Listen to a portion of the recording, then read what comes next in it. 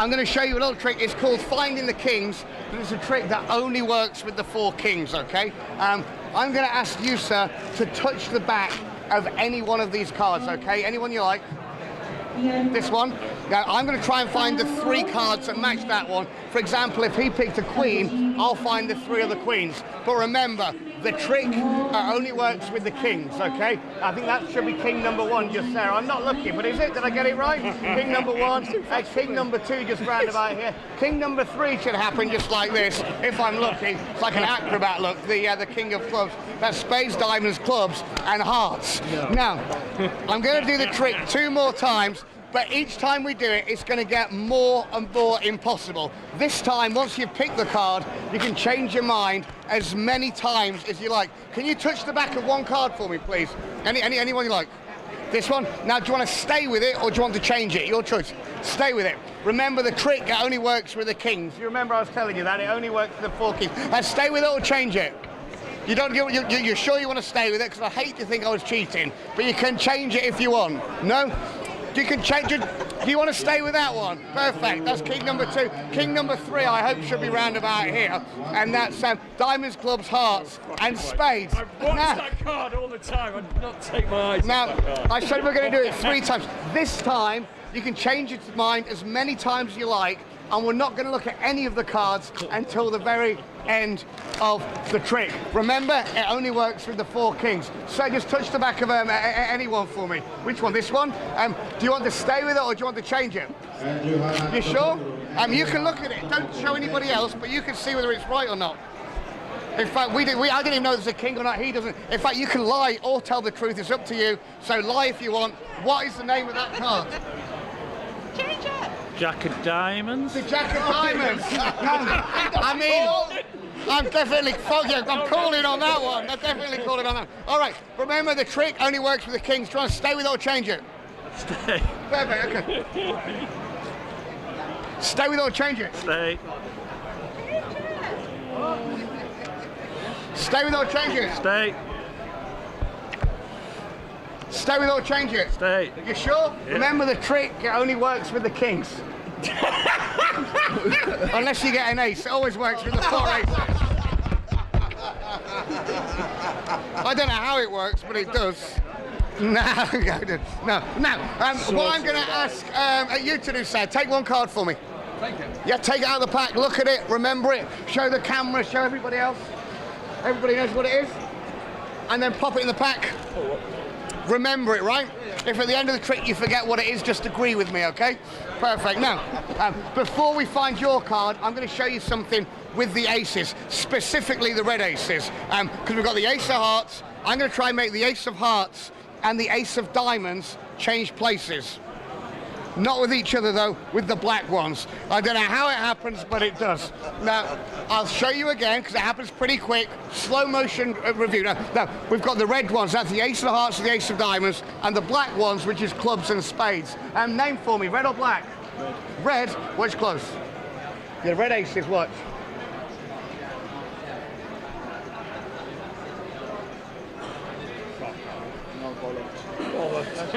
So, what card did you pick? The 10 of diamonds. What a legend. I don't even know how it happens now. So you can check out, it really is the only 10 of diamonds here in the pack. Say stop for me anywhere. The 10 of diamonds goes in here, but watch, it really does go right in there. But if I snap, the 10 of diamonds changes to the ace of hearts. I don't know what you're thinking. Where is the 10 of diamonds?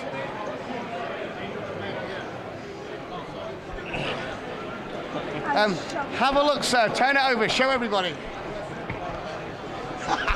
Now, like I said, it does happen pretty quick. In fact, watch. But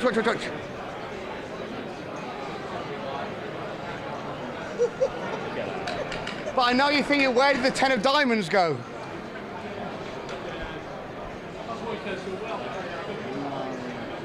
Yeah, way. Now, some people think I cheat. They think that when you're not looking, I take the 10 of diamonds. They think I hide it in my hand, put it under the box. That's not how it's done, because it's not the 10. To change the ace back to the 10, you shake it like this, that's when it happens. Some people think maybe there's more than one 10 of diamonds. If it was true, it would look hopefully something just like this. Obviously, that's just a lie, because you see, all I've got is the 4 aces. And if you want to know where the 10 is, have a look just here underneath the box. Now, are you not watching any of this? Pay attention. Now, I'll show you again. The 10 of diamonds, so you can see, it really does go down here into the pack. So I don't cheat, sir. Please push it in the deck. And then have a look over here. In my mouth. You know, I don't even know how it gets up there. Now watch again the 10. It really does go in the middle. Now if I snap, instead of the 10 disappearing, look, the whole pack disappears. I know you're thinking, where did the deck go? Now, very finally, we'll bend it in two. The bent card, the 10 of diamonds, really does go down in here, so you can see, watch. 1, 2, 3.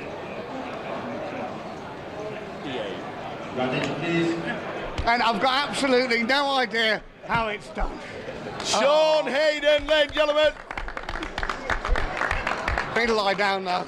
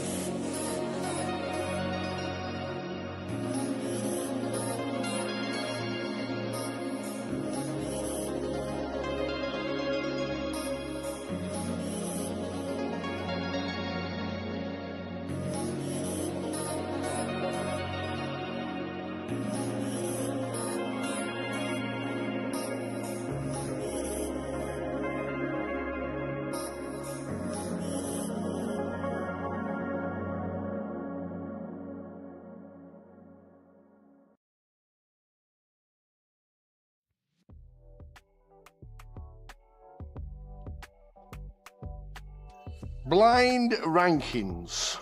Come on, man. What on earth is blind rankings? Nice and simple, Tal. So both of us, we have picked 5 previous champions that we've encountered over the years on the live stream. Yeah.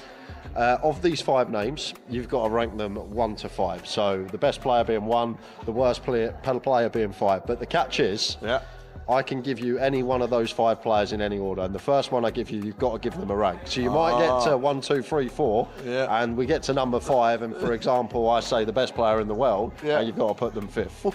So that's the catch here, Tower. But we're both going to do it. We'll see how we get on. Would you like to go first? No, I'll let you go first because I'm a bit worried about this. Okay. I'm a little bit worried about this. Go on then. Right. So I've got to give you a name. Yeah, any name. So my first player for you in blind rankings is Ludo Gaelic. Ludo. Right, I'm going to go Ludo at number 2. Number 2? Ooh. I hope I'm on this list and I'm number 1. Ludo, number 2. Right then, go on then. Give me a name. Oh, what? I'm not doing my 5 straight off the bat? We're doing all 5? Yeah. Okay, oh wow. Yeah. I thought we were doing 1 each. You wouldn't remember who you picked if we go back to me. That's true. That's the thing. That's true. Now then, blind ranking number 2, Calogero Montreal. See, this is where it gets hard because I'm going to go with Cal at number 4. Number 4? Poor old Cal. 3rd on the list. Ooh. Rob Boone. Rob Boone. I'm going to go... Sorry, Booney, I love you, and I love you on the stream, and I love watching you. Love you off the tables, but I've got to go for Mr. Boone as number 5. What are you doing to me, Tal? I love Rob. What are you doing to me? One of the most consistent players in GUKPT. He cashed in the first ever event, you know. 2007. Number 5. Well, I'll text him. Oh, next. Oh, Rick Trigg. Rick Trigg. I'm going to have to put him at number 3. And I'm just going to have to pray that you've gone for someone that's very good at poker as your last pick, Tower. Oh no, it's going to be Ali Malou. I can see PK laughing. It's going to be Ali Malou, isn't it? No. Number 5 on the list is me. Oh, no, it's not. No, it's not. So, the last pick is Matt Davenport. Well, Matt's top of the shop then. There we go. Fits in nicely, but it's a difficult game because that probably wouldn't have been my order. I don't think. I don't think that would have been my order, but I'm happy with it. Okay. And I've got my chance to get my own back. So I'm just going to navigate to my list, Tower. Yeah. Can I have a pen? I'm bound to forget what number I picked somebody at. Right. Are you ready? Right, go on then. Blind rankings. Blind rankings. First ready. player I have for you. Right, straight in. Grand final champion many years ago, Mr. Kev Allen. Oh, Mr. Consistent. Been years grand final champ. Ooh, I'm gonna go Kev Allen. I'm going middle of the pack. I'm going number 3. Number 3. Good Number shout. 3, because I reckon, even though he's been good, and there might just be a couple that I think might just be a little bit. No, yeah, number 3, Kev Allen. I like that. Second choice, Yeah. Mr. Bousfield, John Bousey. Mr. Consistent as well. Where are you going to put Mr. Bousfield? Oh, he's got to go up. He's got to go above Kev, hasn't he? He has to. He's got to go above. I'm going to have to put Bousey at number 2. Bousey, number 2. I'm going to have to put Bousey at number 2. Bousey at number 2. He's just done it for years. Okay. I like it. I like 2. I like 2. This is how the game goes. I like 2. Next one. Yeah. Jack Hardcastle. Oh, Jack. So we got Kev Allen at 3. Yeah. We got Bousey at 2. Oh, where are we going to throw Jack? Oh, gold. Is going to have to be. Well, we don't see him too much now, so my feeling is that Jack, because he's not been on the scene for a couple of years, he's going down to number 4. Going down to number 4. He's going down to number 4 is Mr. Jack Hardcastle. Okay. Yeah. There we go. Next one I got for you. Yeah. Playing today in the high roller. Playing today. Tom Middleton. Oh. can't be 5? So you got two options. You can either put Midi at number 1 or you can put him at number 5. Jesus. Has he won a GUKPT? He has, hasn't he? He's won a GUKPT. Is he? No. Oh, no. EPT champion, right, Midi? I know he is, but we're talking GUKPT mainly. And I know he's a great egg. He's a really good egg. I'm going to have to put, and don't listen, I'm sticking Midi at 5. So, Tower. Because I think, oh no. It's gone. I'm putting, even though he's an EPT champion, he's a GUKPT winner, I've got to be thinking consistency in Midi. He's got to be number 5. Well, you're going to be happy with it Yes. because the last name Yeah. on my list, Mr. Sam Grafton. Oh! I so wanted you to put Midi at the top, Tower. I so wanted you to put him up there, but Sam One Grafton. of the best there is. One of the most. Oh, he's won a grand final. He's been great. I love him in the chat box. Love him in the comms, and he's won it millions over line. Sam Grafton, number 1. What a great choice. Great Good shout. So I'm just going to recall Tower's list. So Yes. he's got Sam Grafton at number 1, John Bousfield at number 2, Kev Allen at number 3, Jack Hardcastle at number 4, and Tom Middleton, bottom of the shop, at number 5. So rankings in order there for Tower. Sorry, Tom. Is that it? Is that it for blind rankings? We need to do more of this. I enjoyed that. That was good. Thank you very much. Blind rankings.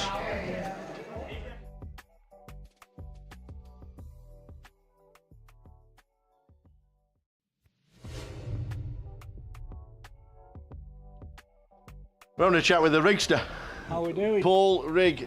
Nobody knows his first name, like ever, do they? Not many people know him as Paul Rigg. So Riggy, the Rigster. Predominantly, I think when we first met you, you were really well known for online because you're like 2.1 mil in online earnings, and like 600k in live. But where did it all begin? Probably, 5, 10 and 20 rebuys at Blackpool. Really? Station Road for a few months and then they moved to where they are now. Yeah. It's back in the day, them events, them games on a Tuesday night, Tuesday night in Bradford, and there were games to play because everybody turned up. Monday Bradford, Tuesday Blackpool, Wednesday Sheffield, Yeah. Friday, Saturday, Sunday Blackpool. And you were still playing online at the time? You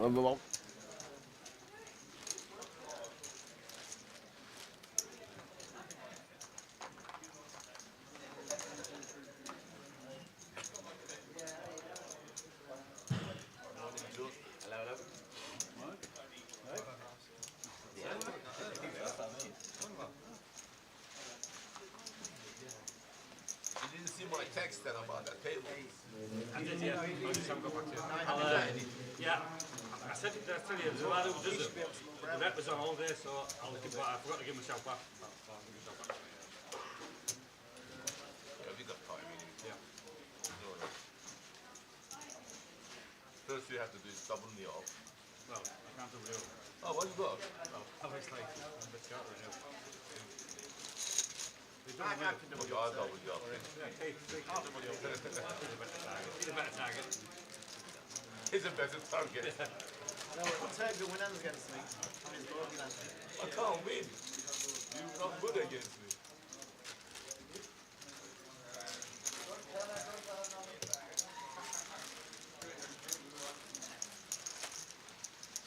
It's weird. I've had twice I've played with Cal on a table this week.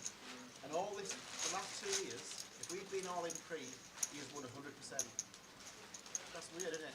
So it's strange how you get people. It's like, literally, no matter what the cards are, he's probably been in front more times. That probably helps, yeah. Isn't it like 90%? Even when I have been Every time I get it in like dead and I just can't win against him, I don't understand. If it's split, it's still lose. No, I've been in with him, king 9 against his queen jack, twice, and he's won both of them. It's weird.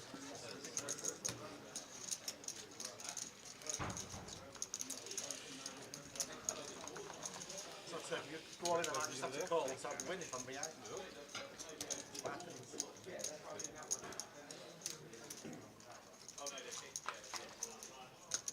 I always seem to get Tom Chip. Good seat, Roger. Good seat. You're going to a good place. Is that over there? Chip leader. Is that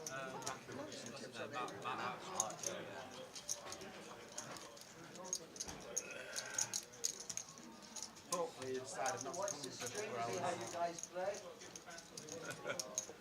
it's cold here, man.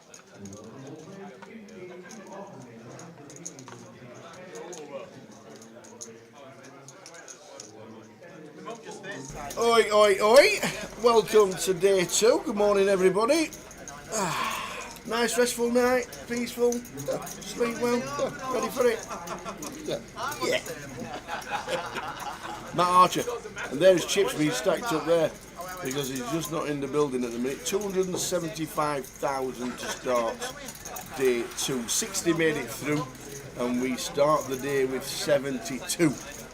So 12 day 2 buy-ins of 20,000 with the blinds at 1,200. So 12 of them coming in, and 12 of them have got more chips than 6 of the players. There's Chris Johnson with 19.8, Modestus with 13.9, less than Starney's stack. Some good names on there, pal.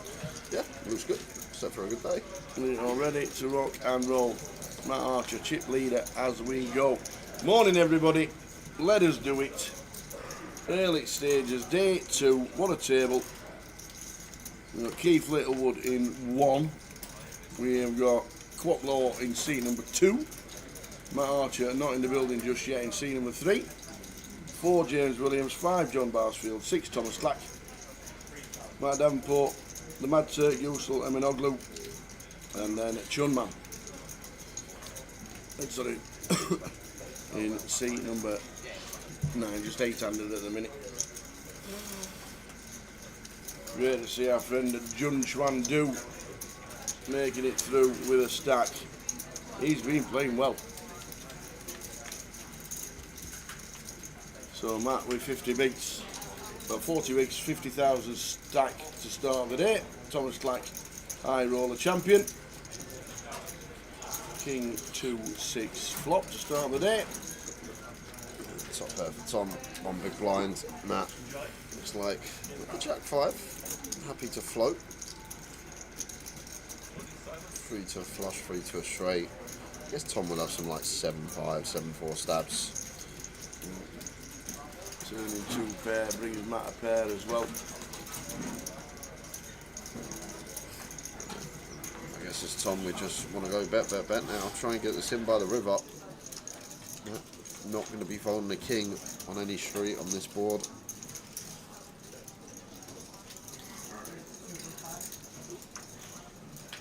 $3.5K. B60. Gonna have to be cool now. We turn second pair.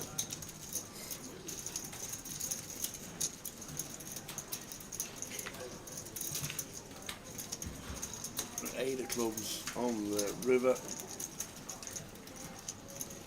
It's just all in here for Tom. Just over pot back. Very clean board for him. Maybe feels that Matt will have a lot of 6x here. But still hoping to get paid by one of the remaining King X. A tough one for Matt. Like Tom, bluff wise, 10-9, 3-4, 4-5, these type of holdings. Difficult one to face for Matt. First hand of the day. Tom shouldn't have any better Jack X. Don't think he's gonna have many jackets here, so basically saying a king or better. Looks like Matt is going to make the call, sees the bad news. So yeah, Thomas gets a full double to 41, Matt down to 31. Yeah, nice first down. Yeah. Ian Cummins back. Good afternoon, guys. Looking forward to the stream. Sorry I missed your comp announcement last night. I was in a big hand in his local Grosvenor. Missed the ticket but won the hand. There you go. Fair enough. Hope he went on to win the comp. Gary McGaffney says, afternoon, he's on his way to Vegas on the 30th of May. Any suggestions as the best value breakfast? There's only one place you need to go to every single day if you want to. Ellis Island as the best value breakfast bar none. That's it. Did you ever get up for me? You don't do breakfast, do you? I like the. You like brunch, I don't you? like egg beep in the Cosmo. Egg beep. But it's got a swear word at the end, so I thought I'd keep it PG to the. Is it? What's it called? I honestly don't know. There's a nice place that does eggs in the Cosmo. That's Is there where really? I like to go. Yeah. All right, okay.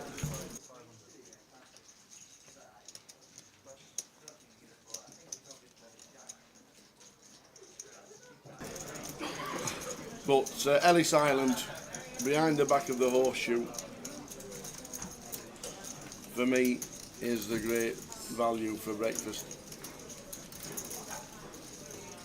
If you don't go while the World Series is on, everywhere is good value. Yeah, that is true.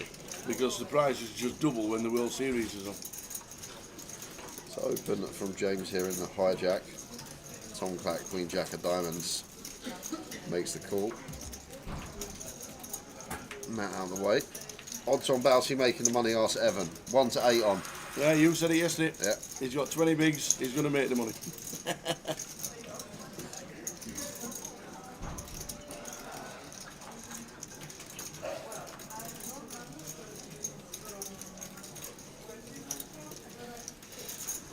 One to 8 on.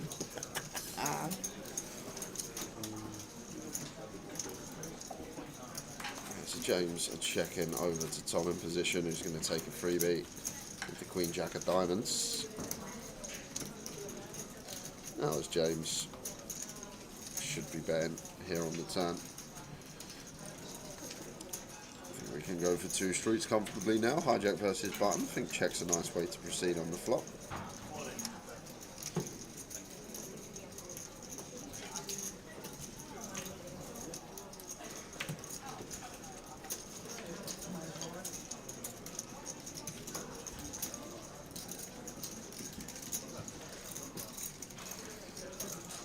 Six and horse turn in the bin for Tom. So a good table to have. Matt has turned up. Matt Archer, 229 BBs. Dave Littlewood second in chips.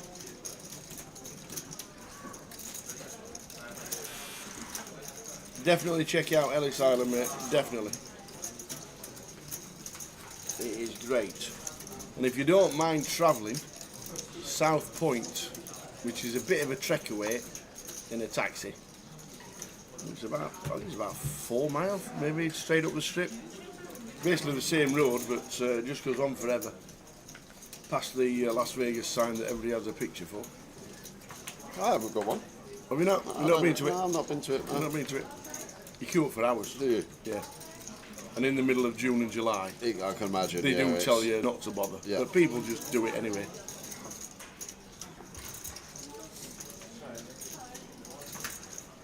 And great Las Vegas packages worth up to 4,000 up on Grosvenor Poker. That is true. Man of Straw. There's also giveaways at Berry New Road and Hill Street, where they're doing a promotion. If you play cash for 2 hours a day or a tournament, you get a ticket into a draw on the 1st of June for $5,000 package to Vegas. And Grosvenor are sending a team over there as well, and I'll catch them for a day. We get there 24th, so I'll catch them for a day, because the Grosvenor team, I think it's 19th till the 26th is when they're out there.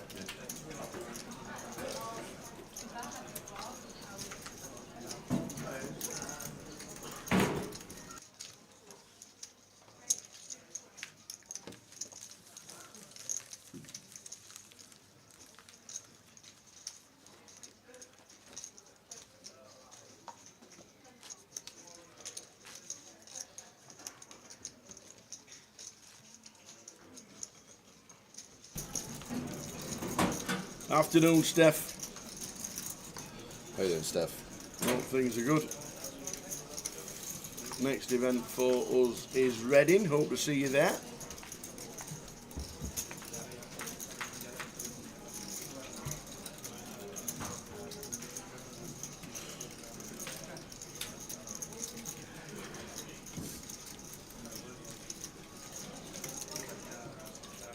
Seven suited for Matt, 25 bigs to start the hand, opens.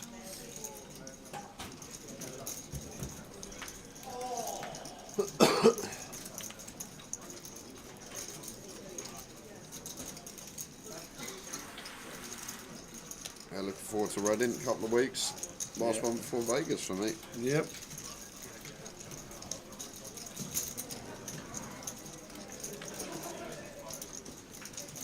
It's 9-7, 2 clubs. So flush draw for Keith here, bottom pair for Matt.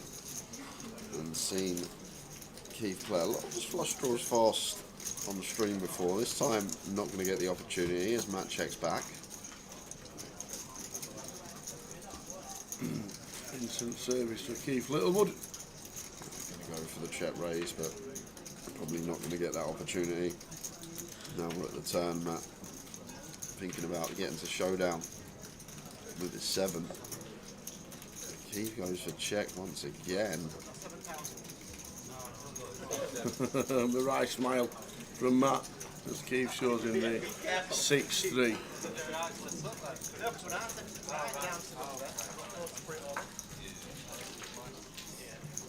He said 7, he said not the 7-3 there.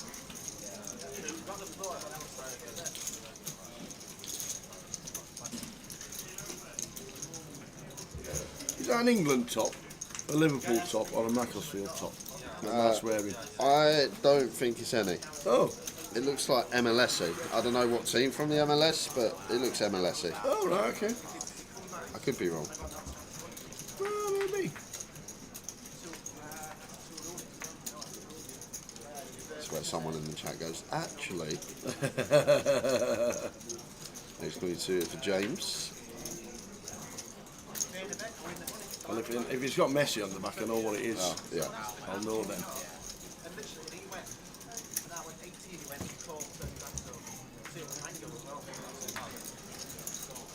Because the badge looks similar to like Atletico's badge, but the colours aren't. Maybe they have like a third jersey. The badge in the Premier League looks a bit like Ipswich Town. Ipswich. Yeah, I see I it. think their badge is like it, like that shape.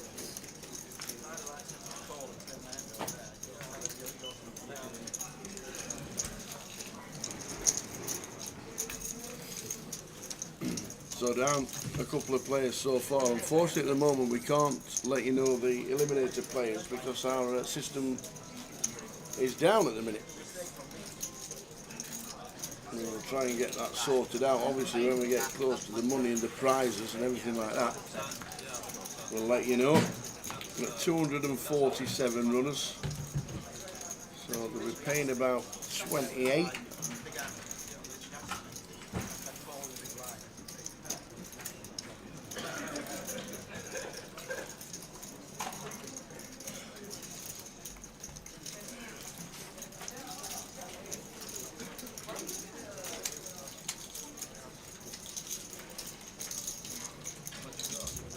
Oh, yeah, it was on 28.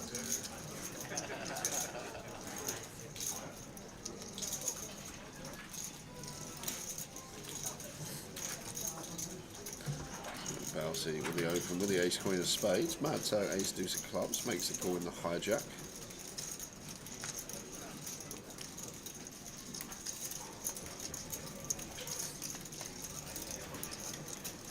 Oh, chip leader can't defend this as Matt out of the way in the big blind.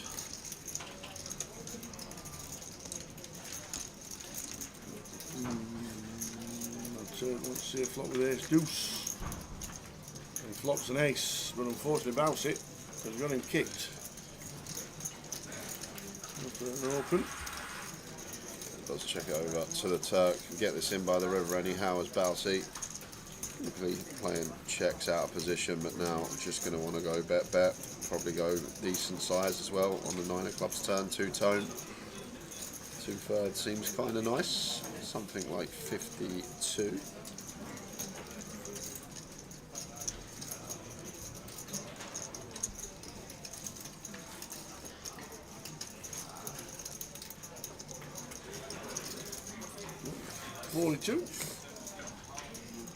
Still going to have sub pot to jam on the river. Oh, some wet rivers that can roll off. That's a call from Mad Turk. Big old river coming up. Indeed. Clubber a deuce for the Mad Turk. It's not, it's the 5 of spades. So 7x does complete here. Right now only really targeting ace jack, ace 10, ace 4 through ace deuce suited. A difficult one for Bousey. I guess Turk will have some 7x. Is the type that will pill hands like 10-7 suited, 7-9 suited, 7-5 suited. Maybe you're going to have more 7x than others. But he's also going to have some jack 10s, some queen jacks. And Bousey finds a lovely little bit of value. I think probably one of these rivers we don't have to go for the all-in sizing. Really try and get the hero against some ace-x, and there you go. Mad Turk is going to pay. Bousey up to 36. Just gone to 1 to 25 now to make the money as Bousey.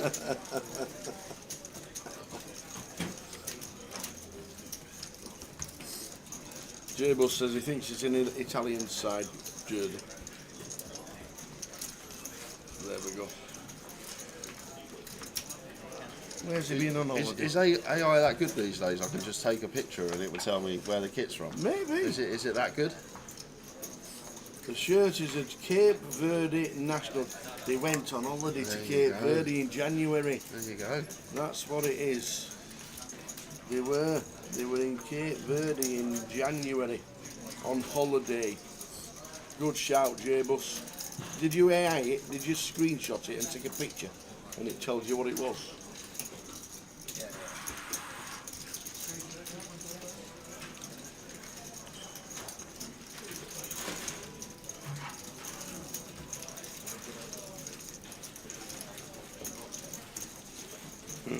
Jack Hardcastle's in Barcelona. They've gone for the AAA. He has. Oh, okay. Yes. Riz is over there. I think there's about 10 Brits gone over to Barcelona. Nice.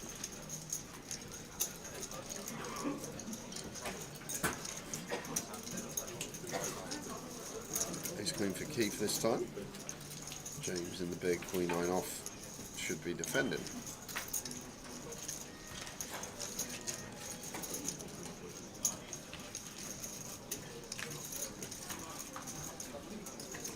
Flop 8-5-6. Come on, Ken. There's Marnie. King of clubs turn. Keith with the bet.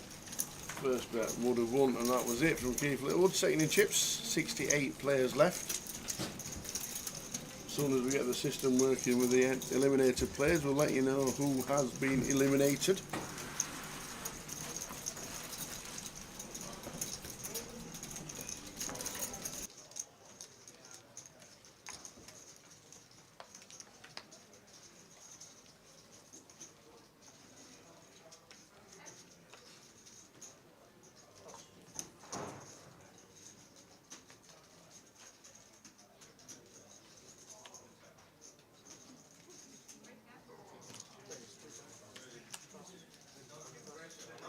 Line 6-12, first level of the day.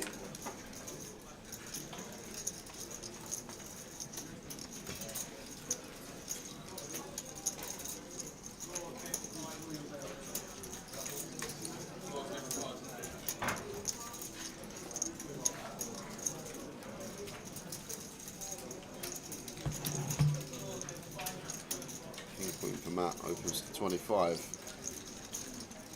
Bousey defends the 5 at 3 suited in the pick. Let's flop middle, jumps in front. 9 deuce free. King queen on the 9 high board. Seems like one that likes to bet. Matt goes with the check back. Takes a freebie.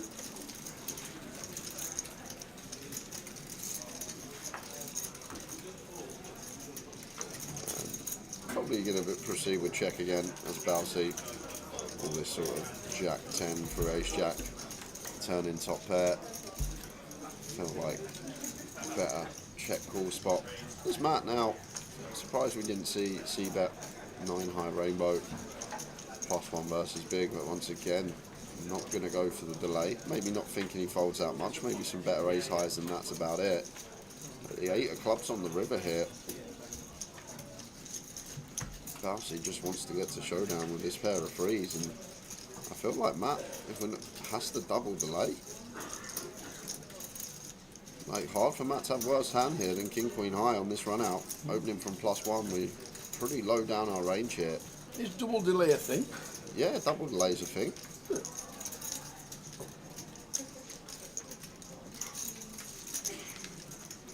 They decided against it. Matt done for 22 bigs. Maybe he's thinking, this guy always makes the money. I probably shouldn't be bluffing him because he's going to make the right decision. Because he plays perfectly until the money bubble goes. And he gets his excited head on.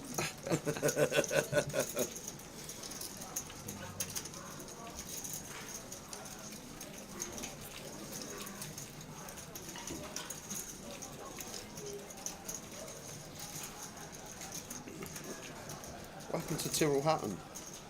I don't know. I didn't see the scores yesterday. I don't know how it finished up. I think Rory just made the cut on 1 over. He actually he was on the cut line. He's a proper hothead, isn't he? He'll do that and on the golf course. Bit freeze for Keith. Opens from the low jack. James King Jack off into the mark on the button. Balsy doing the same in the small. Some black ace deuce here at 30. Just going to play cool. One could have had some ideas with.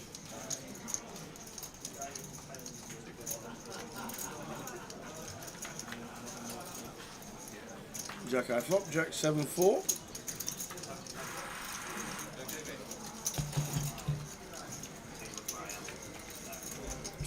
Keith's hand.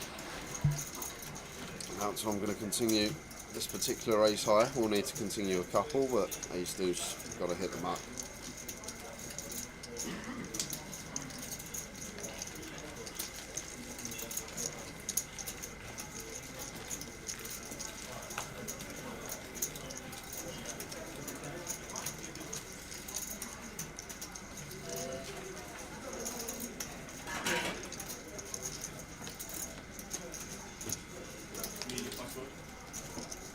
Four ones. Afternoon, Katie. Katie Swift tuning in, great table. Hope you're all okay. We are indeed. Giving a week off after your exploits in Cyprus.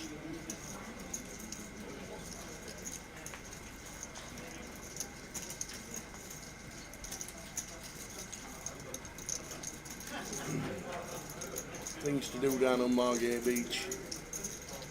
Afternoon, Johnny Scott. No goal for a Saturday for Johnny Scott. Write it down in the diary. That has to be a first. King Queen suited for some blind on blind against Matt here. We'll be continuing, just whether to raise or complete here. Either or seems fine. We are raising to call. At this stack depth, not going to be folding King Queen suited at 20, effective blind on blind.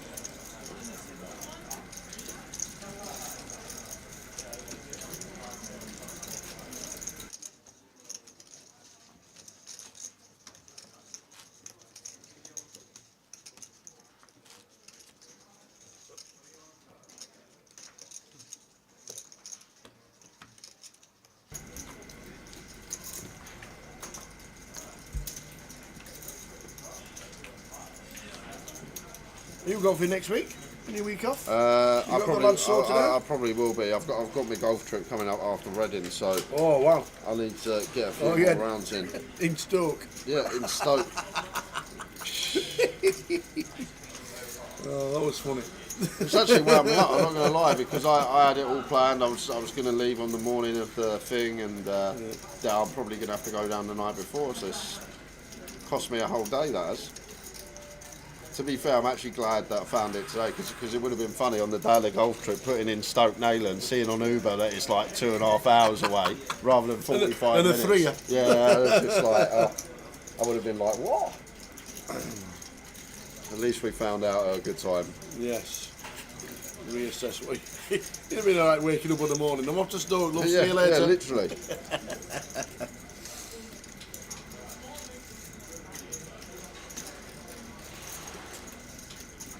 Well, second time this has happened today. Balsi against Turk, top pair. And Balsi has him out-kicked.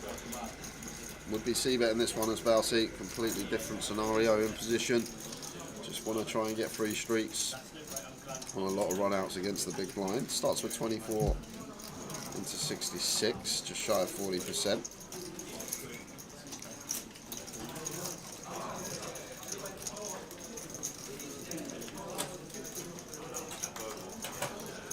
Clean turn for Balsi to go for another street of value here with the ace-10. The good thing is as well at this stack depth, just 30 bigs to start the hand. If Turk's got ace-queen, ace-king, he's always going to 3-bet, get it in. Ace-jack's kind of the one that some of the times he may 3-bet, some of the times he may call, but just want to target King X as Balsi, target the worst ace-X. 6.5k. Turk got no other option but to call again and see a river card, which he does. Run him out, kicks again. And again, Balsi does stay in front. Yeah, kind of an interesting one for Balsi here, because King X of Hearts gets there, but now Ace Jack less likely, blocked up by the board. So got a check rack, hasn't he? It's take his pot. It's kind of interesting. Like, Turk shouldn't have too many flushes, I guess. Only King X and 5X of Hearts. Does he want to extract against? Yeah, again.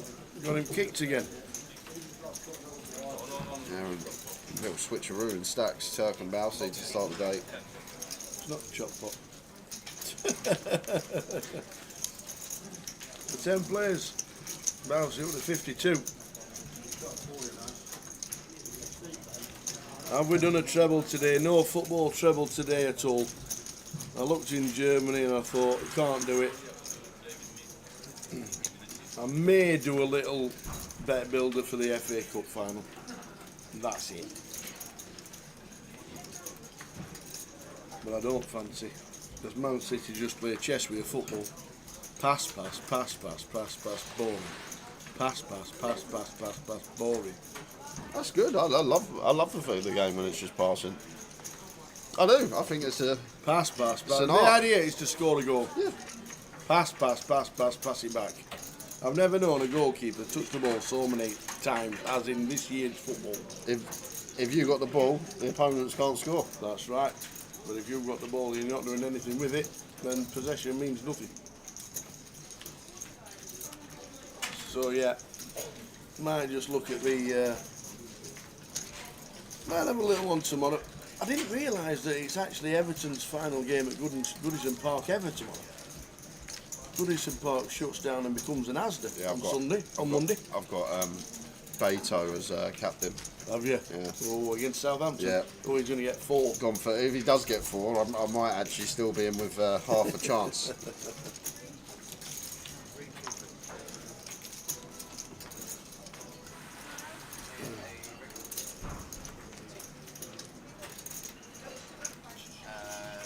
Are you running your Wednesday night league on Grosvenor Poker, Katie, to try and get to Vegas?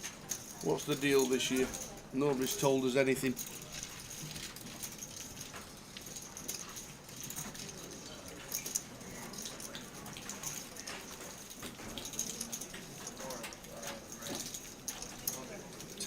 for James here. Matt in the cut off. Suited ace, just shy of 20 bigs, wants to call. That should be getting out of the way, but you never know. Sometimes there's a little. There we go.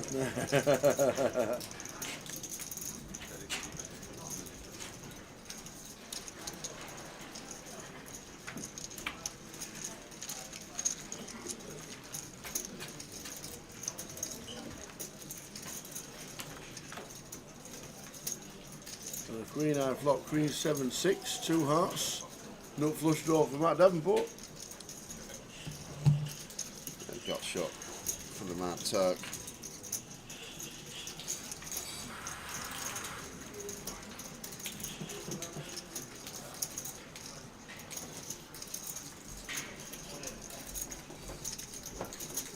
Effects.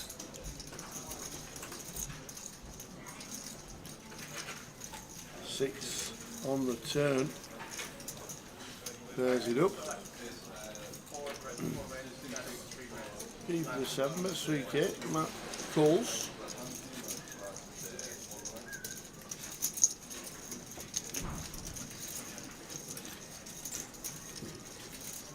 And an 8 for Matt Davenport. Seals the deal.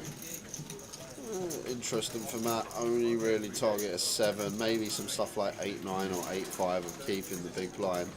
Seems too cutthroat for my liking to we'll see if Matt wants to go razor thin, but I feel like Keith will still check some Queen X on the river from the big, so sometimes just value cut ourselves. Matt says I've got an 8 and takes the pot back up to 35.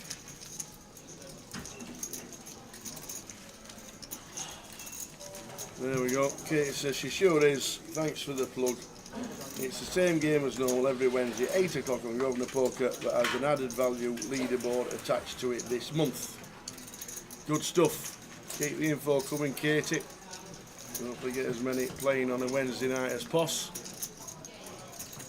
And get as many sent over to Vegas. I'm guessing you'll be there with the team. We'll be in Edinburgh for the 888 GUKPT. Top 3 ladies in the leaderboard at the end of the month will receive a £110 Road to Vegas satellite ticket to give them the opportunity to win their way to Vegas next month with you and the team. Awesome. Good luck when everybody goes. I'll see you for a day. King Jack suited for Bousey. Tom Clack. Ace King from Low Jack. Incoming 3-bet.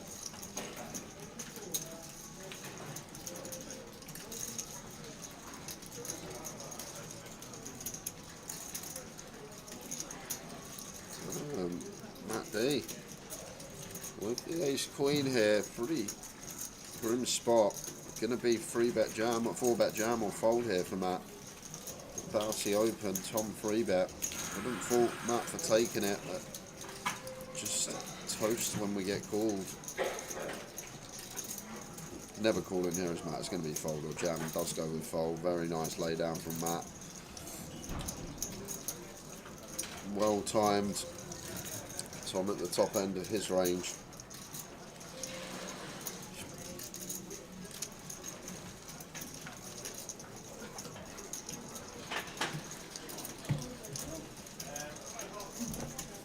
Yes, King for Thomas, 3-bets to 7.2. Back on to Bouncy with a King Jack suited. Probably won't see a flop, would like to, but I don't think he's calling. Not with a 3-bet. Built his stack up to a nice 40 BBs.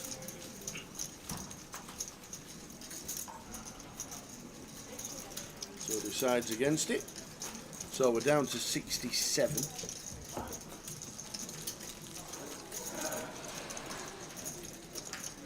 We've got the news that Dale Wilson bust out, Lucas Kalusis busting out, Brandon Shields has gone, AB, Jack Oliver busting out. Means we're down to 67. They're the 5 that have been eliminated.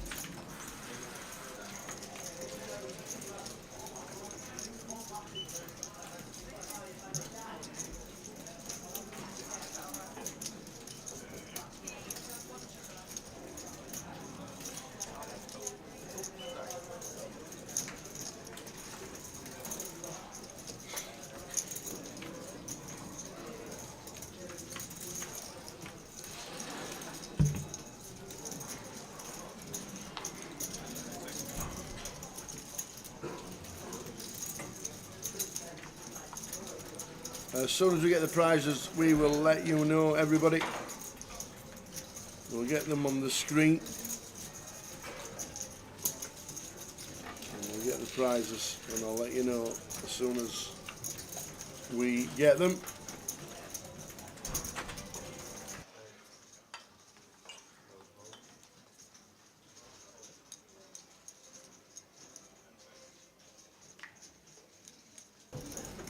Sean with a Jack 10, with it's folded round.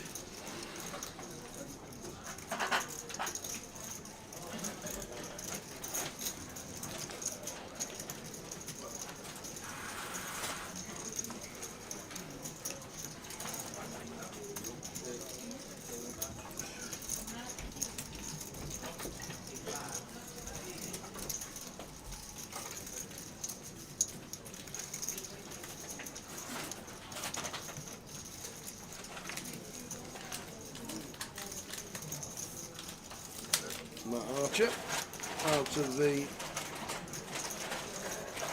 big blind and chip lead.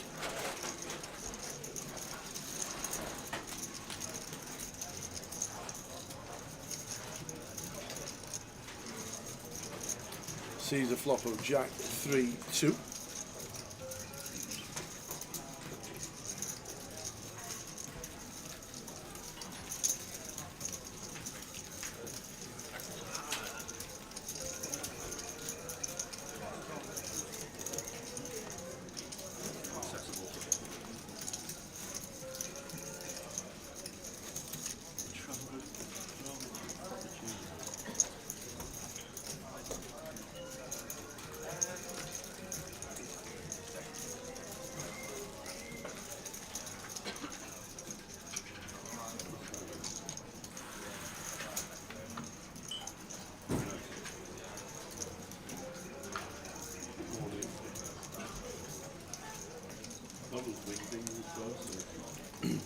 So down to 65.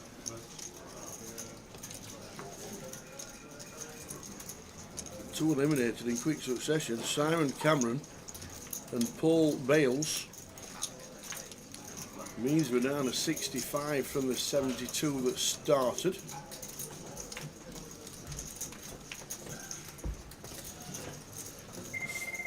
How many day twos were there? Couldn't have been many. 12. 12, okay. 12. 60 bite, 72 start of the day.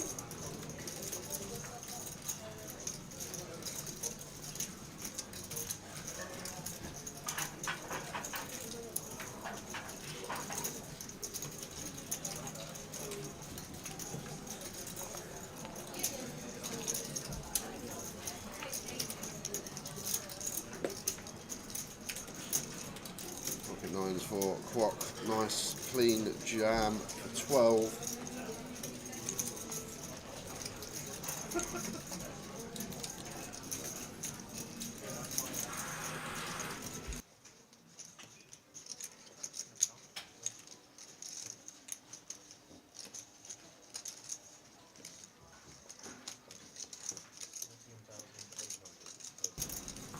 King 10 for Matt, 14 to call. He makes, is that a race? Well, Quack's all in. So it's 14.7. Oops, what's on there?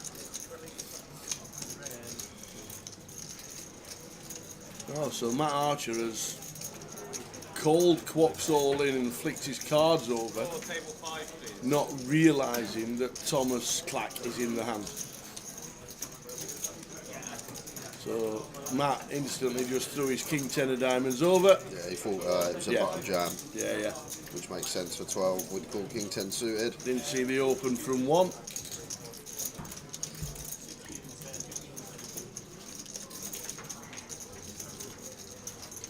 Hand is not dead. I'm guessing it's just losing aggressive action.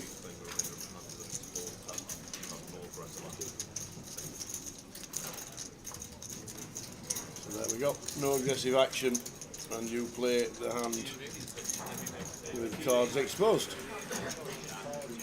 It's quite interesting now for Tom. Does Tom just jam?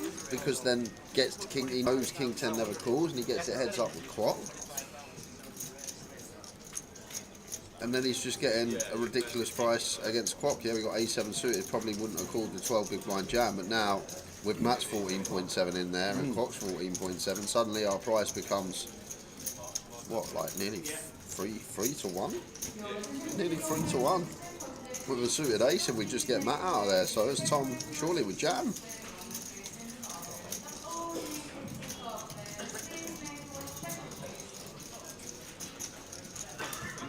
Matt just call, wouldn't he? Why would he call? He's got King 10 suited.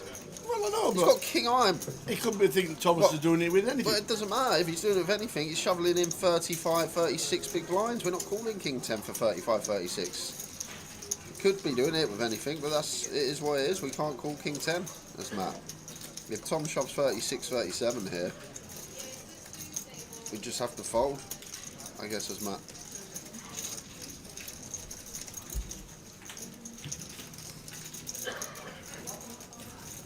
Like if Tom was like cut off or hijack, then maybe maybe King 10 suited could call off. But +1, I feel like ranges. Has he gone for call? Yes. He's gone for call. Okay, I weren't expecting this. Maybe that's what Tom thought and what Tom was running through his head there. Ah, okay, I didn't see Matt at 4-bet. That makes a lot more sense. Right, okay. So Matt Archer went for ISO to get the big blind out. So if Tom jammed, okay, if Tom jammed, Matt would have to call, yes. Yeah. I didn't see the 4-bet. Why would you 4-bet and slam your cards over? Because he 4-bet, James Williams folded, and he turned his cards over. Because he thought it was a button jam. Thought it was just James in the hand and not the open from Tom. Got you. Yeah, well, That's a flop for Thomas. Yeah, it is. That is a flop for Tom Clark. And a call? No aggressive action. Just No. got a call. Yep. We look at the price we're getting. Absolutely.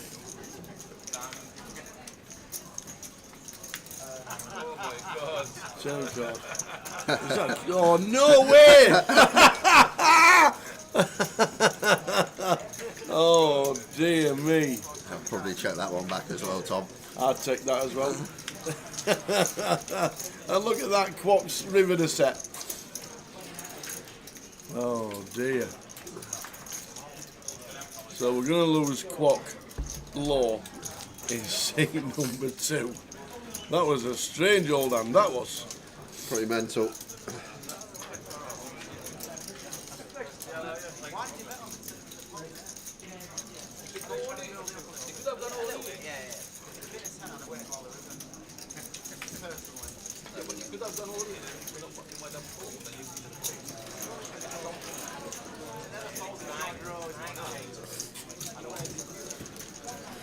It's a funny old game, isn't it? Because if Matt sees the open, open Tom, button jam, Matt don't call King 10 suited for 12 with Tom still behind. Tom calls, 9's double up, and they're still in the tournament. It's a crazy old game that we play. Like if Matt's just paying attention and see that Tom's open, he just folds to the button jam, reshove. Tom calls potentially. And Kwok doubles. Well, even if Tom doesn't call, Kwok's still in the tournament, irrelevant whether Kwok doubles or not. It's just Kwok survives is the main thing. I just wondered why he 4-bet and then exposed his hand, that's all. Because that's the bit I didn't see. Because he was just looking at James, yeah, wasn't he? it's a button jam. He thinks it's a folded to the button. We ISO, and suddenly James Williams snap fold. So why we turn our hand over? And missed the open from Thomas Clack. Afternoon, Mr. Neil Wolfrey, on the mend, hopefully, young man. Afternoon from a very hot Portugal. No golf yet, but plenty of rest and relaxation. Big thanks to all the players that have sent messages of support to me and Emma. Nice one, Neil. All the best, young man. And ought to be knocking golf balls around next year for sure. Hope all's well, Neil. See him at a Goliath.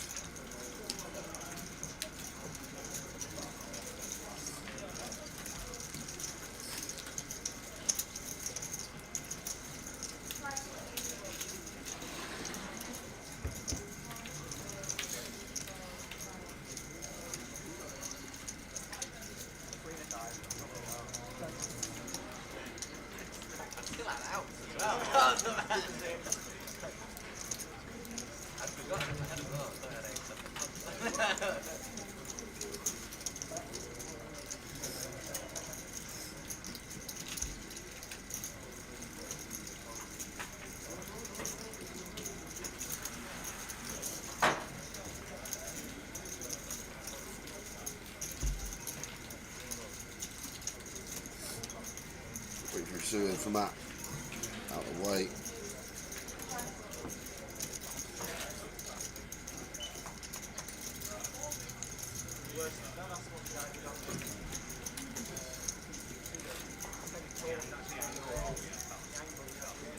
Might jam this one as James. Maybe one of these suited, go for 15. Just fold out all this like King 10 through King 6, fold out some ace highs. Offsuit King X on the button, yeah, will probably open. Suited, kind of nice to jam, just that little bit more equity when called. Oh, yeah. And he went to call it, chips in, sorry. Then said call. That was a very enough for a raise. Yeah, that was the angle, yeah. Then he had the front. That's not, he just said call, he got more chips in for a raise. But this one, in the final, I don't think he was an angle. I think he was a genuine mistake. No races there, we're all beating the car park.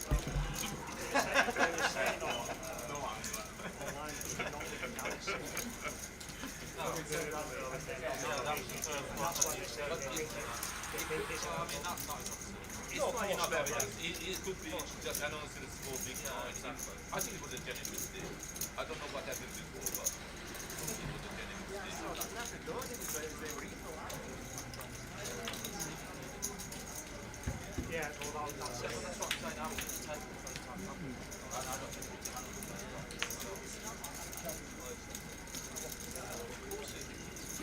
Folding round to James Williams.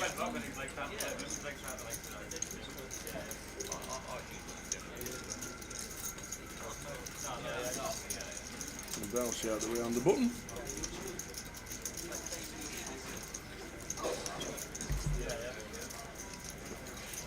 Yeah, got a bit of jam for Thomas. Going to be working, gets a 10 high as a fold, or at least it should do.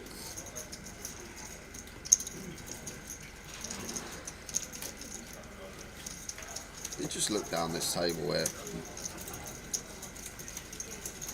Everyone has a notable name. Yeah. It's a stacked table for sure.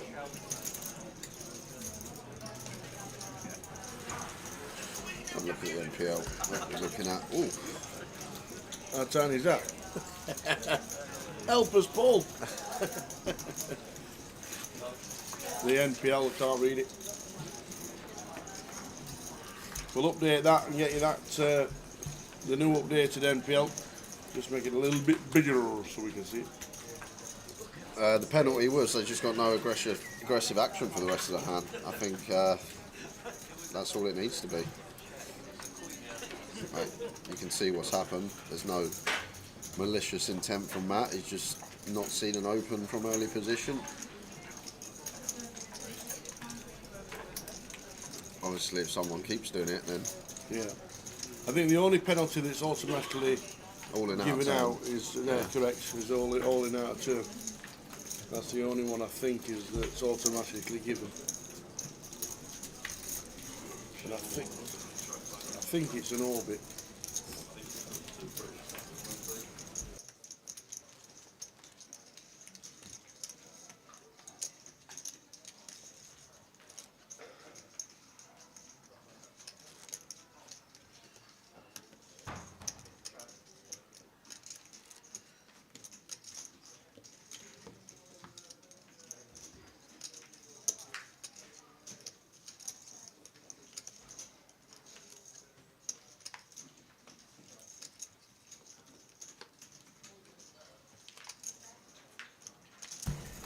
Smiter tells us it's 40,400 for first and 29 get the money. There you go. I said overs on 28. Did you? Unbelievable. Lost again. Tom, got to go. Ace in the cut off and 9. Feel like this is in the middle.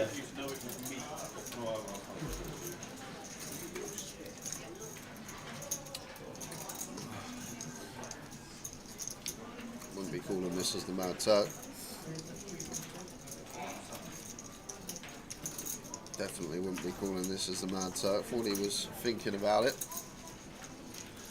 Tom going to get another one through. I'll stay alive.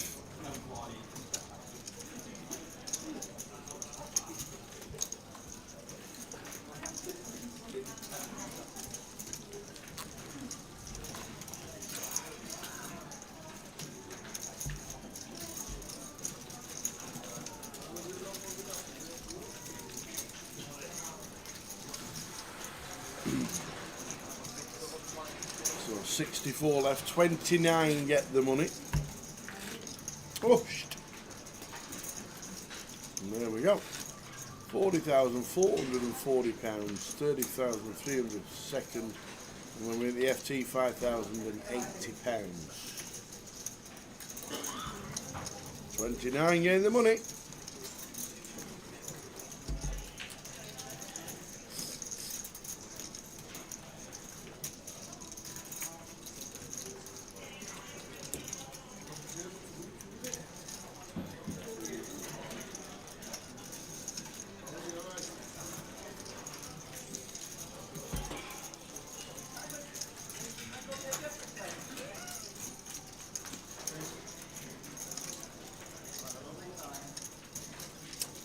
Here's from James, call from Mouse with the same hand.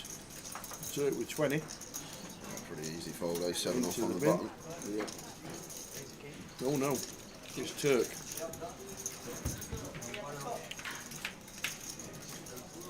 Strange. I saw him pill the 8-4 on the button last orbit, maybe. Just not liking to fold the button, but we're just going to get ourselves in problems with this hand. Highly likely to be dominated once it goes open call.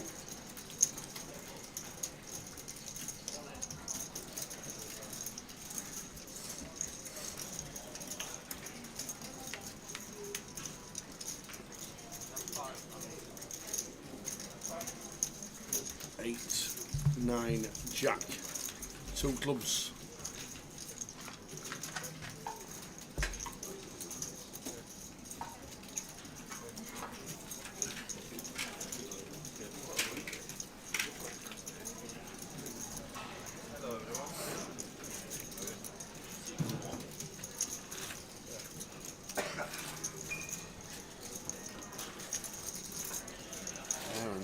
Turk just puts in this percentage of his stack with a dummy and gutter.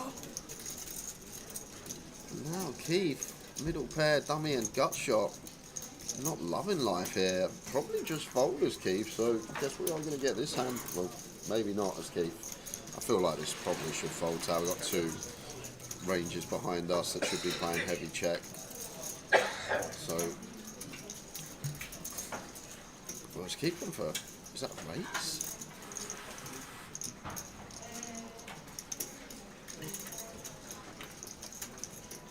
That must be a call if James is thinking about it. Just waiting for action to catch up today, guys.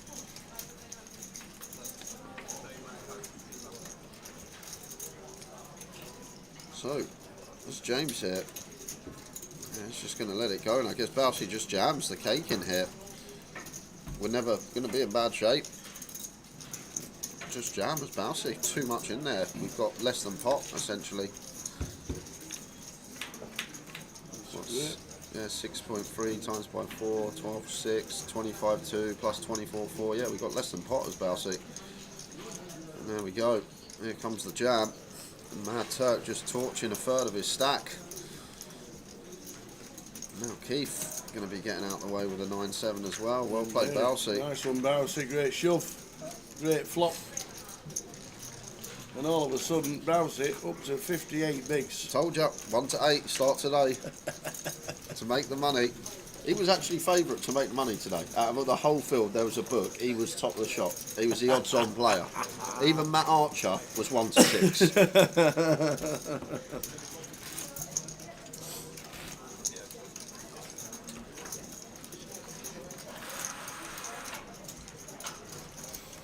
So 163.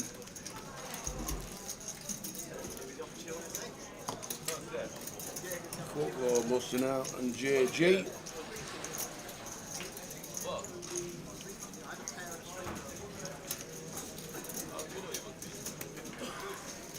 Payout strolling across the bottom.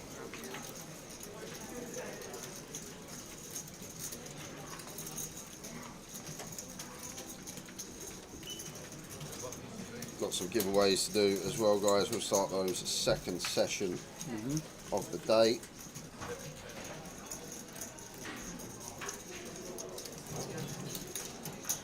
Ace-10 suitor for Tom, and it goes. There's 12 BBs. Folding round in turn. Do we get this through?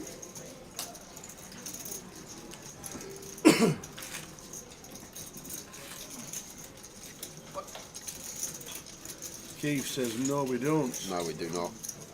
Sevens have to call.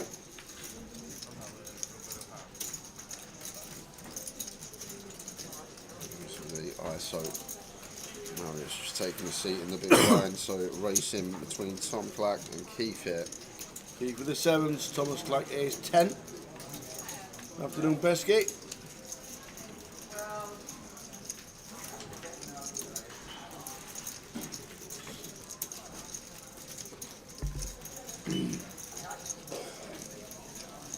So here we go, Thomas Clack, high roller champion. Can he survive in the main?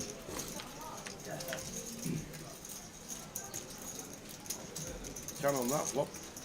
No, not yet. Needing an ace or a 10. That seals the deal. Ouch. Dead on the turn for Thomas Clack. Unlucky, Thomas Clack. Good week for him.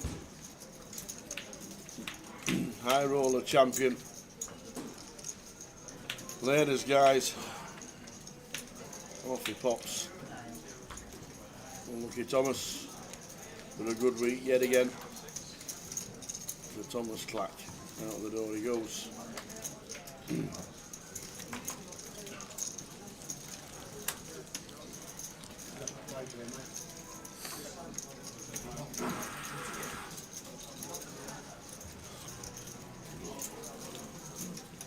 Sheet open, table 1, sheet 1.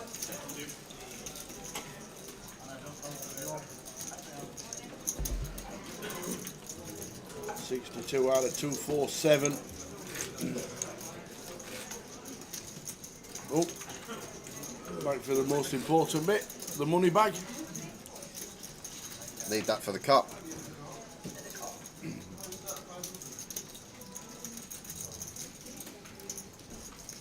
Heading towards the end of the first level of play today, level number 11.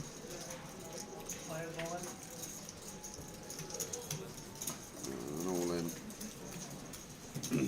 from the Mad Turk, King Queen. Shoves for 12, nice one to use. Wouldn't be calling ace-3 suited as chum from the cut-off, still 3 players behind us.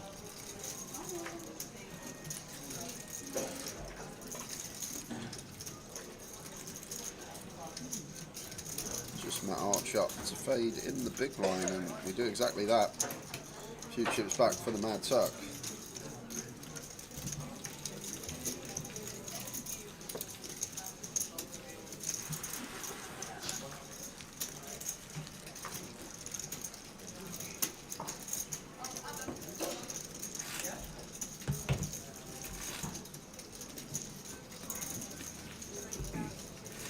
You won't be losing any money today, Carl. No Towers treble, no football on. FA Cup's on at 4:30. Why 4:30? I don't know. What a silly time. There's no other football on. Why is it not 3 o'clock? Why is Grandstand not on at 12? It with should, the I like build-up? R4 because like you sometimes miss it. I know I'm working today, but if the FA Cup final was on, I sleep until about 4 sometimes, so I'd miss kick-off. Oh, so you rank FA up? Yeah. Well, you've got to think about everyone, haven't you? These late risers in the morning, they want to watch the football too. Can't just think about the early birds. City minus 3.5 goals. Big price winner today. So you need City to win 4-0 by 4 goals. Good luck.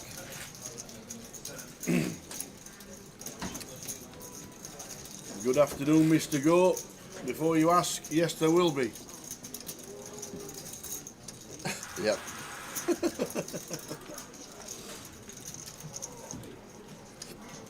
Horse racing's on TV. It probably is. It's Saturday. Your mum will be sat there with ITV7. Yep. Sat there picking them all out. Got the best deal in the world, my mum. Unbelievable. Never has to go to the bookies to place the bet, but somehow always gets the winnings. It's like the most insane deal she's got.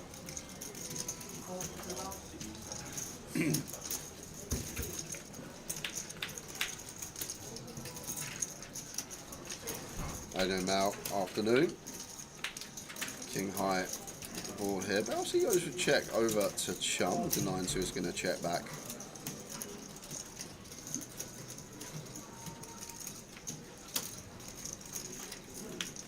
4 of clubs on the turn. Decision point now for Bouncy. Feel like Chum's going to start betting his King X. We can start targeting stuff like 5s through 9s and potentially blast off some 10x by the river. We do still beat some stuff, but it's important to recognise the stuff we do beat probably starts betting flop, like the Queen Jack, Jack 9 suited, these type of holdings. So really like this from Bouncy here. Goes for 42, 60%. Now Chum with the 9's really going to shrivel. Don't even mind fold, like Bouncy going to start betting potentially Queens and Jacks, some Ace 10 will be good enough to check some of his top pairs over as well. A non-believer. Should be a barrel coming in on a lot of rivers. Got to think about Chum's range from Bouncy's perspective. Expect him to bet most, if not all, of his King X when checked to. So looks like he can have a 10 at best. Sometimes, yes, we'll run into pocket 4s. Bingo. Now catches a bit of showdown. Is he going to try and target a 10? Or is he just going to check? Ace Jack does get there. Jack 9's not there for Chum. That probably just bets flop on check 2.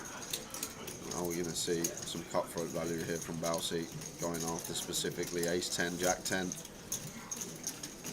Or is it just check and hope to show down? Check back snap from Chum. Bouncy rivered it. Up to 78k. What a first level for Bouncy. Mr. Go says, why can I not get sound on the Grosvenor Poker app? I don't know. Maybe have a reinstall or check that everything's not unchecked or unclicked or press the button by mistake. Other than that, I don't actually know. And I am definitely not a big Eurovision fan. Austria top 3 tonight, says Ron C. I was actually in Eurovision, Ron C. I don't know if I told this story before. When I was back doing my GCSEs 15 years ago, I used to come home from school every night and my dad used to go, do Eurovision. So I ended up going to Eurovision. Just every night he'd come back, do Eurovision. So eventually I fulfilled his dreams and I went off to Eurovision. No, it's not what... He's on about the poker app, Gary. The Grosvenor Poker app. When you open Grosvenor Poker, he's got no sound. Maybe there's just a button clicked by mistake somewhere.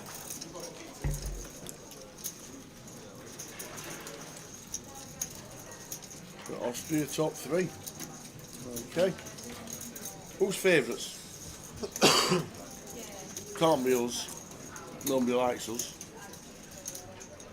Still can't believe that people bet on the most corrupt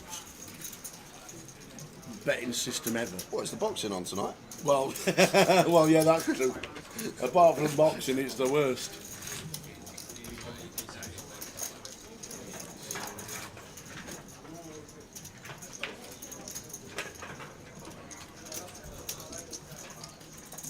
Sweden are favourites. Wow. Sweden can't win it again. Can't have it 2 years running in Sweden. Can they? Maybe they can. 6s for Keith, opens the 4k. Now to Bouncy, who's had a terrific first session. Betting in the big.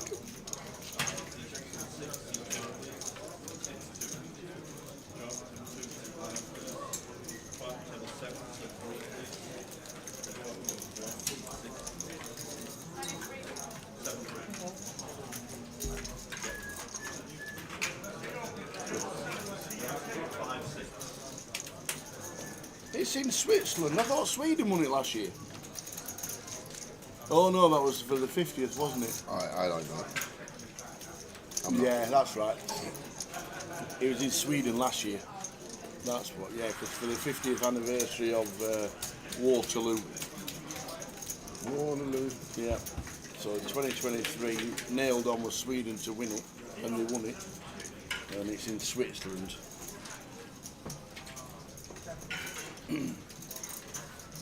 So there we go. Afternoon, Gathers. Same issue with sound on Grosvenor app. Had to run Sky or something in the background when you start playing, and then the sound kicks in. Oh, weird.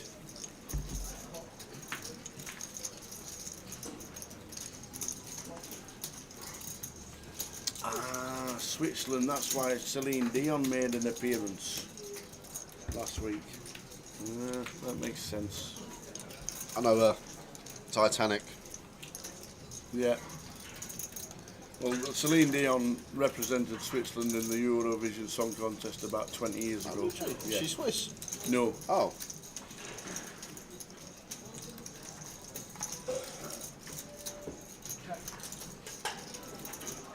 Yeah, A6 off here from Matt. Looks like just going to jam. Snap fold from Balsey.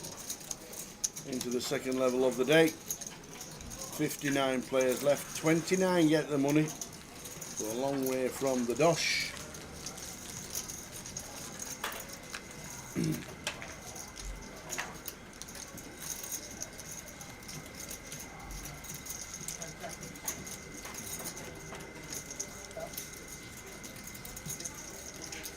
How are you? Is that new?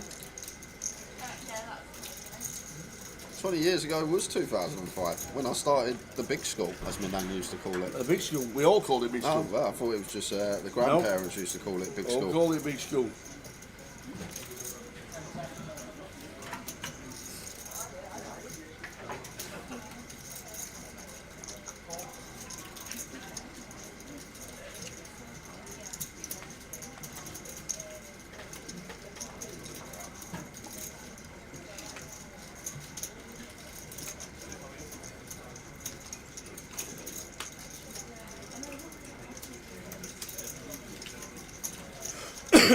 Yeah, I'll let this one go as James. King 9 suited would probably jam, would open King 9 off on the button.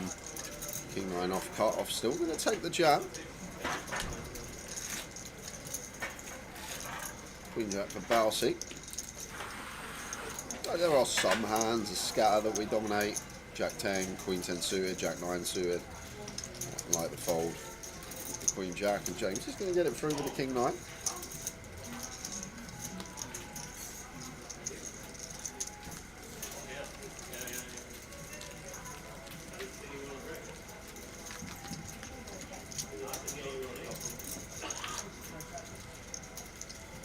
Out of 247. Good afternoon, everybody. Leeds GUKPT.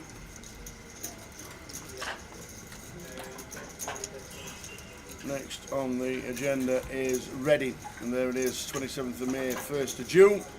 We'll be in Reading a week on Wednesday, on the 27th of May. 2 UKPLs. In May and June. A little bit of a break for them. 4-month break until October when we hit Liverpool. New one, Liverpool. You need that much time away from Eastie, that's the thing, ain't it? You can't. You see him every other week, you go mad.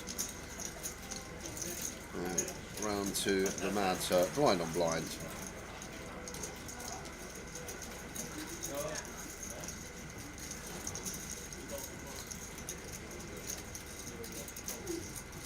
What's happened to Gary Whitehead? Sat watching in Barnsley in my surgical boot, gagging for some live poker. Good luck to all the players left in. What's happened to poor old Gary? Had a major operation on his ankle. Oh.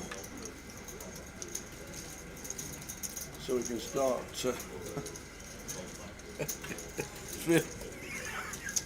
I don't know why he's laughing. So he's posted his surgical boot all the way down his leg. Yeah. He's had a major operation on his ankle. He's like laid up for 6 weeks or 8 weeks or whatever. It's a long time. So he's laid up, big operation. So he posts his boots on social media. So he's getting just about to start recovery. Can't believe it. So Nathan Slater first reply. Is that to stop you limping in?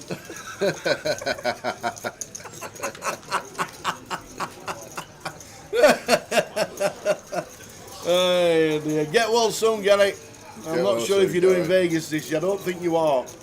But get well soon, and we'll see you around the tables soon.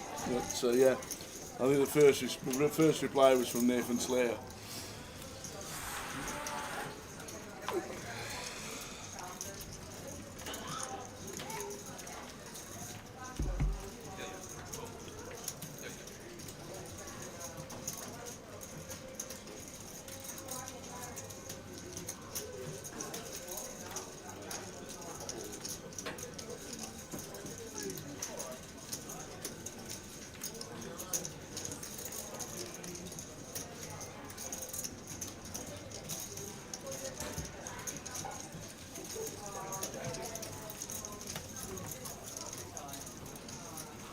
Matt Archer raising 3.2 with King 9.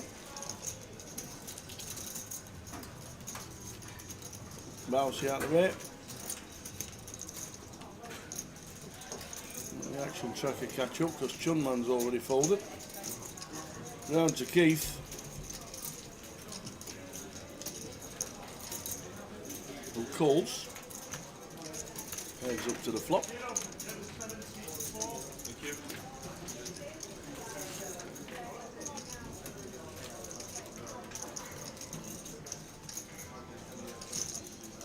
What a flop for Keith, and ace high board. We're now playing.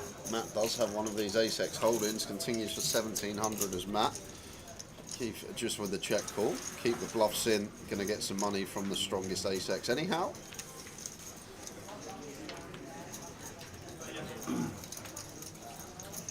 Yeah, not the best turn to be barreling on here though, as Matt Tower, as I always say, have some equity.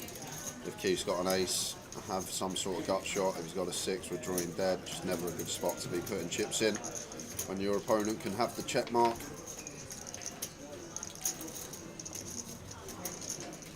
Should be a better fold. Will be exactly that. Keith gets greedy. Goes for 1.5. Yeah, 1.5 X. Is that 17k? Veering towards 150%.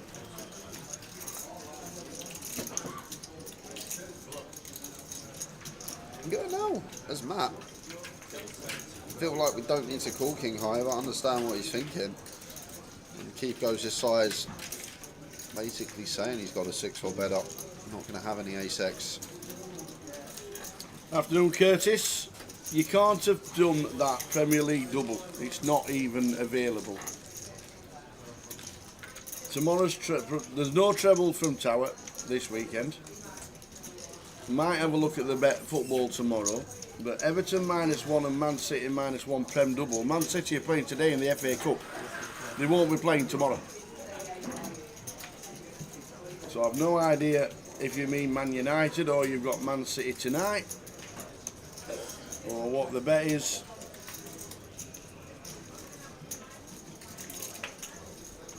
In the Bournemouth game. The Bournemouth game? Yeah, they got Bournemouth on Monday, haven't they, City? On Monday? Tuesday in the Prem. Oh, you can't have a double over 3 days. Yeah, you can. No, you can't. You can. You can't. It's pointless. I had Spurs. You might as well have a single and then just chuck the lot on the. I had a double over like 6. I had Spurs League Cup, FA Cup double. That's 6 months apart. That. How would you do that? Because if one comes in, then you got to sweat for the other 6 months. If we win the League Cup, you got to sweat for the FA. All bets have to be on the same day. Nah. So we've got Everton at -1 tomorrow. It comes in. We're not on stream on Tuesday. What we're gonna do? Live stream just in case. Oh wow. Well, it's Curtis's bet, not ours. We need somebody to sweat while we're on live stream. Is there a tag team event at the Live this year? Can't seem to find it on the Poker Live app. Well, we can have a look. We can have a look at everything. You've got 9 buttons to press, mate. 9. This is the side event, so tag team is what we're looking for. Doesn't look like it. How did you find that? Look at that, side events.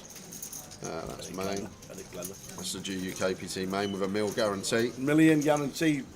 Satellites on Poker Stars. On Poker Stars as well. That one's empty. There you go. And there's the Sats to get into the Goliath main event. 7 seats it generated yesterday, and there actually are £4.40 satellites into the 22s as well. But sometimes a lot of the £4.40s don't run. But 22s into 100 seats guaranteed next week, all next week. But Goliath itself, the side events, there is no tag team. You wanna know why? We could have tagged each other in and out. I wouldn't have bothered. I would look for a better partner.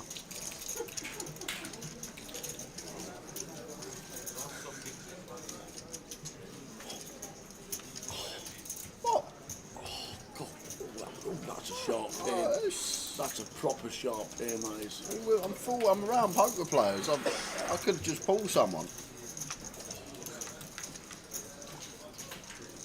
I think I'm going to take it afternoon off, kids. Well, back to the feature. King Queen here as the Mad Turk jams and gets called by Keith with the 9s. King Queen flop takes the lead. Looking good, just fading one of the 2 remaining 9s here, and neither in the deck.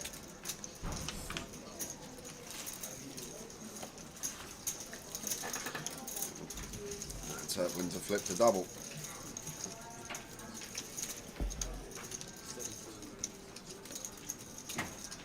And don't forget, if it's on the Poker Live app, you can buy into the Goliath at any of your local Grosvenor casinos. Just tell them you want to buy into Goliath, and you'll be able to buy in. There you go, Curtis says, I'd play with the tag team with you, Tower. And let us bust Jay and his pro partner. Okay. Yeah. See you in the field.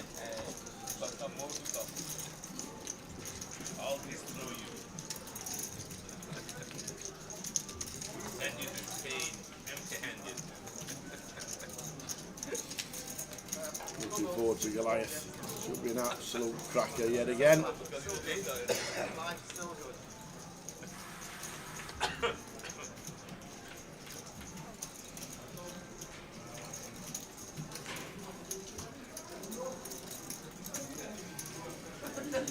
Hi Ian Needleman. Hi guys, just sat down for lunch on the balcony and poker feed online.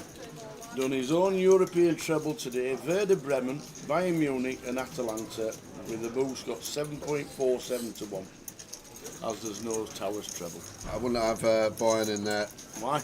They were all round Muller's house, weren't they, getting on it a couple of nights ago? Oh, were they? Yeah, Thomas Muller can throw a party, I can tell you that. Oh. Oh. I feel like there's going to be some title hangovers from the Bayern squad, that's all. I think it's so tough to put like a team that's just won the league. Yeah, I know Sam says Brighton should be an absolute banker because all the Liverpool players were in Dubai this week celebrating. Well, here we go, blind on blind. James got a call here, A7 suited. Got to call this one.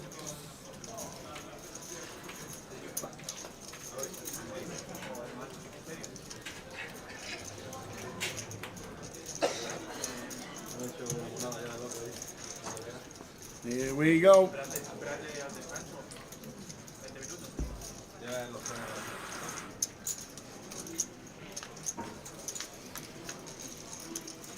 That's a good start. Matt Archer robbed of the 6. Just the king to fade for James. No other draws as yet. That will do it. Beautiful. Then on the turn. Seals the deal. Full double for James Williams. Oh, and it's the king as well. Oh, wow. Right then, Jonathan Brown, good afternoon. Up the blades.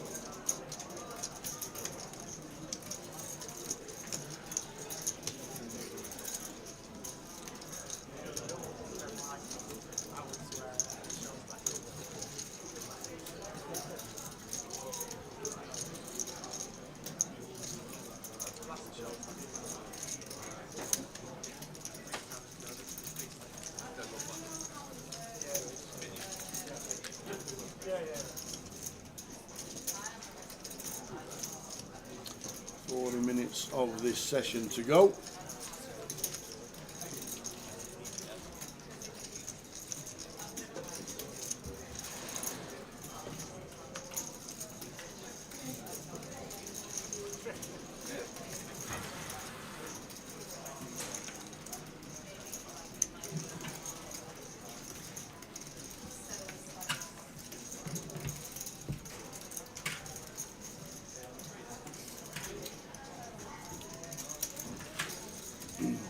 bust-outs from the hour tables. Richard Heeden busting out. Adam Wilkinson busting out. Tariq Imam. Martyrs bust out. We saw Tom Clack. Adam Wilkinson. Lazar Dedyov. Modestus will bust out. Modestus Sakalauskas busting out. And that brings us down to the 56.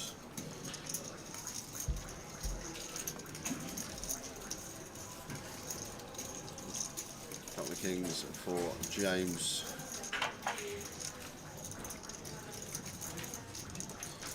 Beautiful hand to pick up, fresh off his double. I'm going to get to squeeze this up. Wouldn't be jamming for 28 bigs. Personally, we've got to try and get maximum here. It's kind of awkward when Matt Davenport opens off a 20, what 3-bet size to go. I feel like jam, we potentially lose some hands. We may keep him with the 3-bet. Let's go for 9,200. As I say, kind of difficult to choose a size when Matt's opened off of 20 bigs and there's a call of the Mad Turk in between.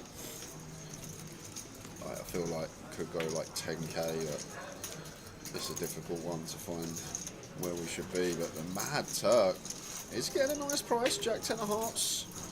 We are getting 3-1 with position. Can see it. Now we get hit.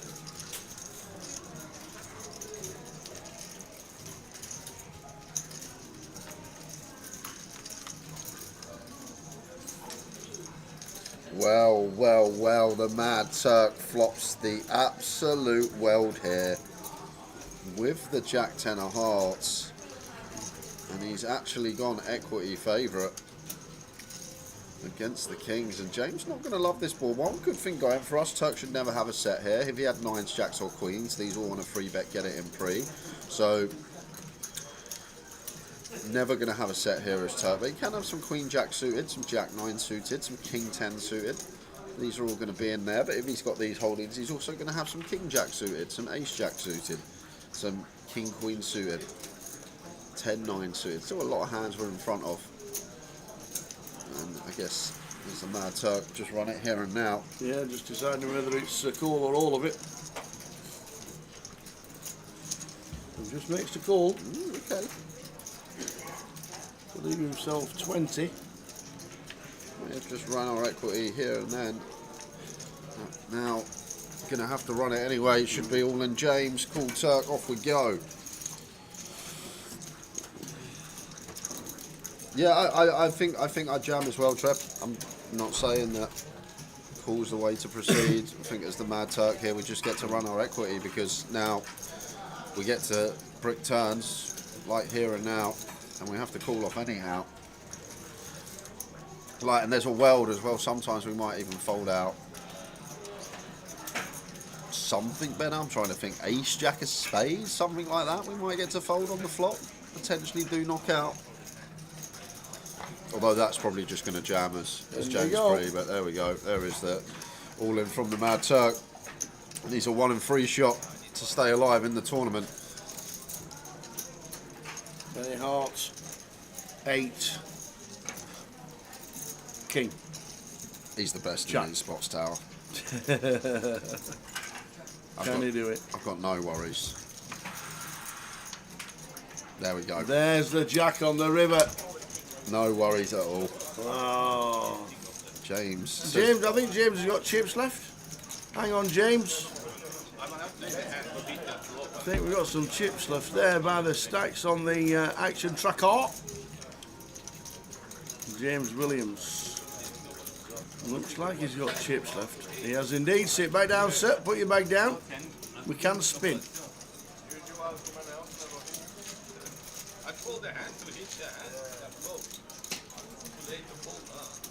So the Turk with chips is a chirpy Turk. He's got chirping chips, the Mad Turk.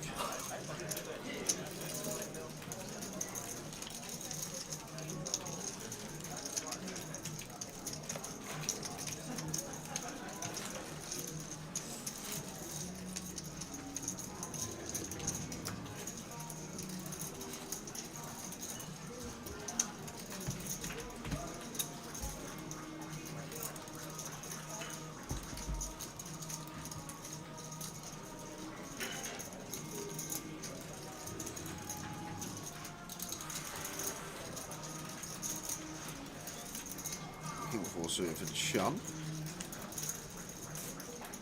Slightly too wide off of 30, I think, from +1. Thought about it, out of the way.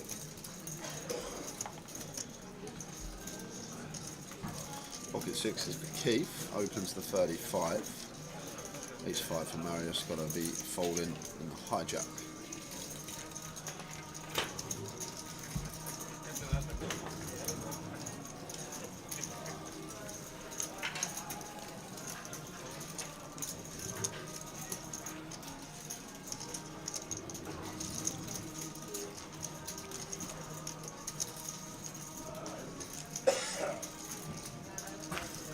So flop time between Matt Davenport and Keith Littlewood.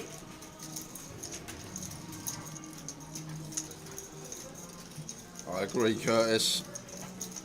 There's not many that I would put above him.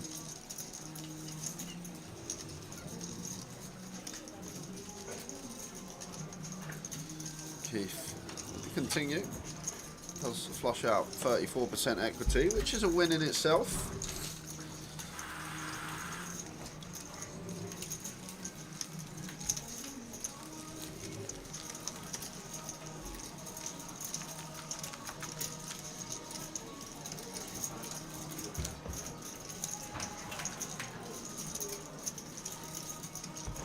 Quickly onto the outer table for the first time today, and we've got Foley was all in with pocket jacks against Carl Morial's ace queen. Hearts not playing for the jacks. Oh, the offsuit ace. Pretty good, man. You see that turn. Cal. Mr. Foley is off. Cal with a big smile on his face. Takes out. That's Foley. Unlucky.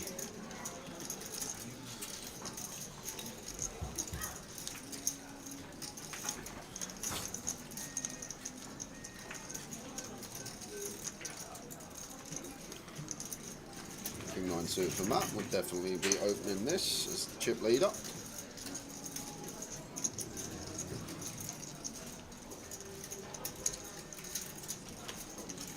One who doesn't play every stock, Matt, but feel like the northern legs, Leeds, Manchester, do see him a bit and seems to play some good stuff whenever he's at the feature table.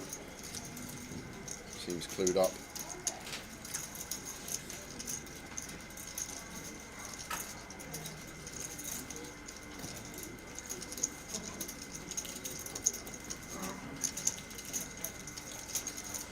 Queen 10 suited against the King 9 suited here. Is it going to be spin time for James Williams? Is it going to be home time?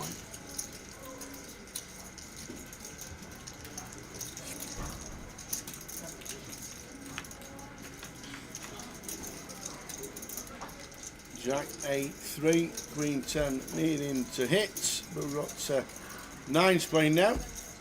So Queens, 9s and 10s. There's the 9. Lock it up. Beautiful. Sit back down again, set. Back up to 17. Starts the spin.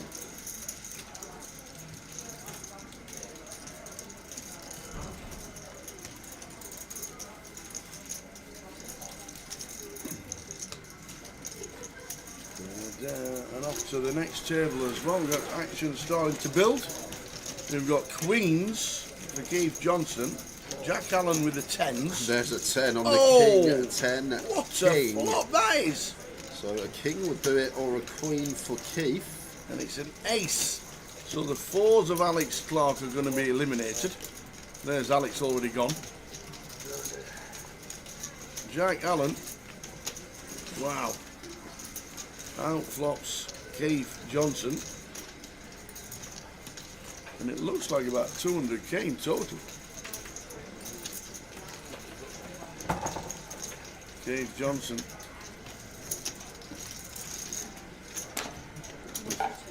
That's about 200k.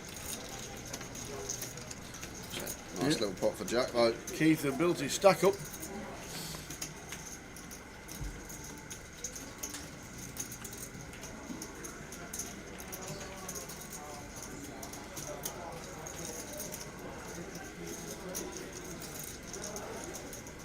Marius not been involved at the table since he's been here.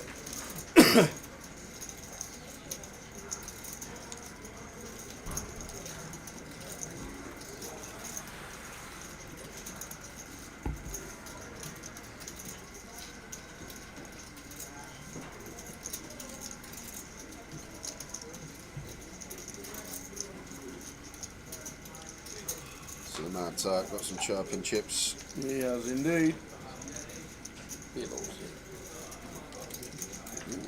Makes it 10k?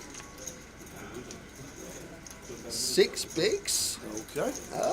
Well, but this is interesting because Chum may have actually reshoved this hand if Turk just goes for like a 3.5 BBs, but losing some value there. The man plays so strange. How's he do it? Could have been one clicker then a... Like if we make that 3 bigs, 3.5 bigs, Ace 4 is one of these combos that may take a light 3 bet in the blinds, and then we just get to 4 bets in, pick up a decent amount as a Turk, but losing our customer. Way too big. Out of position there. Oh, thank you very much. We got the 3 more extra strong bit. They're the extra strong. Well, they look like the spear, right? Yeah, the soft mints.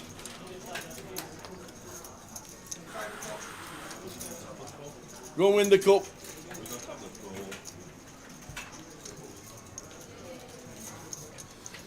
King Jack for Marius. I'd open this one just with our image. We've been sat here for a while. We've not played a single pot, so if I saw someone that hadn't VPIP all day, open under the gun, going to give them much more credit. Sometimes nice to be aware of what your table mate's perception is of you. So I feel like there, as King Jack offers Marius, it's a nice spot to open, just because I feel like we're going to get more credit than anyone else because of our 0% VPIP at the feature so far. That does pass up on the open opportunity. Leaves room for the Mad Turk on the button to open the 6-5 of clubs. Goes for, looks like 35. Back to the standard open sizes.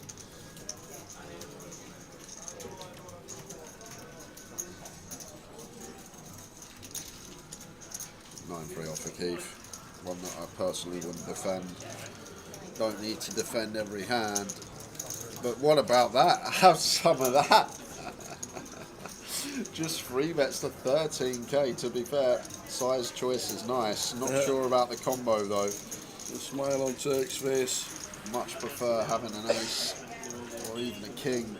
The Turk is going to come in with a 6-5 of clubs. Here we go. Nearly 20 bigs in the pot. And it's 9-3 off, which is the best hand. 10-8-10. After a call from Turk. Nothing Turk can do on this board. Keith goes fairly big on the 10-10-8. But surely this is just end of hand. I don't think the Mad Turk's going to be continuing. Not even UCell can find a reason to continue here.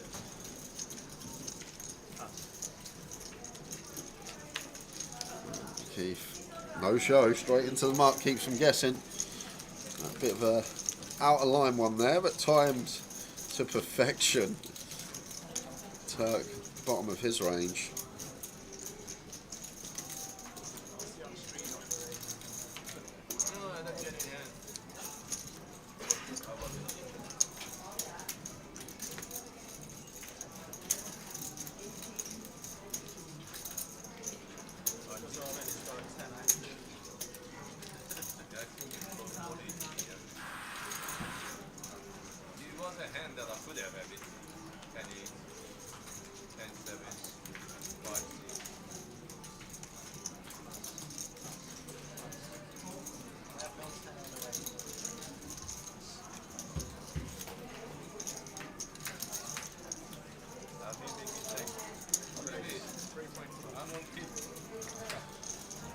King 9 off, going to open from the cut off. He's been involved a lot so far to start the day. Can I ask you what you had? 9-3 off. No, it's blocked with white.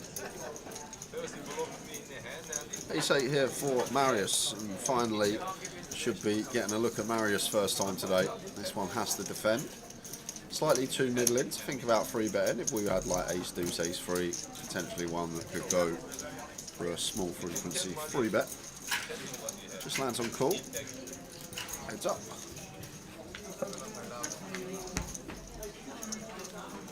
Three, four, five flop. Check. Jack of clubs turn after it's checked.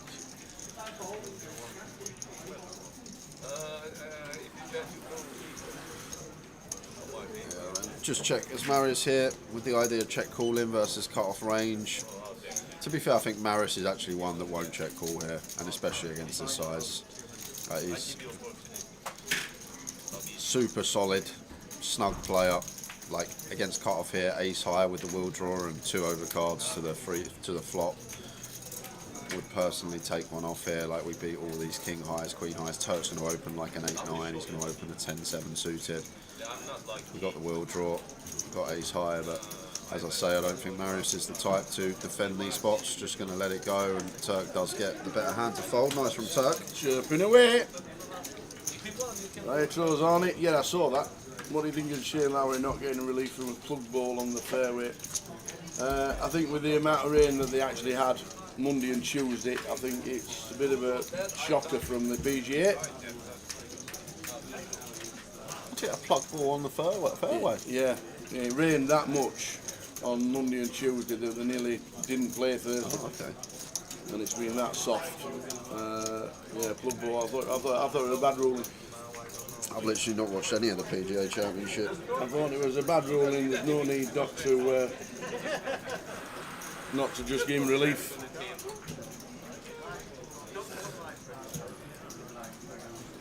If it's a plug ball on the PGA, it's been raining a lot. But anyway,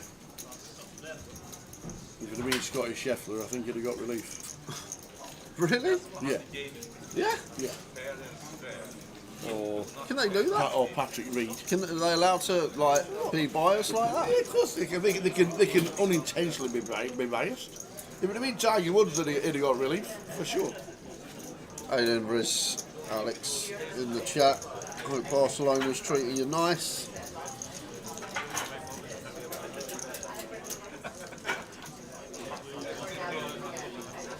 Chum, A6 suited in the cut off. Ooh, nice little spot there for Keith to potentially go for like a 4.5 BB free bet. That doesn't take it up with the ace-9, just folds.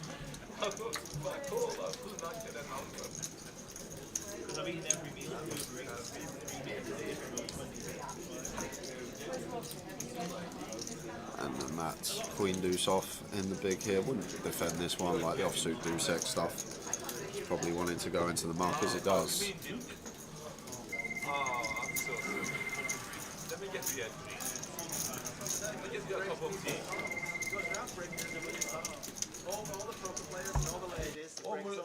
Over the years, I broke too many hearts. Yeah. No one's broke more hearts than Hello? Hello? Hello, Leeds Card Room. Can I help you, please?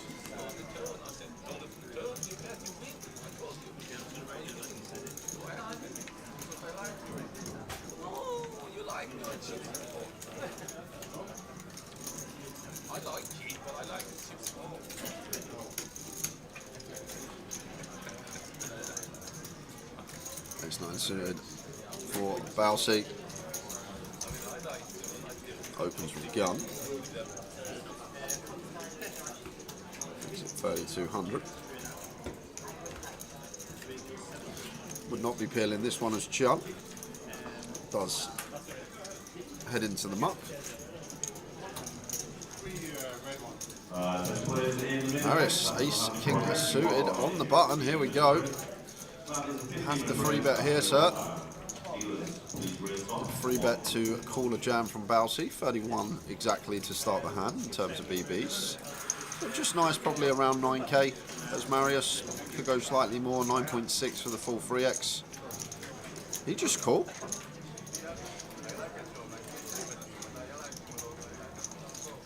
Did he just call? He has just called. Mixing it up as Marius. Did he think he'd raised?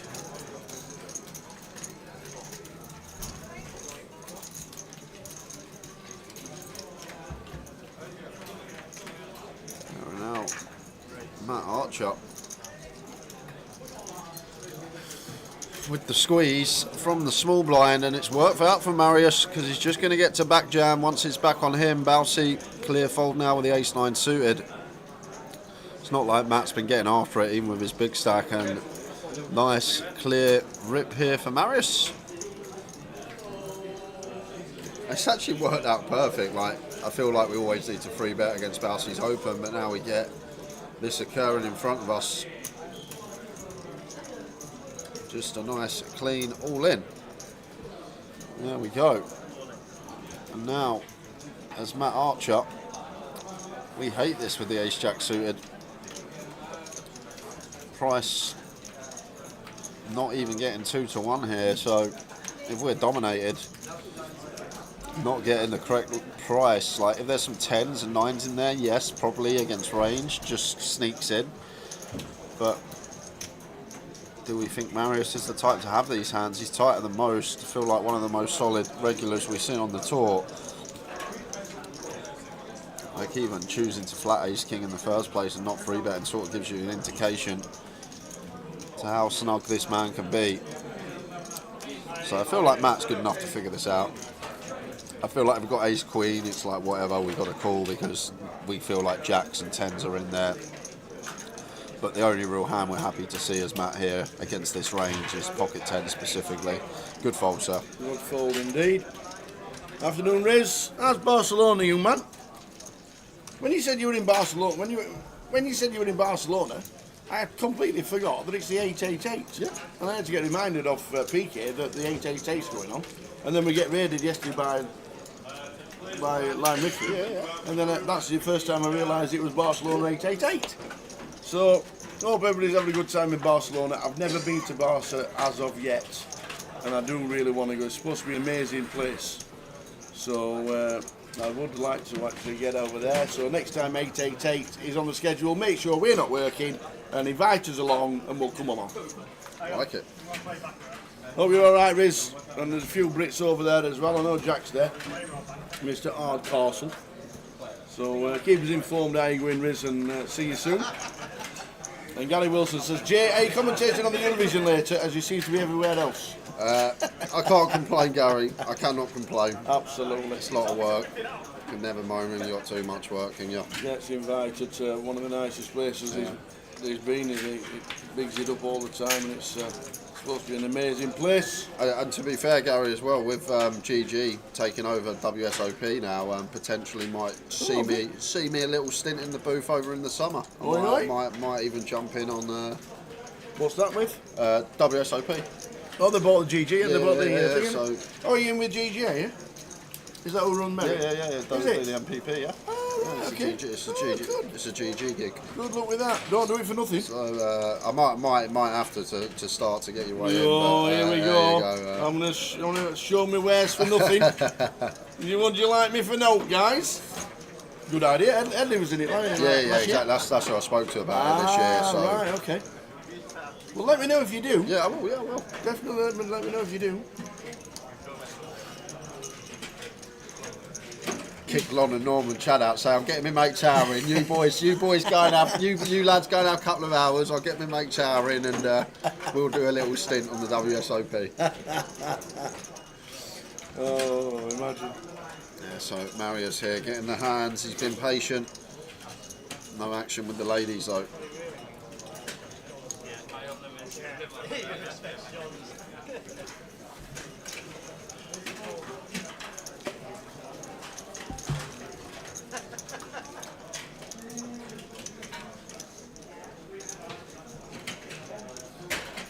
Rubbing shoulders with Poker Royalty next is Richie Werner. To be fair, it was quite funny.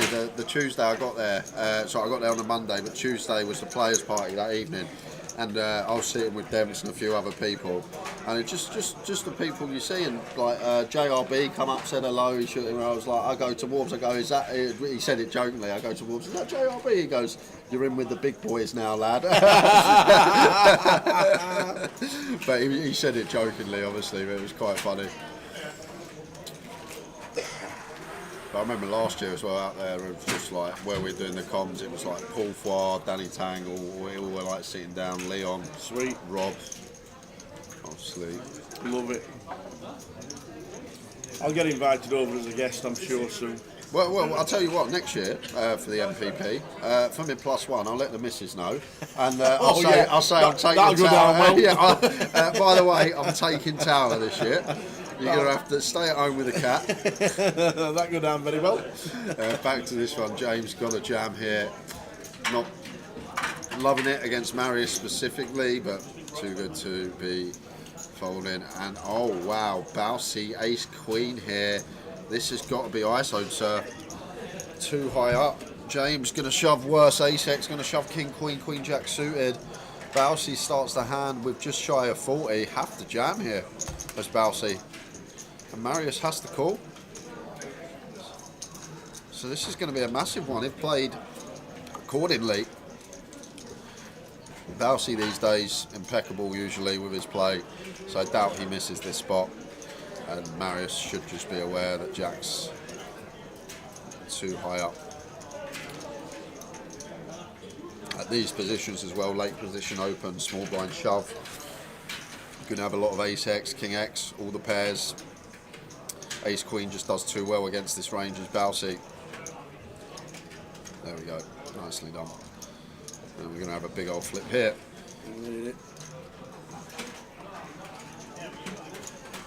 So just shy of 40 BBs, back over to Marius here with the jacks.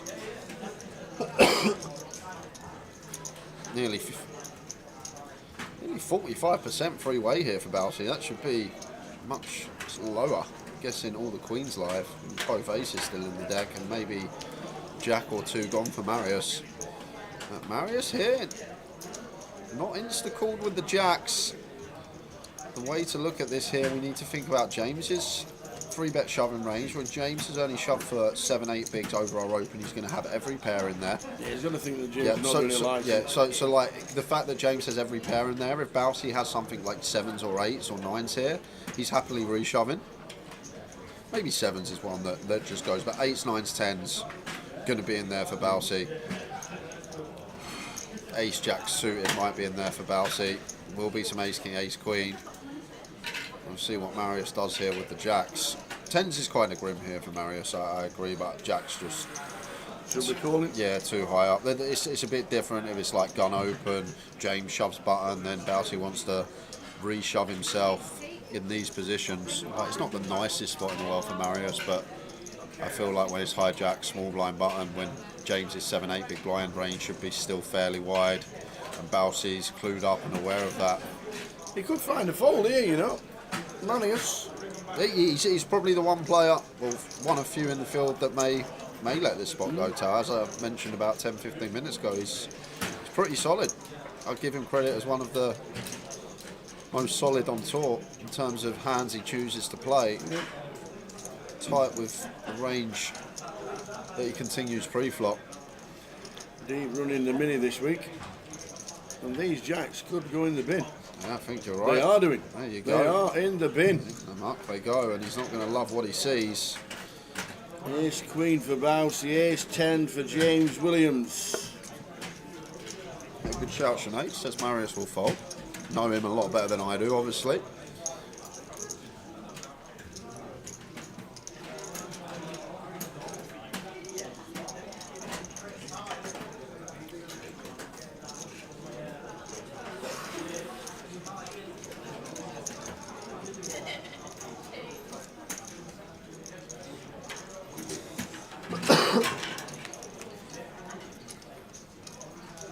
King 5-3.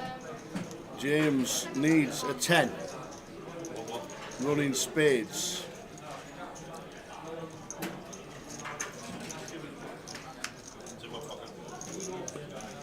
Down to a 10 for James Williams. Oh, the spin is real. Have some of that. 10 The on the spin river. is real, and Marius with the jacks. Would have been a huge pot for Marius. He would have taken out 2 with the jacks, and Marius would have been on chunks.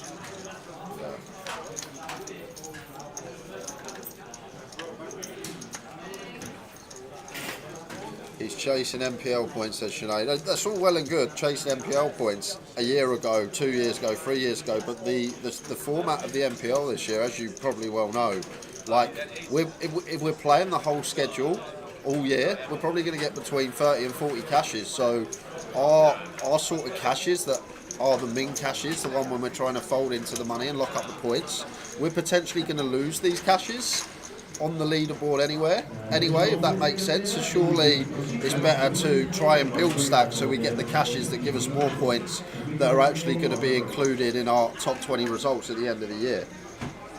Like if we're going for MPL points, surely logically the way the MPL this year, we want to look for like the points that we get for deeper runs rather than the points we get for min caches if we're someone that's going to travel to every stop and play every side event, every main, because we're probably between 30 and 40 caches over a year depending on how we run, so we're going to lose like all of our min caches by the end of the year. They're not going to be in there, so surely that future gain with a bigger stack is going to be more essential than potentially getting a cache that it's going to be useless at the end of the year, won't go towards our best 20 caches.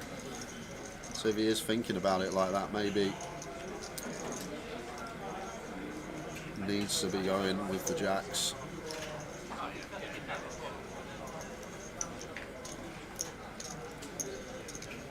Because he's one of like the probably pool of like 30 players that are travelling to every stop. I don't think I've seen Marius not at a stop this year.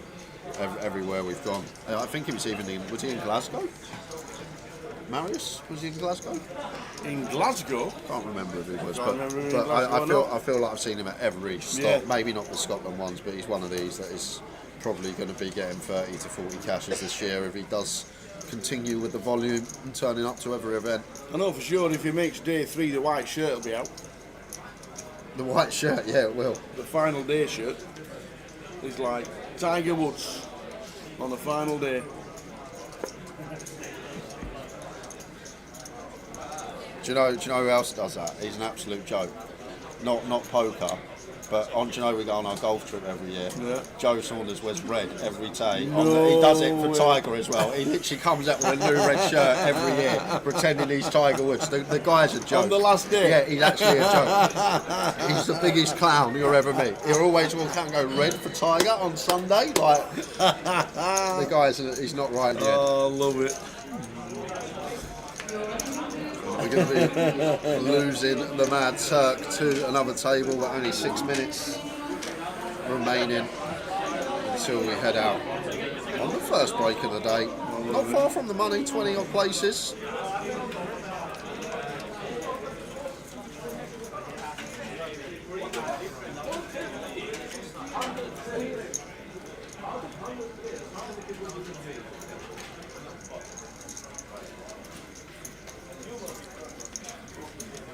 Yeah, Asifo, you make a very good point. I didn't actually mention on comms, but you're right. Like aces and kings flat for Balsi, they don't ISO, which is essential when making these decisions as well. Maybe queens in there, one that does potentially ISO, but aces and kings should definitely be flat to like get Marius to reshove stuff like nines, ace queen himself, these type of hands. So there we go.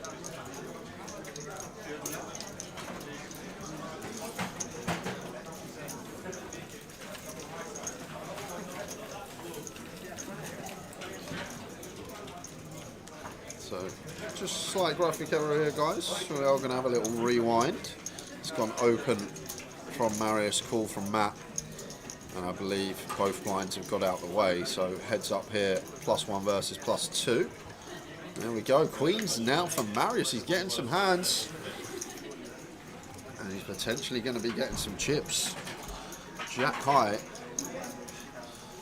What are we here? Yeah, heavy check from Marius. Like this a lot. +1 versus +2. Lots of check into the in-position player. Can start springing some check raises as well. Matt, top pair, top kicker. Happy to start betting. Seems slightly too large there. 5k.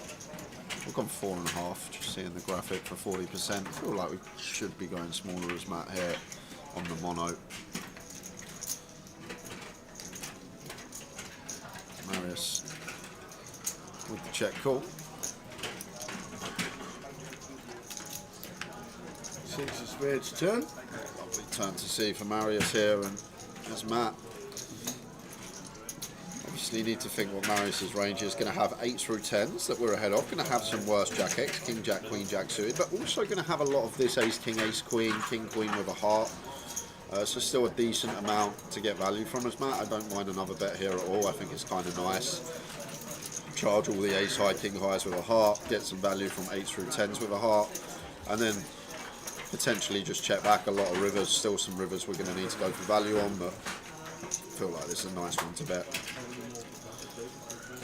8s through 10s with a heart, have the call. Ace Highs, King Highs with the heart, have the call. King Jack, Queen Jack, Jack 10 suited, have the call. So feel like nice spot to go for a second street in our head as Matt here. 2/3 pot.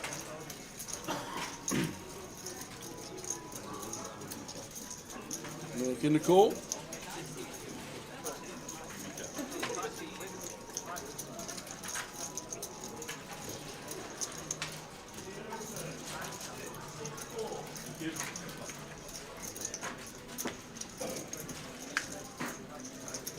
Three of diamonds on the river, check mark for Marius. Yeah, it's an out decision point for Matt here. It's one of these. I think these spots very player dependent. If we're up against someone that will recognise that we can still have some capable bluffs here, and they will hero stuff like 10s through 8s with a heart, and they will hero King Jack, Queen Jack, these type of holdings. So it's a tough one for Matt. Like if we're against someone that we feel like is not going to fold a jack because they'll put us on some missed hearts, then potentially go for value. But I feel like if Marius is met by a bet and he's got like Jack 10 suited here, he's potentially not going to make the call. Indeed. So kind of like that check back from Matt there, taking player into account. Nice one for Marius. Over to the outer table. Ace Jack v Ace Jack. There we go. John Gilchrist with the Ace Jack off. 4% free roll. Oh, 20% free roll. 100% free roll. Charlie Reid has just taken out Mr. John Gilchrist. Ace Jack v Ace Jack. What a way to Charlie, go. Charlie. Pretty brutal one for John Gilchrist. Well, Charlie Reid's new look. Tim Chung's glasses and a shave. What's that about? Heading to the break. Probably the last hand of the session. And then a 15-minute break.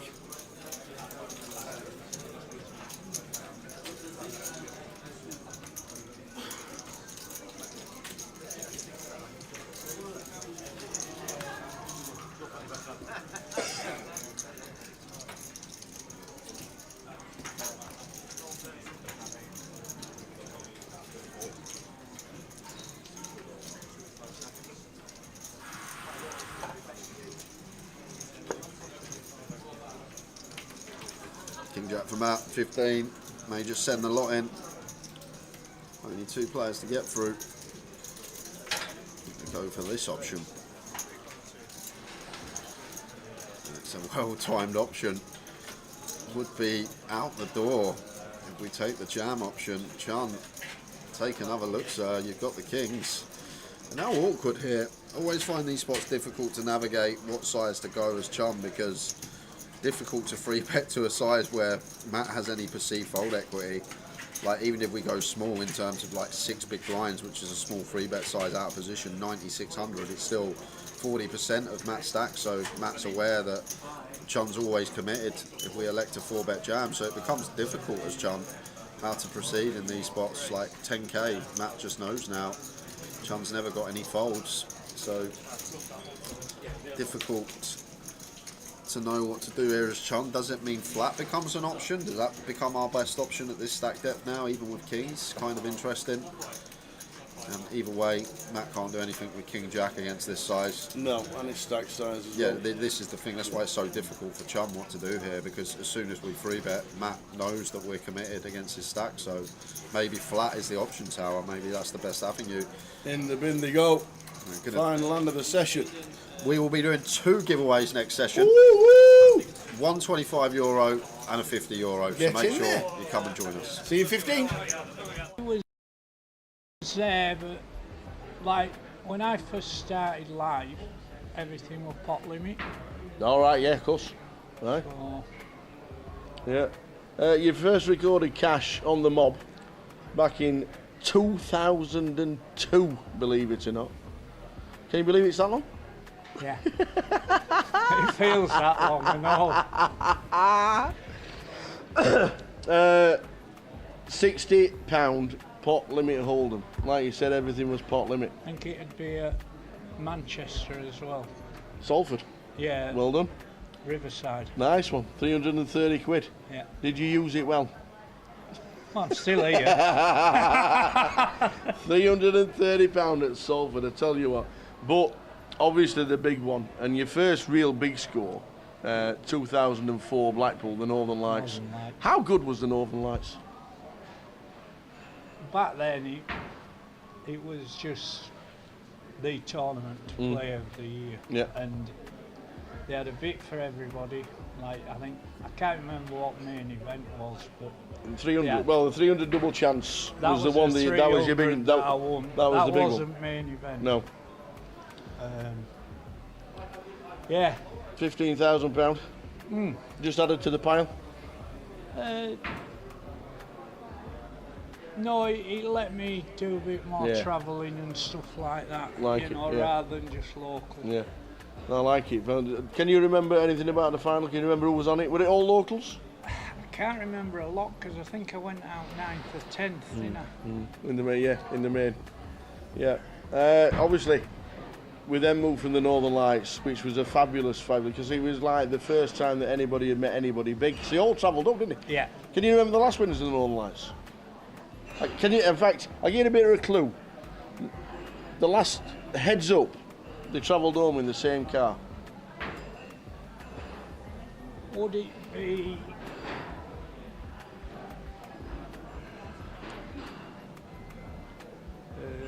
Raz, They were no, but they were brothers. Sonny and Correct. Sonny and Chaz, first and second, and as they're walking out the door, they just said, all the money's going home in the same car. Yeah, Sonny and Chaz. Obviously 2007 then becomes the GUKPT. You cashed in Manchester.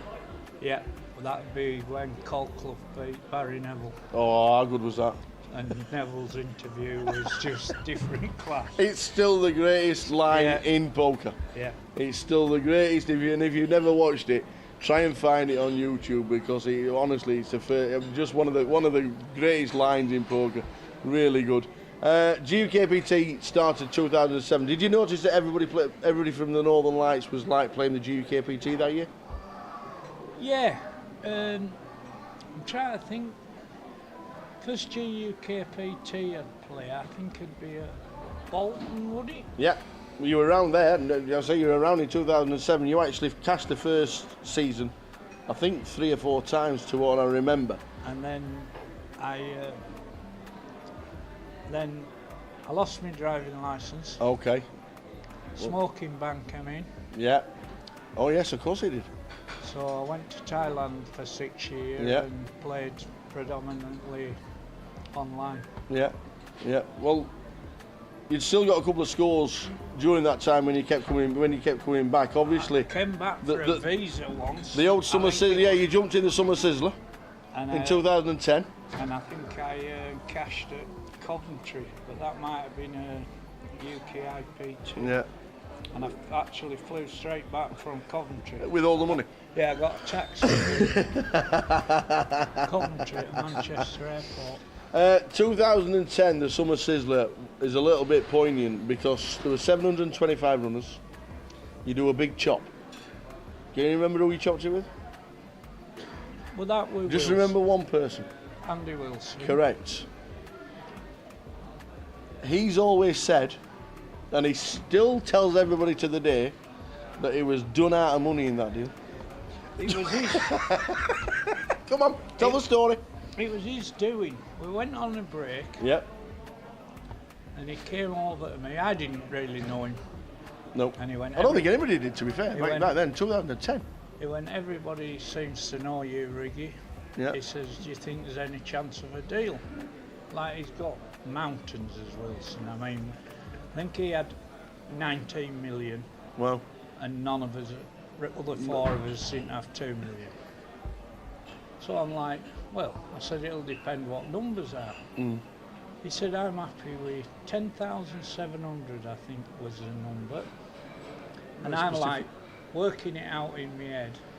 And I went, yeah, I said, I can't promise hope, but I'll have a word with Rest. Yeah. Went to Rest and I went, just nod your heads, agree, and let's have this done with. So one guy said, oh, I think we should play on for trophy. I said, no, Andrew deserves trophy. And I thought, don't start talking. So we did the deal and Andrew went, how much are you lot getting? I said, 9,600 a piece. Andrew should probably, in hindsight, have been taking 15, 16 grand, like, you know.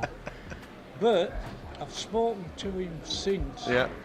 And that's what started him off. That's exactly correct. So he said, in a way, that's what kick-started his career. So. Yeah, and he's never done a bad deal since. No, I don't think he's ever done a deal since.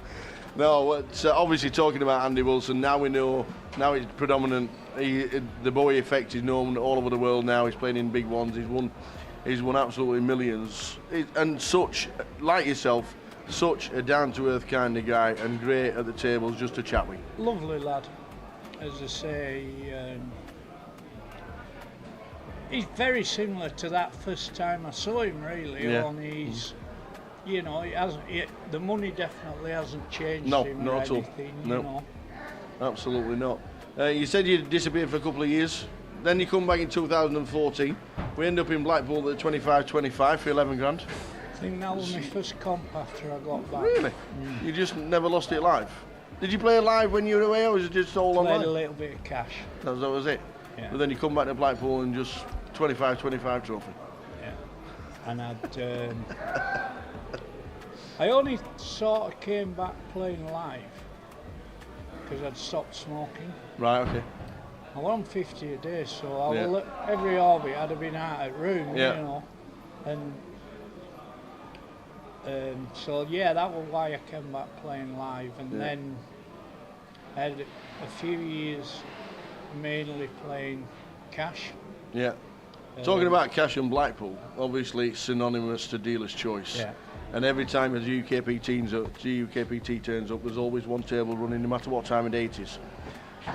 What out of all the ridiculous games that you make up on a regular basis somewhere on a Tuesday night in somebody's house, what's your favourite? And probably a favourite would probably be one that you've never heard of. No, because it's changed now, because obviously back in the day we had wild card games. Yeah. Now there's no wild You can't play roll your own with anybody else, can you? Oh, no. So, to be honest, probably my favourite games are Paducah. Yeah. Only because of the positional side. Yeah. Of it. Lee Horton, Paducah. Button. Every single time, every single. Did anybody work out how to play him? Because we knew it was the game he was going to pick. Yeah, you know, but he also worked out who was capable of making a move on him, and you know.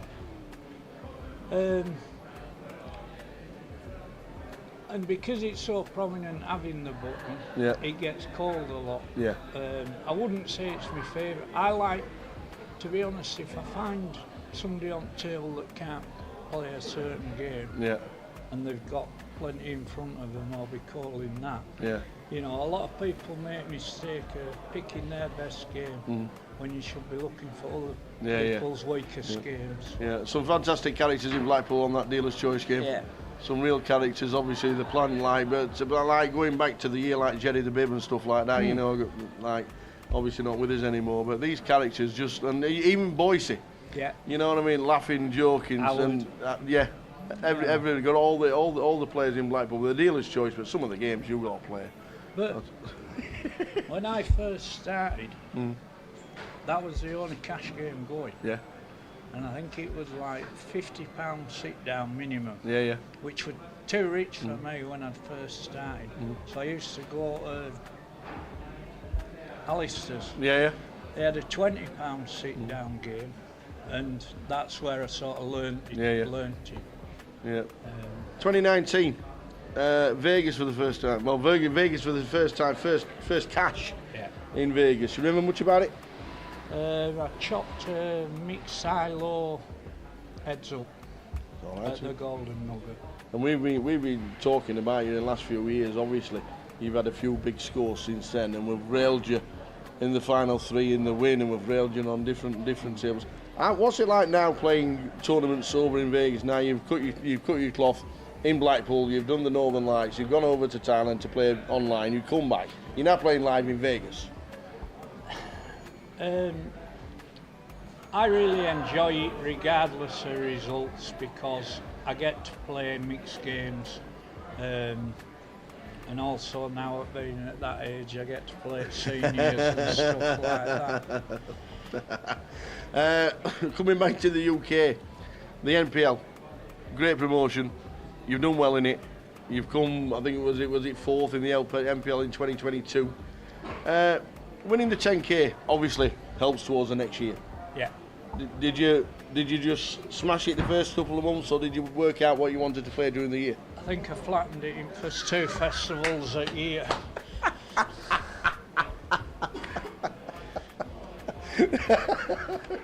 There's me thinking there's a strategy to it. I'll play this event, I'll play that event. Oh no, the first couple of events and I think I flattened it in first brilliant. 2. Grand final in London, 2021 I think it was, PLO 456. We know you're a 4-card and a dealer's choice specialist. Nice touch, 37,000. Yeah. Fantastic touch. But it got a lot more runners than what we expected for £1,000 buy-in, because there isn't many £1,000 buy-ins in this country at PLO. We just flipped for a trophy and chopped it. That's all right. No wrong with that. With Harrier. Yeah, nice touch. When you playing in poker now, and when playing in the UK now, we've got time banks. One of your most famous quote, one of your most famous times on the feature with the time banks is to use all 6 time banks to tell us a joke. Is this a true story? You actually told a joke when using the time banks? I did. It was like early on day 2 at Mini Main or something like that, you know, and I'm like, and they're looking at me as much, say, what's he doing? But I thought, if I double up, I won't need a time bank anyway. So true story, use your time banks to tell a joke. I think that's absolutely class. Can you remember the joke? Was it funny? Probably not. There were a lot of people getting irritated while they were waiting for it. Anyway. Oh, brilliant. You touched on the seniors. Obviously, the seniors score in Vegas was beautiful. Yeah. That was great, and we were there really. What was it like? Sat down there. Obviously, we could see what was happening, but it was. I thought we got the nod that you were on the FT, and the rail just turned up. It's great to rail somebody like yourself. What's it like being down the final 3? Yeah, I would. We are back, guys. We're not just back, the Mad Turk's back. Got moved table just before the break, and once again going to be on this feature table. Quick rundown of the full names. Another great table for the next 2 hours. Keith Johnson in 1, Dale Hancock in 2, the Mad Turk in 3, Jack Allen in 4, Mihail Glavocci in 5, MS in 6, Zhang Zhuang Du in 7, and Justin Devonport in the 8 seat. Already got 8-handed, which is nice. 6 tables remain. Money is at 29 players.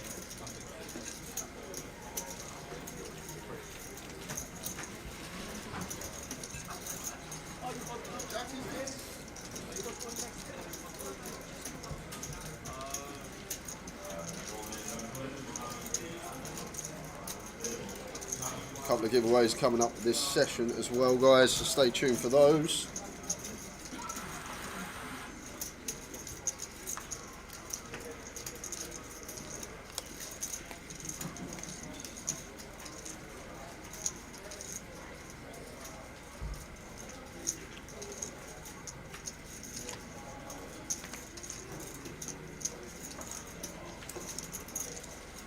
Stuff up with the King 4 suited from +1. I think open would be fine off of that stack.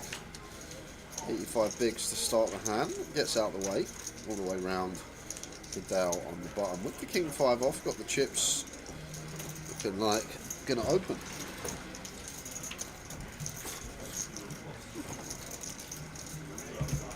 Looking forward to this session.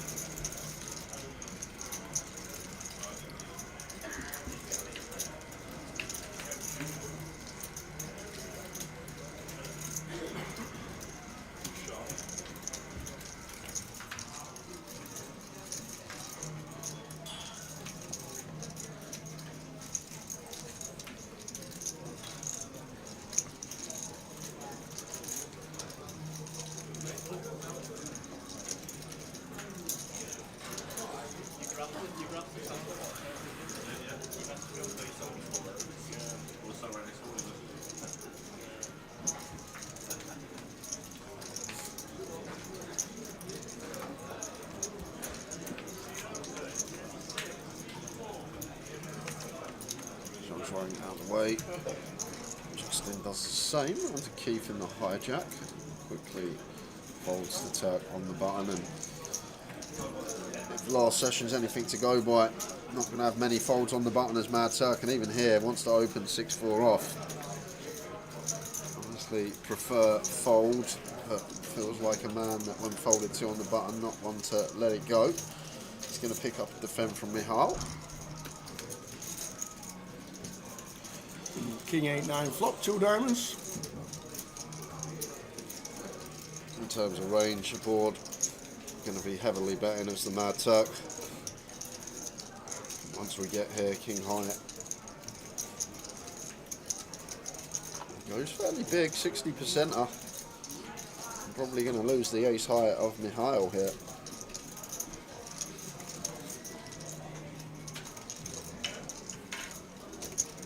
Indeed, indeed it. The Turk doing Turk things.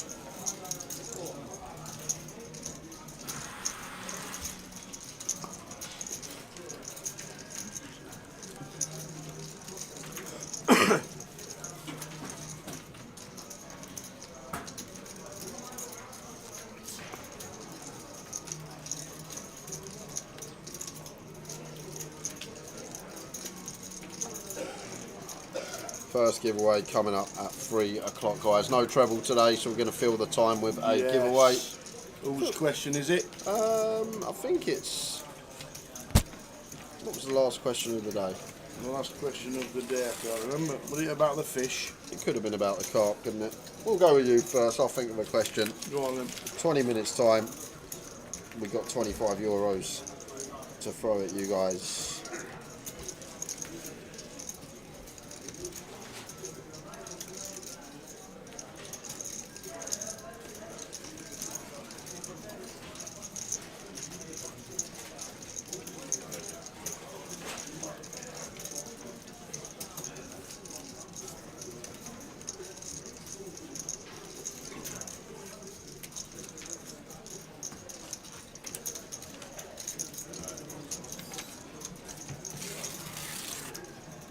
Queen 10 from Dale opens in the hijack here. Just going to be a raise and take.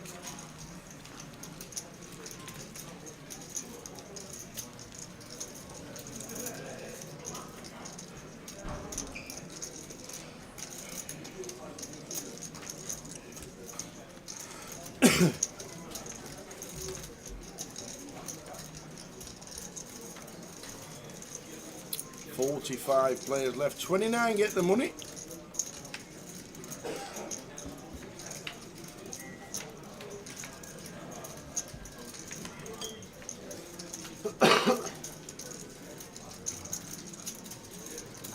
Suited for Dale, going to be opening again.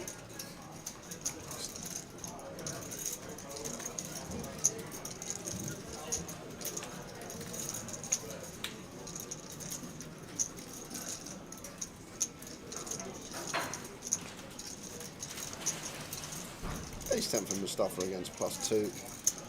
Gonna go with cool.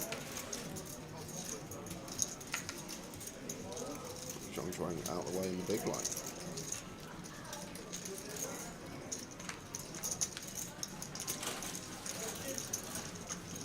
Nice looking flop from Mustafa.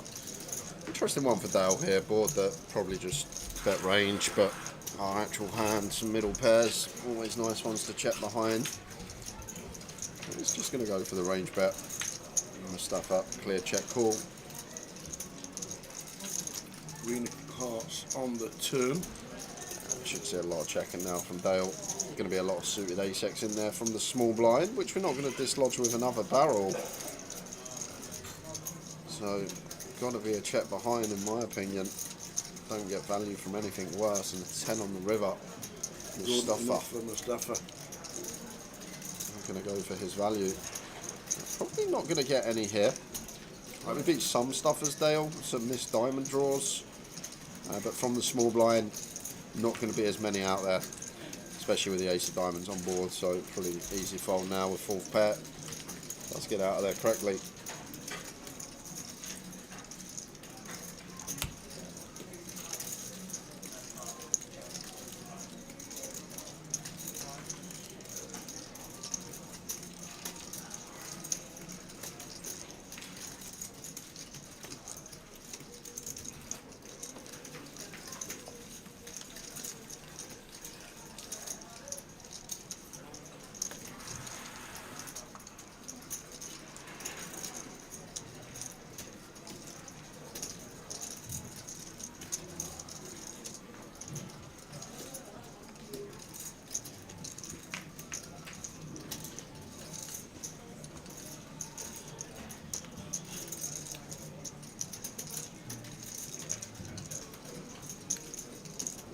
Round to Mustafa.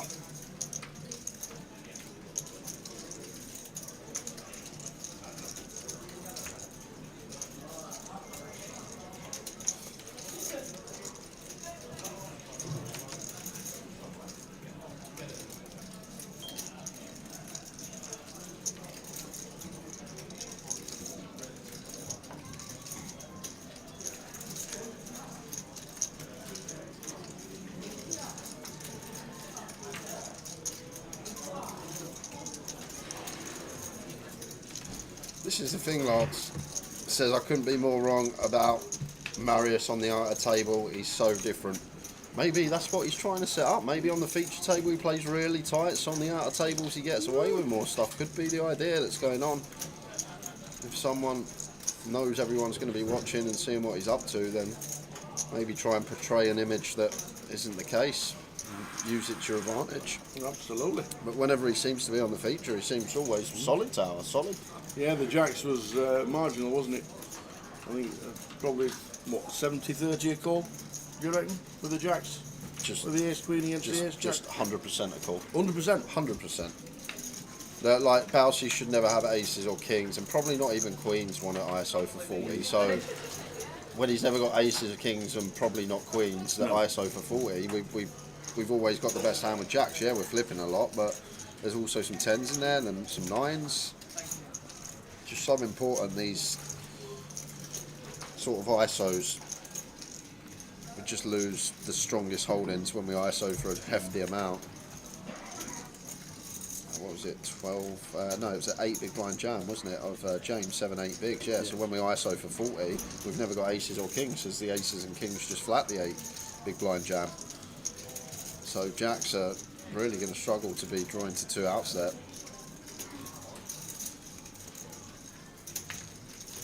Ian Needleman's first part of his treble is up. Word of Bremen are 1-0 up. Very nice indeed.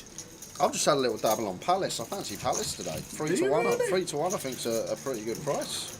I think it should be bigger. You think they should be bigger? I do.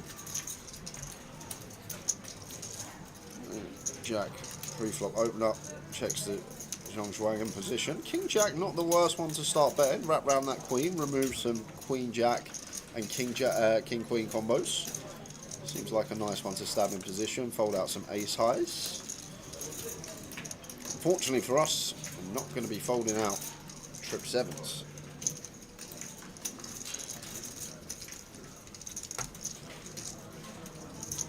Keep straight in with the check raise.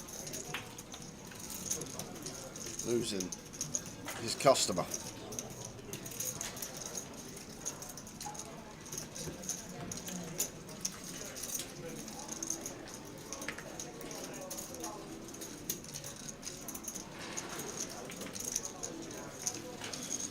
Dale chip lead on the table, 144 bigs at this stage is pretty decent.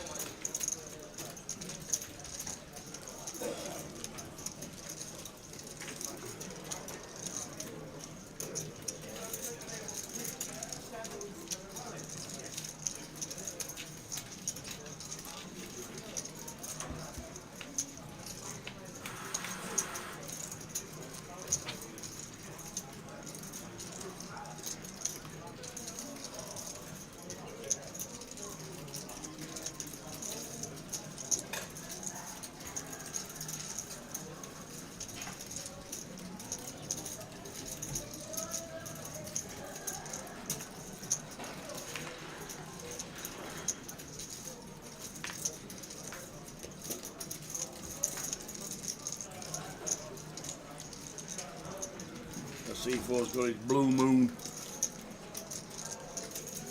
His blue moon cap on for this afternoon. His bucket hat.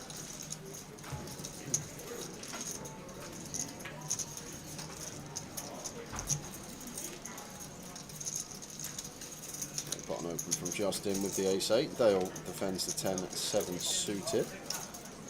4-4 deuce rainbow. Actually quite an interesting one. 10-7 suited here as Dale is the bottom of the free bet range. When we get this deep, 70 plus effective. Can actually take this one as a free bet once in a while. Don't take it full obviously, but there is a sliver of free betting going on with this hand at this stack depth. Just plays cool with standard approach and check folds.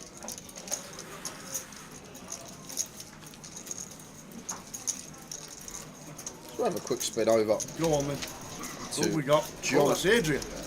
And that is Jonathan. Yeah, Adrian down man. Jonathan with an X.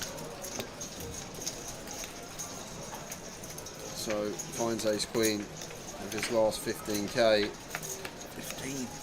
And that is that. That'll work. Running well. We got hold on. We got running free deuce to fade. There we go. 7 on the turn. Nice quick run out. In the videos there, slow down. Like to chat. Adria just losing minimum with ace-5. Who is that in the chat? Rosa Poker. Rosa? Not Rip Cheetah anymore. Oh, I like it. It's the same colour though. Rip Cheetah, but it didn't mean anything. It did. Rip Cheetah. Well, what is it? Rhymes with Chip Leader. Well, he never is. That is true. That's why he's changed his name.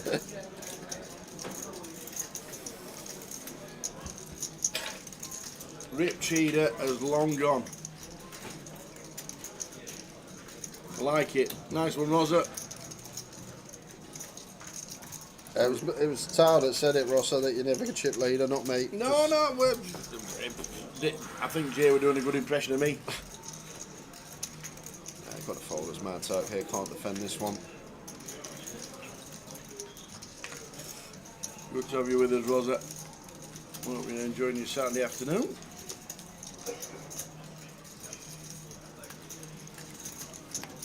Yeah, gun versus small.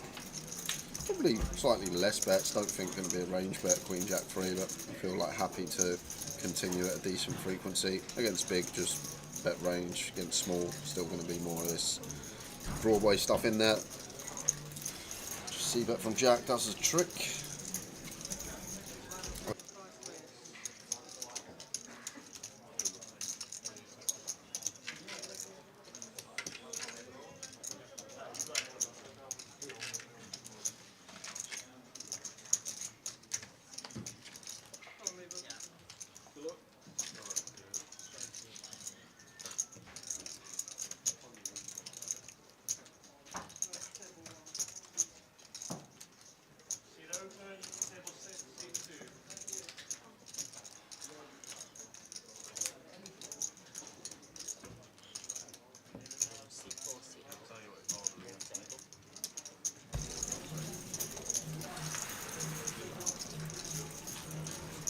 So numbers down to 44.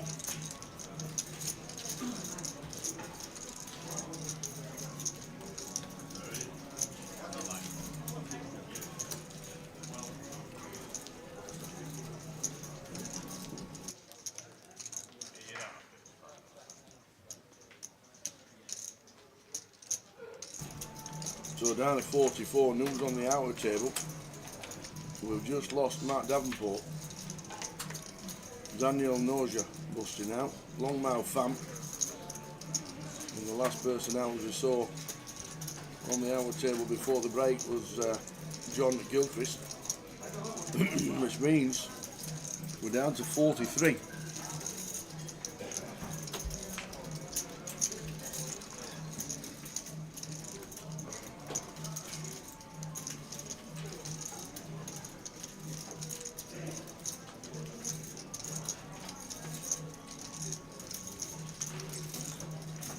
John Schwandu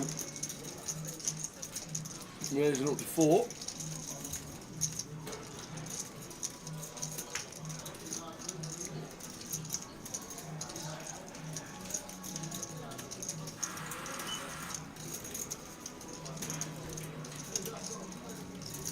Giveaway coming up as well, guys.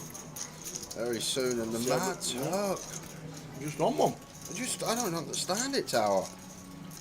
Yes, the chips, and then all of a sudden drink something at the break. It's just same as yesterday. £1,370 as a min cash, and first place is 40,440. 30,300, and if we get the FT, 5,080. Ticket scrolling across the bottom every now and again, but we're paying 29.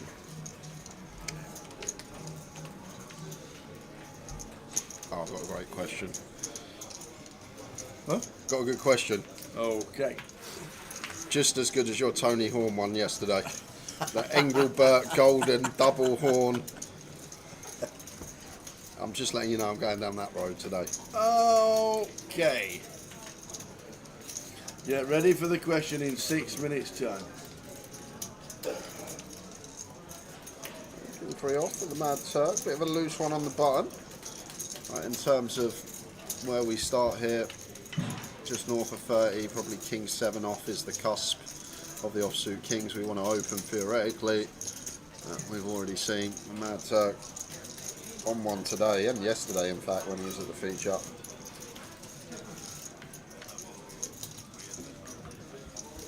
And gets the worldy flop.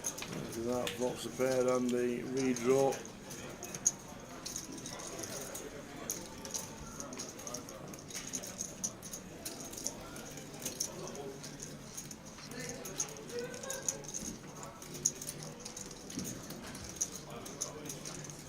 Yeah, I like the size open Turk one, generally go small on the mono boards.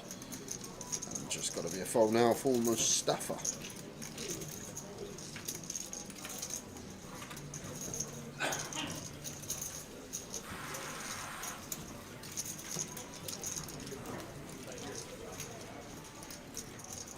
Oh my word, what is happening? What is happening? They've had something in the water, I tell you. Every time we come back from the break. I just want to know the logic, Tower, that's all. I just want to know what's going on in people's heads. I just feel like sometimes it's that little monkey smashing the cymbals together. Like, what's going on? You want to sell batteries? Yeah, like, what's going on? What's going on in the heads of people? Like, when Savage just takes off with King 4 of spades on 7-3-2, all diamonds. Like, what are we trying to achieve? Yeah, Turk's going to open wide on button. He's probably going to c-bet, but we've got so many better choices. Have some equity. At least have a diamond in the hand and have something. Have something. And it goes again. 40% barrel on the turn, and the Mad Turk just going to get to call and take his price. I just love it to make sense sometimes. But like, what is Mustafa thinking? Is he trying to fold out a 10 by the river? Does he think Turk's on a diamond draw? And oh wow! What a river card for the Turk. What? Because Mustafa will check raise then bet the turn is just going to fire the river. What a gym run out for the Mad Turk. Just got to go all in. All of it, and then it'll be a call. Yeah, I doubt we improved the top pair of Mustafa to be folded. I think it has to be all of it from Turk. Oh, it checks No, back. he didn't No, what's check happening back. there? Oh my word. What's happening here? How do we check this back? Wow, Turk, what have you done there, man? What is going on? What on earth Left is... a lot of chips on that table there, Yusuf. A lot of chips. Whoa, what a weird hand that was.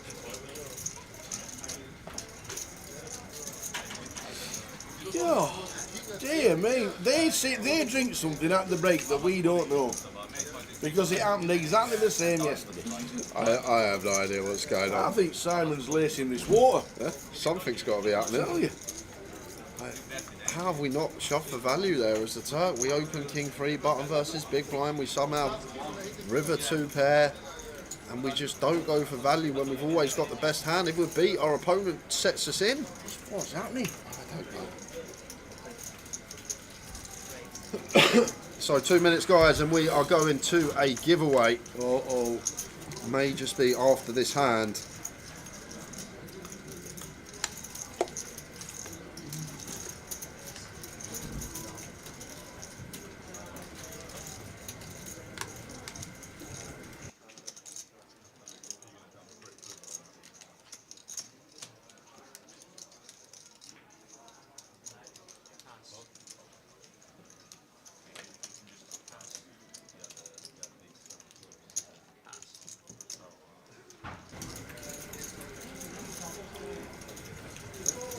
Come on then. Come on then. Come on then. It's 3 o'clock, Saturday afternoon, no Towers treble because there's no football, apart from in Germany. Thank you. I heard that then. Thank you. Thank you. I heard that then. I don't know what to do with my 50 quid today now. I've just got it. I'm going to give you a FA Cup bet builder. No, you're not. I am. No, you're not. I am. No, you're not. I'm going to give you one FA Cup bet builder because at 3 o'clock it comes on TV and at 4:30 they kick off and at 4:15 we stop the live stream to sing Abide With Me. Okay. Go. So, guys, quick rundown of the rules. If you are new to the stream, I have 10. I will ask Tower a question. He'll write his answer down. Yep. On that piece of paper, excuse me.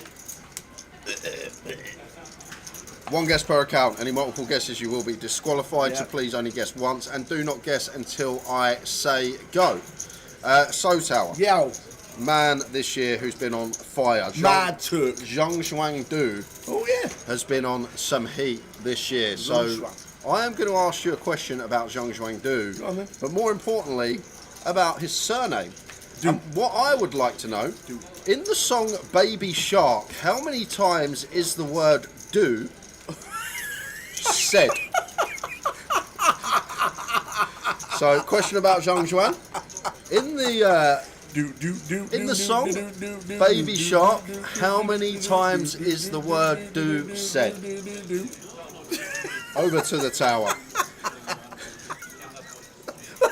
That's a great question. I actually like that. I actually like that. Zhang Zhuan, we can start doing that. If he wins, we got a little chance for him.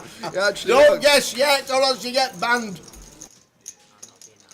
Yeah, because you get the information, you see. You can't do that. Tower's guess is in. So in the song Baby Shark, how many times is the word do A question said? about Zhang Zhuangdu.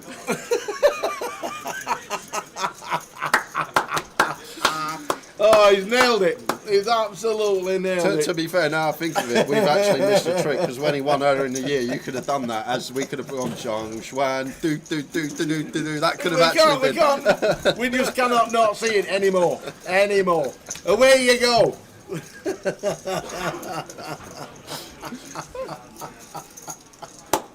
That's amazing.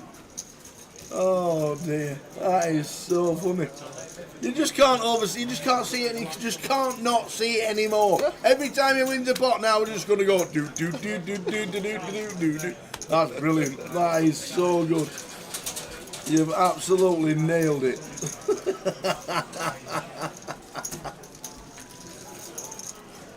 Oh dear. €25 up for grabs, and then we will start the 50s a bit later in the session. We're looking for Tower's answer in the song Baby Shark. How many times is the word do said? Oh, brilliant. And to be fair, it didn't take me long to think of it, so the answer could be varied. Just saying.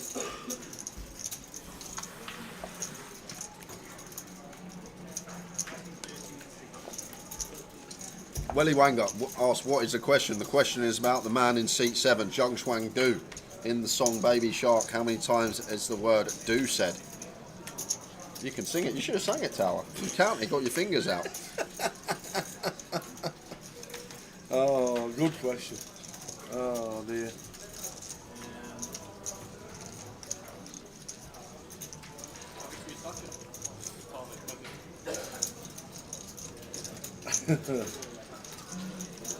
Ace Queen for the Mad Turk. Legitimate holding. Dale, pocket 7s, defends in the big. It's King 3 Deuce 2 clubs.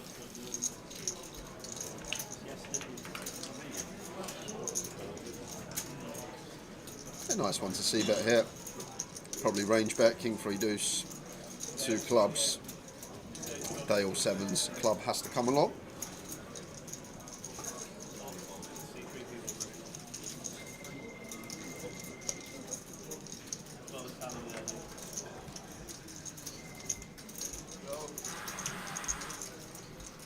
Ace of clubs on the turn.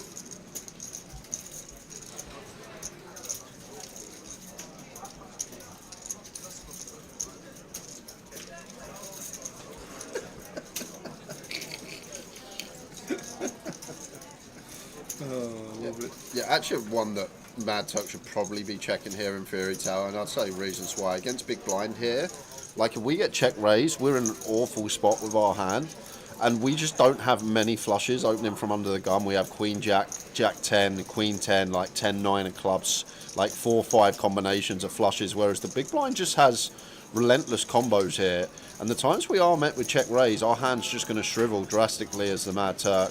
Against Dow's actual hand, Dow not going to be doing any raising, but just like have this in mind sometimes when we are. Well, he is going to find it. Forget our combo. Dale just saying, hold on a minute, sir. You're going to struggle to have a flush in this spot.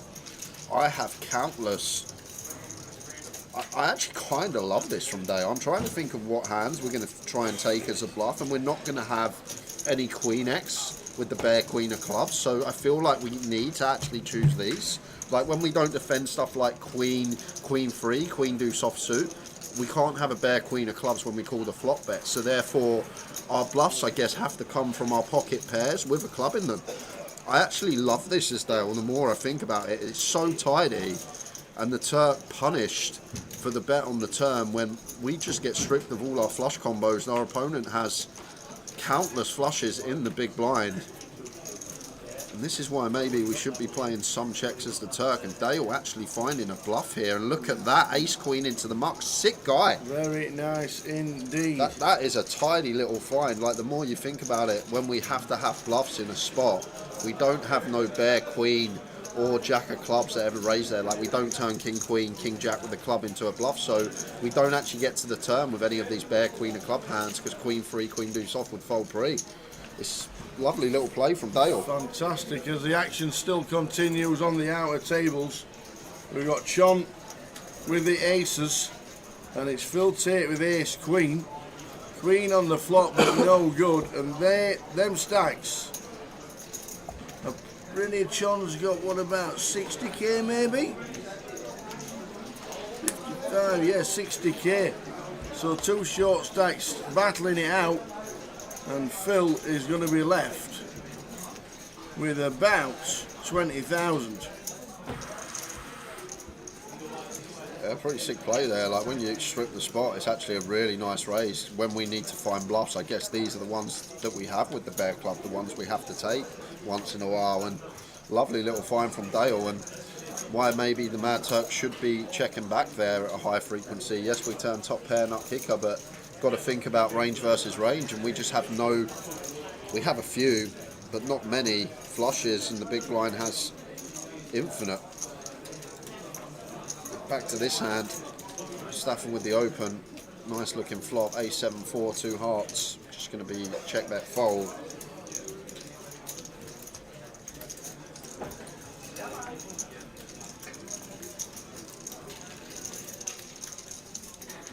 So, how many times is "do" said in the Baby Shark song? Yeah, after this hand, I will give out the correct answer, and then we will be revealing Tower's answer shortly. There will be another giveaway this session, guys. Still got lots of tickets to give away on this Saturday afternoon.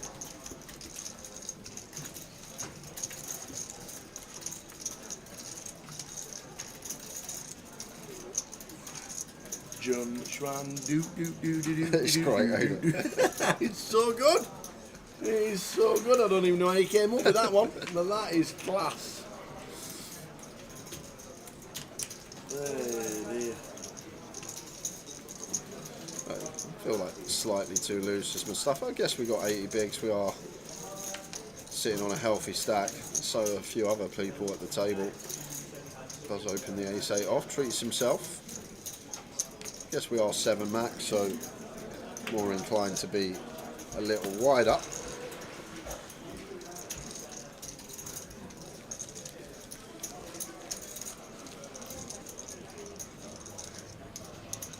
Go on then, give us the correct answer.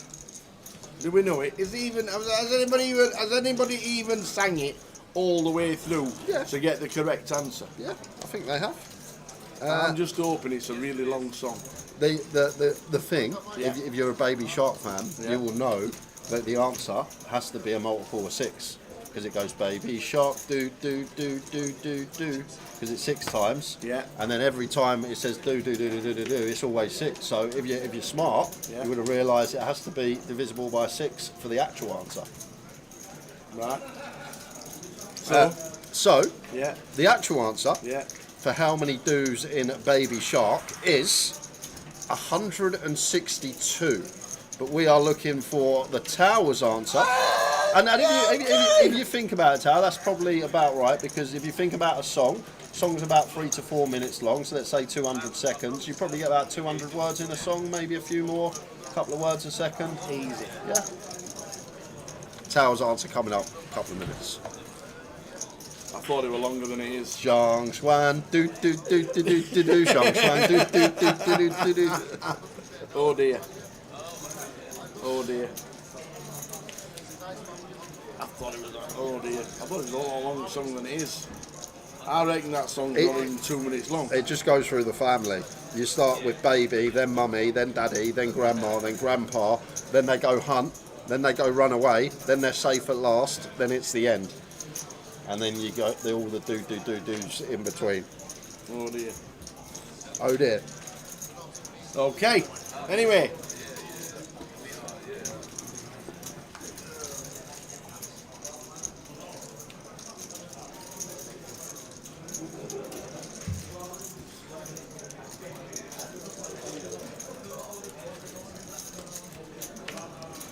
A nice one to take as Mustafa. And Zhang Xuan at 50, too deep to be getting this in blind on blind. Pair of strong hand to have blind on blind, but just wanting to play cool at 50.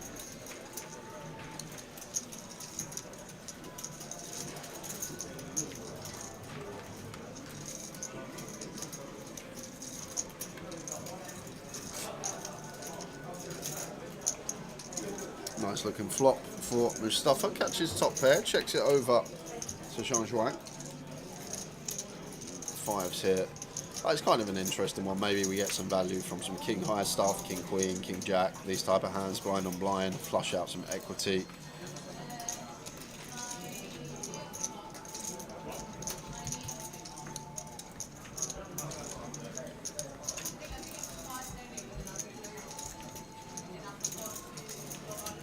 Jack of spades on the turn.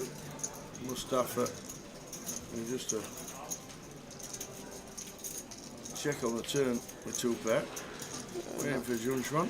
Yeah, nice one to just check behind, see a river. There'll still be some stuff, some king queen, some king 10. always suspicious when the pre-flop opener wants to check on a board that maybe we expect a decent frequency of C-bets coming in. 10k on the river looks like it's going to go for a bet, and ace is going to be good for Mustafa. Zhongshuang didn't take too long before calling fives there. Non-believer. I mean, 30 seconds to get your final guesses in on how many times is Zhongshuang mentioned in Baby Sharks.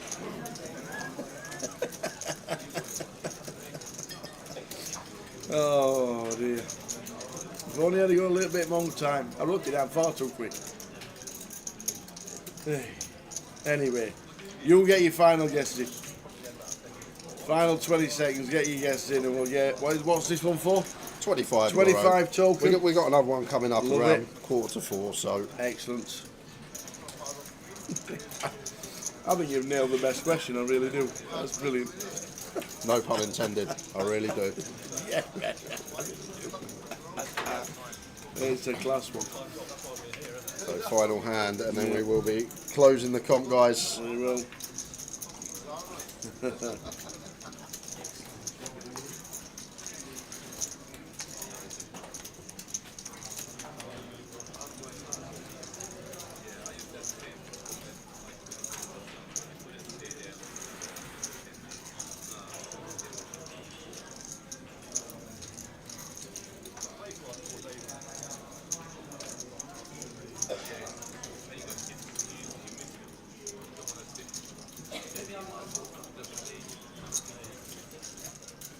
We've got a free bet. These two deep, so it wouldn't shock me if they all come in here. It is. I'm not going to get that opportunity because Zhongshuang just going to get to shove for 40. Kind of interesting whether to cold 4 not all in or whether to just jam. It's difficult because we need to go like 26.5, almost committed with the click anyhow. So the Zhongshuang here, feel like this is our only option. Just sends the lot in for 40. Mustafa trying to save face, just trying to let Dal know he's not free bet him light, make it look like he's got an ace queen, a pocket 9, something along these lines, but we all know always hitting the muck, and that means you've got about 10-15 seconds before the giveaway is closed. Yep.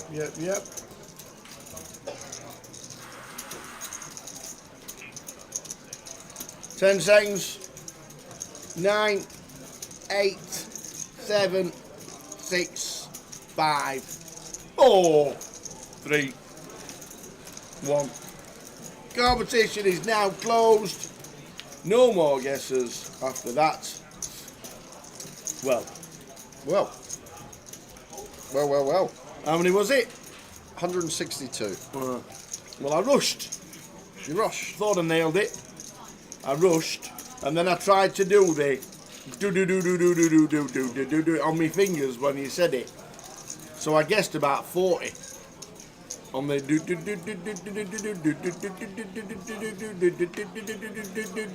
and that was nearly 40. That's what I thought. Obviously got it wrong. So I went for 40, and I went for the. I actually think the song's nowhere near 3 minutes long.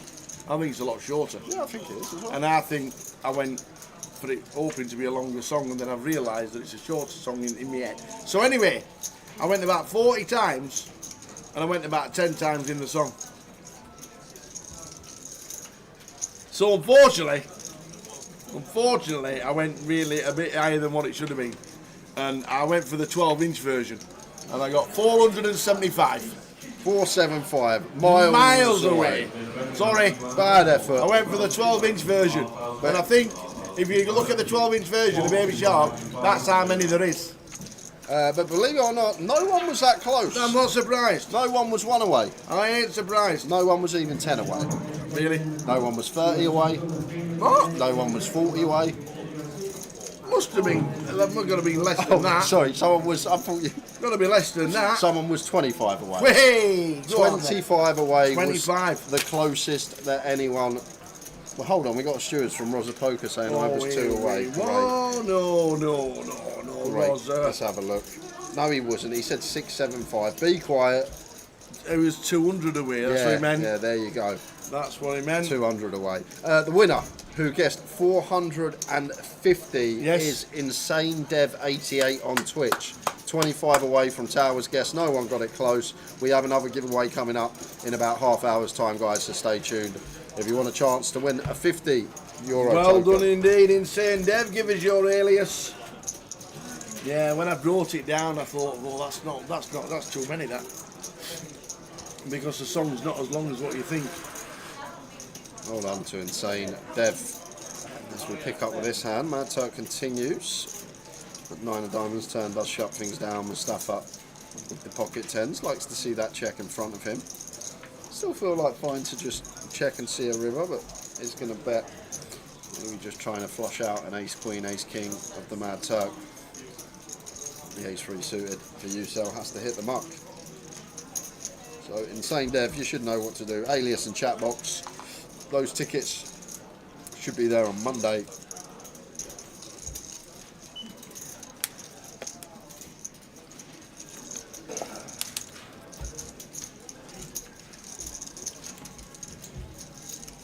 Attention all players remaining in the cup. This is your final call. You're on 1 minute remaining on your break. You're welcome to take your seats. That's final call for all players remaining in the cup. Dealers, if you have 3 or more players at your table, please prepare your... Good pass, my friend, good pass. You know when to pass, eh? I don't know about that. You know when to pass. Well done, Insane Dev. Get your alias in here and we'll give it to Tom.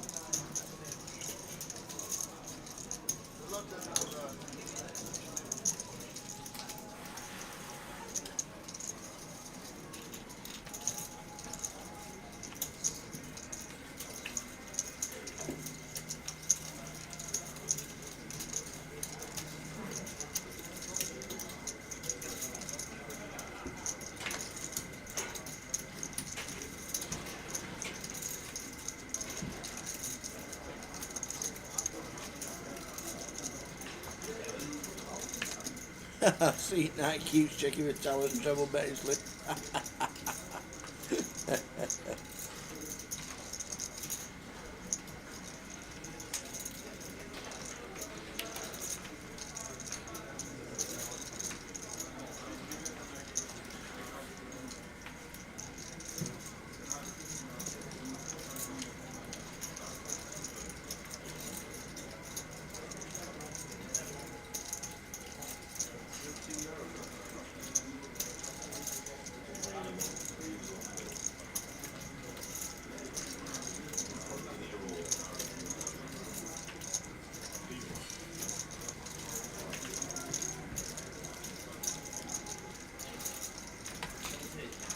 So still on 42, we're in 42 for nearly an hour. Zicheng Mao last out. Liam McMurray busting out and Matt Devonport busting out. We've been 42 for nearly an hour now. Yeah, had to slow down. Yes. Very rare. We get to money at level 15. Yep. Bubble will be 4 tables out because we're 8-handed now.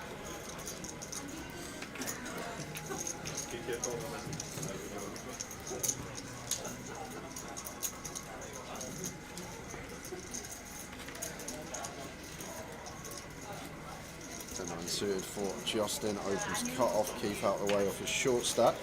Say short stack, 20 bigs is heaps on this structure. Mad Turk 10 for your diamonds, wants to get involved. 13 from the money.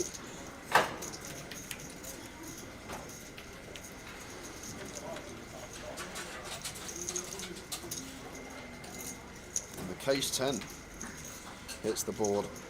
10-5-5. Mad Turk cannot win this pot outright. Well, he can go running threes, I beg your pardon, but best case scenario for him really is a chop here.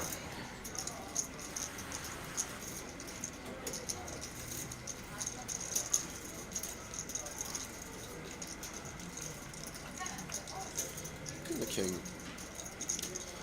means we will be chopping this up if the river is not a 9 or a king.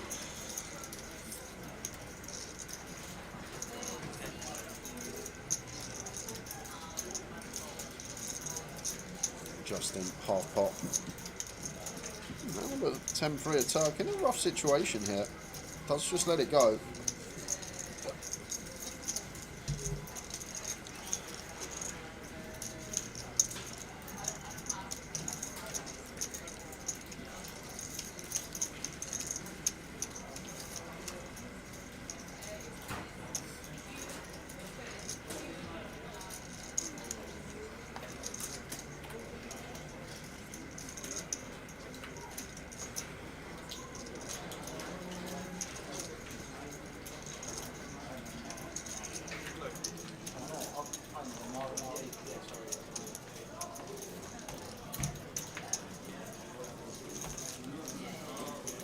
So 42 out of 247.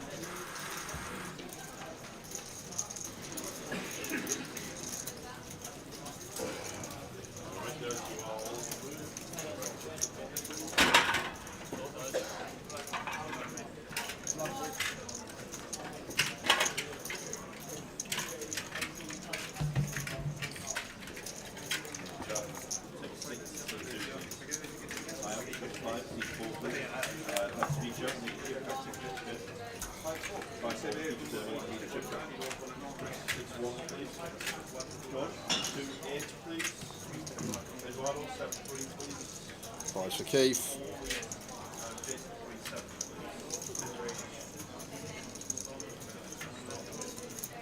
Raises to 4K. The Mad Turk, couple of sevens here. Should be a jam for 23. Nice clean one. Don't think that Usil will miss this. Definitely been something in his water, but I don't think the Mad Turk misses this spot. There we go. There's the all in. Mihal, annoying one. Now having to fold the King Jack. Would have got to C3. And then as Keith, I doubt we're going to see Keith call off pocket fives.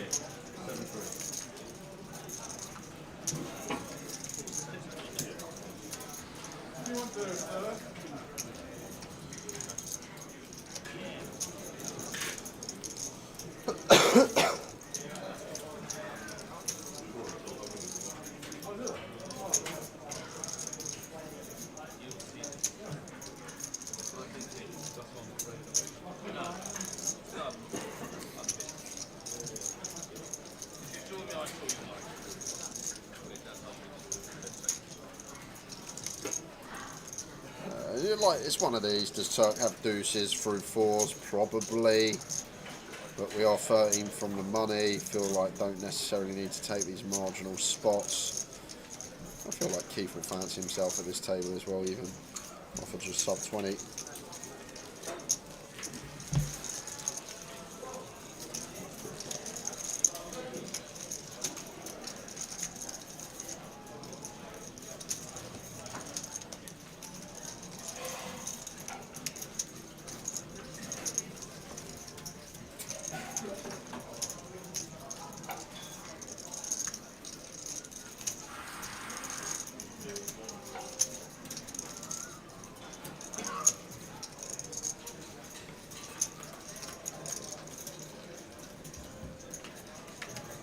Reno75 says, hey guys, just got a quick question with the tickets online. Can you not register online now for Goliath? We're waiting for confirmation regarding PokerStars and Grosvenor on registering online for Goliath. We'll get Jim McShane on the case. I don't know the official answer, but we know there's 100 seats guaranteed in the next week on PokerStars. So plenty of opportunity to get yourself into the satellites that are running. Yeah, Mikhail there. King Deuce off, blind on blind. King High just hits the mark. One of these we can actually use as well as a potential still candidate.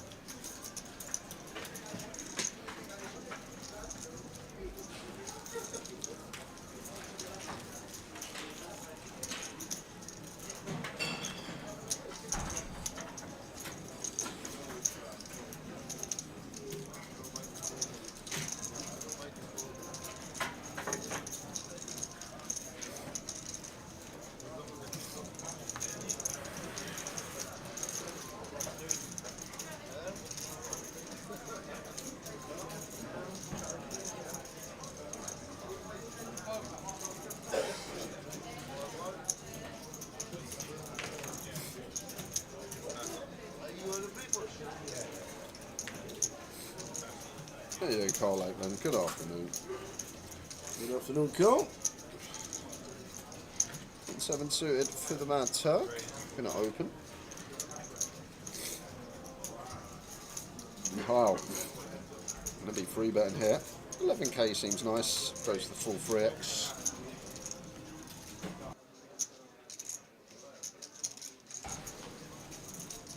And the stuff at ace-9 suited. Got to fold in the small. Cold 4 if he wants to proceed, but just going to be folding this one most, if not all of the time.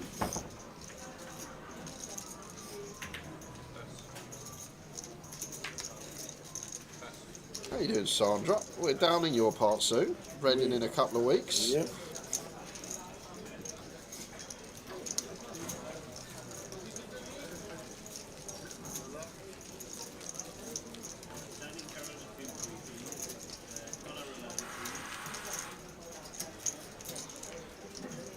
Yeah, don't forget the Seafolk Live this year as well.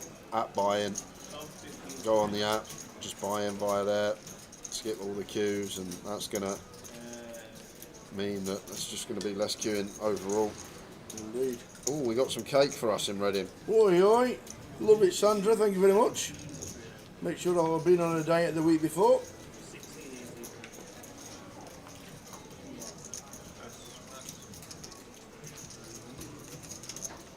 King Queen suited for the Mad Turk. Opens, raises to 4k. Mihal here should just be calling this one. I think at 25, don't want to free bet King 10 suited, get 4-bet jammed on.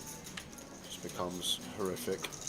So it just leaves us with the call option. Showing King 6 suited in the small blind, intriguing. Let's go. We are not a CFO, it clashes. Clashes with Edinburgh. We are up in Edinburgh for the UKPL. A heavy check here as the Mad Turk. Should be doing a lot of checking. Out of position, direct left, even on the ace high boards. Let's just come out firing. Trying to maybe use this ace high advantage. Going to have ace king, ace queen that Mihal will not have. So maybe just thinking that.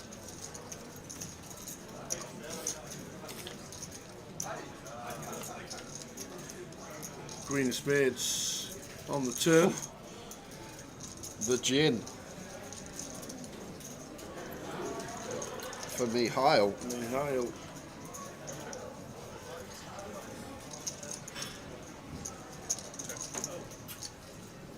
And checks it back.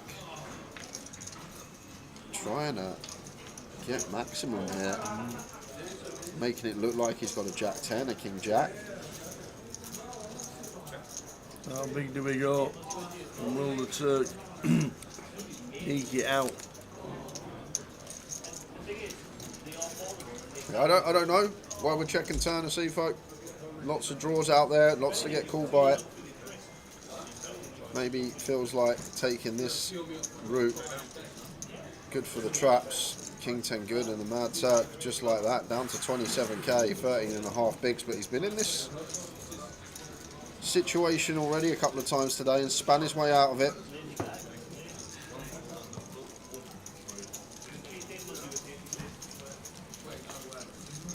I can't believe he didn't value bet that river with the king 3. If he value bets there, king 4 don't call and wins a nice pot. That's a big swing. How you doing, Barry Neville? Good afternoon, lads. Great table this. I was coming over to play but been ultra busy the last 3 weeks. Can't wait to catch up with you lot sooner rather than later. Fingers crossed it's a lot sooner. Obviously we're in Blackpool in November. We're not back up north, I don't think. What have we got? Literally Blackpool's the one up north. That's up north. Yeah, it's still up north, ain't it? If we had one in Reykjavik, we'd still have one up north. Let's go to the Shetland Islands, shall we? 10-9 suited for Dale with his stack would certainly be opening this. 13 off the money.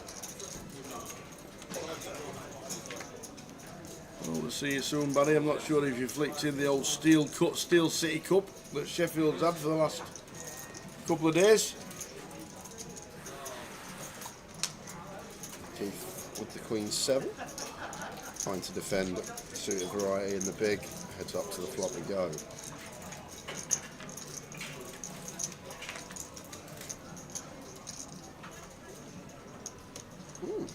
This could be a fun hand. So now that we become this shallow, I feel like one we could just go quarter on a Dale, 3k. It goes even smaller, 20%. And Keith, clear check call. Middle pair, backdoor flush draw, still ahead of all this King Jack, Jack 10, jump in front of the pocket pairs that aren't kings or aces. But we're going to have some barrels as Dale on the turn. And this is probably not one of them. 5 of hearts, Keith with a check mark. Just don't need to just relentlessly barrel these ace high boards versus big blind with any combo. So important to have a gut shot. Like we're drawing dead against a queen here. Like as Dale, think it's fine to just wave the white flag. Yes, I understand it's our board. We're going to have more strong hands, but so important to have the gut shot. Like yeah, we've got King Jack here, Jack 10, King 10 barrel. But when we've just got 10 high, no draw, like the decision to give up on it. Ace of spades river. But now as Keith, we're pretty happy. Only really ace deuce, ace 3 suited, the ace X that want to be check and turn. So not going to be too much ace X in there for Dale. All his ace 10 plus, just going to want to go for another street against big blind. Maybe block could be a thing for one big, but decides to check it over to Dale. And now we get here with 10 high. Can we credibly rep enough here? What are we trying to get Keith to fold? Do we fold out a queen? Probably not. I guess we can target a 4 as Dale, but is going to give it up and probably would have been getting heroed by Keith with the Queen 7.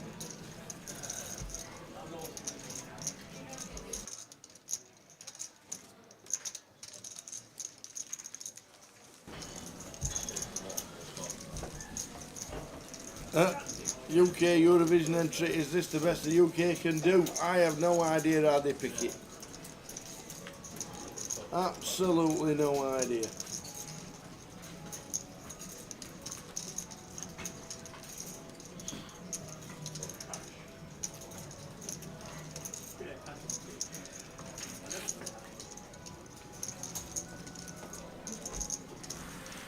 Which country's not in a crisis? Because that'll be the country to vote on, to host the next Eurovision Song Contest.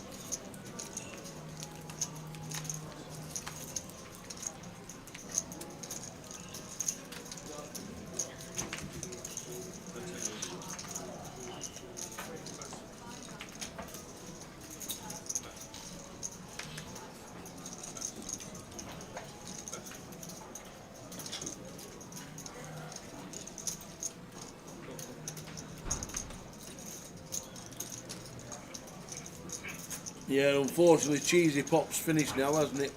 That's E4.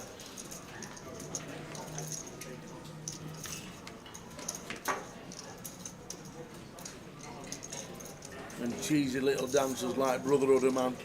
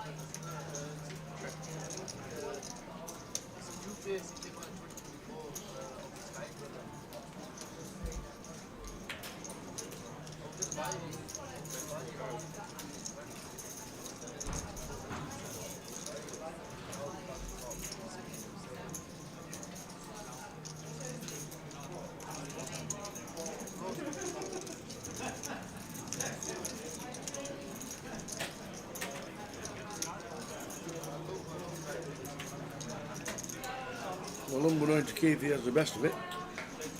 Checked all the way down and Keith just has to fold.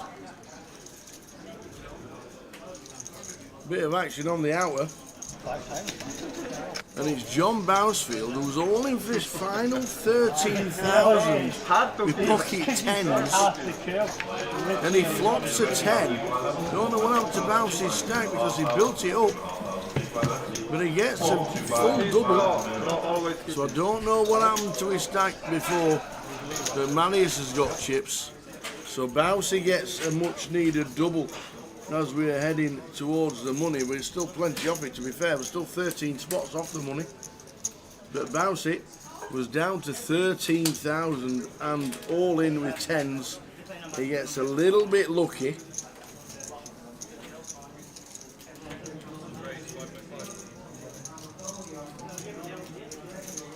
Not lost one in a while.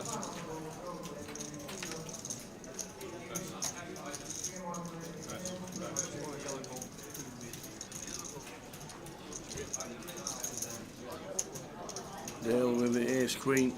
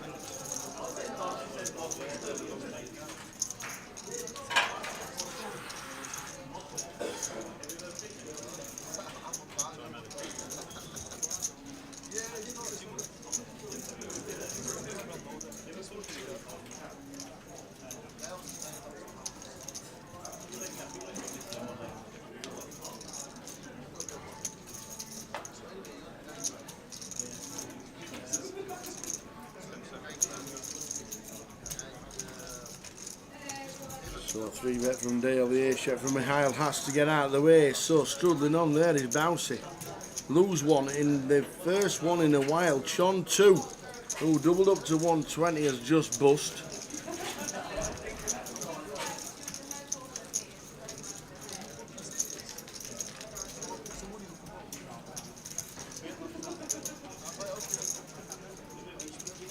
Apparently the teams are out for the Wembley game.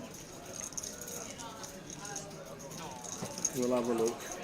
We'll see what we can do. See if we can pick up.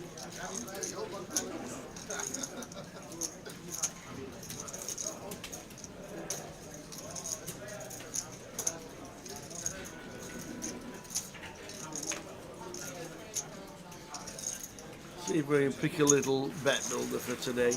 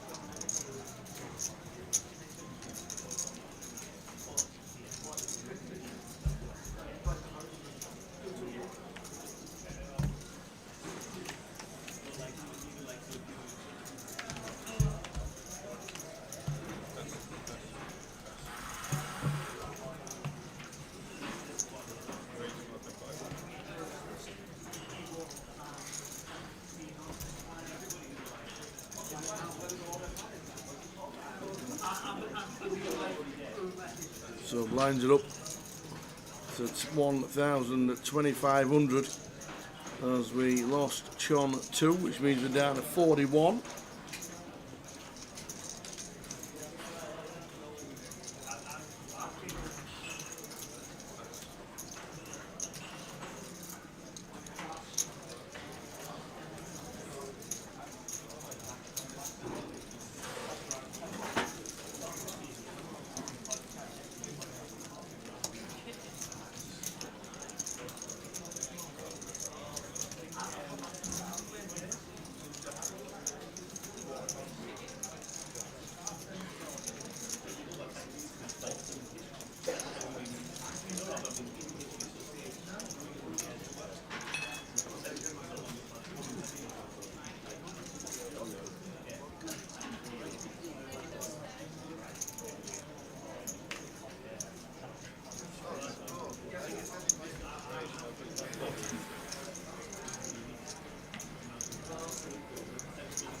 Justin with the sixes, raises to 5.5. Keith gets out of the way. Mad 2 with 10-4 also does the same.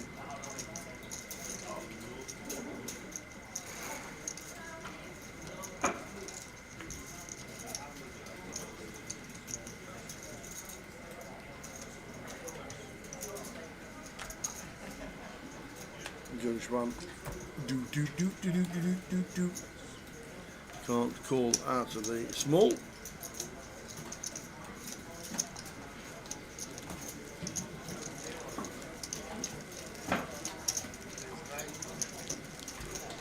Off to the outer table. Cal with the Queen Jack. And it's Jonathan with the Ace Queen for his final 26. And a Jack on the turn is a killer. We had heart draws on the river, but Jonathan busting out. Cal takes his chips. Cal's got a nice stack building. We have just lost Jonathan a few spots off the money.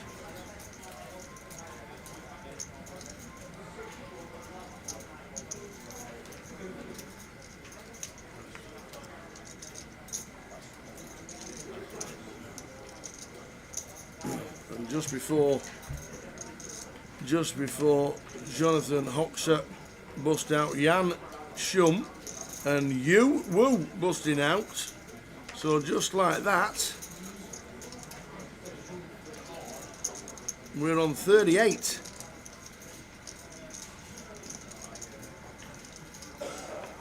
So 38 we are down to.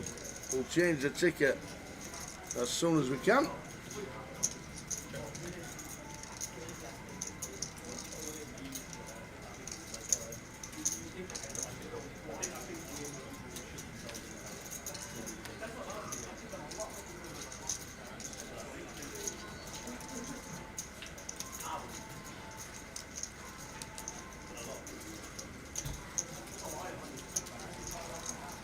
So down to 38.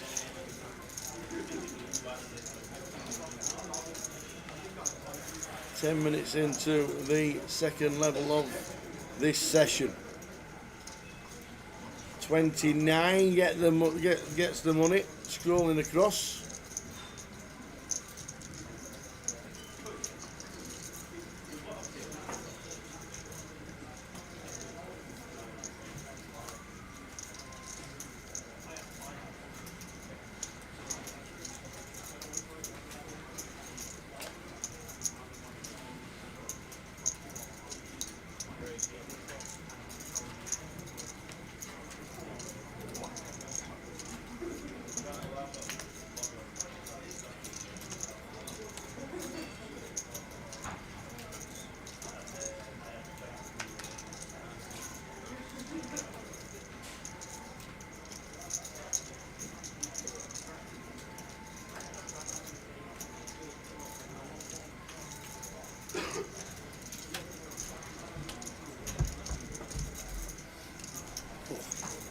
Come back, Keith's got kings. Yes.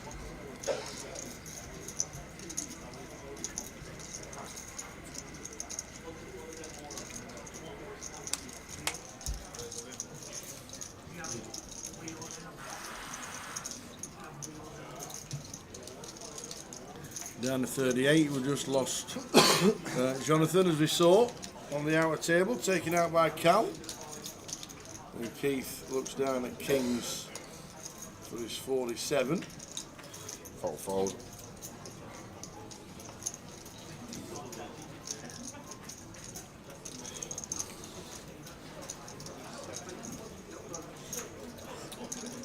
Yeah, when we open Garden Stout, like Keith, less inclined to take lighter shots.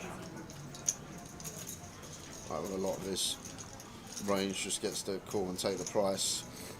I find generally in a live setting as well, people don't take these like squeeze jams with the King Jack suited, the Queen Jack suited like they are supposed to in Solverland.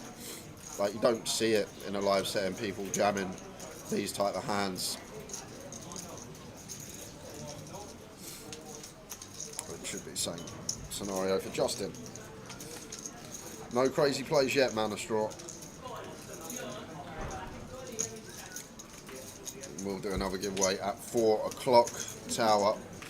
Thinking of a question. Thinking of a question. Looking at the bet builders for the FA Cup.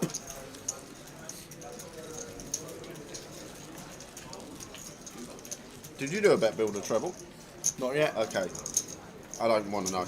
Oh, right, okay. I've got -1 Palace at 8 Have to you 1. really? That's what I've done today. -1 Palace, 8 to 1. -1 Palace? Yep. Get away. That's literally the only bet I've done today. -1 Palace at 8 to 1.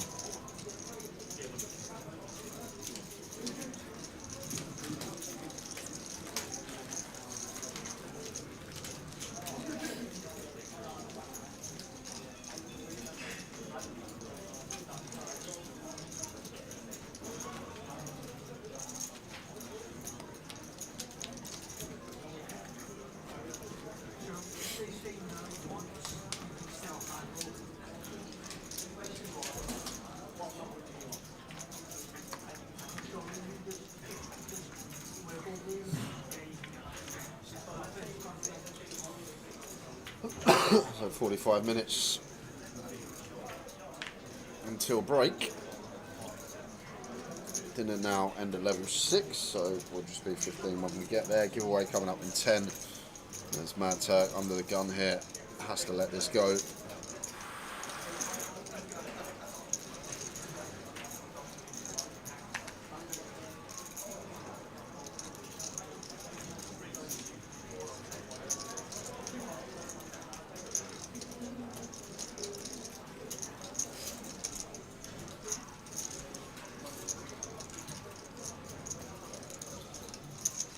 Four suit for Jean Swan. Dale defends the big blind.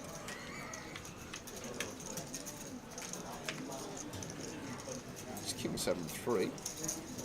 2 clubs. John Schwan with the best of it. Yeah, nice one to check back once in a while. Protect back. Protect our check back range. Can get the words out. Potentially goes for his value on the 2-tone turn.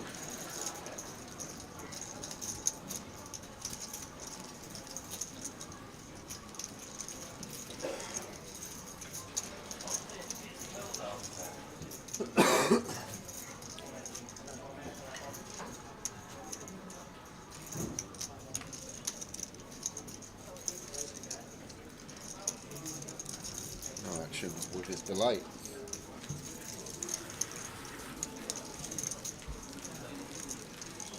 No golf bets. I actually missed it. It's kind of tilted.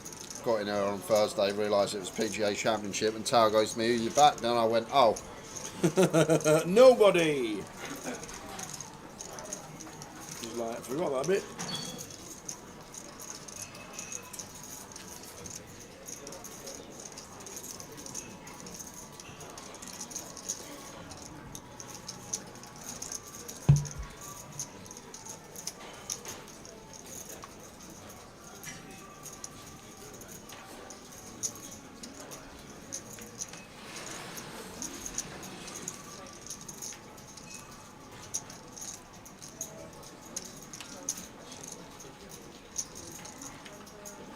it's very suited for Mustafa."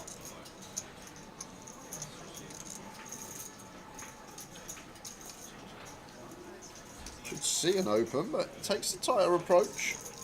Like, we've got Dale in the small blind as well, the only player that's got us covered in the small, so position that he's less likely to attack from. Surprised didn't open the suited ace at this stage.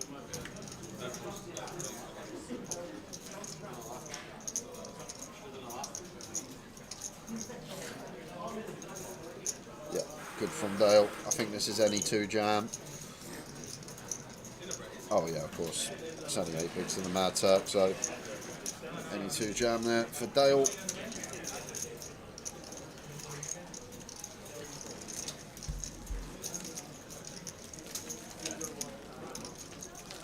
$120 bigs for Dale, 104 for Jan Opera.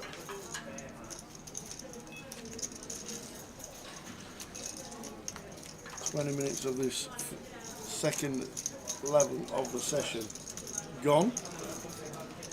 Down to 38 as we saw Jonathan Huxer busting out. Sean's off to the co-op for some donuts. Do I get custard or jam? Neither. You get one with a hole in the middle and some sprinkles on top. Oh, what sugar sprinkles? Just like some icing and sprinkles. Alright. I don't mind the custard ones, to be fair.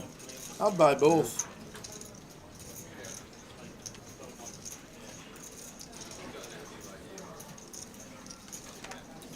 Drink out the way. Justin does the same. All the way round to the Mad Turk, blind on blind here. Aeon in the seat he was in yesterday. New cell. 6 BBs, 8-6 off, may live to fight another day, but he's going to see if he can get a cheap one, but needs to be aware Ion should be setting us in extremely wide here, so sometimes may just be better to save half a big, and if I'm Ion here, I feel like we get to shove pretty wide. If Mad Turk's got something, surely he just goes all in himself, maybe traps aces. But these spots become really interesting now because like ace high and king high shouldn't really be a thing here. They should just be all in pre at this stack depth. So essentially with queen high as Ion, one of the best higher card hands we should have in this given scenario. 3 of diamonds on the river. Now the Mad Turk going through a bet and does dislodge the queen high, so finds a pot that maybe others wouldn't. Has his way.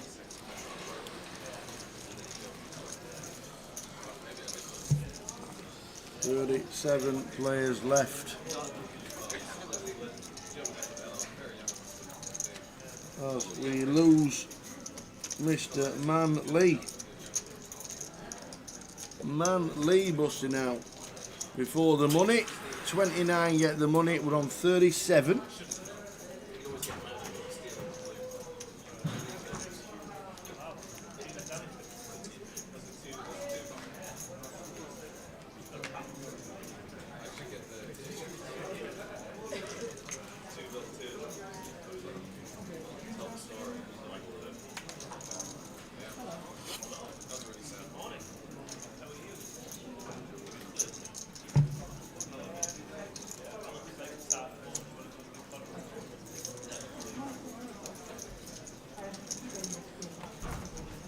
Open from Dale. And Mihail just going to fold. Doesn't take for Dale.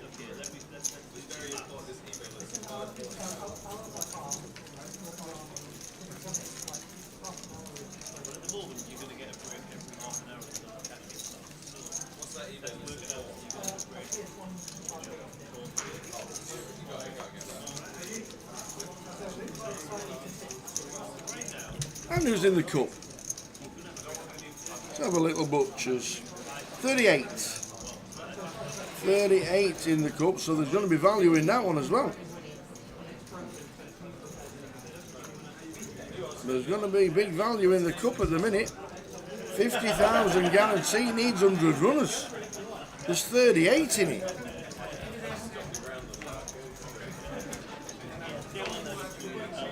There's going to be a lot of value in the cup, ladies and gentlemen.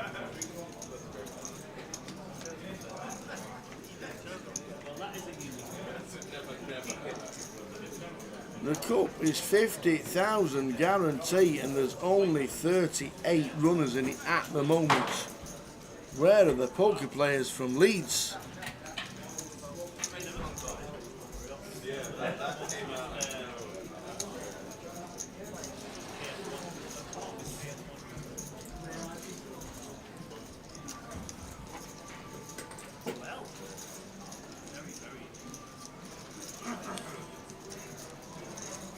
King 7 suited here for the Mad Turk.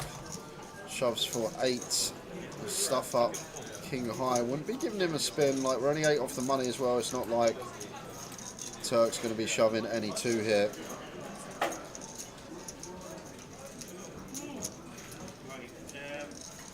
Nice lay down.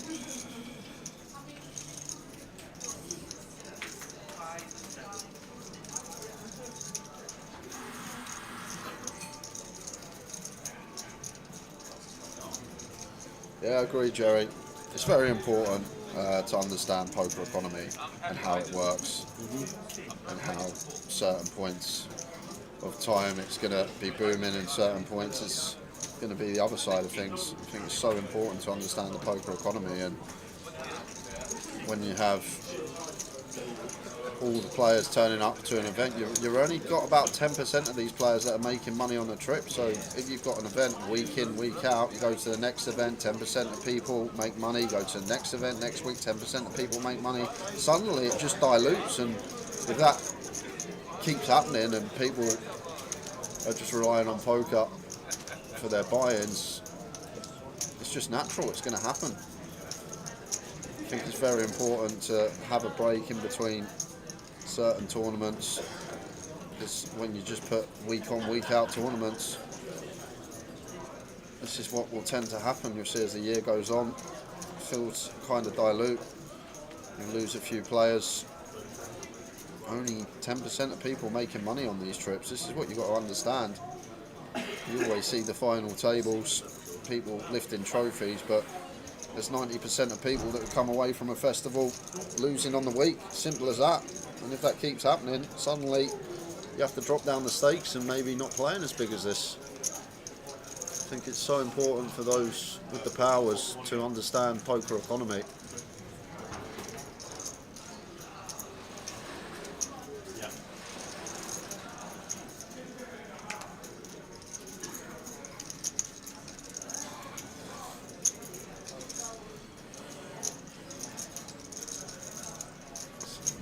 Here, finds ace king, pretty small free bet, probably need to be going at least 23k, 17 fairly small.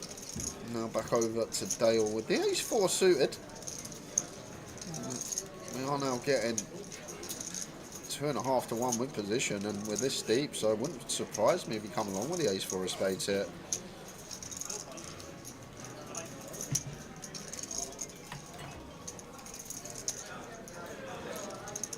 Off to the flop. Call from Dale with ace 4.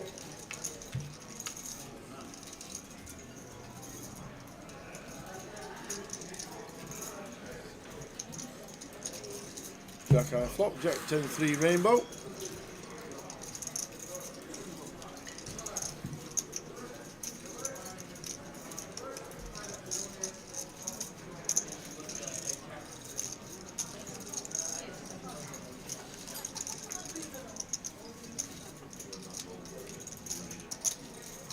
Bet and a fall from Dale.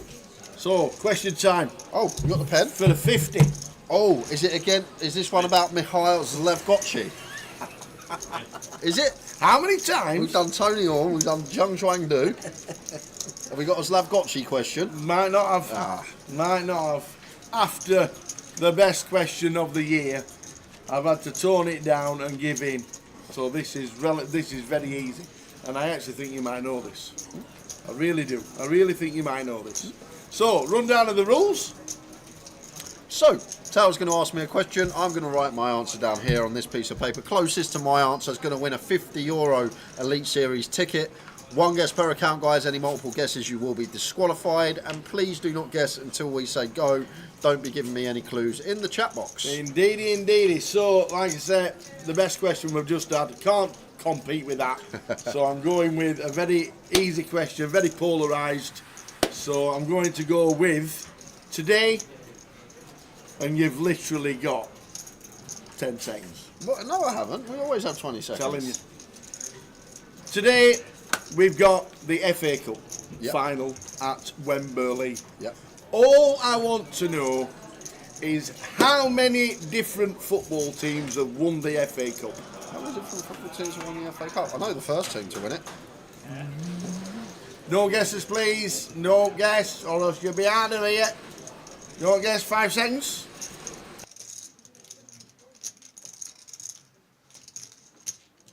How many different teams have won the FA Cup final? Away you go. Good question, though. Yeah, FA Cup. It's on in half an hour. I'm going to give you my bet builder for the FA Cup at 15:15. So you'll have 10 or 15 minutes to get it on. Great. There you go. So how many different football teams have won the FA Cup? Who were the first ones? The Wanderers. They were. They beat the Royal Engineers. They did. So Zhang Zhuang all in here against the button open. Shoves for a chunk of chips with the pocket pair. Near 40 BBs. This close to the money. Does do the job. Hefty old jam there.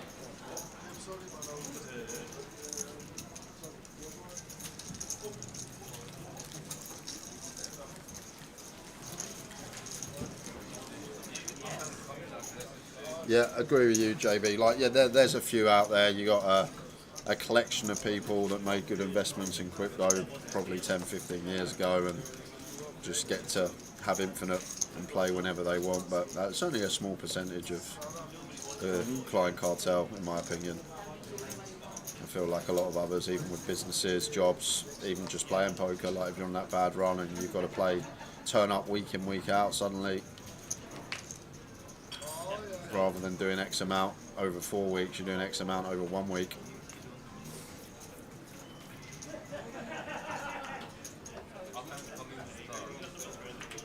So the latest question. How many different football teams have won the FA Cup? Give you the correct answer in a couple of minutes.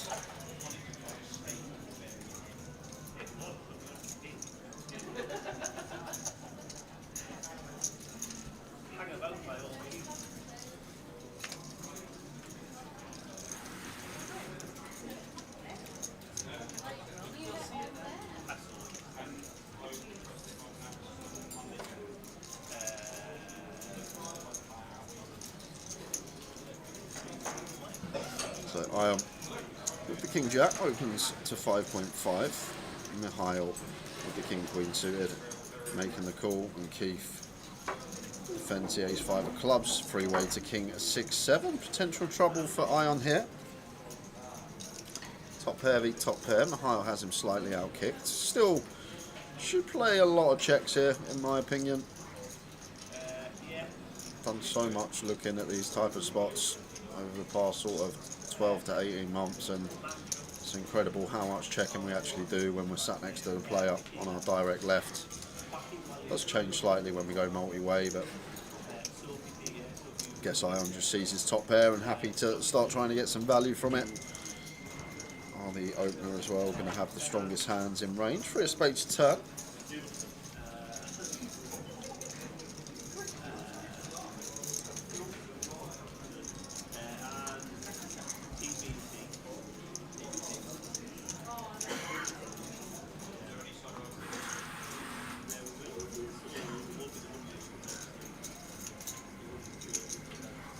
Second street comes in. Kind of awkward now for Ion one call because we expect stuff like 8s, 9s that didn't free bet to start folding. We expect ace-7 suited to start folding. So likely that Mihail's going to be working with a King X or a high equity draw. And now, like, even the King 9 suited jumps in front of us. So only really going to extract value from King 10 specifically as Ion. So now does choose to knuckle, and it goes check check, and the King Queen going to pip the King Jack.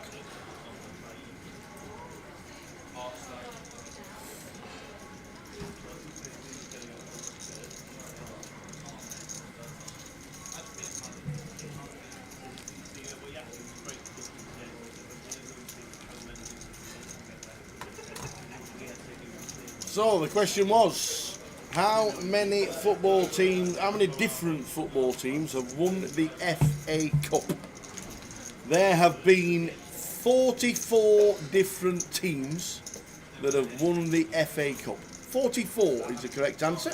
That's not the answer we want. We want the answer that Jay's got, and we'll give you that in 2 minutes' time. 44. Next question is, can you name them all?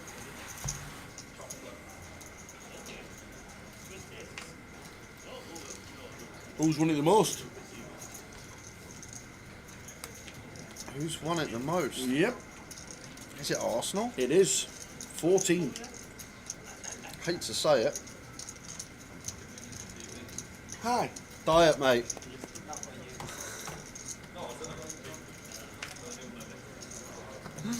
Trying to give me chocolate. Do I not know the trim shape I keep in? This svelte figure of a man. Ace Queen for Zhang Zhuang. Opens on the cut-off. Makes just a 5k. Doubt Keish doing anything with 8-6 of clubs in the small blind.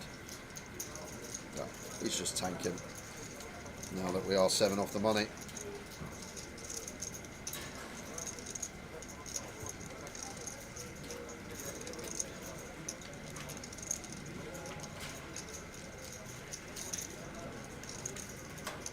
No action for Zhang Zhuang with the Ace Queen.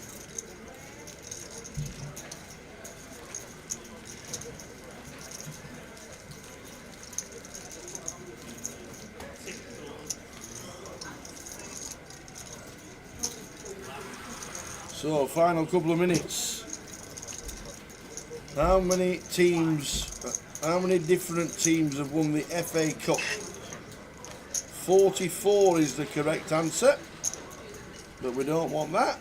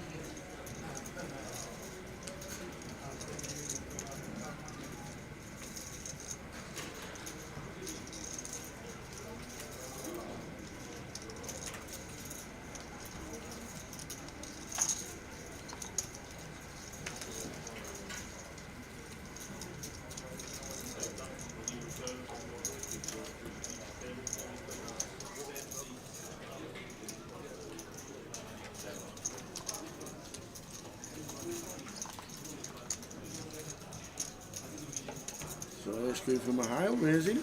Mad Turk calling me Queen 10. Jack 9-4. Mad Turk wrapped around it.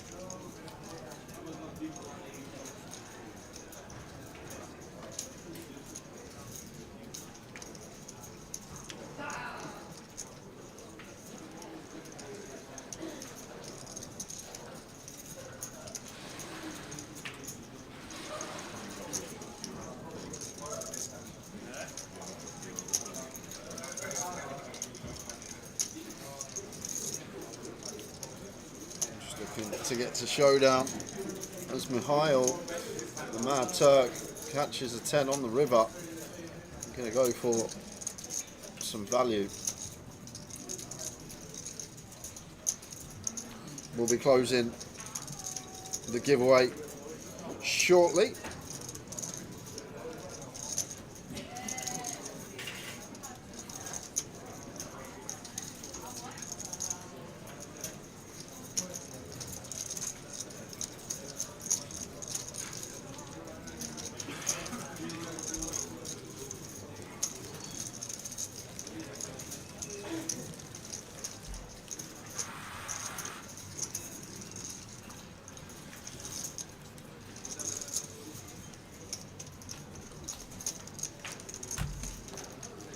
So, 20 seconds to get your final guesses in, please. How many different teams have won the FA Cup?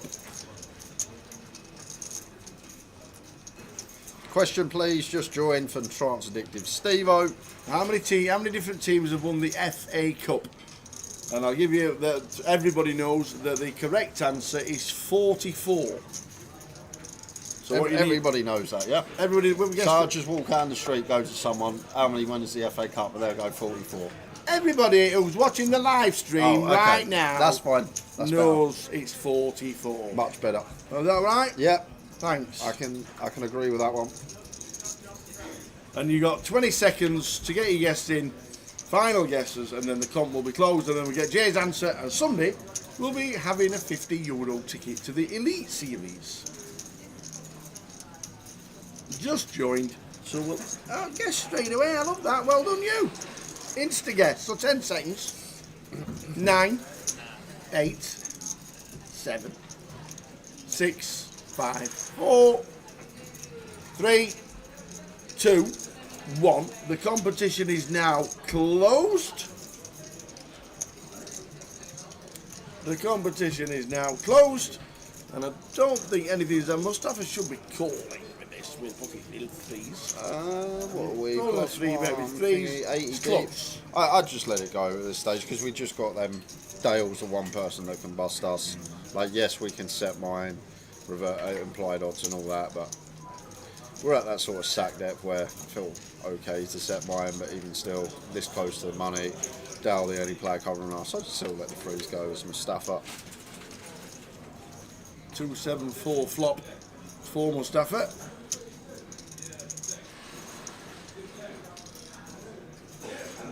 Yeah, Mustafa. Just got to check over to Dale. Not got any leads here on the 7 high board. Be a mistake to start betting ourselves. Just check to the aggressor as he does. And Dale's actually got quite a nice one to continue. Backdoor diamonds, backdoor wheel to clean over cards.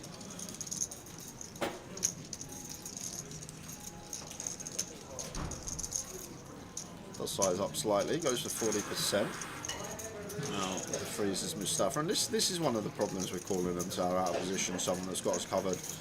Don't flop a set very often, 1 in 8.5 times, and the times we don't, we're always met by overcards, and it's difficult to continue when Dale still has all these big overpairs in range. Did he just raise? He didn't just raise, did he? Flicks it back. Okay. Old school, find out where he is, I guess. The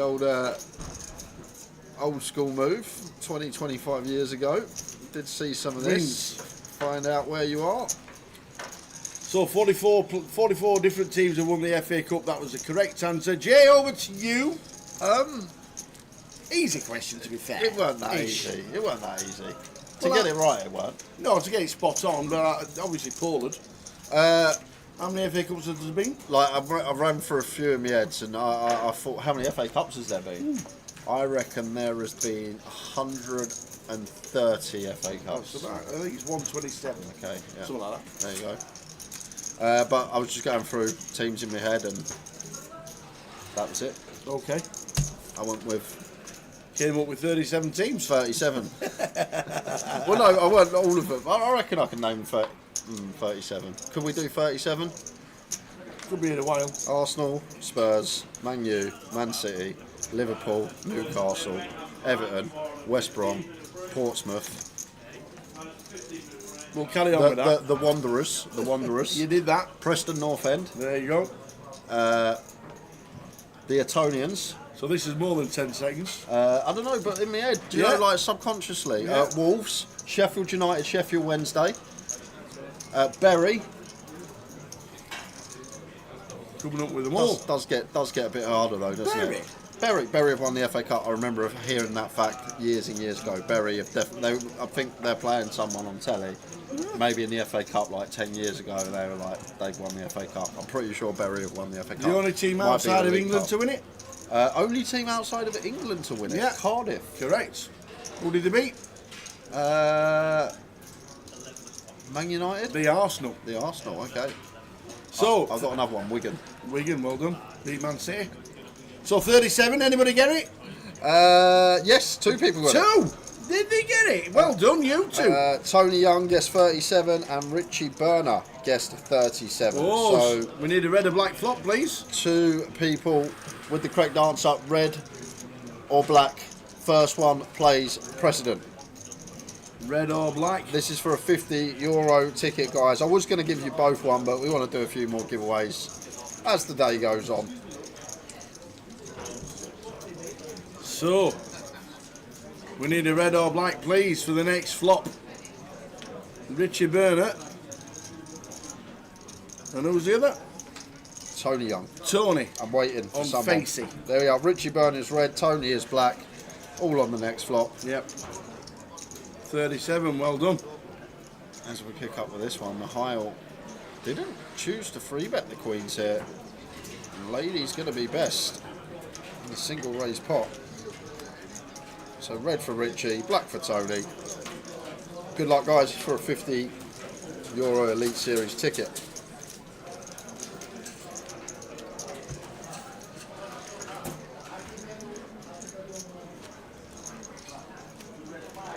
So quickly off to the outer table.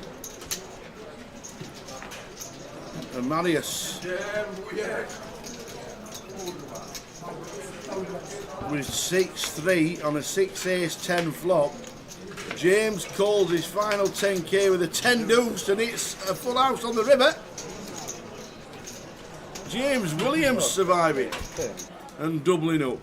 Very nice indeed. Very nice indeed. Oh, and quickly, just for the fans. No, I honestly thought you'd forgot, and I wasn't even going to mention it. Just for the fans, I have got one. Only one. I've only got one bet builder. I wish it was one bet. I've only got one bet builder for the FA Cup final, and they're just playing Abide With Me because it's on the TV over there. Abide With Me. It's my favourite. Is that Palace's song? No, it's an anthem. It's a British anthem. Abide With Me. I thought it was. Abide With Me is like Sweet Caroline was. Abide With Me is as popular as God Save the King. I've never heard it. Really? Don't think I've ever heard it. You've not been to an FA Cup final? Very funny. Let's give Tower a clap. Very funny, sir. Obviously not. So while Mihail has just flopped the absolute stones, my bet builder is a first half bet builder, and it's shots on target in the first half because we think they're going to come out, and I've gone for 2 Palace players and 1 Man City player because I think Palace might do them in first half. But my 14-1 bet builder for the first half shots on target are Ismail Sarr, Eze and Marmoush for Man City. So my shots on target in the first half is Marmoush, Eze and Sarr, and it pays 14-1. That's the only little gamble I've had. I've had a couple of quid on it, and I'm ready for collecting. My tip, Palace -1. There you go. So, flop is all black. Oh, I didn't even see. Flop is all black, baby. There we go. Tony Young. Tony Young. Well done, Tony. Put your alias in the chat box. Got €50 coming your way, straight from Tower's bank account. I'm not going, Kev. It's too expensive, really. I've looked at a couple of things, but I'll have to take my dad as well. I wouldn't go without him, so it's not just like 5k trip for me. It's going to be like probably north of 5 figures, unfortunately. Just one of those. I think we're going to go to the Spurs ground instead and watch it, like they done for the Champions League final. But unfortunately, not going to be there. Should have gambled when it's last 16. Booked an hotel, booked a flight, and you just got to worry about the ticket. That is a pure gamble. Final 16, and you're gambling on Spurs getting there? Yeah. That's a pure gamble. You'll never see me play any worse than today. I agree. You'll never see me.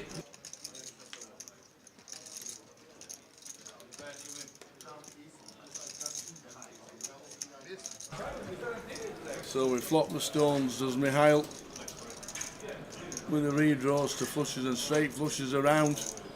Gets the check mark. Now very hard for Mustafa to be calling this one. Tough one. Difficult to see what we beat. Even Jack 10 getting there. just got to basically give our opponent some ace-x of spades.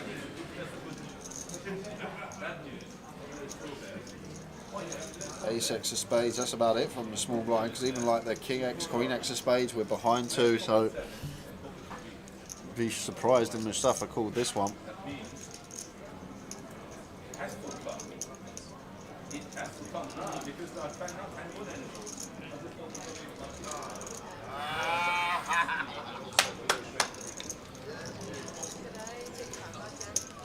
So we're on 36 players, 29 get the money. There's a break in 13 minutes. Is it a 15-minute break? It is.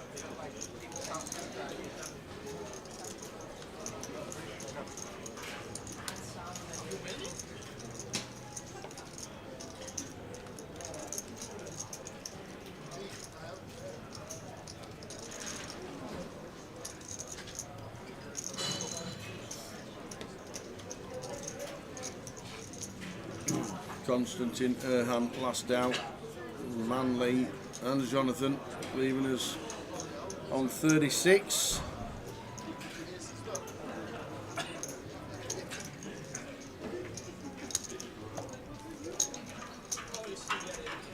Jay's answer was 37.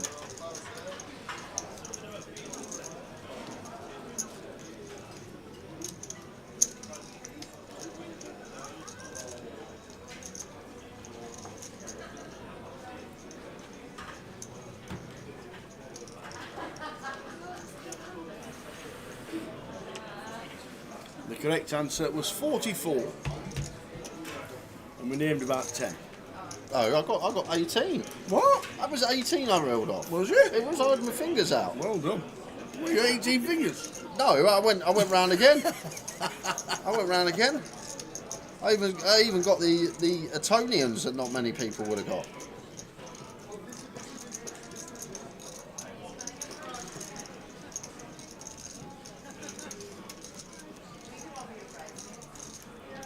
Why did you not say QPR and Coventry? They haven't won it, have they? What? Have they not? Well, they might have done. They might have done. Villa? Oh, Villa's one I missed. Yeah, Villa's a good shout. Villa? Birmingham? Birmingham City? I don't know. Was that not against Arsenal back in like 2011, or was that League Cup? Oh, I think that was League Cup. Obafemi Martins, Portsmouth? wasn't it? I said Portsmouth. I'm pretty sure I said Portsmouth. Oh yeah, I think Birmingham Arsenal League Cup. I recall back in like 2011.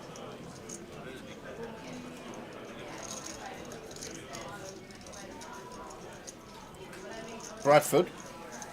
Bradford? Well, that'd have been a long time ago. I only said that because what Gully put. Our only major trophy, 1911. Said it to me a while ago. Off to the outer table with Dave Ledden. He's all in for 22,000 with King Queen against George Pocket Jacks. Dave needs a queen or a king, doesn't get it. The hat disappears. Dave Ledden out just before the money. George Pop takes him out. Thanks, Tony. Nice one, Tony.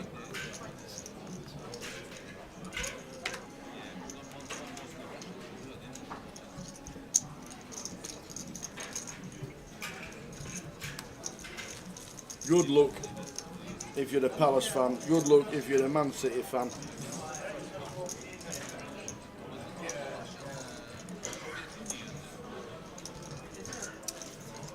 Sunderland have won it as well, according to Ian.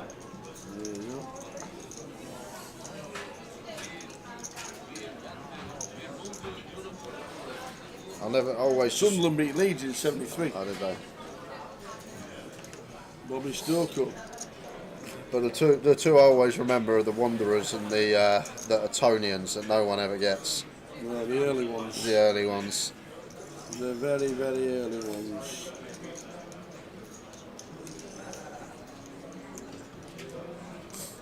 I don't know, Mr. Guy. We haven't seen Abdul this year. Hasn't been playing much. No. Zhang Shuang on the button. Ace 6 opens.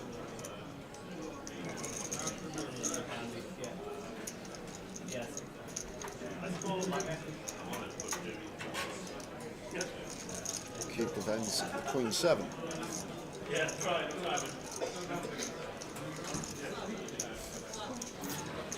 Gentlemen, in the event you have 3.5 minutes remaining in your break, you are now welcome to regain your seats. With the top pair, does go for the check back. Please take your seats. You have 3 minutes remaining on your break.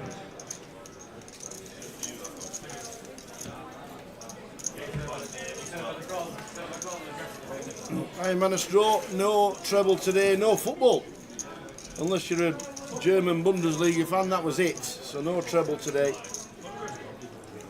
Just gave the bet builder treble out. Oh yes, I did. Sorry. Apologies. The bet builder treble. You got about 2 minutes.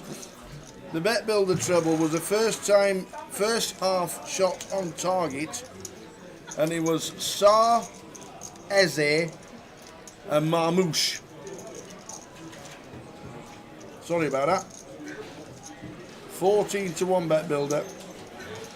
Sar, Eze, and Marmouche. First half shot on target. 14-1. Just back Palace -1. And then Jay says Palace -1. And somebody also said over 4.5 goals and over 5.5 goals.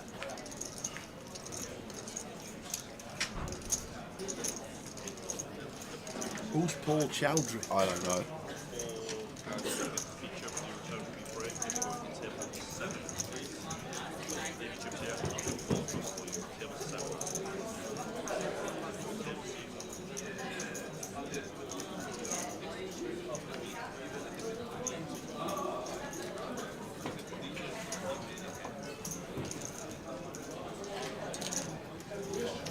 We have just had a request from Mustafa. He says, everybody knows me as Twinny. Can we please have Twinny on the live stream? Well, we're not getting it for the last 6 minutes. No, but the next time he's on the stream, it will be Twinny. Because we've got 6 minutes until the end of the session, and then we can all go and watch Towers' first half shots on target treble come in. I don't mind if Marmouche shoots and misses and both the other players score and Palace are 2-0 up. That would be lovely. 10-9-3 Rainbow. Keith with the stab. Working. Thought we might have got to the money this session, but we are not. To be fair, having 35 left in the main event at R4, sometimes you come back last session with 35 and That's true. That is true. may go close to an FT today. Yeah.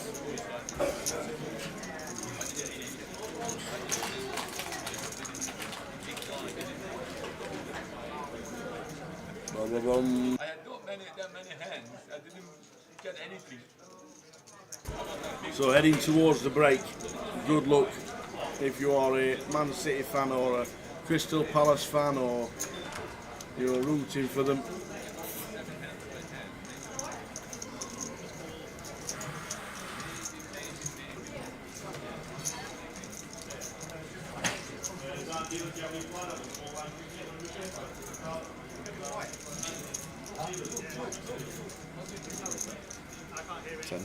For Keith on the bottom. Opens. Ion defends 6 to suited. How many? 164.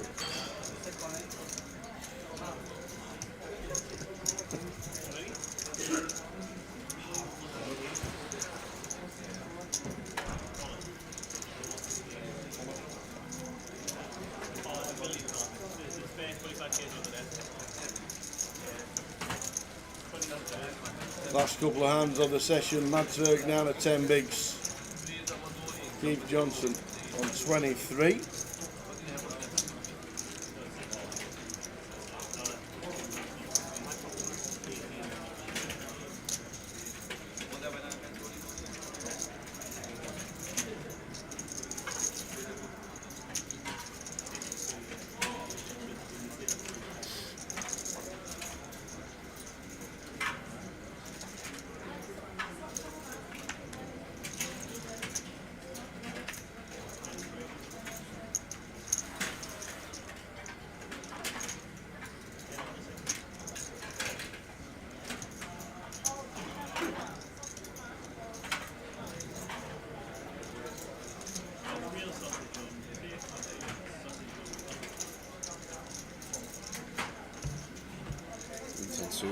Justin here.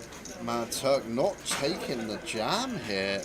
Phil 6 off the money. I could see it on direct bubble, 2 off, but feel like against late position we're just going to pick up 2 big blinds of Justin, 2.5 big blinds of the blinds. Now Mihail priced in, splitting equity 3-way.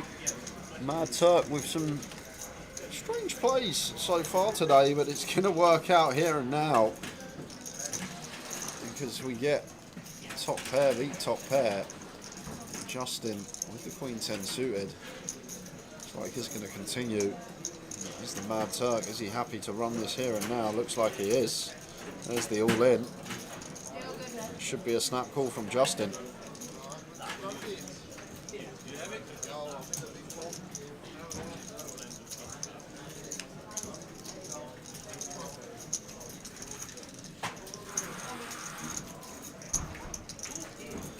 I'm a bit surprised to see this one as Justin. Probably expect the Ace 10 to shove with the Mad Turk, King 10 suited to shove, but there's a diamond draw. So fading queens and diamonds as usual to get a much needed double. 9 outs once, and it's a double to 60k. Survives. Oh, it certainly does. Look at this now, the chirp's back. One more hand of the session.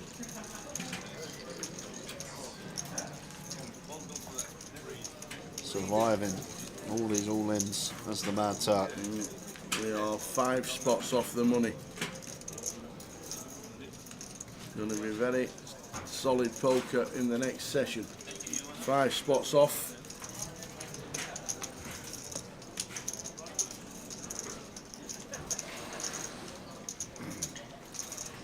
Steve Barnes busting out to make it 34. Probably the last hand of the session. Yeah, more giveaways going to be coming up next session, guys. Got another 2 €50 Elite Series tickets.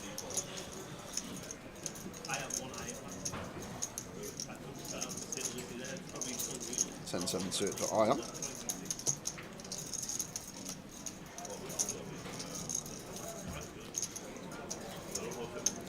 55 to go.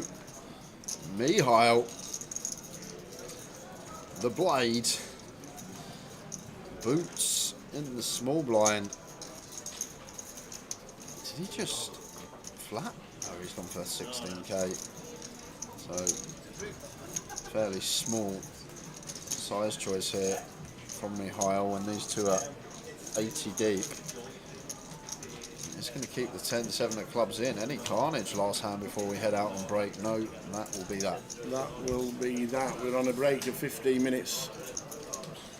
Option Mihail will just bet and Jan will say no thank you. Yep. Yeah, of course he will. There we go, told you. I don't know. He's got 10 high, no draw now. He's turned at 7 now. And now he's going to get himself into a bit of trouble, isn't he? Yeah, it's maybe seeing 3 to a straight flush, but I still think like if we're going to have floats, we need it to be like Queen 10 of clubs, King 10 of clubs, 10-7 of clubs seems a bit mental. Yeah, better 17 and a call. We're just doing chips here. Yeah, and just going to be check river, I guess. Then probably thinking he beats some Ace King Ace Queen, but I doubt Ace King Ace Queen ever going to call at that pace on the turn, which is something to take into account. There we go, check, and I'm going to save some chips, just folding the flop. Yeah. We take 15. We'll see you in 15 minutes.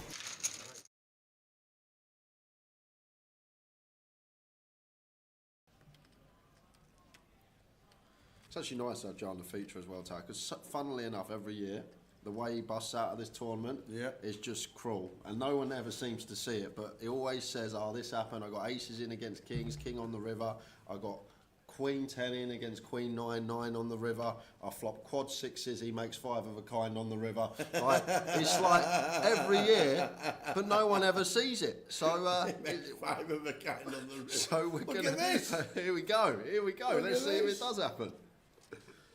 Couple of kings, making it 800.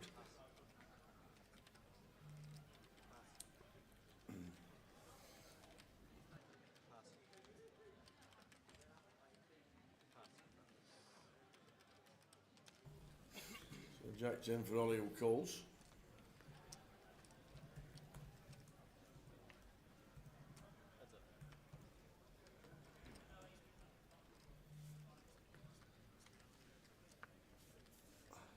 The 9-7 boost. Imagine the aping. Oh, do you know what? I'd give it the biggest boom ever, Tav. If the 8 rolls off here, there will be a boom coming from the comms booth. I'll tell you that right now.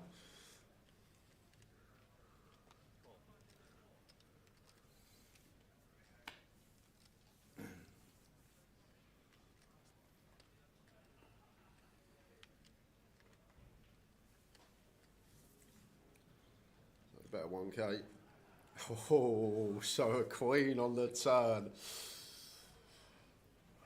Can I root for the king of clubs? Is that allowed? Am I allowed to root for the king of clubs? Of course you can. At 1.9 into 4.3. Around 60%, just north off. Sorry, 40%. Put the king of clubs there, dealer, one time.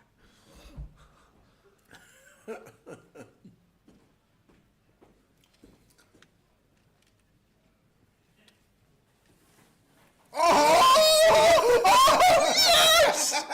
Yes! Come on! See you later, Saunders. What's that, 2 hands? Have you managed that? Come on! Come on! Have you managed that? Oh, this is brilliant. This is just gold. Poor lad sits there, rivers are set. He's nailed it. He's called it in one time, dealer. He says, King of Clubs.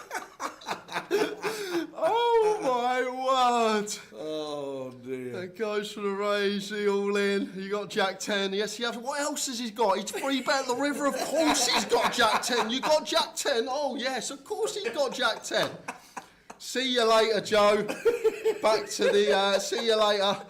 2 hands he lasted, and believe it or not, that's actually his record run in the Goliath Tower. Level 3 for Saunders.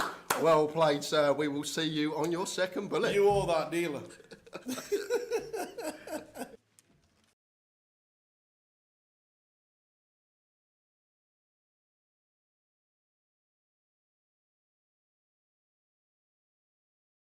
I'm going to show you a little trick. It's called Finding the Kings, but it's a trick that only works with the 4 kings, okay? I'm going to ask you, sir, to touch the back of any one of these cards, okay? Anyone you like. This one. Now, I'm going to try and find the 3 cards that match that one. For example, if he picked a queen, I'll find the 3 other queens. But remember, the trick only works with the kings, okay? I think that should be king number 1 just there. I'm not looking, but is it? Did I get it right? King number 1, king number 2 just round about here. King number 3 should happen just like this, if I'm looking. It's like an acrobat look, the king of clubs. That's spades, diamonds, clubs, and hearts. Now, I'm going to do the trick 2 more times, but each time we do it, it's going to get more and more impossible. This time, once you've picked the card, you can change your mind as many times as you like. Can you touch the back of 1 card for me, please? Anyone you like? This one? Now, do you want to stay with it or do you want to change it? Your choice. Stay with it. Remember, the trick only works with the kings. You remember I was telling you that? It only works with the 4 kings. Now, stay with it or change it. You don't. You're sure you want to stay with it? Because I hate to think I was cheating, but you can change it if you want. No? You can change it. Do you want to stay with that one? Perfect. That's king number 2. King number 3, I hope, should be round about here. And that's diamonds, clubs, hearts, and spades. I watch that card all the time. I do not take my eyes off that card. I said we're going to do it 3 times. This time, you can change your mind as many times as you like, and we're not going to look at any of the cards until the very end of the trick. Remember, it only works with the 4 kings. So just touch the back of anyone for me. Which one? This one? Do you want to stay with it or do you want to change it? You sure? You can look at it. Don't show anybody else, but you can see whether it's right or not. In fact, I didn't even know there's a king or not. He doesn't. In fact, you can lie or tell the truth. It's up to you. So lie if you want. What is the name of that card? Change it. Jack of diamonds. The Jack of diamonds. I mean, I'm definitely I'm calling on that one. I'm definitely calling on that. All right. Remember, the trick only works with the kings. Do you want to stay with it or change it? Stay. perfect, okay. Stay with or change it? Stay. Stay with or change it? Stay. Stay with or change it? Stay. You sure? Yeah. Remember the trick, it only works with the kings. Unless you get an ace, it always works with the 4 aces. I don't know how it works, but it does. No. What I'm going to ask you to do, sir, take one card for me. Take it. Yeah, take it out of the pack, look at it, remember it, show the camera, show everybody else. Everybody knows what it is. And then pop it in the pack. Remember it, right? If at the end of the trick you forget what it is, just agree with me, okay? Perfect. Now, before we find your card, I'm going to show you something with the aces, specifically the red aces. Because we've got the ace of hearts. I'm going to try and make the ace of hearts and the ace of diamonds change places. Not with each other though, with the black ones. I don't know how it happens, but it does. Now, I'll show you again, because it happens pretty quick. Slow motion review. Now, we've got the red ones, that's the ace of hearts and the ace of diamonds, and the black ones, which is clubs and spades. Name for me, red or black? Red. Red, watch close. The red aces, watch.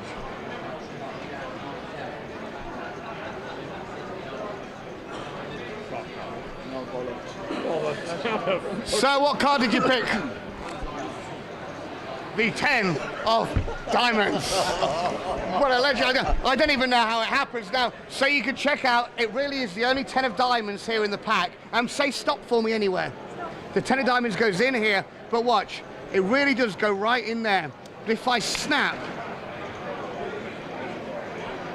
the 10 of diamonds changes to the ace of hearts. I don't know what you're thinking.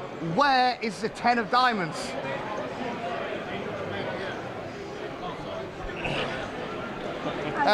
Have a look, sir. Turn it over. Show everybody. Now, like I said, it does happen pretty quick. In fact, watch. But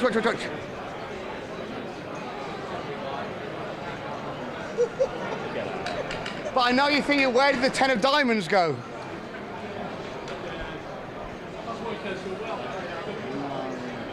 Yeah, way. Now, some people think I cheat. They think that when you're not looking, I take the 10 of diamonds. They think I hide it in my hand, put it under the box. That's not how it's done, because it's not the 10.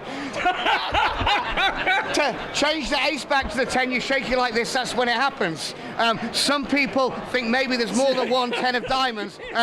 If it was true, it would look hopefully something just like this.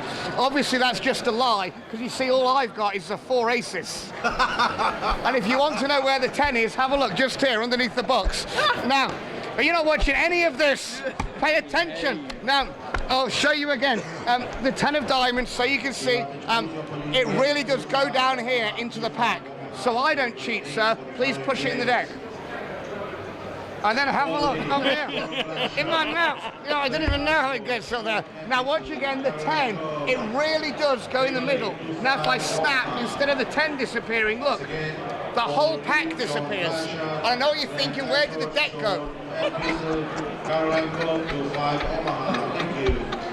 Now, very finally, we'll bend it in two. The bent card, the 10 of diamonds, really does go down in here, so you can see, watch. 1, 2, 3.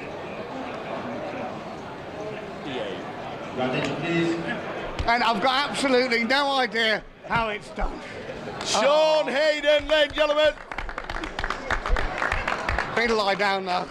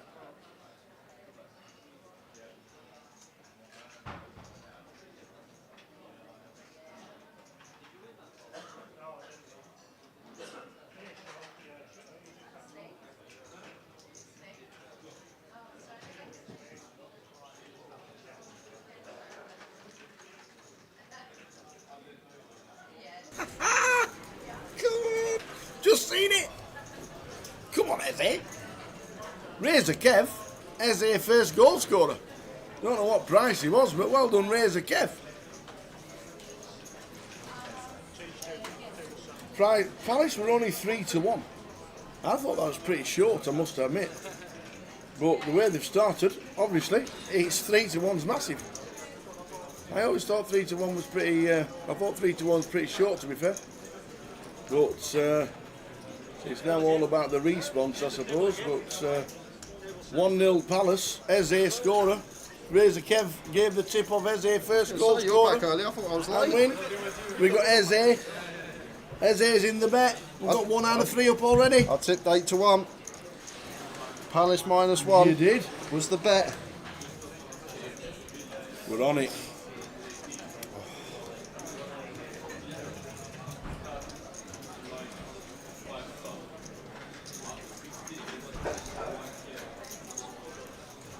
So there we go. Palace winning 1-0. Did we get the chip counts? Yes, we did. There we go. Jacek Skisim, 360,000. Dale Hancock, 280. Down at the bottom, Stu Costa, 20k. Phil Tate, 35. Bousey, 35. He's fine. He's comfort zone. Sub 12. He's fine, he says. So there we go. There are the chip counts. 34 players left. 29 get the money. So here we go. Saw the Mad Turk on break as well. He come up to us, didn't he? He goes, guys, I've never played so bad in my life. Yeah. I just went, I agree, mate. You got to get that head screwed on. Nice one, Razor Kev. Gave the tip of Eze first goal scorer. Well done. Money's in the bank, he says. Sar shot on target, says Gilly Jones. No way. There you go. No way. There you go. Oh, that's 2. We need Marmouche for Towers half-time treble to come in. He went off. What? He got injured. He got injured? No, he hasn't. We need Marmouche for the 14-1 treble to come in first half. Come on, Marmouche, you 1-0 down. You're bound to do it. Jack 10 for Mark. Little feature table change for us. We got the Cal And Dre. and Adria.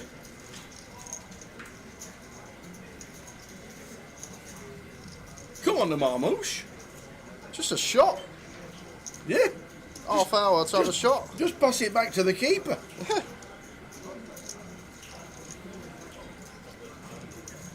Did we get Insane Dev's name?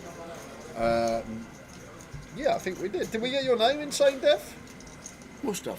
Must have done.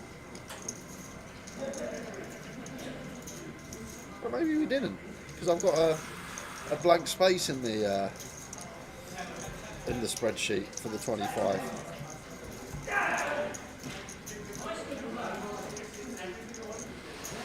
That weren't the football, that was somebody doubling up in the poker. Ah, that's why. What is that? Who won the last comp as I was away? Ah, Didn't even realise. Insane Dev, you did.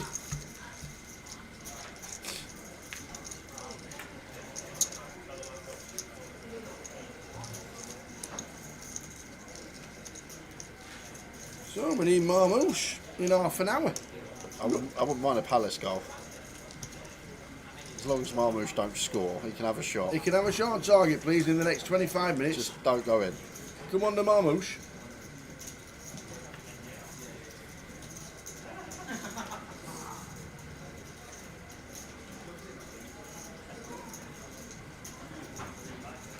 So Ace King for Mark in the cut-off. Got to be opening.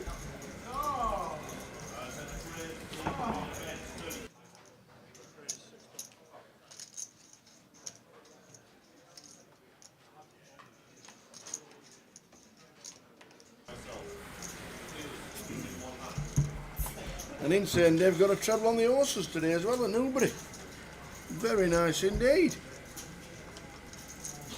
It's all going on. It's a need Aurelius. That's what was needed. Yes, that is it. Give us your Grosvenor poker alias in St. Dev and you can have the token. If not, we'll do another one.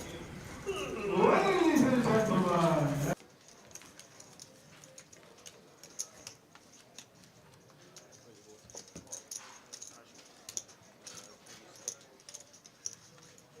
Do you know what?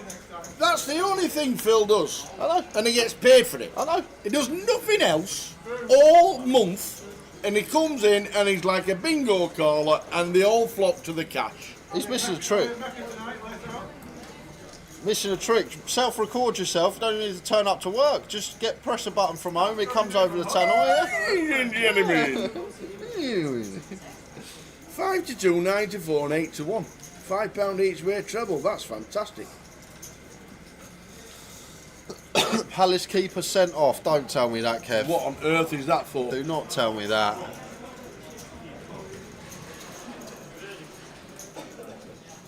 Uh-oh. Uh-oh. As long as Marmouche takes the free kick. It'll be a penalty, won't it? If he's sent off. Well, it depends what he's done. Well, I doubt he's run up to the other end of the field in their box. Well, he won't handballed it in the penalty box, will he? Yeah, but... So it can't be a penalty. Yeah, but how often do you see a keeper foul for handball? Hardly ever. They usually always take it round the keeper and the keeper takes him out for a penalty. Took him out. Handled outside the box, it could be a red card. Well, there you go. That hasn't happened since Fabian Barthez in 2007. Oh? Fabian Barthez. Man United? Yeah. But most of the time, when someone says that, someone's through on goal, they go round the keeper and the keeper takes them out. Do you think because it's FA Cup he'll only get a yellow? I don't know. I hope not, otherwise my bet's up in smoke. I really hope not.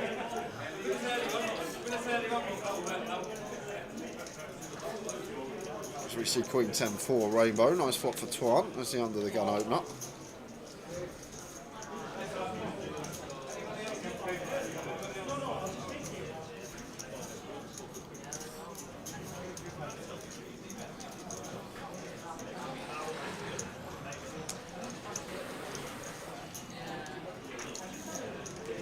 They've let him off, says Razor Kev. Let's go. How can you let somebody off for cheating?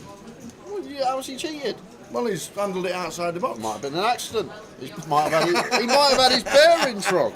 He might have had his bearings wrong.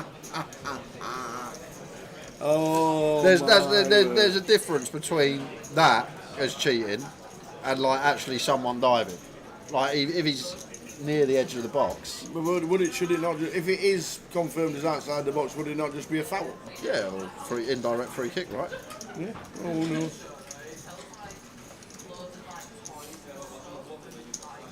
Anyway, just let us know when Marmouche has a shot on target, please, guys. That's all we need to know.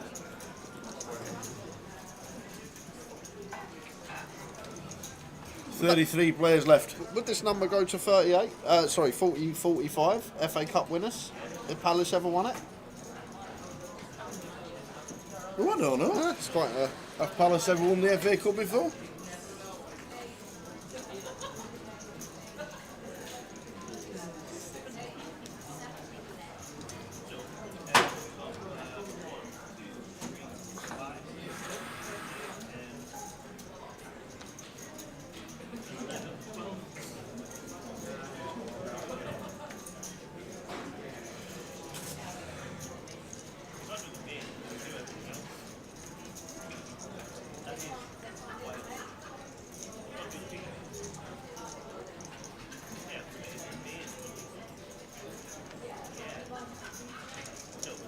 Palace beat Sheffield Wednesday, didn't it? Maybe. 91?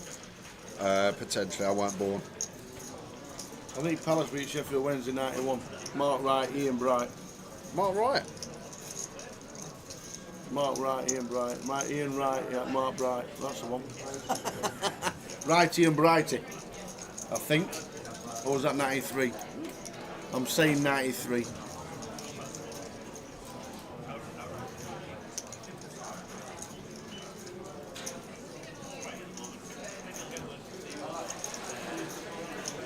Good afternoon, gents. I was Cyprus Jace. This is Cammy Williamson. Fantastic. Actually had your doppelganger, Chop It, He come third in the main event. Looked like you with some glasses on, to be fair. Oh. Okay.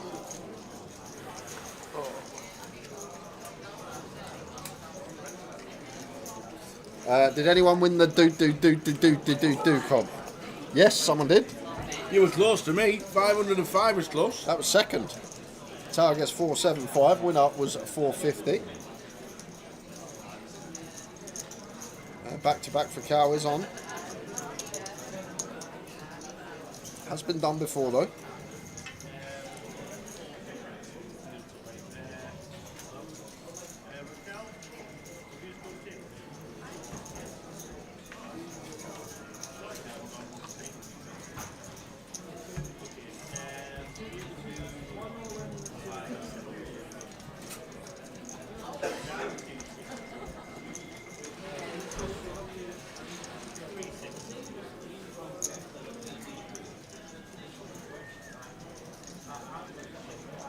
Oh no, sorry, it hasn't been done before. It was a chop. It went down a second. And Ben wins up winning the grand final back in 2019. He then turned up at the Vig leg 1. The very next leg comes second. And then turned up at Manchester. The very next leg comes second. So 3 GUKPT main events in a row. First, second, one of them being the grand final. That's probably the most insane heat we've seen. Multiple tournaments in a row.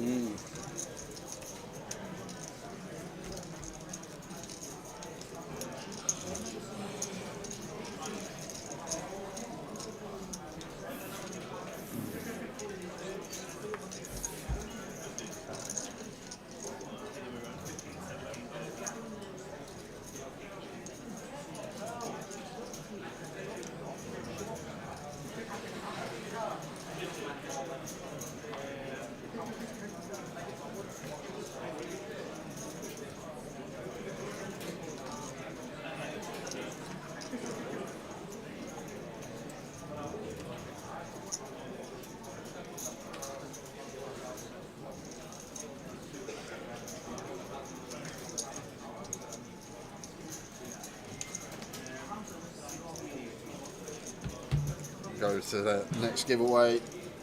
About half hour, 45 minutes time, guys.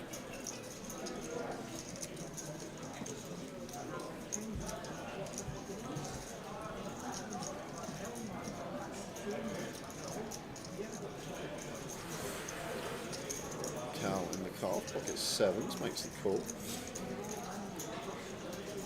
8 does a hearts for Mark in the big. Probably wouldn't defend this now. What last sort of 14-13% of the field. Just get out of there in the multi-way situation.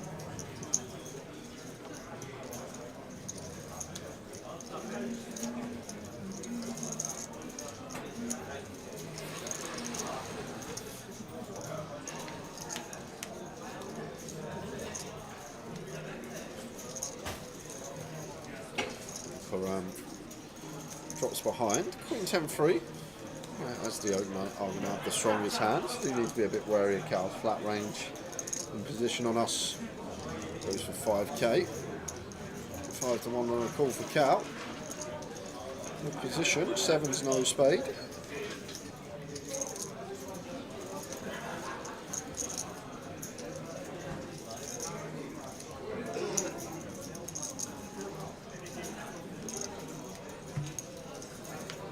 Four of hearts on the turn.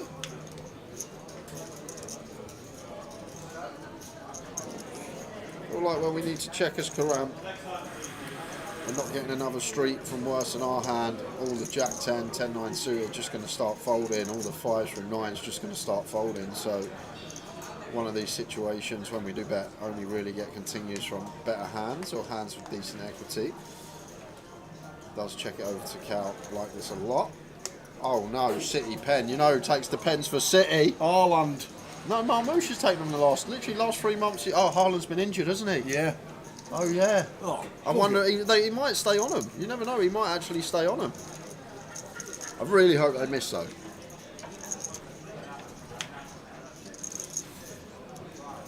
Just because he's come back from injury, he can't just come and take the penalty duties over again. Well, if it's Marmouche I'm going to watch the telly. If it's Marmouche, I'm going to watch the telly. but it's got to be Haaland, sure. Yeah, I actually forgot about that. Yeah, of course it's Haaland. Yeah, there you go. Well, he could miss it. Keeper saves it. Marmouche runs in. And keeper saves it again, hopefully. Yeah. Come on. Come on, Henderson. You should be off, mate, but come on.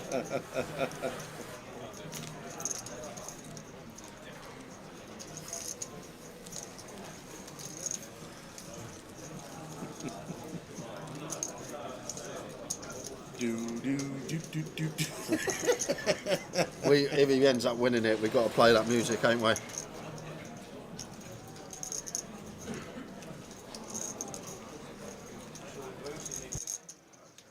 Marmouche just taking it. Told you, I know. If he skies this over bar, I'm telling you what, I'm quitting. I told you he would be taking this penalty. Marmouche is taking it. Ah. All he needs to do is hit the target. First treble I've not been on in over a year. Great. Marmouche, just hit the target. That's all we need. We don't care about anything else. Just let the keeper save it. Just hit the target. Watch him hit the post. Let us know, chat box. 14-1 treble on its way.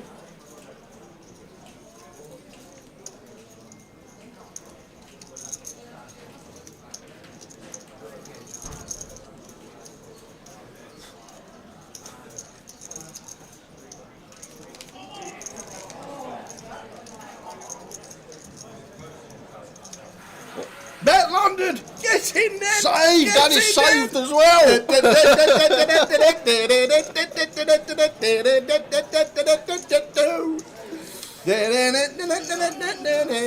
Get in there! 14-1! Woo-woo! I went on it, obviously. Oh, brilliant. Obviously I weren't on it. But at least it's still 1-0 Palace. 14-1. 3 players to have a shot on target in the first half. Sarr, Eze and Marmouche.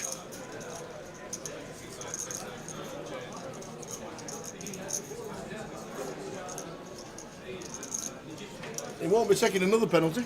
Oh yeah, he probably won't.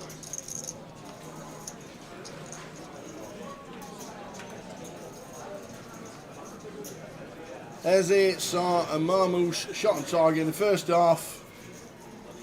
How many penalties have been saved in the FA Cup finals? I can only remember 2. No, 1. And that was the Liverpool penalty against Wimbledon. Can't remember. Well, your bet's in now. You can root for Palace to get another goal. Yes. How much did we have on it? We had 5 English on it. 5. 70 quid. 5 English. Pints on tower. 14-1. Cheers, Curtis. Haaland will definitely be taking the next penalty. Pocket 8s for Adria here. Eduardo. What a fruity free bet this is. Not sure what he's up to with this combo of choice. Much better to even go with like an ace-2 suited here. A bit of removal weight's not really doing anything.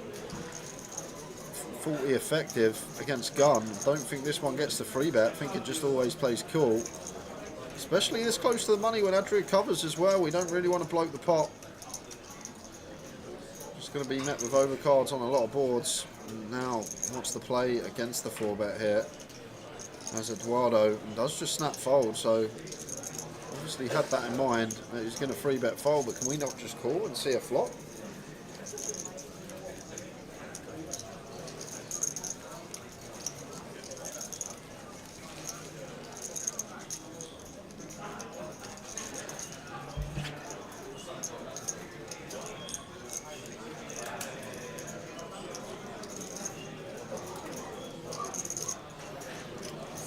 Two players left.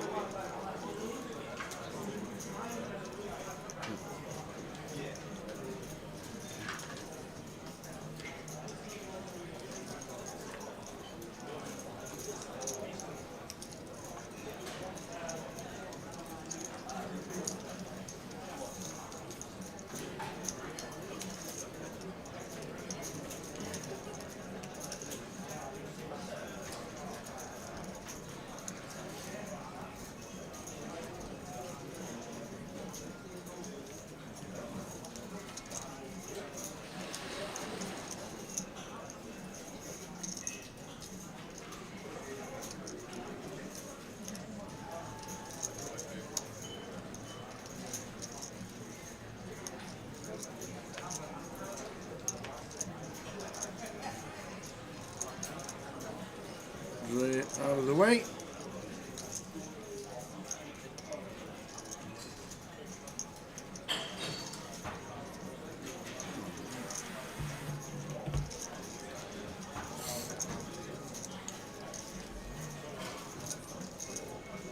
Is that just a call from the button? No, it's raised from Adria, complete from small blind. So small blind's completed, Adria's raised in right, the got big. you. Just catching up on the action tracking. Quick spin over as James Williams is all in and at risk here. Going to need to find. Nice looking flop though. We got kings, queens, jacks and sevens all available. And it's not. Unfortunately, James Williams busting out just before the money. 31st. Sorry, 32nd. 33rd was Stuart Costa. Means we're on 31.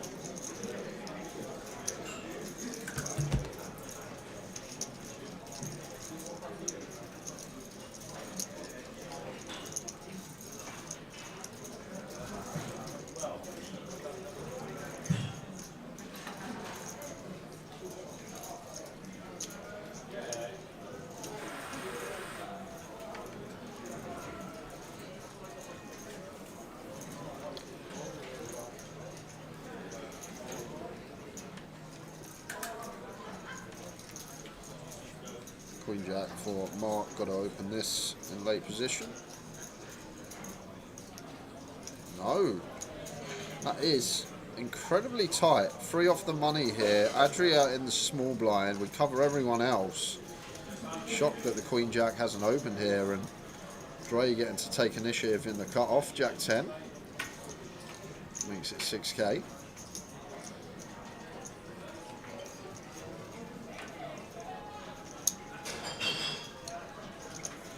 Charlie, 6 deuce of spades, fine to defend, especially covering. Like if stacks were switched around here, maybe 6 deuce suited gets mucked because of our higher risk premium when we're covered. But when we cover this heavily, high risk premium a Dre. So just get to call a lot wider, put him to the test down the streets, knowing that he's going to be wanting to get on the right side of the money, 3 spots away now. Not the flop Charlie's looking for, probably just going to be a lot of bets coming in from Dre. Maybe at this stack depth, this close to money, one he checks back, middle pair, backdoor straight draw both ways. Wouldn't surprise me if he did knuckle this back once in a while, but it's a board that seems to have high frequency bets on as the opener. Our actual hand could see some checking going on.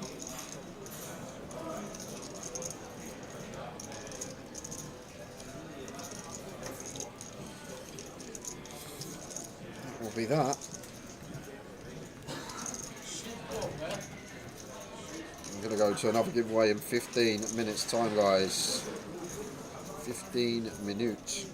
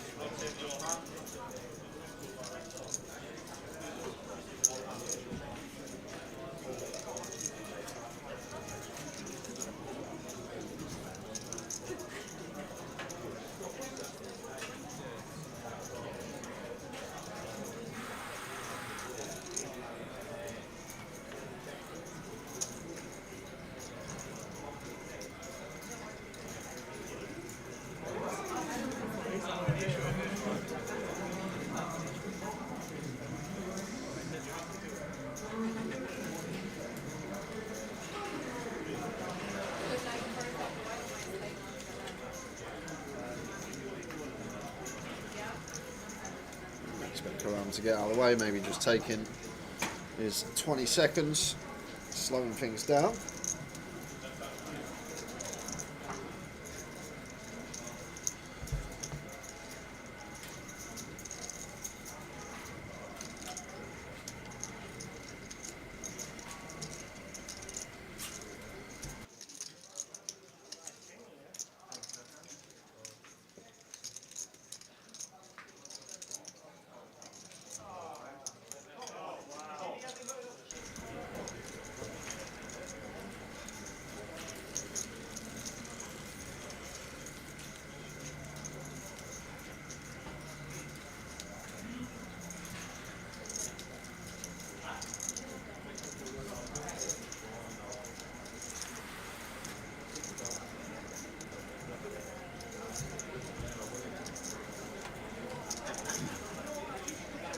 So we are on the bubble because unfortunately we didn't get Jerry McAnally busting out in 31st, but we're on the bubble of 30 players, which means the next person out will get nothing.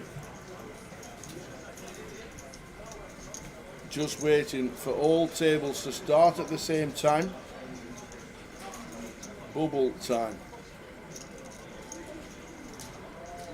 Of course he is. Of course he is, Lemon Squeezy. What do you think? Anything else? I said at the start of the day he was the third shortest stack, that he was going to be in the money. As simple as that. Always there, comfort zone. Starts the day with 18 bigs. Plenty for Balsy. Heaps and heaps.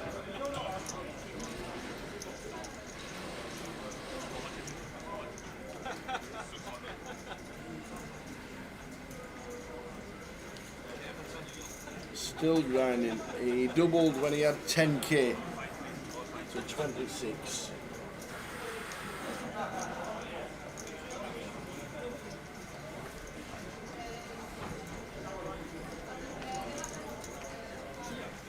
So 30 players. First hand of the bubble. Oh, Charlie, a couple of boots here on the button. Not really the time you want to find them, but what am I talking about? Any time to get aces is a good sign. Gonna just free bet here, pretty deep, 60 with Adria, so probably around the full 6 BVs, 18k thereabouts.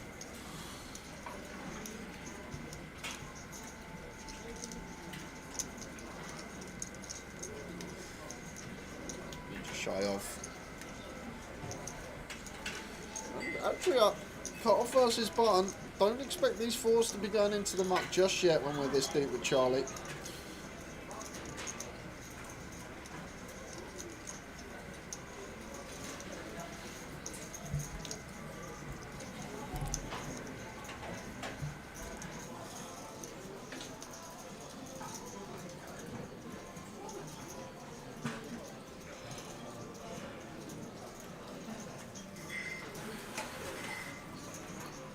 Here comes the call.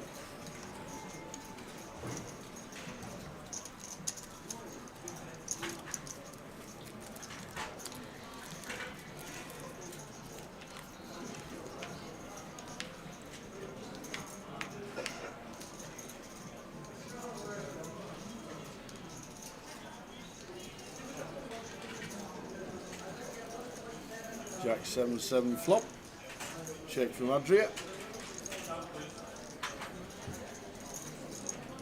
Not the best aces to have as Charlie. Yeah, we've got backdoor spade, but A7 suited is a thing of Adria, both combos out there. Not removing any of these with our suits. Plenty of Jack X to get called by it. All this Jack 9 suited. It's a King Jack suited, even Ace Jack suited, not want a 4-bet.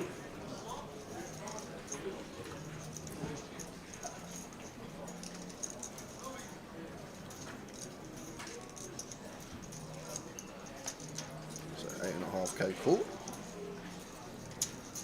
20% from Charlie. 3 hearts on the turn.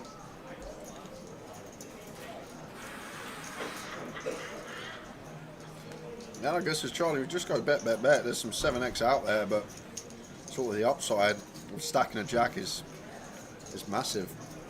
Really propel ourselves with a good chance of winning this thing.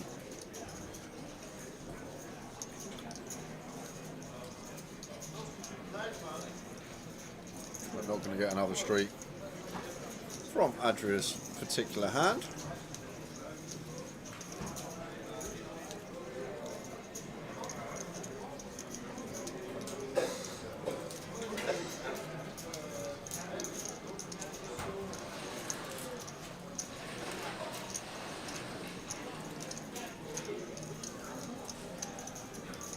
Yeah, I like the size here from Charlie as well. 29 into 60. So half pot. Just going to set up a nice comfortable river jam for pot. But Adria, a non-believer here, calls again. With the fours, and if you're Charlie now, you're going to assign a heavy amount of Jack X here, especially when we hold the ace of spades. The 3 of spades on the river, so not going to be any 3x out there, that is a definite. Adria can never have a 3 here unless it's specifically quads. There's Charlie holding the ace of spades, less flush draw combos out there. Do we think that Adria's going to call this size half on the turn with king, queen of spades, king, 10 of spades? I do think he is.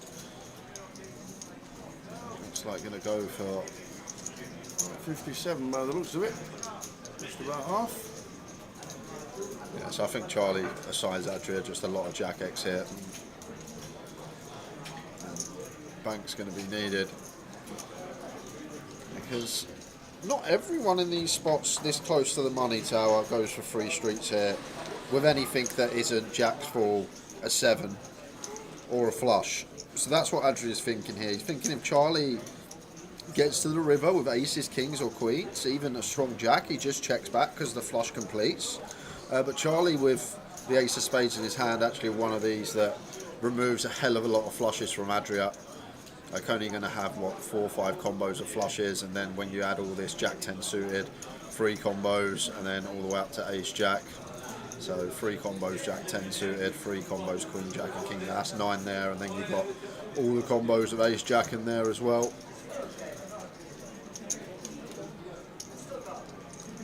Tough spot with the 4s.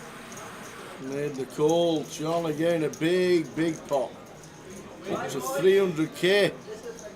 Yeah, massive swing that for Charlie, and Adria, a non-believer with the pocket 4s. Thought we were going to see turn fold. And maybe expects Charlie to choose a juncture to check. Maybe feels like if Charlie's got an overpair or a Jack, he checks the turn and goes for his value on the river. Maybe the assumption Adria was making there.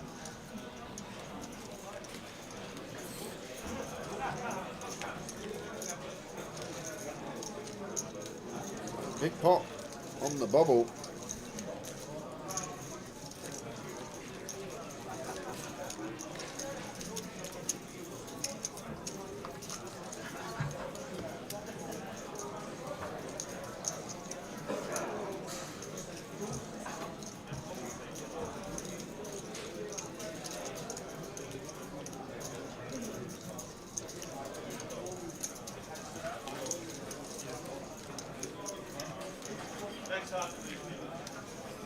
On the bubble, 30 players left, 29 get the money.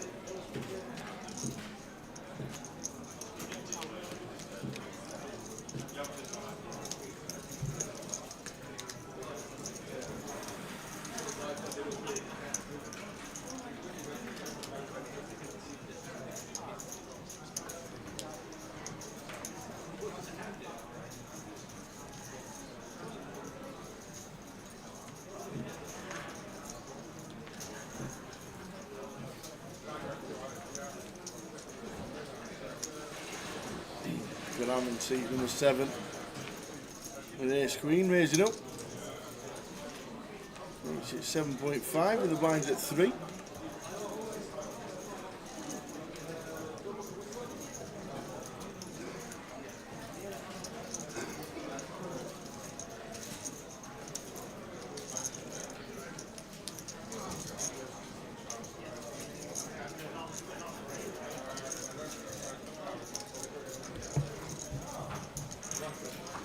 Eduardo, 8-4 of spades, suited, gapped. Kind of an awkward one. We do cover Karam. Does just let it go.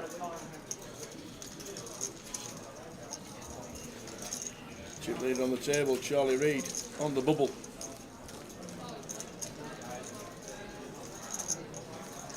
That's the other thing for Charlie, huge to have the chip lead at this stage.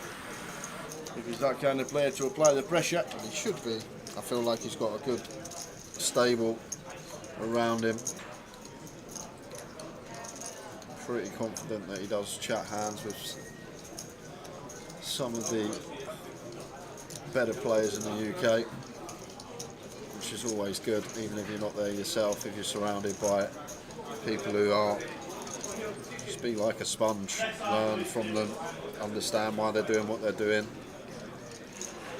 always say it's so important not to just try and copy someone and copy what they do. Someone's free betting to this size, so I'm going to do the same thing. Someone's free bet this hand, so I'm going to free bet it as well. It's so important to just understand why they're doing it, rather than copying it, and understand the logic behind it. Why is person free betting this hand at this stack depth, but why are they not free betting it at this stack depth? And have the logic of why that is, not just copycat someone that's a good player and start doing what they're doing, but not having any idea why you're actually doing it. So important to understand the logic behind these spots.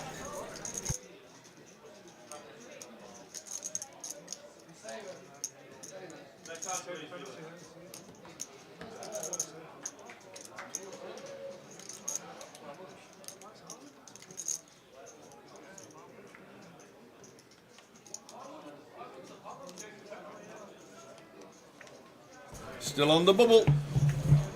30 players left, 29 get the money.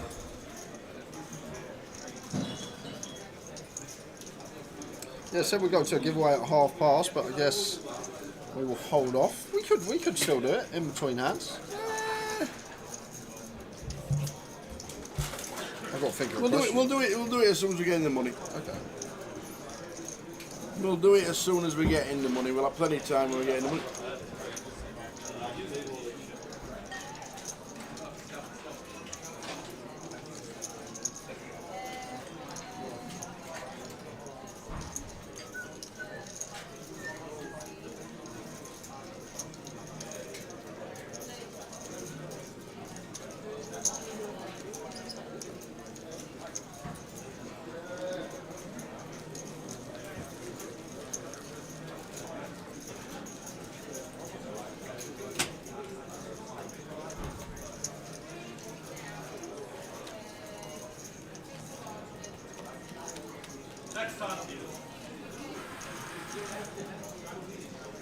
I'm found so slow, there must be another way. Tell us, Rob. Please tell us. You're not be a hand for hand in the World Series. It's 15 minutes a hand. With about 100 tables, or 120 tables. Yeah.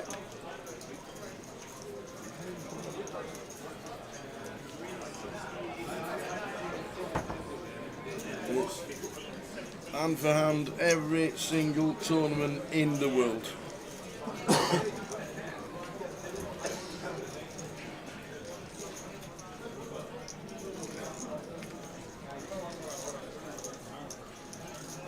So Charlie now has to open this, cover everyone at the table.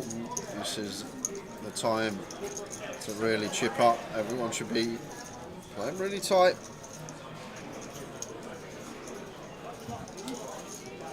6.5k.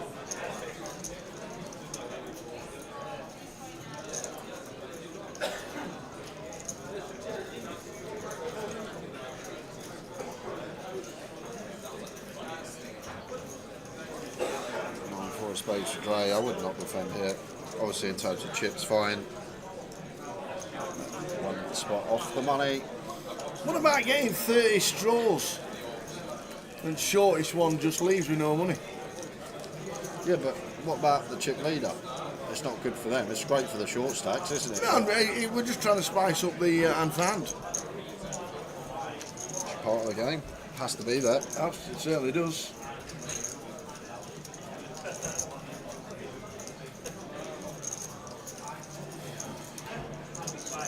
The best ones at the World Series, the Colossus, usually over the course of 2 convention centres. You've got the one in Paris, the one in WSOP, on the walkie-talkie. Yeah, all the hands finished over here in Paris. How are we getting on over there? And at the all the horseshoe? dealers, please stand up if you're not in a hand. You get that with the Irish Open. When you finish your hand, stand up. Yep.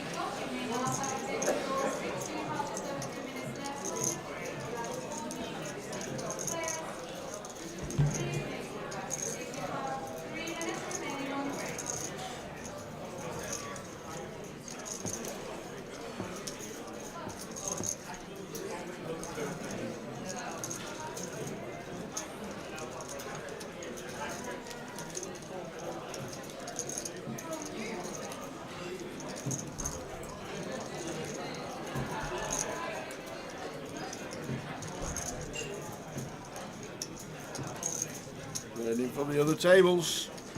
And we are going to have a little spin over, see what is occurring. Oh, go on then.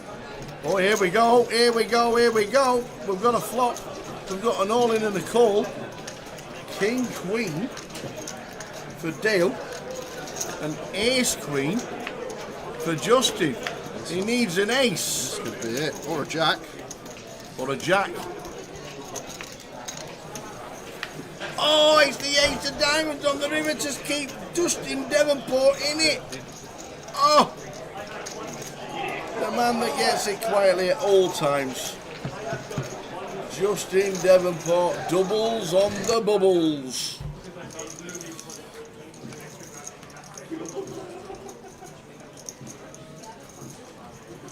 Wow.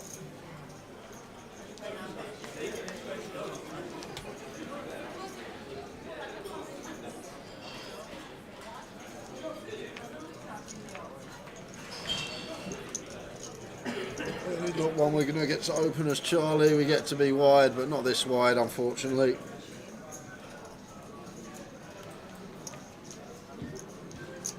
Is that Macapac I see in the background? Chris Johnson's here. Yes, he's playing the side. He's playing the cup.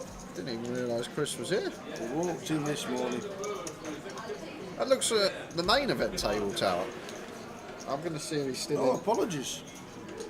He was a day two buying. Ah. Yes, he was. He turned up this morning and Wilco were walking in with him. Okay, he is still in the main. He was a day two buying.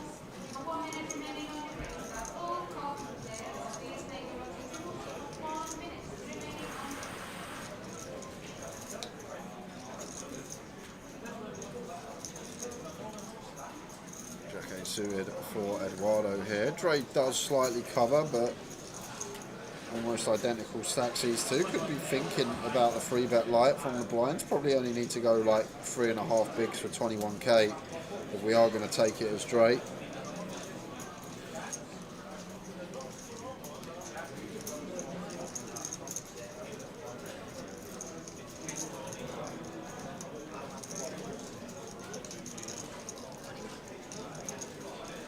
There we go, that's fine, 21, very nice. We'll be getting the Jack A suited of Eduardo out of there.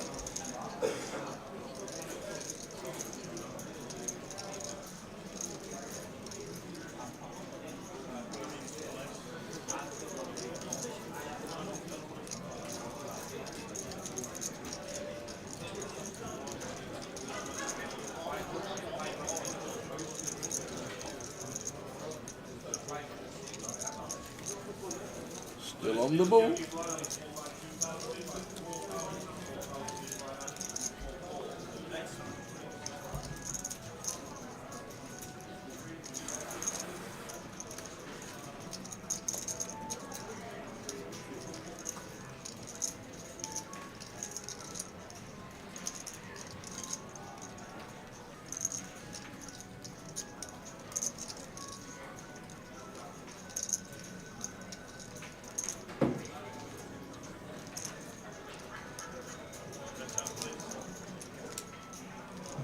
Next hand, please.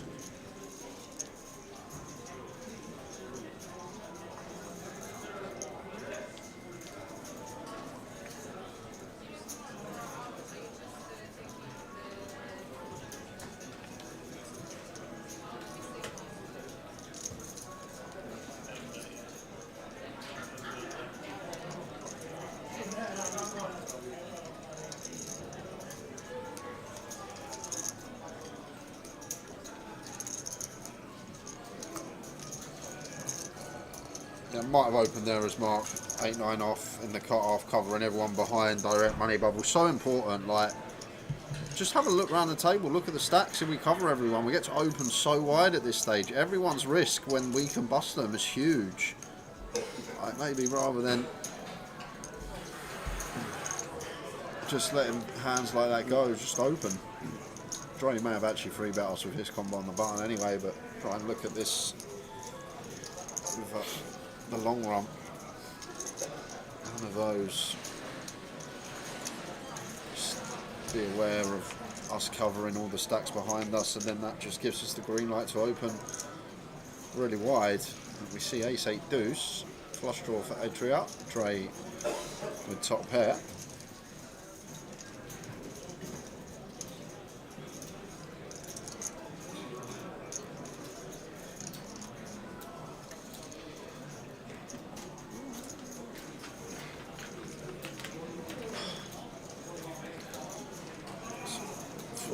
To call on an ace queen, ace 8 2 flop all hearts.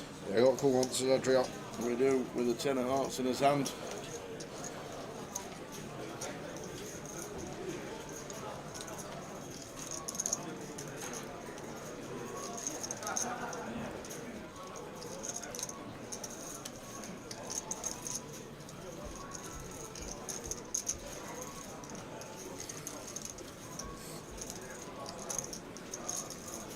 Off to the turn, looks like it's gone check on the turn.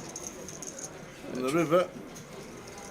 Yeah, a card that Dre probably loses his 8x and deuce x customers, even with a heart, unless it's one of the higher up hearts, so just feels like not going to be able to get another street from worse on the turn, whereas potentially can now go for some value on the river, especially when our 9 plays. Ace 7 through ace 4 would have to call. Not going to get that opportunity. Adria with the queen 10, obliged to bluff. And Dre's just got an easy call with the ace 9. Another reason why we check back turn. Don't think we're ever folding this Dre. We don't check back turn to fold this river.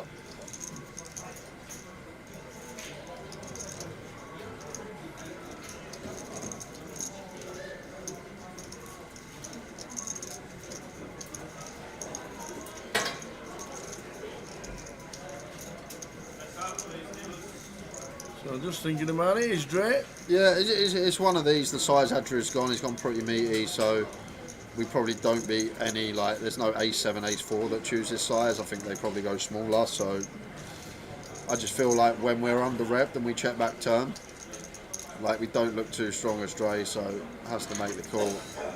And we'll see the good news. The winning hand from Dre. Smarty says Chris got through with 19.8 yesterday. 19.8.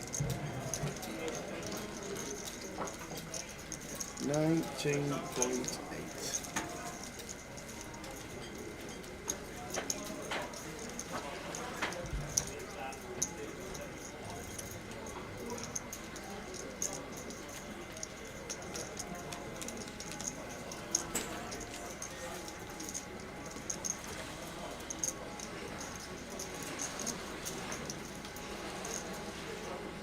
Lines up in 13 minutes. I think they only go once on the bubble. The blinds, I think. What do you mean they only go up once? I don't think they go up twice if you do 2 hours on the bubble. They can. Can they? Yeah, and go up, keep going up. Do they? Yeah, keep going up.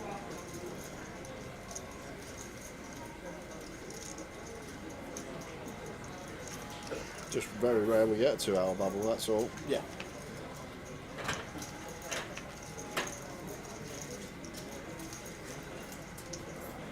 On the suit for Cow under the gun, treats himself. 9-5 off for Charlie.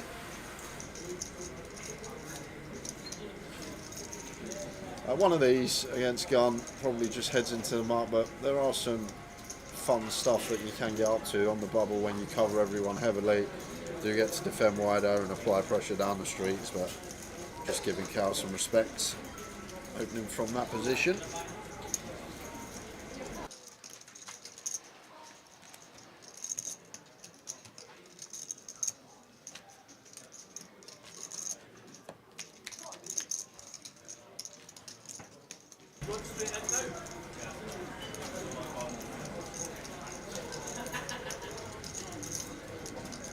So we are heading on to the outer table yet again.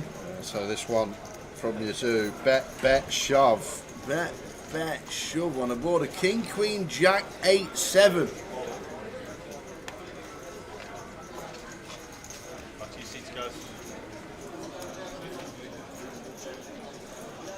Phil Hero down with the top pair, cut off versus button. Ace 5 taking off. The King 9 of Phil, who says afterwards, I'm here to win it. I'm not here to min cash, I'm here to win. Love it.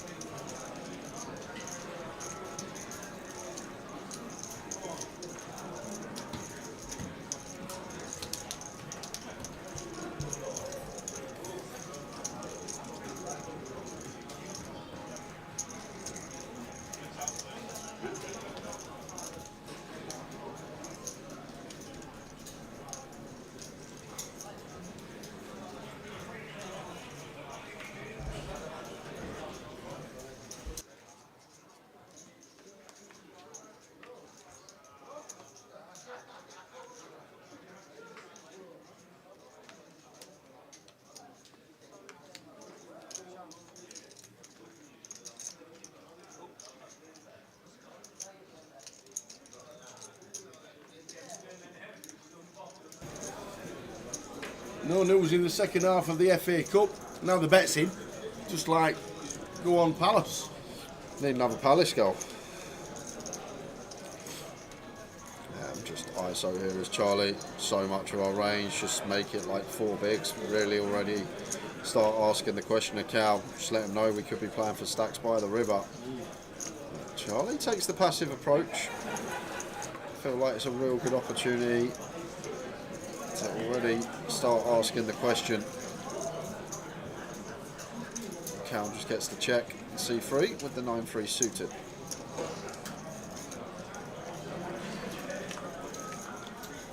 Four Jack 5, 2 spades. Mad Turk's over here like a hawk looking at the stacks.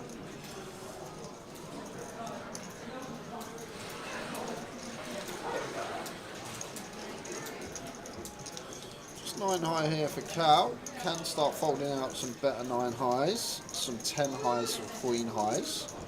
I'd be really intrigued what Charlie's range looks like here, because I just expect the chip leader on the pure bubble to just raise relentlessly, blind on blind, so I may actually think he's more higher up than what's perceived. Either way, we do fold the 10-7.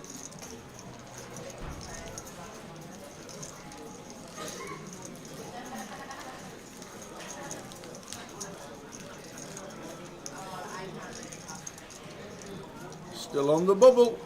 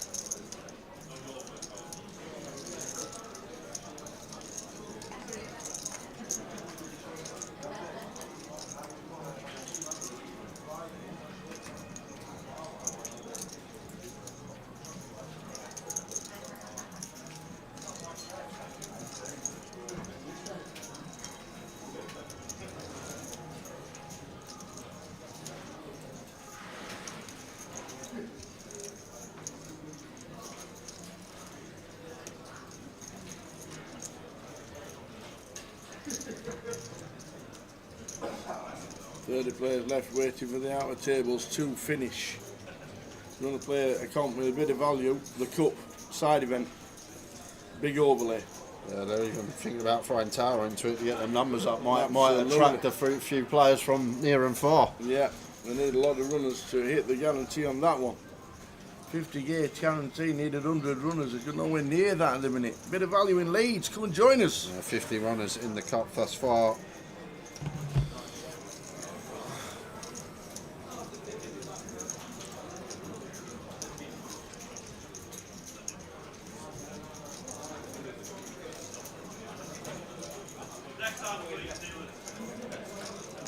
Next hand, please, dealers.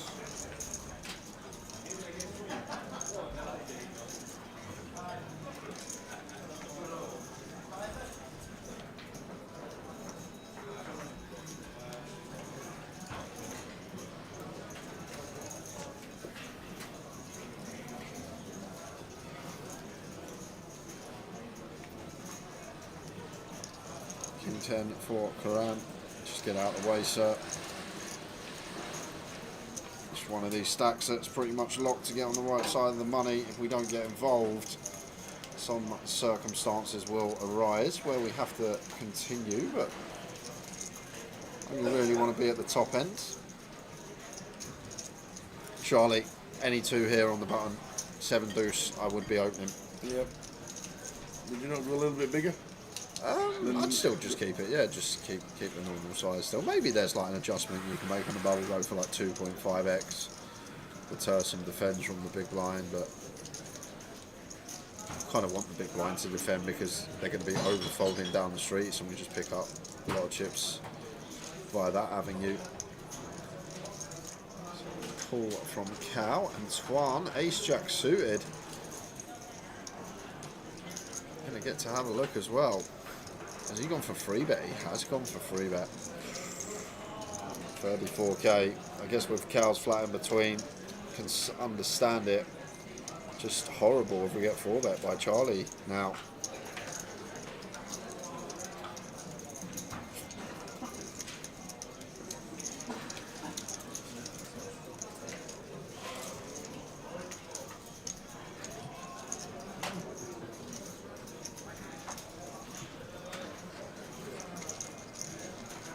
Raise and take.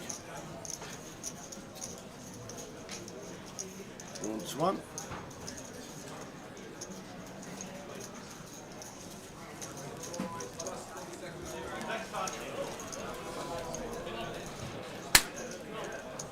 Palace! Raise the Kev says Palace! Come on! We're all gonna win!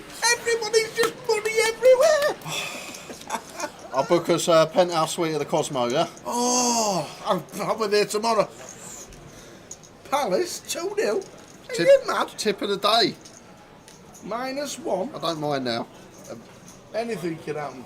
-1. He nailed it. What price for it? 8 to 1. 8 to 1, -1. Just bingo. Just wow.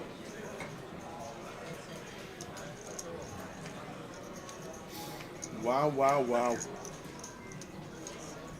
Moon Oz. What a double that'd have been, me and you. 14s and 8s. Imagine. 14s and 8s, double. 112 to 1. Ace 10 for Dre, opens to 6k. Oh, don't say that, Kev. What's Why? happened?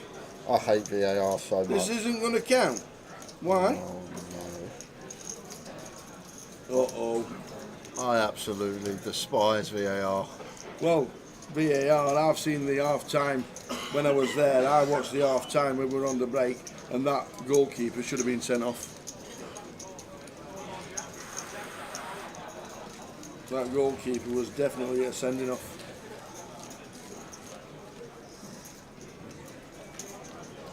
And it weren't even a free kick.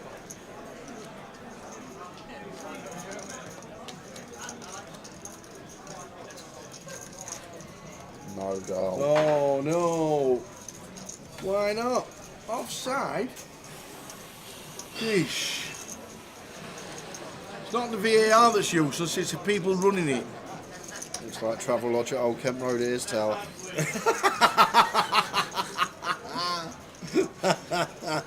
It is not the VAR, it is the people running it that still think they own the game.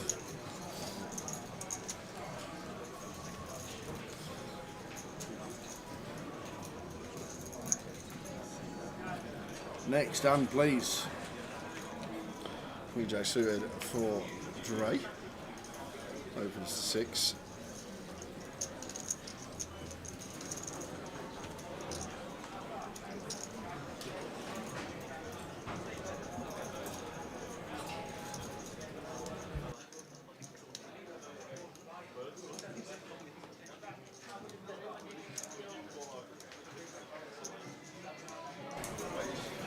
Charlie, let's get to ask questions. 3 bets to 17.5 here. Now, really awkward one for Dre. One that wants to continue in terms of chips for sure. Queen Jack suited, starting the hand with 54 big blinds. But on the bubble, it becomes more sceptical to get involved with these hands. So I wouldn't fault him for just folding when Charlie covers this heavily. Post bubble would have to pill and take 3, but just the times it comes queen high, jack high, rock against an overpair, a better queen X, jack X. Like the discipline from Dre there. Agree. This particular stage, just gonna let it go.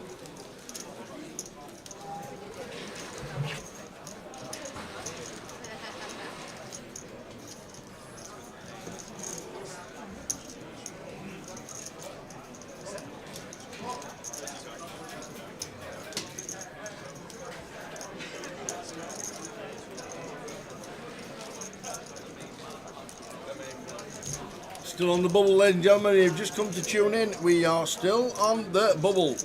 We have been on the bubble nearly an hour.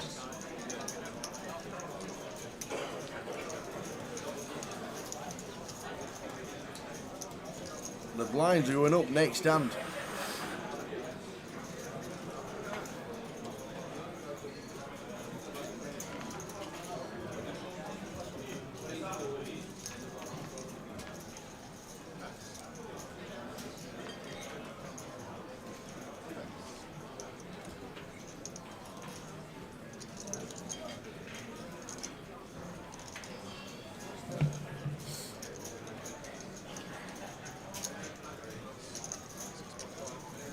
Actual hand for Charlie here, and he's perceived to be opening a lot. High up is Ace Jack suited, raises to 6,500, going to be folded to Dre in the big blind. The 7-3 off can't defend.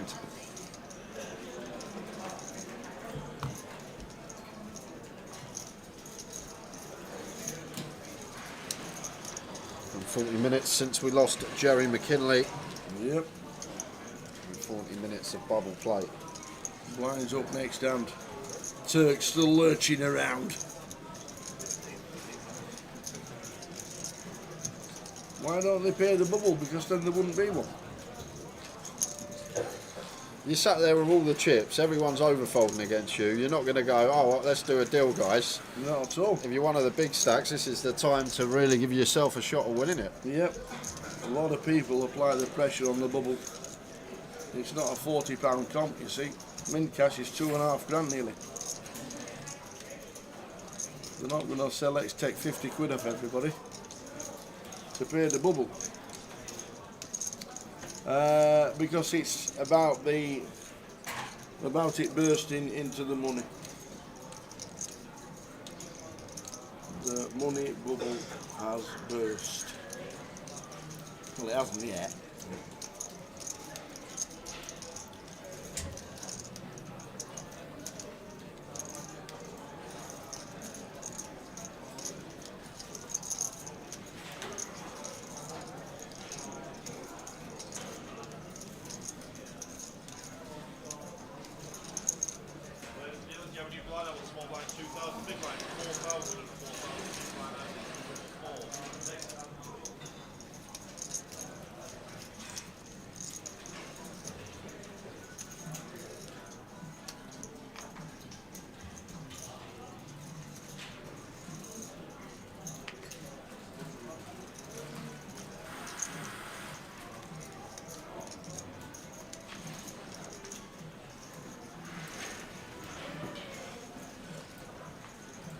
Charlie again. Ace Jack suited.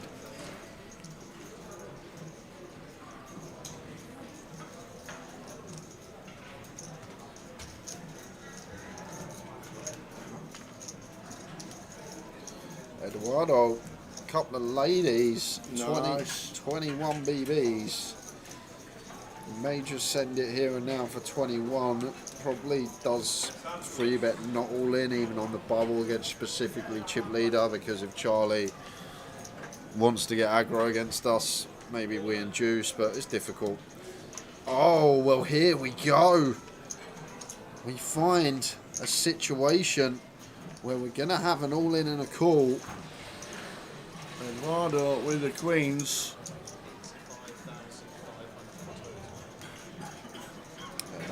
I guess just ISOs for, well, maybe he calls actually. Maybe if he calls, Charlie sets. Doubt we call 40% of our stack to fold with ace king, starting to have just north of 50.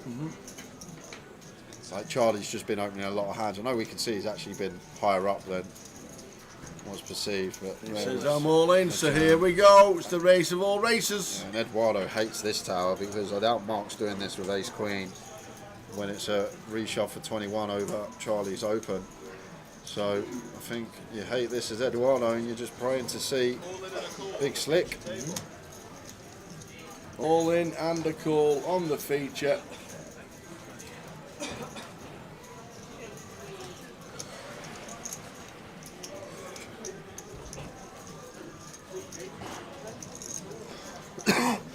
It's a biggie.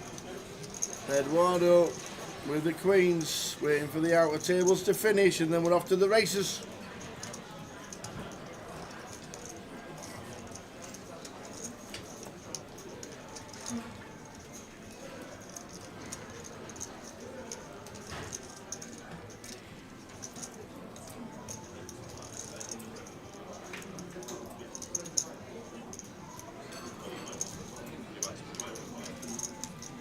On your backs, here we go. Queens for Eduardo in seat 3. Mark with the Ace King has him covered. Is it lucky number 3 to burst the bubble?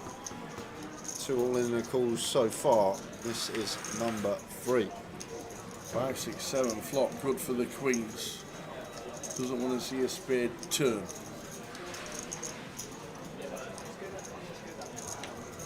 It's not, but we got chop house. Oh, imagine.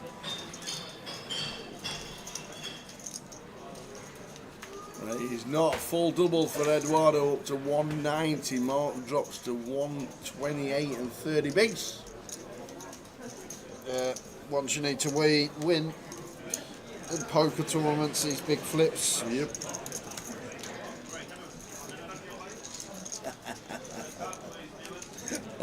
How are we doing, Charlie? I'm getting the word. Are you listening?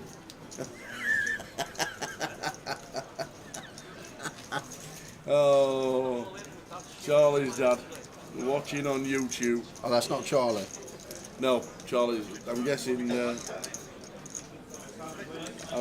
Charlie's dad is watching at home. He's getting the word.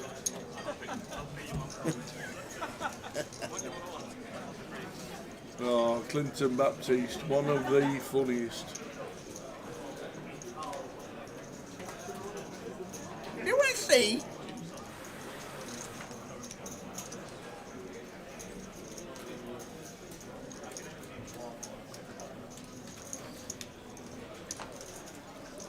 So this is tense stuff. We are on the bubble. Up the Turk. Well, he's still in.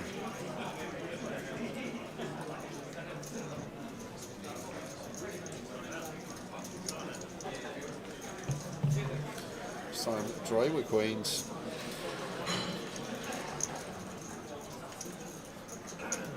Just going to get a free bet in here as Drake.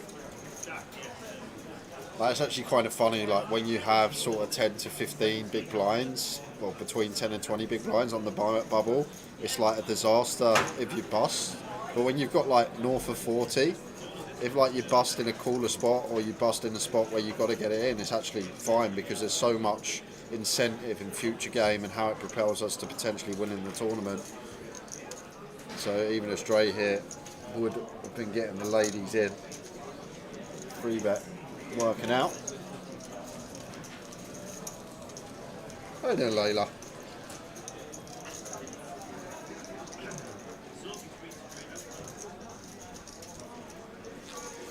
Been on the bubble for a while now, approaching an hour on the bubble.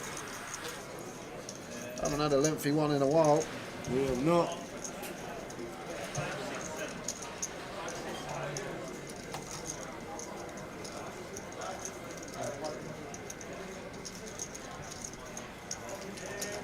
You got to remember, we come back after the 4th level of the day with 32 players. So yep.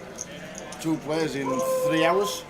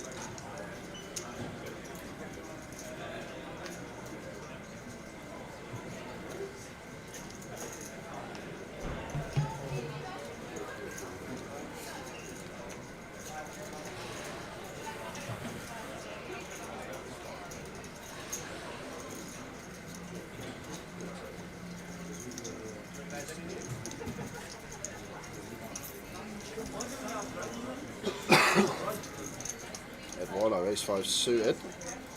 Doesn't open. I think okay to open as Eduardo, 45 bigs. Kind of comfortable now after that double up.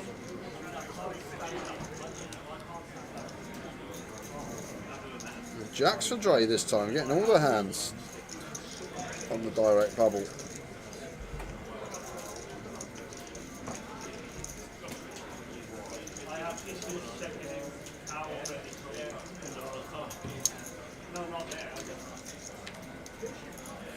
At defend here was Charlie.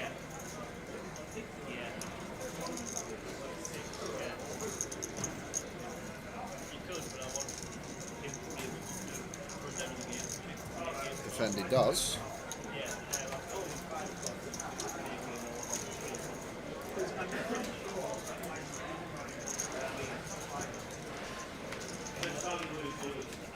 Ten, 10, 8.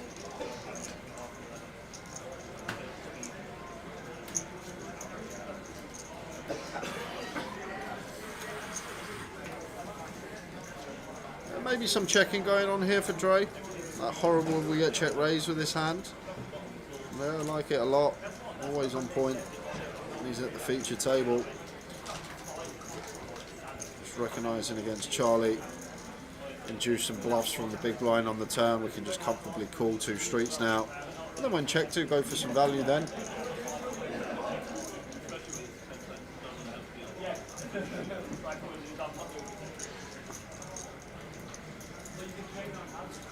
Charlie thought about it, but would be outrageous here. Like 6-7 could get behind it, having that gut shot in there, but 7-5 just trash, nothing really working. Fine to just be done with a hand, which we will be in the form of a check fold. Delay comes in from Dre.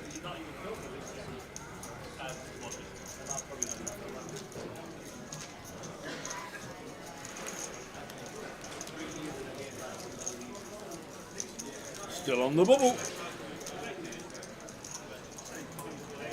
Do you know what? I've not heard Lucky Ladies Charms all week, and now all I can hear is it. Go tell them you're not allowed to play that game. Exactly. They have turned them off all the way down.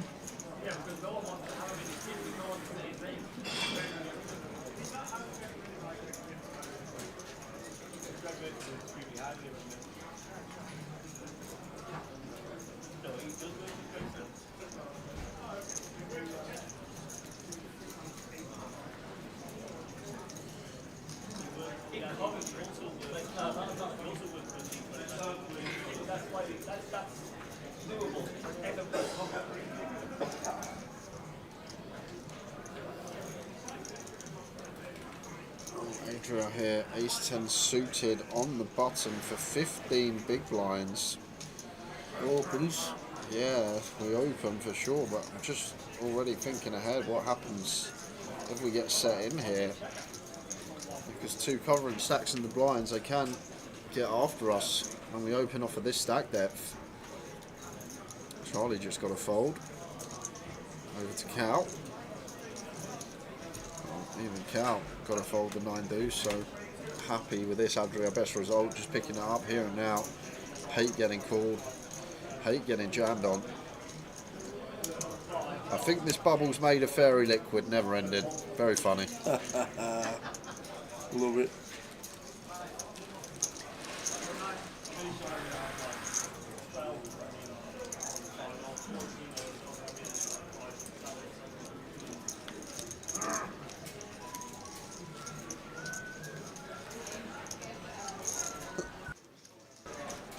So 45 minutes until dinner break, guys, but the way this bubble's going wouldn't shock me. Yeah. If we play through. The way it's going at the minute, no action, no all in and calls really. Big one there, ace king against queens, obviously.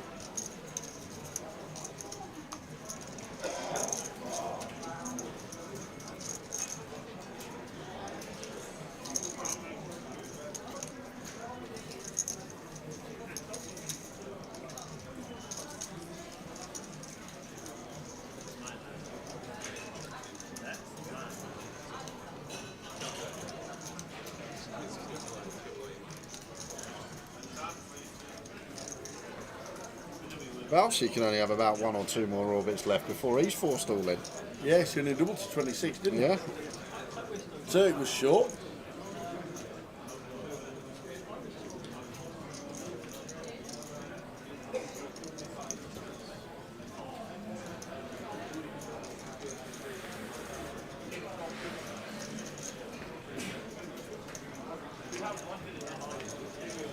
Queen Jack suited for Drake.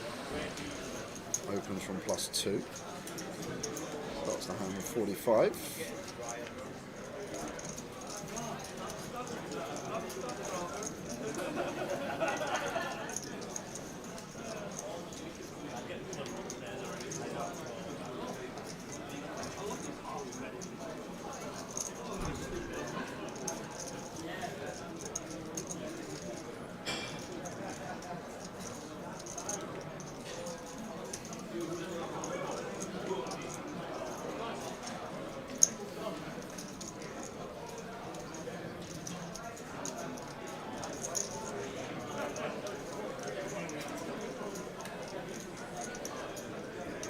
One in the big blind.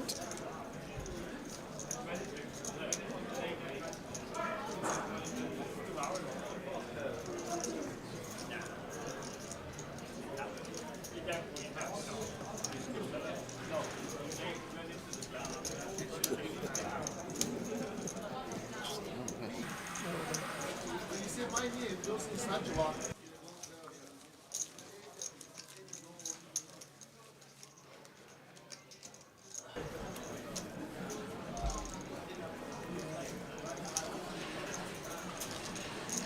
So, waiting on the outer. Waiting on the outers. Still on the bubble.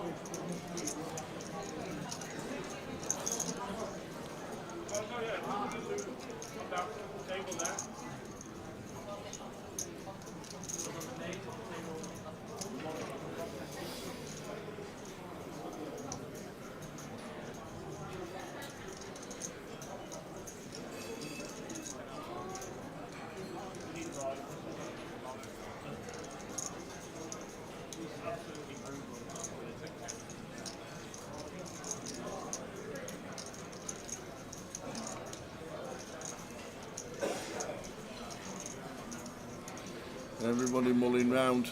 Who's not in a hand? I like your idea, just get the straws out. 30 straws, shortest one, unlucky pal.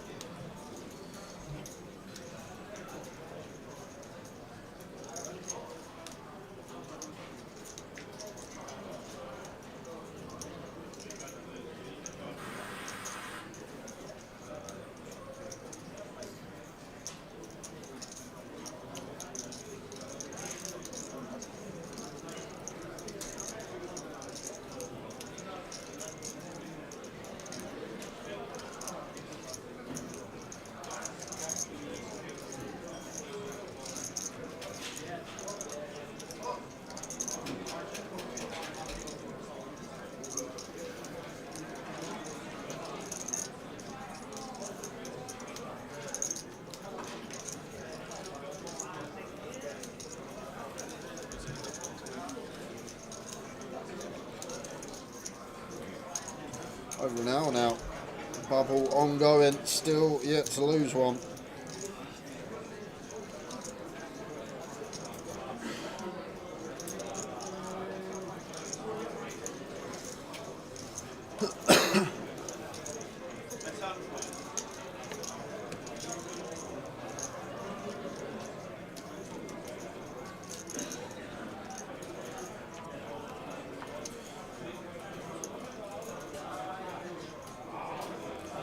Ace 3 suited for Mark, out of the way.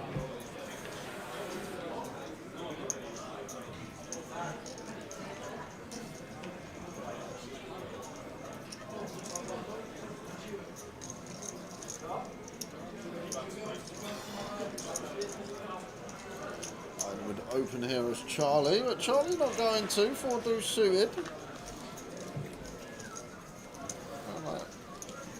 Sort of any suited hand from the cut-off gets to open when we cover anyone on the direct bubble. Risk premium higher for everyone behind us.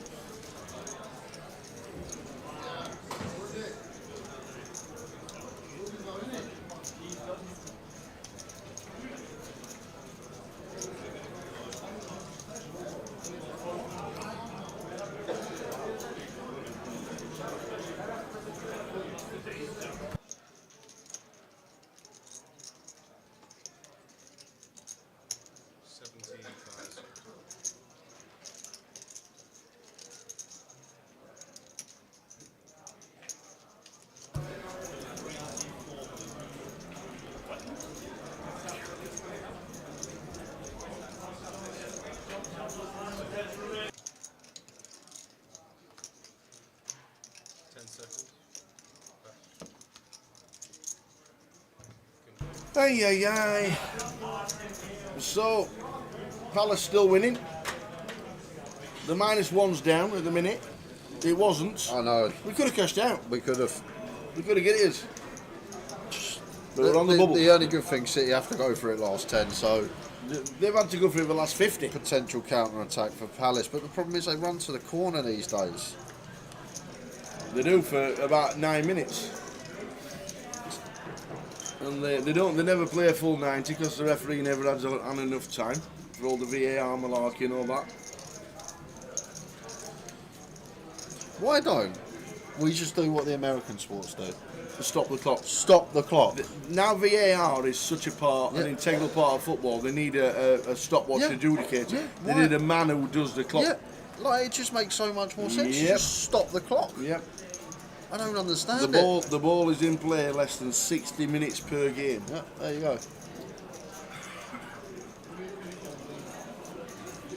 Well, that's what they should be doing, but they've not decided to do it yet. But they definitely need somebody other than the referee to have 83 jobs. He never stops to watch. They never play enough time added on. How long does it take to celebrate a goal these days? Never gets added on. 2 minutes, Never. yeah. Substitution. 30 seconds, supposed to be. Yeah, longer than that for sure. Never gets added on. The only people that ever get robbed are the punters watching it.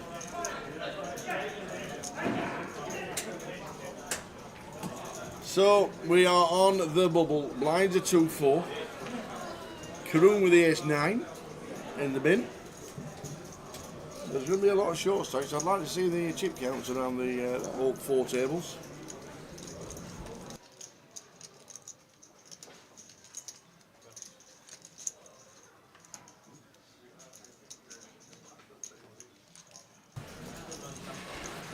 Come out the way with a 9-3.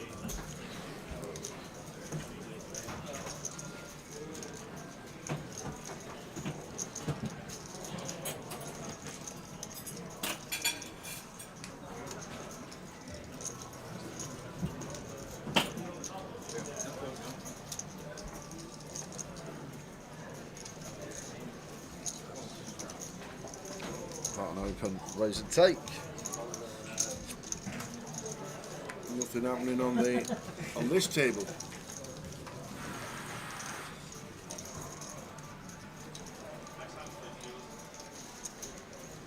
Next hand, please, dealers. So they must have been waiting for our table.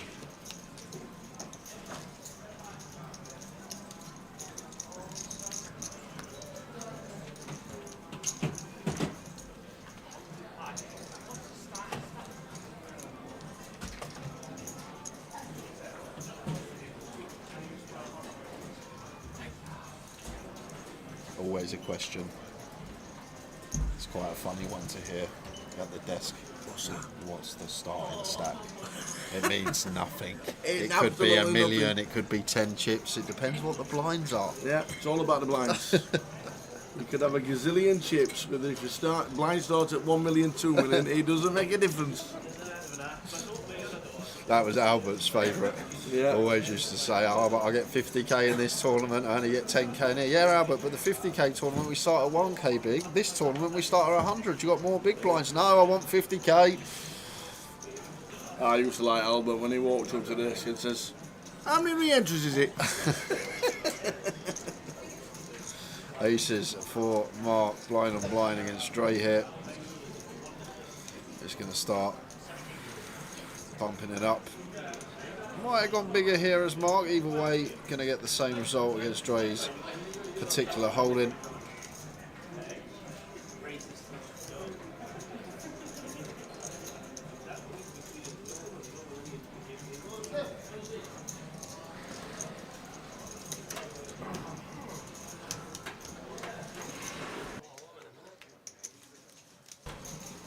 Oh, what's that mean?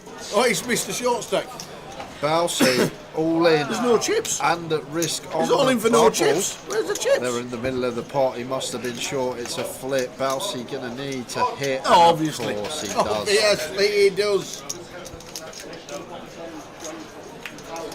Mr. Short stack himself. Boom. Balsi. All in for Stefan's left with about 20k. 5, 10, 15. How does he do it? 20. He's a magic man. He just finds a way to get on the right side. But we should be heading back over to that table soon, guys, because Stefan with just 20k in his stack, 5 big blinds. Wowzers, wowzers, wowzers. There are some short stacks.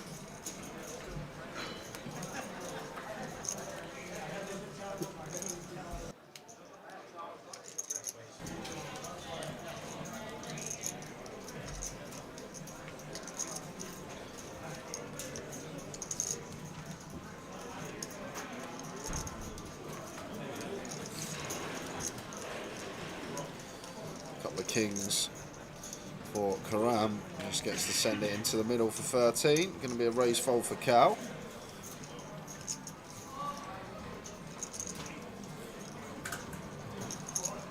I really did fancy Palace today, though, Tal. I don't know what it was. I just fancied them. 3-1 was a nice price. I thought 3-1 was short. Yeah, City just got nothing going forward at the moment, it seems. I know Haaland's back, but just doesn't seem like they got the creativity they used to have. I thought 3 minutes was short. 10 minutes injury time. That's about time. I like that. All the time wasting and all the laying down and doing what you do. 10 minutes. I'd love a Palace goal in that 10 minutes. Yes. 10 minutes. That's what a referee should be doing. Stopping the clock when the ball's not in play. Love it. 10 minutes to get a goal for a Jay's bet. Mine yeah, of course yours is up. Mine's been up. I weren't on it. Mine were up an hour ago. I weren't on it. I've actually had more towers trebles come in that I weren't on than come in that I've been on. Mine was up an hour ago, man.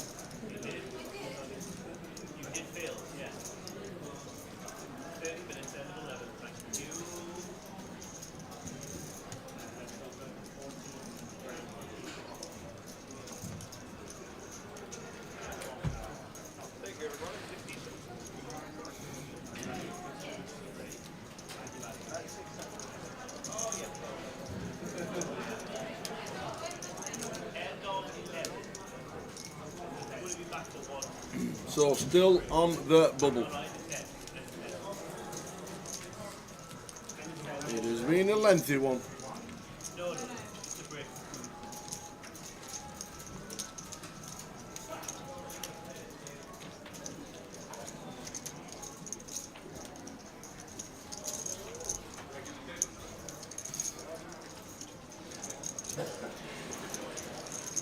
The missus wants to see my six-pack. My six-pack's turned into a keg. It's a barrel. It's ever so round.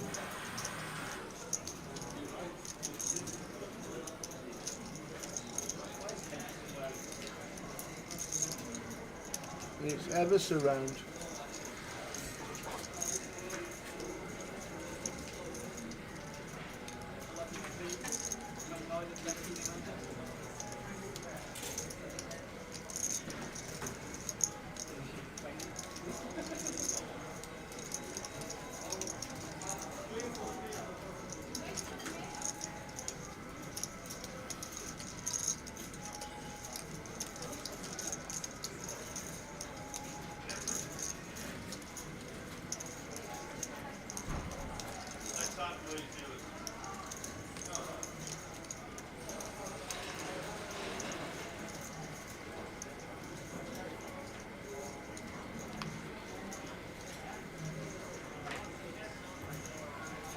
So blinds 2-4. Blinds up to half an hour's time.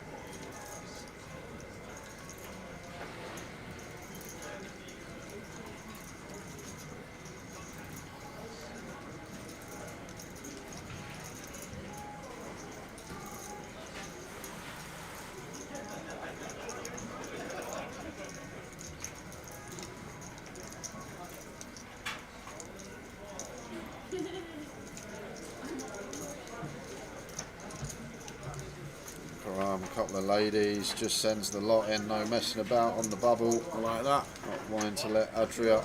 Not in the slightest, I don't mind that at all.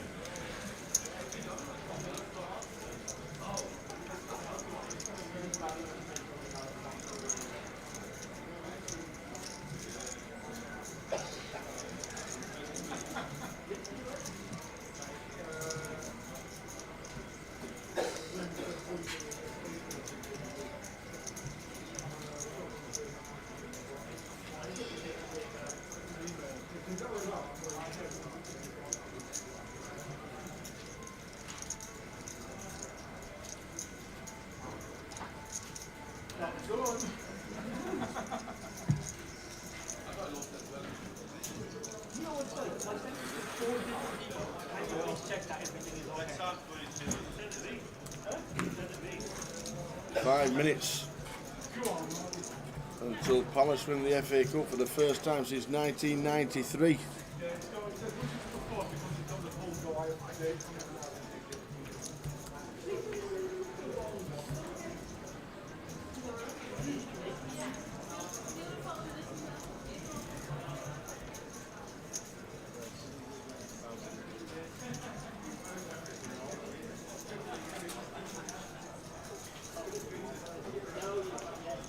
Line from Cal, opens from gun.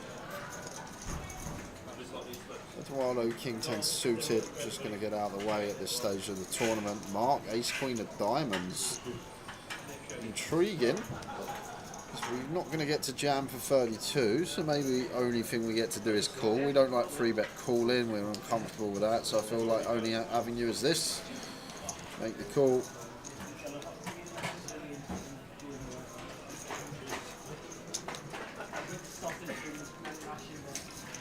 And Karam with ace queen as well.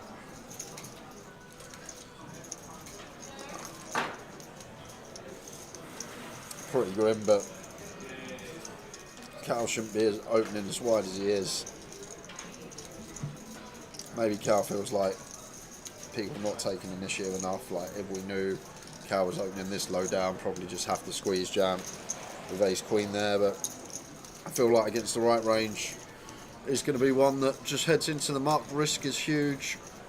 Probability is high of us getting on the right side of the money.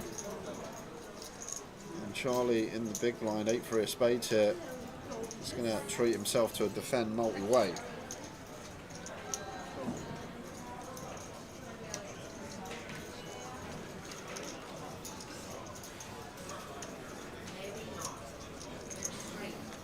No password today, Cat. Passwords tomorrow. 888 might be running them in Barcelona, but not us today.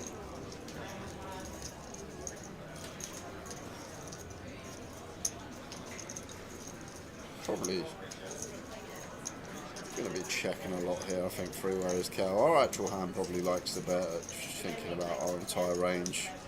Going to be a lot of checking going on. So, Charlie, 8 for a spades, gets to attack. I guess no 8-6 for Cal, no 5s.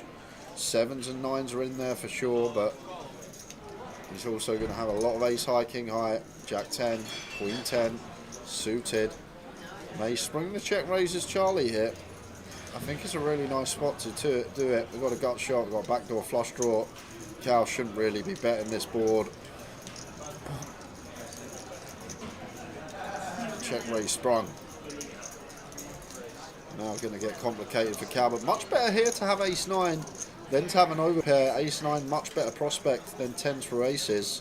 Just removing some of this 9-7, 9-5 from Charlie's range, although 9 of diamonds not blocking up any of these 9-5 suited combos. 9-5 of spades, 9-5 of hearts still available. But then Charlie's still going to have 7-5, 9 combos. From Cal's perspective, there's only 6 combos left of 9-7.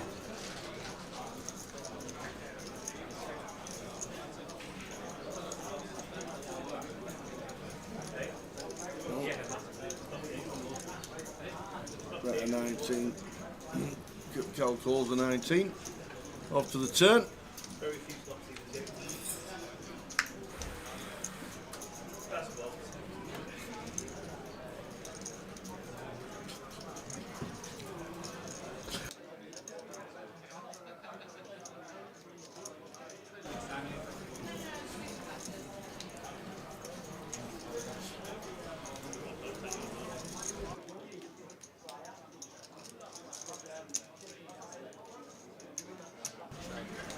King on the turn, and now Charlie shutting it down. Oh, 93 was Arsenal Wednesday. I thought it was Palace. It was when Ian Wright was playing for Palace. But yeah, I think you're right. We're at Arsenal Sheffield Wednesday in both finals, the League Cup and the FA Cup. Something like that, anyway. Charlie. Jack of spades on the river, 10-8 completes, but not just 10-8, all this Jack 10, Jack 8 bluffs as well, namely I'll make a pair. So like the times we have Jack 10, Jack 8, we check, so when we're going to start firing here, if we do, he may just wave the white flag, but Cal seems pretty capped at one pair at best.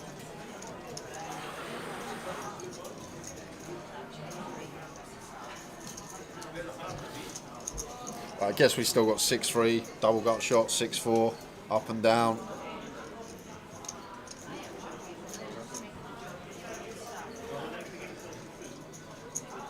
Is he gonna?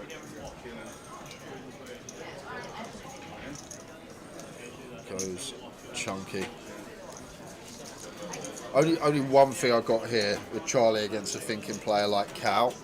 Like if Charlie's got value on the flop, 9-7, 9-5 sets, he's probably going to barrel this turn, because even if Cal's floated like a King 8 suited, which he probably doesn't even open, so Cal doesn't really have any King 8s, but what's Charlie supposed to have here for value? Because all his value hands that he raised flop just want to continue barreling turn, so basically saying he has 10-8, something like 10-8, a Jack 9 perhaps, check raising a top pair for some protection, but we're not even going to check raise that versus gun too often, if ever. So it's really difficult for Charlie to have value in my eyes. I think that's the problem here. Like, if you're Cal, you're just going to assess that all the value range on the flop can continue betting turn, 8-6, 7-5, 9-5, 9-7. So once Charlie knuckles turn, probably not going to give him any of these hands.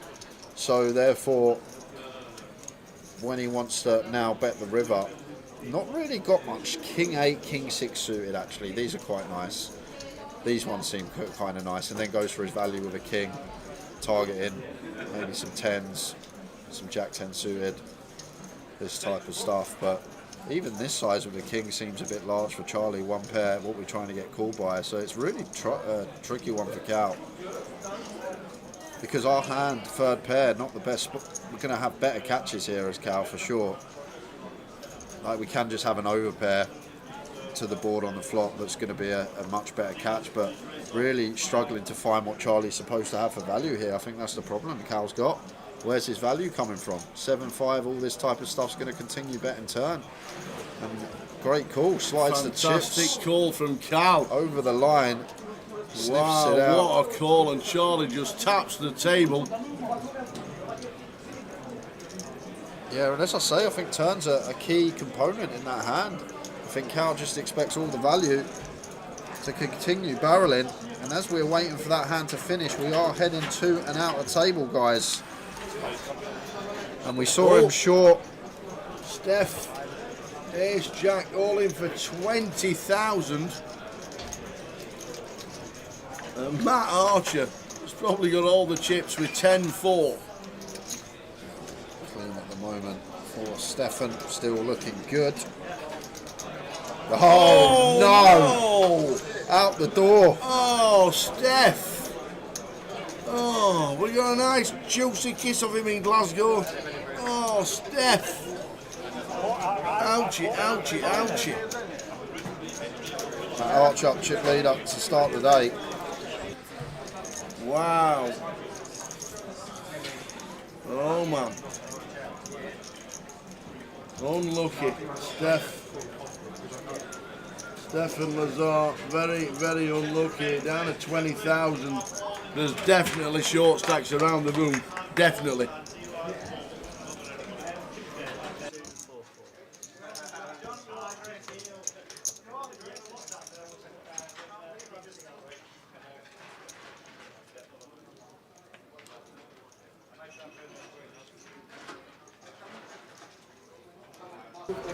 So the short stacks are in the money, ladies and gentlemen. That means like the likes of Junshan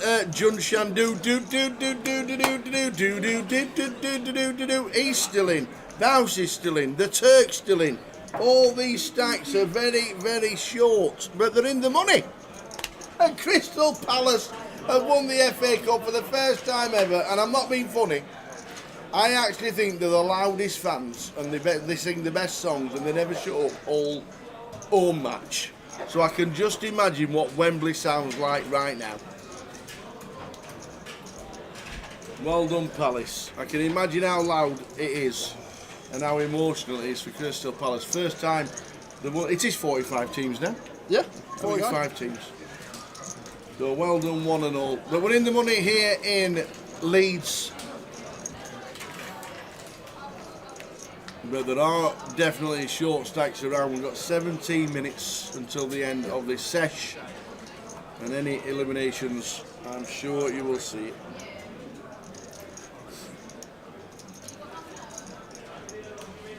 Glad all over, they'll be feeling. Glad all over. Wasn't that Holloway that fetched that to the club? I think it was. Never heard that song. What? You never heard the football chant?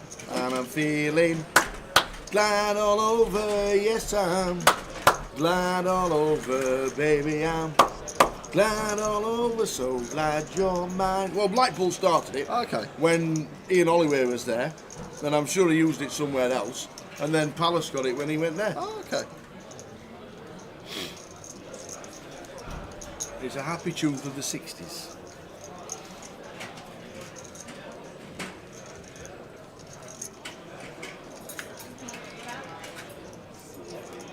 Well, next giveaways will be after the end of this session, 15 minutes until we go on a 30-minute dinner break.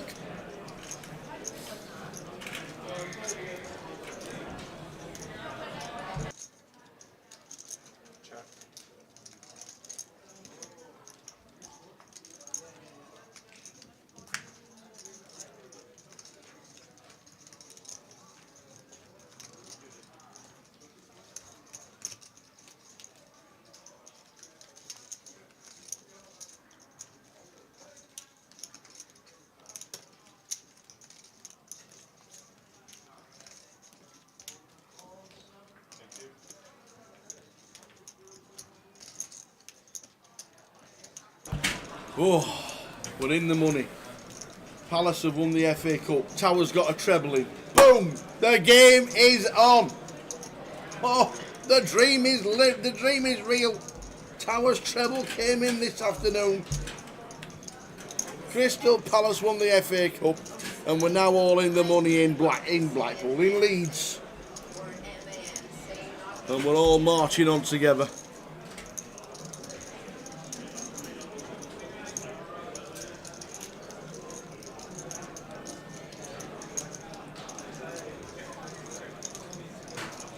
Wowzers.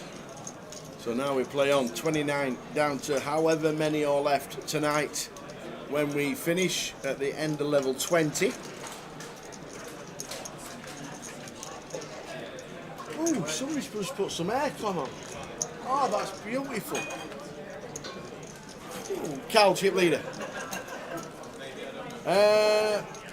Who was the Palace player who got busted open in the earlier FA Cup game? Oh, that was the guy off there. That was Mateta. That was Mateta. He played today with he's had an ear patch. He's had one of the masks over his face that covers his ears since it happened. My treble was 14-1. I got a 14-1 first half shot on target treble. Eze, Sarr and Matouche, who took the penalty, and even though he missed it, he was still on target. Team reads this, Simon. Playing well, is Charlie. It's his new look. He's got the Tim Chung glasses on, and he's had a shave. He's looking like the old Charlie Reid that we know.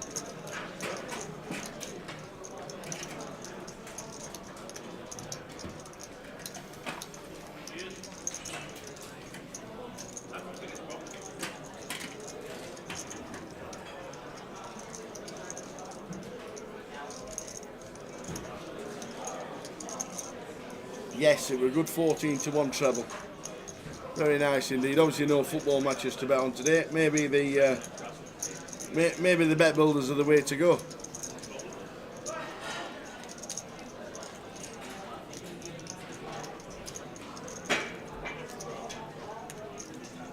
So nobody out in the money just yet, but we are in the money. There are some short stacks around.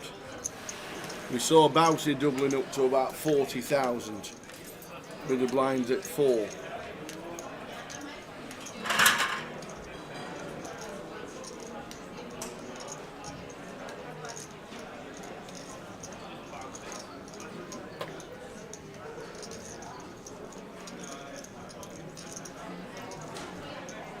Well done with your tower treble. I was never on. Hopefully Atlanta win tonight to complete your European treble. Good luck, Ian. I'll not touch the game, so you're bound to win.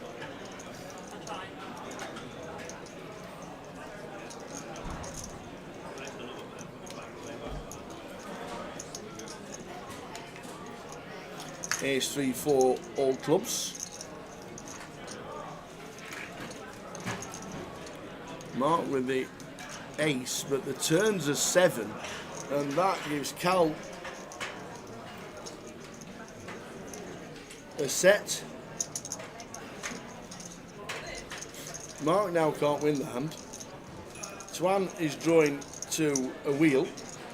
The Mad Turk is still in.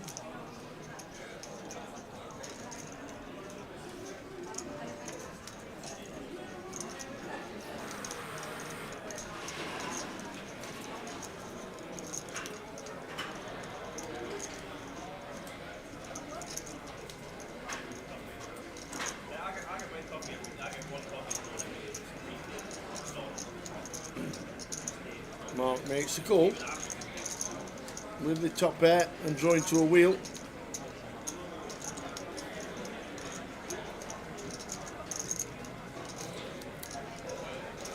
So Cal with the set on the turn.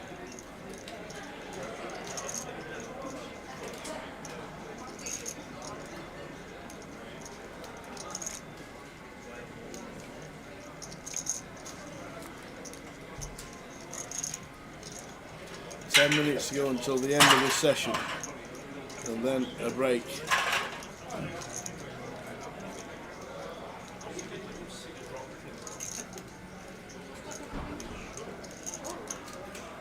Cal moves all in. Mark has a bit of a think. Here's 9. We're in the money. 29 get the money. The bubble has burst. The bubble was Stefan Lazar. All in for his final 20. Matt Archer with 10-4, Riveda 4. So we're on 29 and 29 get the money.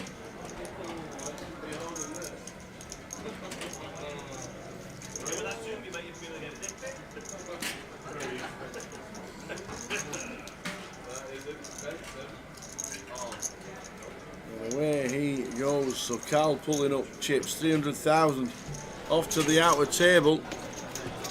And it's John Schwan do with pocket 8s. Justin has pocket kings.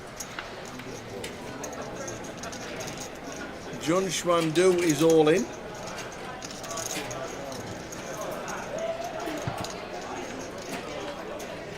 And it's a 2. John Schwandu into the money, but busting out first in the money. Finishing 29th. Justin Devonport on a deep run.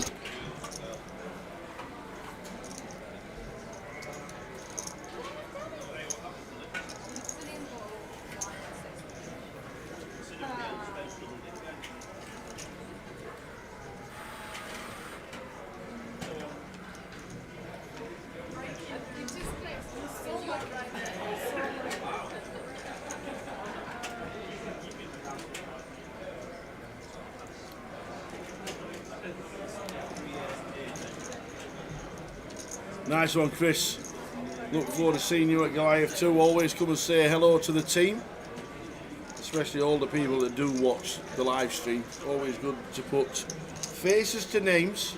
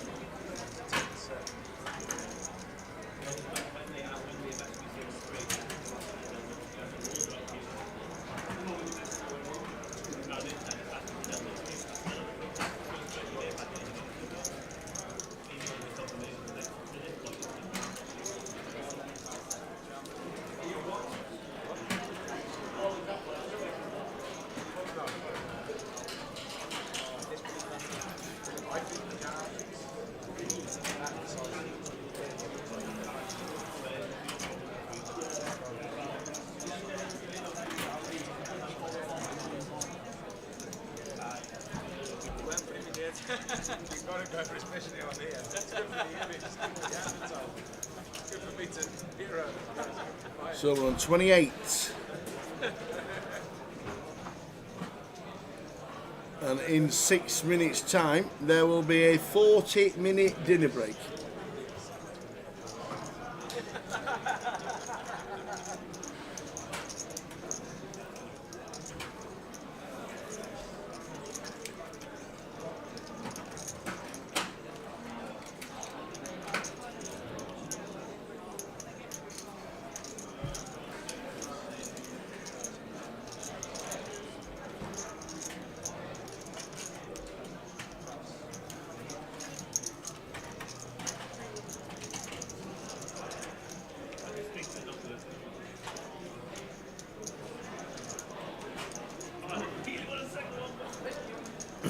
Trade with the Queen 4. Some hands we can give up. This should be one of them. Don't play them all, Dre. Oh, he's going to raise it up. Nope, makes it up. Queen. Oh, he has raised it up. Nice one, Dre. Nice one, Dre. He has raised it up. And that's end of hand. Off to the outer table, and the Turk is videoing for posterity. He's got ace 7. No, he's got pocket 5s. Turk's all in with pocket 5s. Dale has ace 7. And the ace on the river is good. No, it's not. Turk's got a flush. Oh, Turk's got a flush, baby. The river was the ace. The only heart. Oh, the only ace he could see to double up. Go on, Turk. Turk doubles. Wow. The ace. I saw the ace and then boom. The flush was there.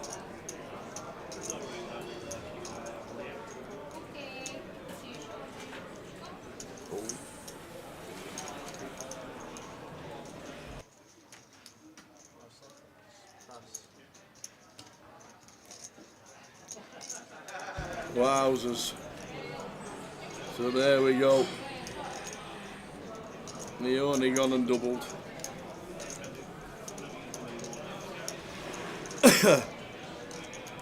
Mark folding. And Dre says, here, have a walk. Back round to the outer table. And it's Bousey. Obviously, Mincash Charlie has got eights. It's 6-8 actually.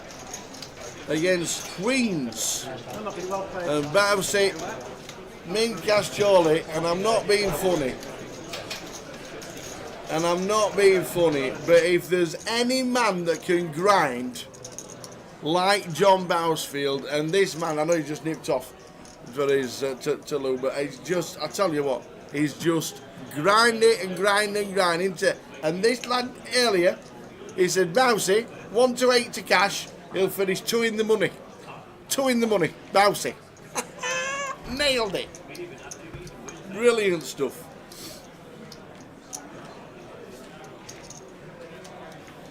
Oh, brilliant. Well done, Bousey.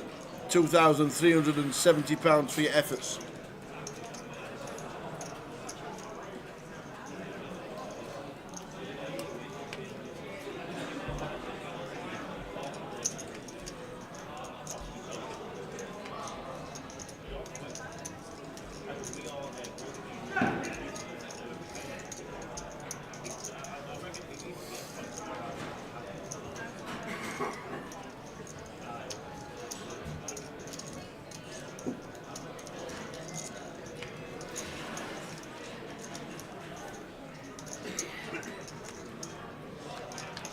There's King 10. Nice flop for Charlie. Nice flop for Charlie.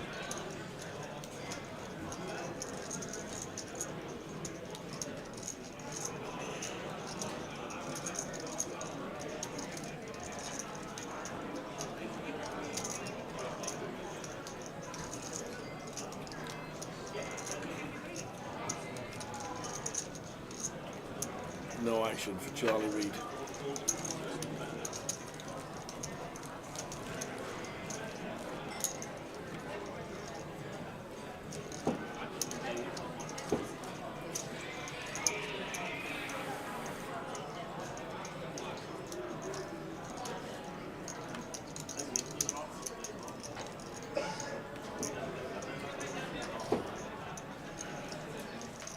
So the last hand of the session, 27 coming back by the looks of it.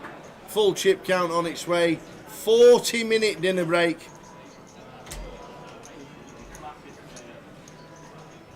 One minute to go.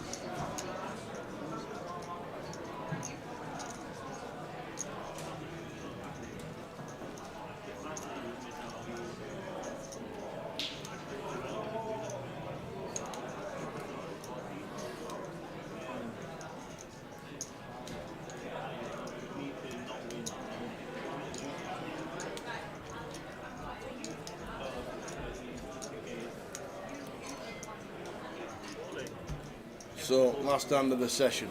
In we go. We will see you in 40 minutes. Straight after this session, ladies and gentlemen. There we go. See you in 40 minutes with more of the same, because I don't think Cal with the Queen 9 is going to be calling. 40 minutes. Enjoy. Cal's counting his stack. Won't be doing notes about it. See you. 27 left, in the money, 40-minute break.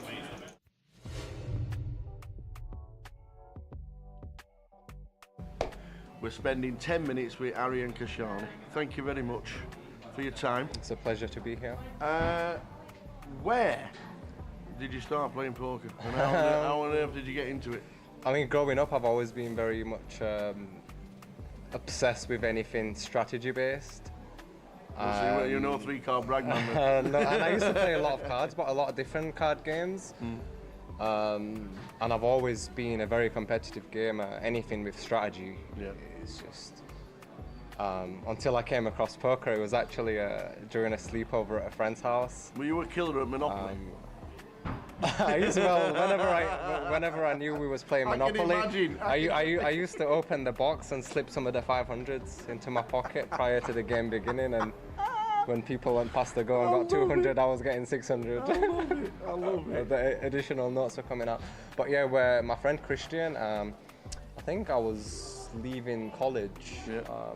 I wasn't 18, I was 17 years old. He taught me the rules and my mind was blown. I was hooked. I was like, wow, I've discovered this a bit too late. And I was just immediately hooked to a point where when I started uni, my attendance... Where was uni? Huddersfield. Oh, yeah. It's funny because growing up I wanted to be a pilot, then I wanted to be an architect, then I studied accountancy and finance, and now I'm a poker player, right? Well, accountancy, facts, figures, numbers, maths. For sure, yeah. So I joined uni. I didn't really enjoy it. My attendance was very low because I was too busy playing poker in my local card room. It all started with free rolls. I used to turn up with my shades on, hood up. You look like now, do you think, why did I do that? Yeah, I was just obsessed, and the obsession, it really forced me to dig deep, and I've just been obsessed ever since coming across it. And when you find something that you have that deep connection with, it just comes natural. Ever since coming across poker, all I've ever wanted to do was to play poker, and I've always worked very hard. I mean, when I was at school, I used to do papers, and I worked in behind a bar, then I worked in a hotel, then I worked in a restaurant, then I worked in a nightclub, then I went and worked in an office. I was a credit controller for a very big organisation, collecting £5 million a month. I've always been obsessed with numbers as well, but my heart was always in poker, and all I wanted to do was poker from the minute I came across poker. Well, my first number for you was 2015. Yeah. Huddersfield. First cash in 25, 25. Yes. That's where it all started. Can you remember much about it? You finished 12th? Yeah, I mean, that was one of the biggest buy-ins at the time. Yeah. I think people tend to forget that we've not always played at these stakes. You work your way up. Yeah. But at the time, yeah, it was really, really big. Was it a direct buy-in? Or it would have most likely been a satellite win, for sure, yeah. Nice one. I like it. The Huddersfield on the map just because it was your first score. But your first big score, 2019, the Christmas cracker. Yes. Like, these fields used to be huge. Yeah, for sure, for sure. Manchester did really, really well at getting the numbers in, yeah, for sure. They did? £12,000. Yeah. I mean, on the final table, I remember the final table as well. I wanted to carry on playing, but financially, I was in a position where the 12K meant a lot to me, and I made the decision to take the money, although I did want the trophy. But yeah, it was a lot of money back then, for sure. Absolutely. Running deep in a huge field. Obviously, the Northwest was like one of the biggest ones that there were in all the districts, in all the areas around the country. Did you like playing the day ones and then getting yourself into these big fields? Was a big field like? I mean, very comfortable. Everything I play now is intentional, and a lot of analysis goes into the games I play. Back then I was playing anything and everything. Yeah. You need to be very careful. I mean, game selection is an art.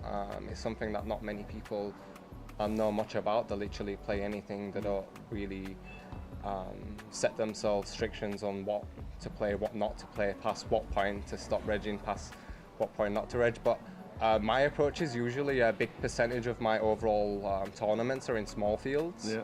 to make sure I'm consistently getting in the results, and then some in medium fields, and then only very small amounts in the big fields, because even if you are the best player in the world and you play in big fields only, you can just go through big periods of not cashing at all, right? So I think it's very important to get the consistent small cashes in, and then obviously put yourself in the big fields. But straight after, more or less straight after the Christmas cracker, which had a big number, you end up in Nottingham at the Grand Prix. Yes, that was a very interesting one. 2,712 that was a very interesting one. That had it was one of the first ever hybrid tournaments where you would play the day ones online, and then you would eventually turn up day two, play live at DTD, and they had this promotion. If you played day 1A online and made the final table, you would get a 10k package. Okay. So when we was approaching the final table, there was 2 tables left. There was another guy who had qualified from day 1A, and I knew that if he makes the final table, he also gets the 10k as well.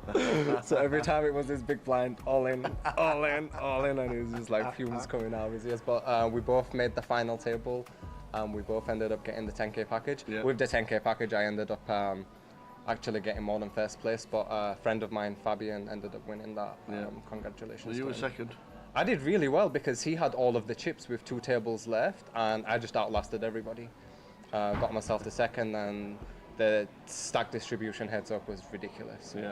Then, unfortunately, we ended up in lockdown. Yes, but how was it for you? It wasn't unfortunate. It was. I'm going to say lockdown was very good there, because historically I've played online a lot, and the games were really, really good during lockdown. A lot of people who played live, obviously they couldn't play live, so they were forced to play online. So the online prize pools were getting ridiculously big. Like the Irish Open, I remember it was guaranteed at 1 mil. He ended up collecting 3 mil. And the winner got 462k. The numbers were ridiculous. Everybody wanted to play. But yeah, the games were good for sure. Really, really good. But lockdown was a very tough period for a lot of people also. Of course, but you certainly did well during it, which is really nice. But obviously coming out of it and coming into live poker back again, last year, big year for you. For sure, yeah. Nearly $300,000, as it says on the database. For sure, it was the first year where I started competing for the leaderboard, and I wasn't really going for it till I think March time. I got a few results in a row, and I thought it makes sense, and I made the decision to give it a go. It was very competitive towards the end. The best thing I mean, about start of the year, everyone was like, "Oh, yeah, it's over. Cal's won it." And the deeper into the year we got, the closer we got. It was very, but the very best thing for us watching it from the outside in was you and Brandon battling away. Robbie as well. Robbie was professionally. Then you go and play an EPT. What's that like? Professionally. Then you go and play an EPT. What's that like? It's obviously different games. They attract different player types, and I think one of the biggest keys to succeeding in poker is knowing how to adapt to different player types. And different players, they play very differently. I mean, it's one game, poker's one game, but everyone has a different understanding of the game, and everyone plays very differently. So it's very important for you to try to gauge how someone thinks about the game and try to come up with a strategy to counter that, basically. I don't think it's realistic to play this unexploitable balance strategy versus everybody. I think you want to be choosing to do X intentionally rather than doing it to randomize and to balance, etc. I think everything should be intentional, for sure. When you go to an EPT and the fields, you don't know 99% of the field. Can you sit down and within 10 minutes work out an online reg? Or very. I mean, a lot of the times a lot of the times from appearance, from how people hold the cards, how they put the chips in, what the table presence is like, etc., etc. If people are regulating the behavior well, all it takes is one showdown. You see one showdown, you play the back in your hand and the hand back in your head, and you start making assumptions about your players.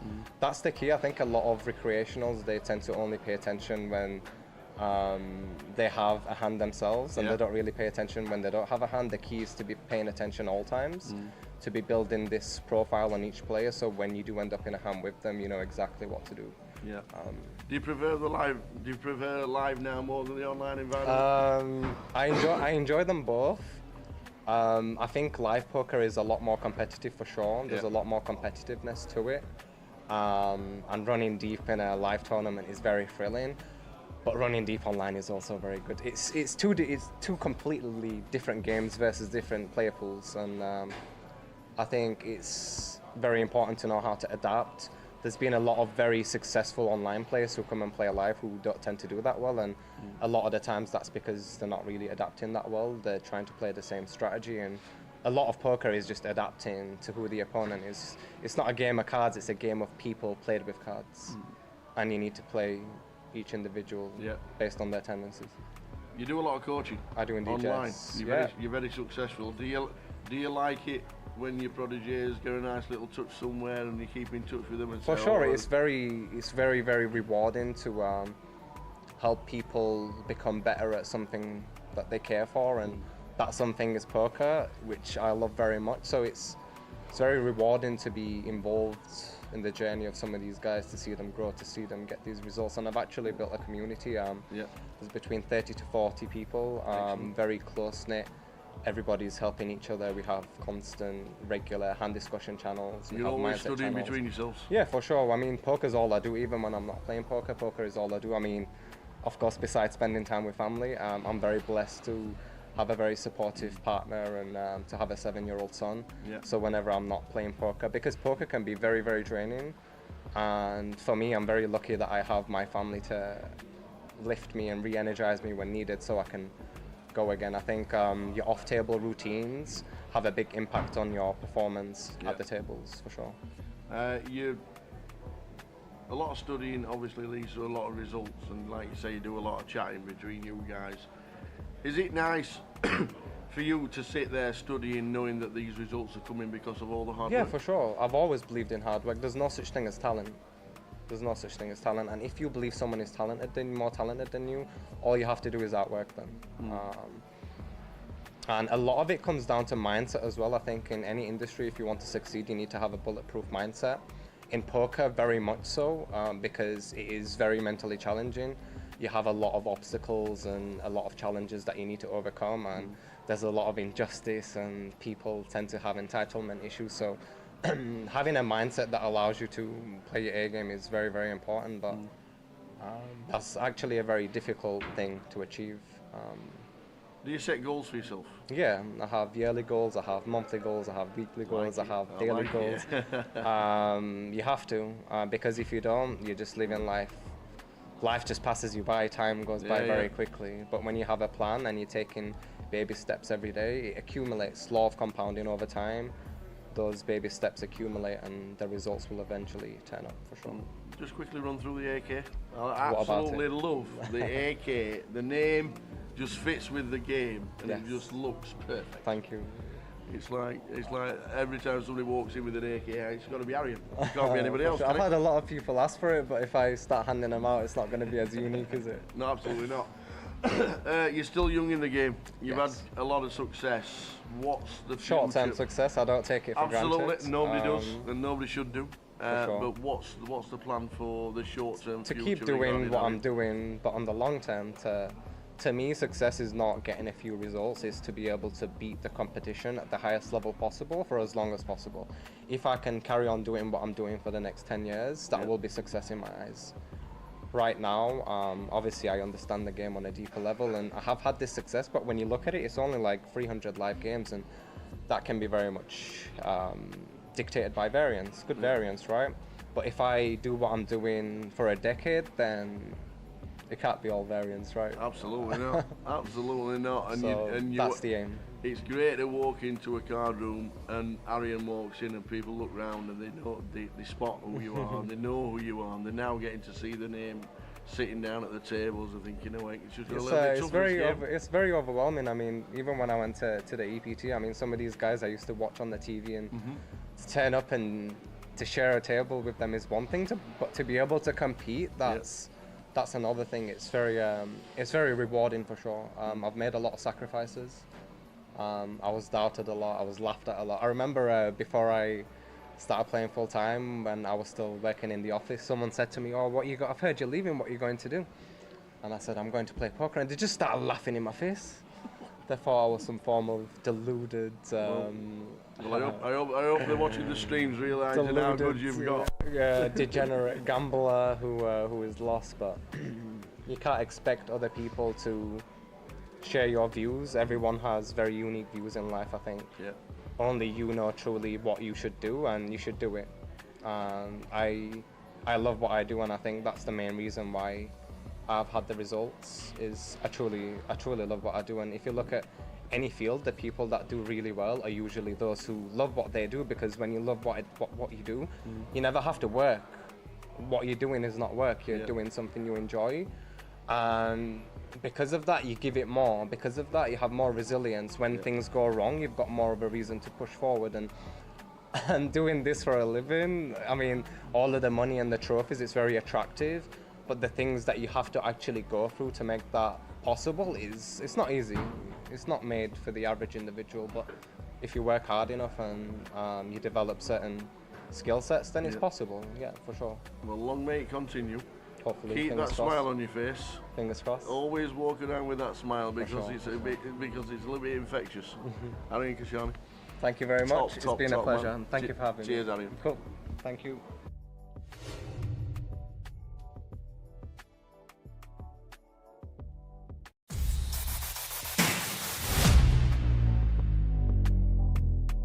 One of the most consistent players that we've seen in probably 10 years of the GUKPT. Bouncy. Good to see you. How you doing, buddy? Yes, good, thank you. Poker. Yep. Where did it begin?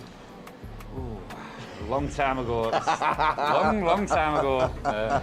Yeah, I think it was about 2005. I'd seen a little bit on TV, what's the kind of late night poker and things like that. And there was a casino, some £10 rebuy tournaments. Yeah. We used to go to the casino for a night out. I thought, yeah, I'll jump in one of them, have a go at that. And really enjoyed it, you know, got into it straight away. Great set of people down there in Teesside. Yeah. Good, you know, good game, good pots. And everyone got on really well. I mean, some of the players who were there that first tournament, like Ian Woods, you know, he was on my table, you know, I think he knocked me out the first tournament. He's still playing, you know, there's a lot of the lads who were still, it was a really good community, you know. It's an amazing community, and we'll come to that during this little chat, but can you remember your first ever cash? My first cash on the Hendon. I'll tell you it's 2007. 2007, yeah, that'll have been probably the Great British Poker Tour. Correct. I think it was, that was a tour, the gala tour that started before Governor bought them out. I think that's where we basically all met. Yeah, it was, the gala tour, like the Teesside gala was massive, for you lot especially. Yeah, it was, and we had a great support on the tour. Back in the day, we would have 40 or 50 people going to a lot of the tournaments. Yeah. And I finished maybe a side event, a £200 event, maybe finished fourth or something like that. Yeah, exactly right. Exactly. And you've probably still got the £865 in the pocket somewhere. Yeah, I haven't spent that yet. I think it was White Fivers one day. So, yeah. Obviously, that was the year that the GUKPT came along. Yep. Did you look at the GUKPT and think this tour looks pretty good? I'm gonna have to start travelling around a little bit. Yeah, they both were running like side by side. Yeah. And the first festival I went to before that was the Northern Lights at Blackpool before the GUKPT took it over, and I was blown away. I walked in the casino. The atmosphere was fantastic, and still the same today. You know, I still love that feeling when you go there. Yeah. I think because as a kid we went there on our holidays, and it always reminded you of having a good time.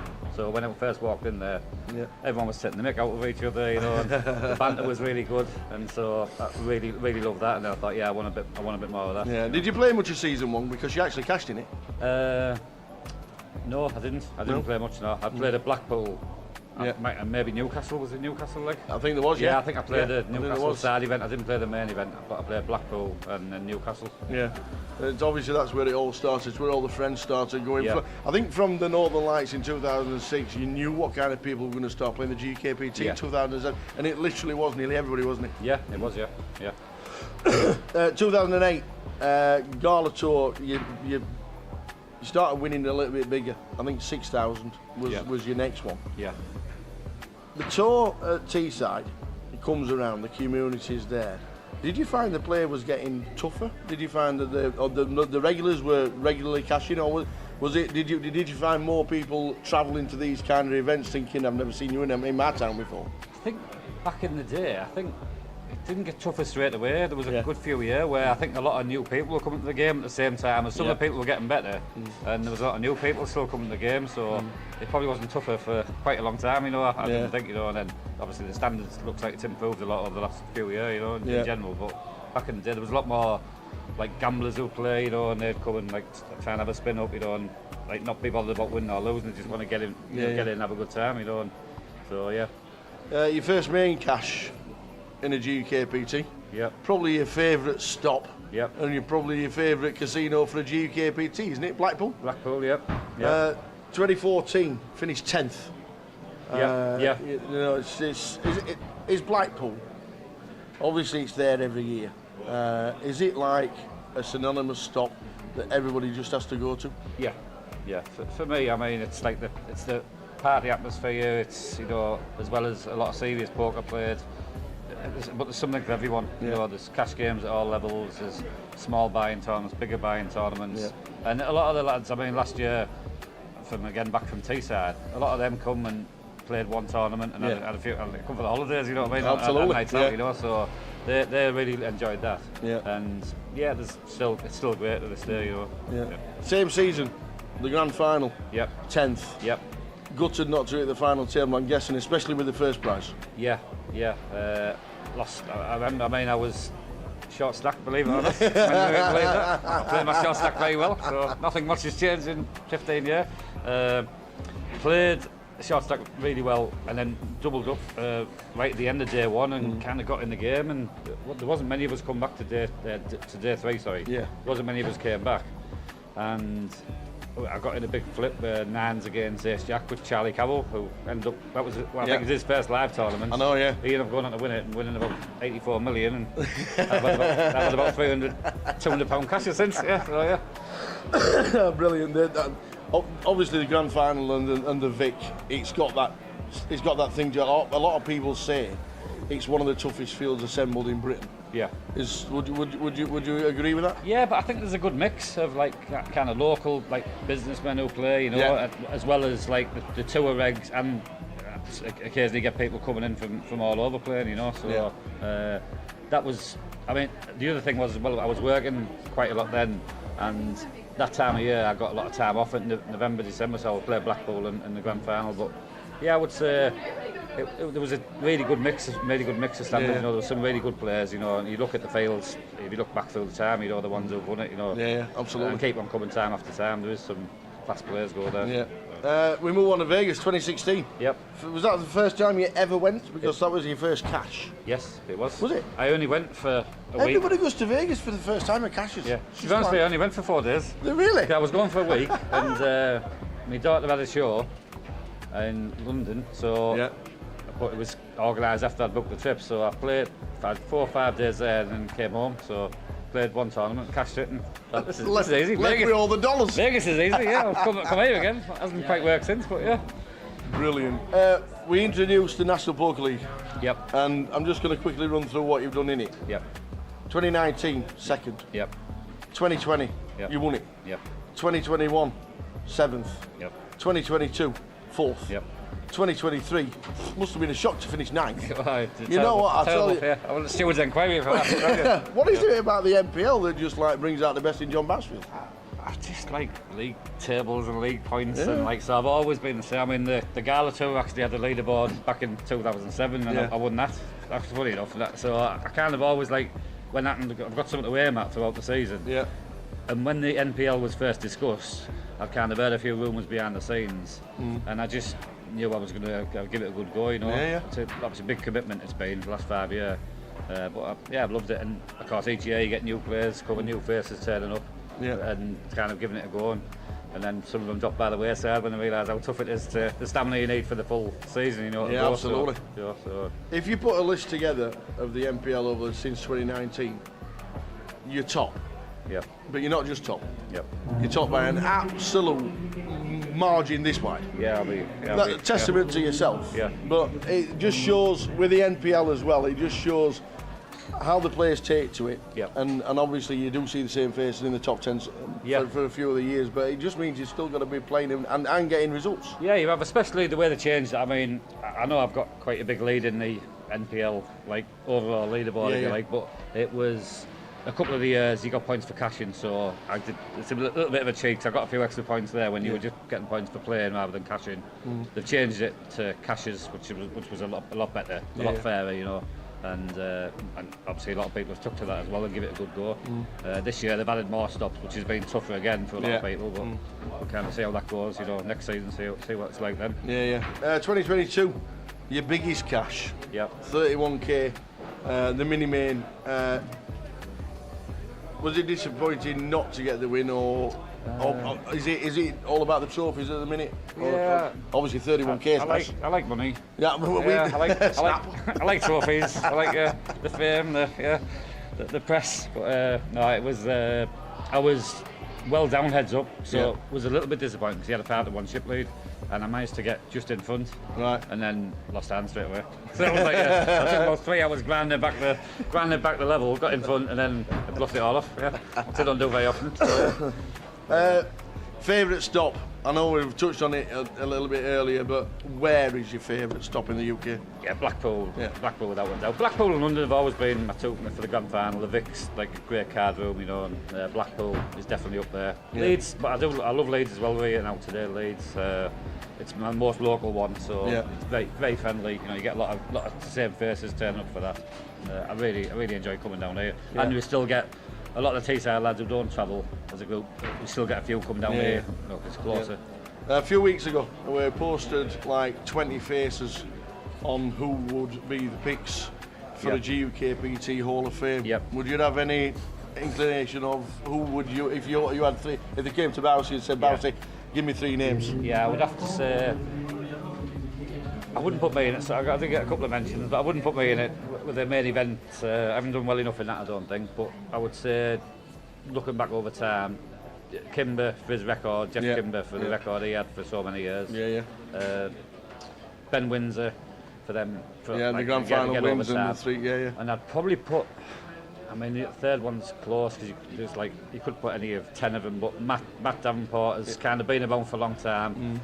Like last few years been brilliant, and he just keeps he's really consistent. It's amazing with Matt as well, because he stopped for a few years. Yeah, he did. He wanted the hiatus. He wanted to leave it for a few years. Come back. And has absolutely smashed it. Yeah, I think again, but that's like the NPL has kind of helps people kind of. You think, well, I'm going to give it a go, and so you do get that commitment. And when you're playing more, you get to know players. You get your confidence builds up. So there's a lot about it that you kind of once you're playing week in, week out. So.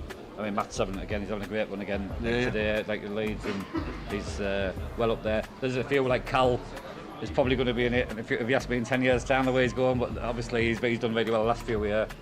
You know, there's a few older ones, maybe like Simon Deadman, Trigg, you know, we could put in there. Absolutely. They're all really tough to pick from, but yeah. Do you know what happened 16 years ago? 16 years ago? You posted a picture on the Endon Mob. Oh yeah. Can we have it changed? That was about 3 weeks. That was about 3 weeks ago. That's 3 weeks ago. That one. We say it to loads and loads of people. That once the picture's on, nobody ever changes it. It's I mean, I didn't put the picture on, but yeah, somebody put it on. But yeah, there was a bit fresher face that one. Yeah. There's a lot of people like that. Let me tell you, there are a lot of people. I mean, like I do have a bit of resemblance. I've seen some of them. You can't even recognise who they are. I'm thinking, Poker, it's been good to you. Yep. You're still loving the game. Yep. We have a charity night in Teesside on the Christmas week. Yep. What does that mean to you, and especially with your charities as well that you do? Because you do a lot for charity. Yeah, I'm a trustee of a local charity at Teesside. We help kids with neurological conditions. The charity is called Remembering Rebecca, and we provide equipment, respite breaks. There's a sibling project where we send the siblings of the families on trips. Brilliant, all voluntary run. There's not everything that comes in goes out. We decided to have the charity night for one. John Law was really great lad, really great lad up there, and we just carried it on. And then probably 5 or 6 years ago, when I got involved with the charity, they moved over to us, and we've had a great night. a fantastic night, you know. Absolutely. Singing, dancing, playing poker. What more can you ask for? Oh, yeah. Singing, dancing, raising a few quid. Raising money for charity. But that's how I got into charity in the first place. I just got invited to an event, and we went out with a few old school friends who we hadn't seen for quite a long time. It was like 4 couples. We all got together. We had a great night, a few drinks, dances, went out afterwards. Yeah. Afterwards, we all say we need to do it more often, and then we'd raise 15 grand on the night. And I was saying, like, what more could you ask for? So, Exactly. we just started like following the other events. You have like 80s night, a race night, you know, and been really loved and enjoyed every minute of that since. Really. Every credit for it, and it is great to be a part of it as well. So well done to you. If you stay fit and healthy, which you're looking pretty good to be fair. Right. What's the future? Carry on playing poker? Yeah, loving it. Yeah, playing. I mean, fit and healthy. I'm doing the Great North Run again this year. So half marathon at Newcastle in We'll September. watch it. Yeah. So I'll have to do a bit more training on that over the next couple of months. But I'll still play. I've had a bit of a short of the biggest break I've had for the last 5 years, the last couple of months. But there's a lot more stops I'll be playing. There's Vegas next week. There'll be Goliath's a great stop, and then we'll have all my favourite ones back in later in the year anyway. Absolutely. So, it's been a pleasure. Keep it up. Always good to see you at poker tables. And we always have a laugh. Yes, we and do. a joke. We do. Thank you very much. Cheers, Long way to John. continue. Bouncy. Thank you.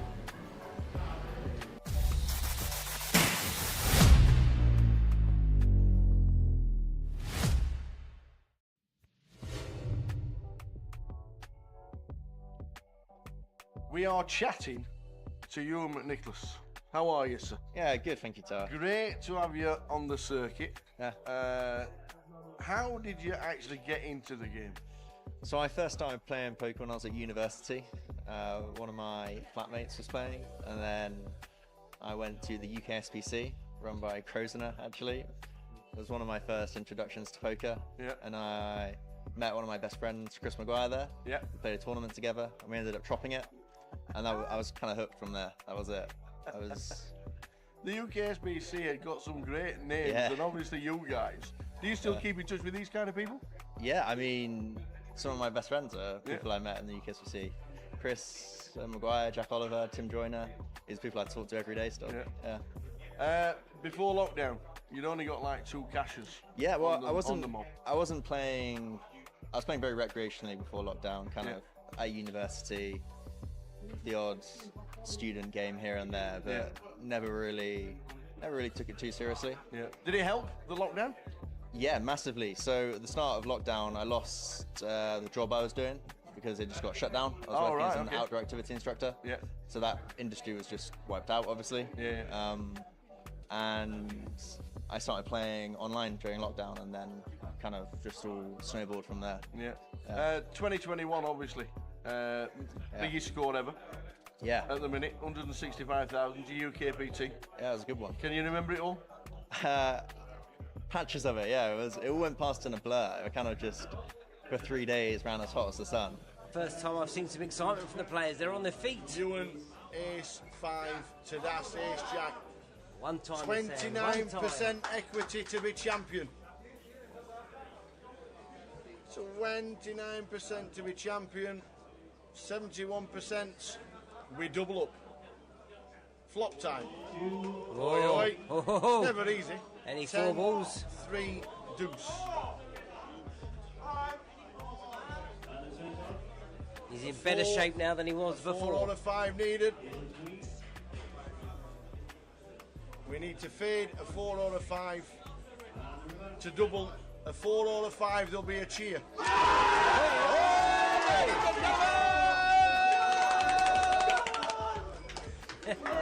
Oh my word, the crowd went wild. So it felt good doing that. Yeah. That helps. Yeah, it does. Yeah. Was that your first main event or the first series, first season? Both. It was the first ever GUKPT series I played, and so that was the first bullet of the main event I ever played. Yeah, it was straight in. Yeah. Can you remember much about the final table? I remember a few hands where, I remember getting it in with a pair and a flush draw on the turn against a set, and making a flush on the river, and getting it in something like ace 5 off versus jack, so jack hardcastle and winning. I kind of those two hands are the ones that kind of stick in my mind of like. Probably not reminded of it too much by Jack, you know. I think I can directly quote him saying, "I think I started your career." I think he said that. Kicked off your career or something. The sort of thing you would say. Yeah, obviously Vegas 2021 as well. Going out there. Yeah. Was that the first year you could go out, or was it just the first year that you wanted to go out? So, what year are we in now? Vegas 2021. How old are you, by the way? 25. Okay, right. Okay. Yeah. So it was the first year after lockdown. Yeah. First time I went out was because my friend Jack Oliver was going deep in the main, and I had a small piece of him. Yeah. And I was playing chasing the National League that year. Yeah. Right. So I was doing all these tournaments, and I was actually in a tournament in 25-25 at the end of the year in Bolton, and a few of us who were like friends with Jack and all had a small piece were texting each other like, "Oh my god, there's like 100 odd people left. We actually need to like book a flight and get out there, because if he makes the final turn, we have to be there." I'm gonna say when you're scrolling through all the updates, day 7, day 8, day 9, you're like, this is real, this isn't it? So my first Vegas trip was kind of booked while playing 25-25, and I remember getting an Uber from the 25-25 by my parents' house to pick up a bag of clothes and my passport to the airport. I remember the Uber cost me £450. Yeah. And then we got... Obviously what Jack's done, you've got a piece of him. The Uber didn't really matter, but that was literally your first trip to Vegas. Yeah, it was. Yeah. It was amazing. It was a good first time, yeah. Doesn't get much better as an experience. Obviously flying out to Vegas, we know Jack did what he did, and the scenes on the rail. Yeah. You all got showered in champagne or whatever it was, Corona or whatever it was. I think it was a beer rather than a glass of champagne, but yeah.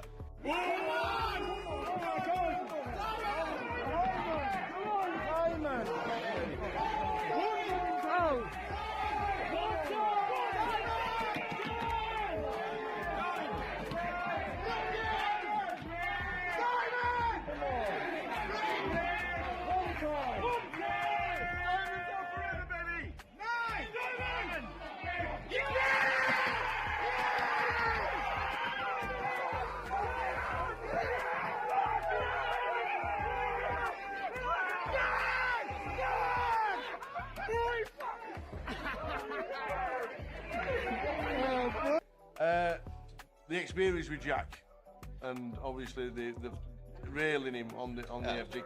Amazing. That would be. You had a couple of final tables as well. Yeah, not quite WSOP final tables, but a few final tables here and there, and we could do with you and Nicholas on that. I'd be there. Yeah, that'd be fun. We'd all be there in Vegas. That is for sure. But no, your first time in Vegas, that's just unbelievable. Just knowing that your first trip. I know, and I spent quite a lot of time out in Vegas now, mainly playing cash, but I'm going in 2 days' time actually for the summer for 7 weeks. So sweet. Can play tournaments all summer, which will be fun. Very nice. You had a change. You had the Ewan McNicholas look, and everybody in the card room knew when Ewan McNicholas walked through the long locks, the flowing locks, the ponytail.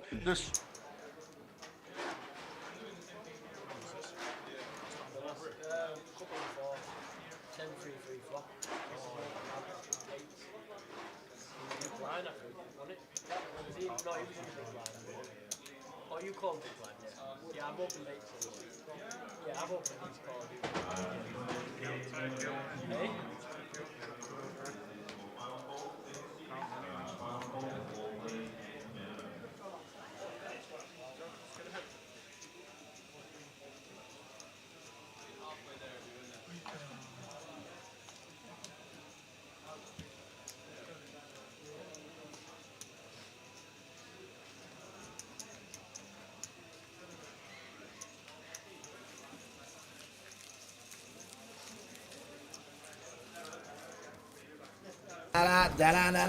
We got in the money! Chip counts. All the remaining. No bouncy. 27. No bouncy. You more or less nailed it. 2 in the money. 2 in the money. As always. 1 to 8, 2 in the money. 1 to 8.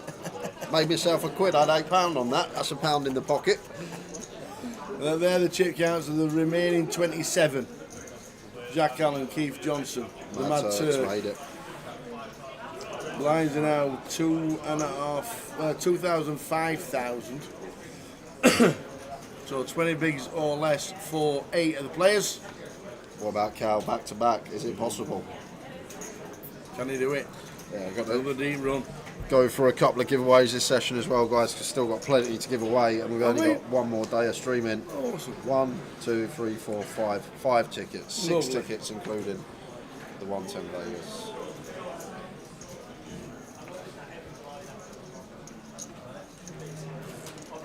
So George Poppin 1, Jack Allen in 2, Chris Johnson 3, Jamie Dow 4, Phil Tate 5, Yazoo Yin 7, and Jacket Schism in the 90. Down to 27, level number 17. Nice hand to find post bubble. Ace King on the button for 9.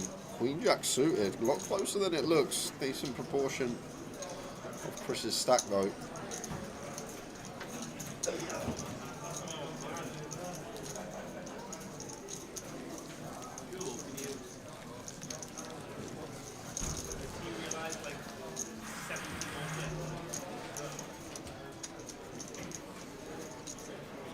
Did you watch the lifting of the trophy on the telly? I did it, yeah, I did indeed. They got a bit excited. Did they? I don't blame them. Fantastic. It's nice to see an actual team. I was saying, I think Crystal Palace fans must be the loudest fans at a home game to start with. They sing all kinds of songs. You can only imagine how loud Wembley was today with 40,000 of them. You can only imagine. Yeah, because not only you got 40,000 them, you got 40,000 Man City fans making no noise at all. So well, yeah, that's true. It was all coming from them. Yeah. King 10 for George, and the hijack opens to 11. 5s for Chris, 36 effective, seems like cool. Gonna go for this option. 3 bets, small pair. It's one of these when we get jammed on, we can't call. That is going to work versus George's actual holding. Nice pick up from Chris with the 5s. Is Dale still in? Show you the chip counts one more. Not Dale. Dale is not in. I saw Jamie Dale Dale's this morning when I was walking in. I think Dale was one of the first out today. Yeah, he was indeed, but they're not Jamie Dale. But we've got Dale. Jamie Dale is. Dale Wilson is not. Who's your pick, Tower? Oh, 27 out. 27 left.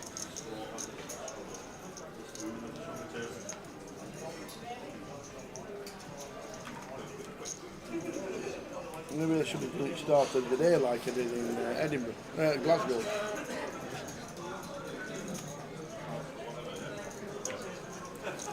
George going to be back-to-back opens. King Queen from +1. Hoping he does.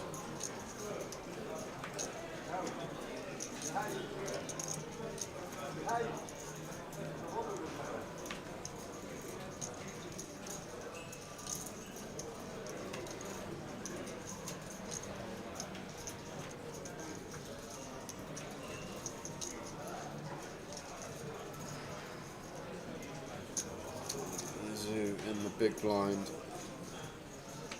picking up the whole cards, unfortunately. It starts the hand 37 effective.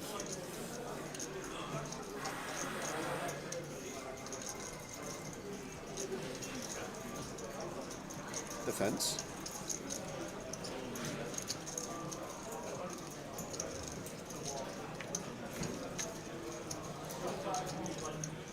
Six, 4, 4, 2 clubs.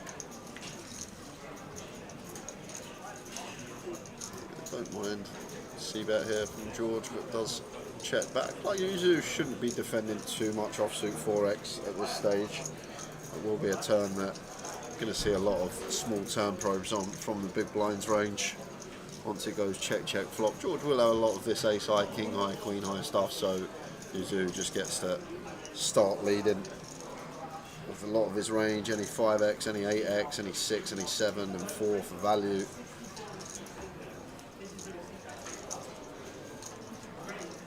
And now George just going to have to fold the king queen. aware it's a turn that Yazoo is supposed to lead at a high frequency, but we're just handcuffed. Even sometimes when we turn the top pair, if met by a big or overbet on river, still a horrible spot. Yeah, we're up against someone that will take some 5x, will take some 8x. But we're going to see call here from George. George, pop with the overs. The thing is, when Yuzu goes this size, he just gets to do this with all his 6s, all his 7s. Obviously, he can have some bluffs of 8x and 5x, but now as George, we just do not beat a thing. And as Yuzu here, if he ever gets the river with a bluff, if he gets here with perhaps missed club draw, it's just a mandatory bluff for him.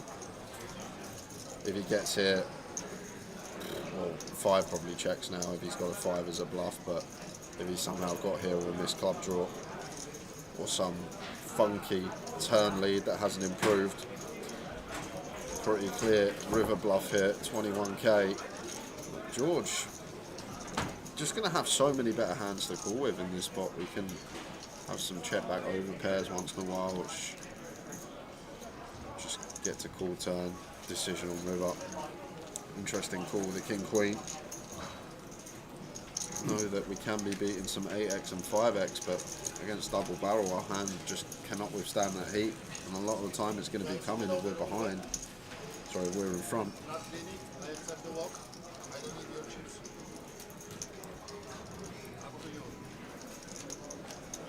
Calling a giveaway at 8 p.m.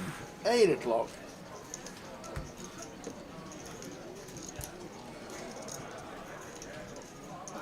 When Towers League One treble.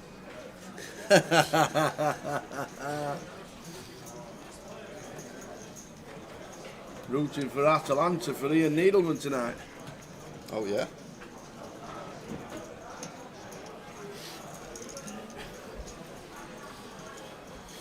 Jack 4 suited, cut for Jamie into the muck. Phil 7 deuce made a terrific call against Yazoo on the bubble for his tournament life. Got it right.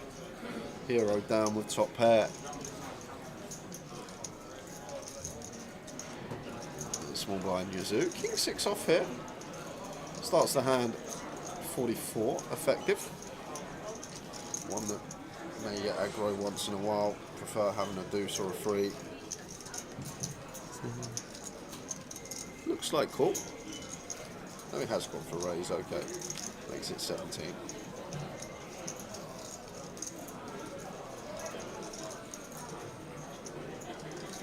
Jack at chair. 10-8 off. If we're getting hands like that to fold with position when they cover us, great incentive to take these type of hands. Flush out a nice 45% equity there.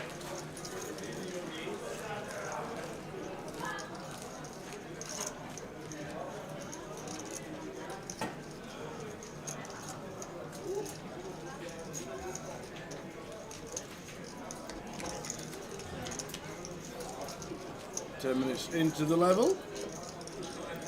We're in the money if you're just tuning in. We have the money at 29.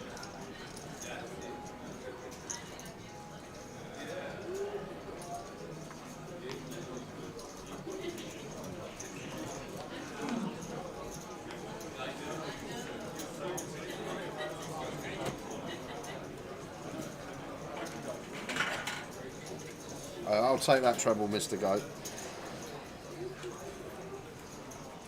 The middle one's a 10,000 to 1 shot though.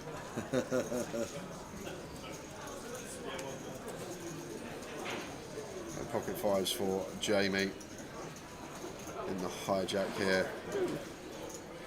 I like pass at this stage. There's a lot of good things going to happen. People pass, we get closer to that final table. Always say they just don't really remove any strong hands. If anything, just block all the trash. Zoo on the button, does want to have a look with the duck soap. Queen 8 off here for George. 3-way, wouldn't defend. Multi-way would defend heads up. Probably, it's a cuspy one. I feel like Queen 9 I'd get in here. Queen 10 definitely get in. Queen 8 off 3-way. Just one of these. Once again, a lot of people have the perception, yes, our price goes up, but equity just diminishing when we go 3-4 way. equity in the pot's going to reduce, and we also have likelihood of being dominated. Flop the whiffs. 10, 7, 4, 2 diamonds.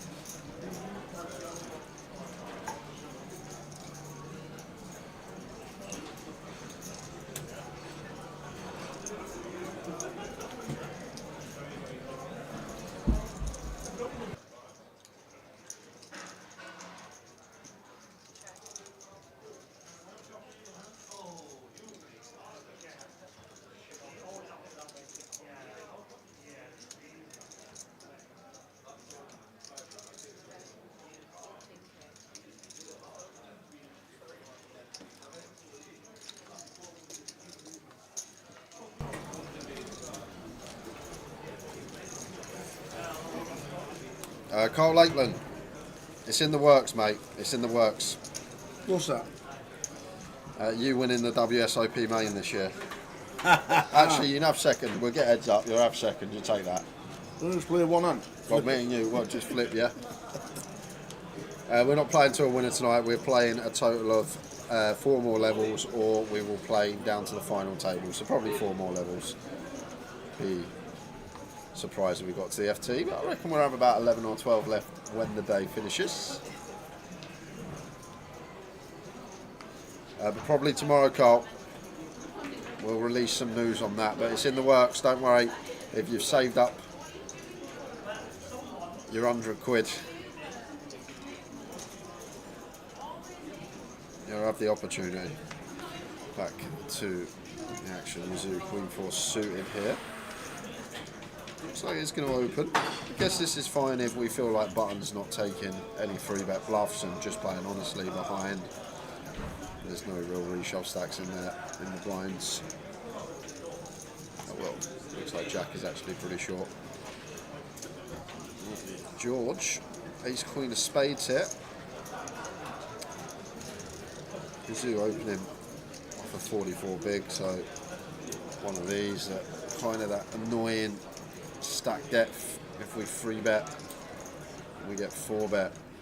Probably got to continue against the cut-off. Like if Mizzou just jams here, it's one that sort of has to call off, even at this stack depth against a capable player. How are we doing, Crane? How are we doing, Crane? All things are good. 27 out of 247.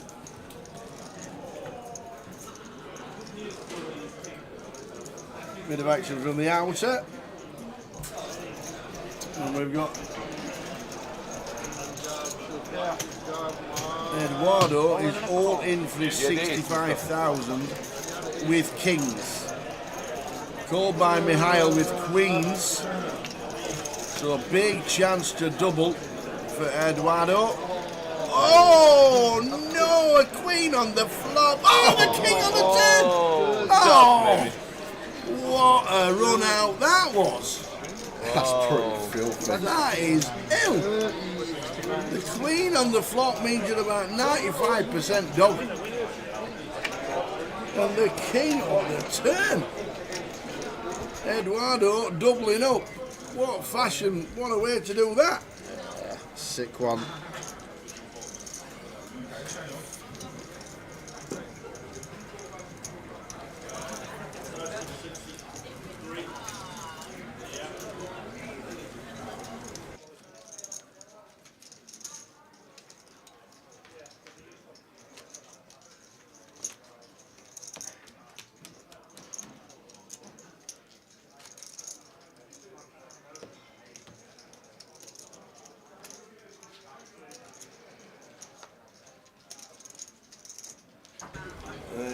Yeah. What a day. We're in the money, 27 play, 27 pay, 29 pay, 27 in the money. 27 left. Whoosh. Old Tatey making that big call as well, didn't he? I'm here to win it.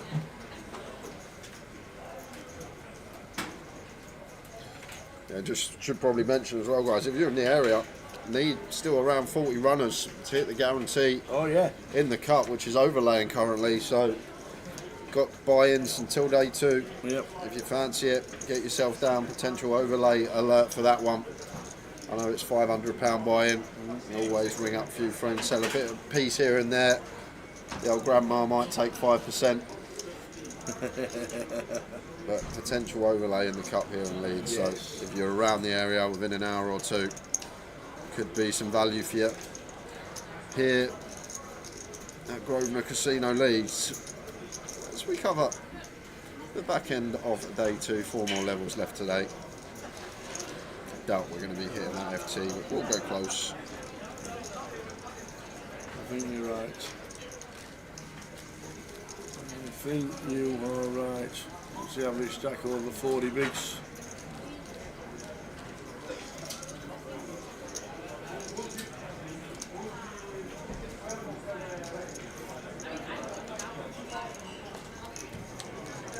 If you fancy some, I don't know, the next few days. Oh, it's gone. Where's that gone? I was going to show some Goliath satellites.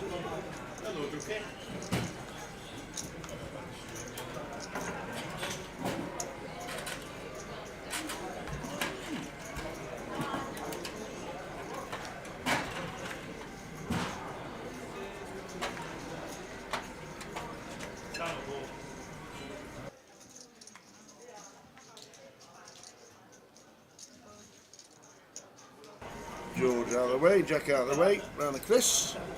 Started with less than starting stack today.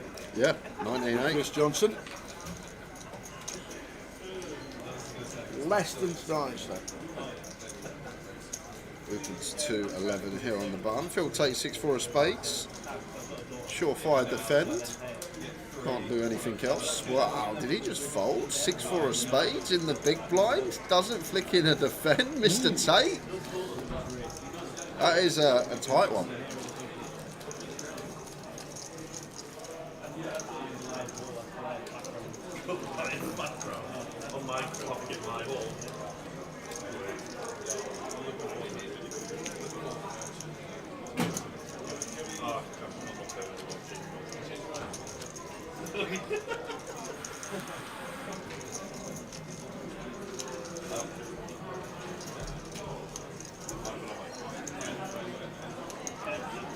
So we're in the money. 2,370 locked up. They're going to go to a giveaway at 8 o'clock, guys. Whose question is it? It's mine. Your I actually had it question for ready, me. but we got a bit off with the bubble, didn't we? Oh yeah, it lasted a long time.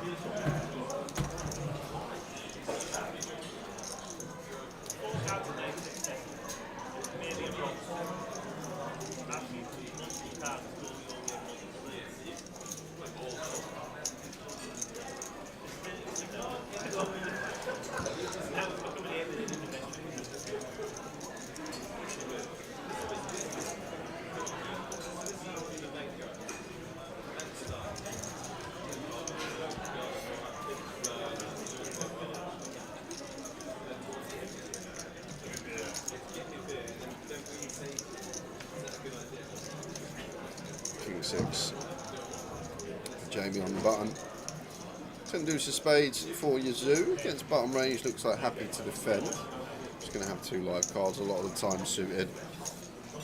Right on the cusp, especially last 10% of the field. Approaching. There's 7-5 flop, which them both. Probably. See that done. Yeah, feels that way too. Especially with the 6 interaction, blocking some continue, some check raises of Yazoo from the big blind. Like some 6-4, 6-3, 6-8, less likely. Some of these hands that might spring.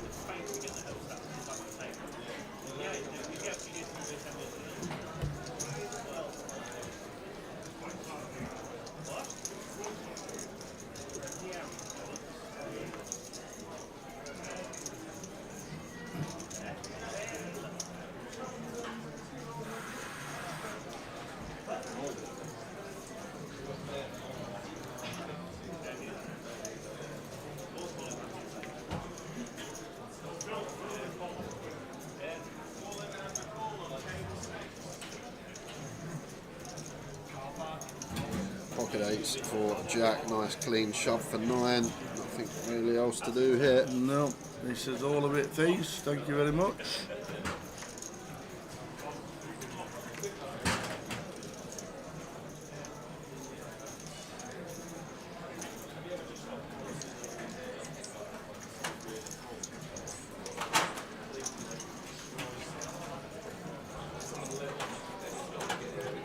Still with the ace 9.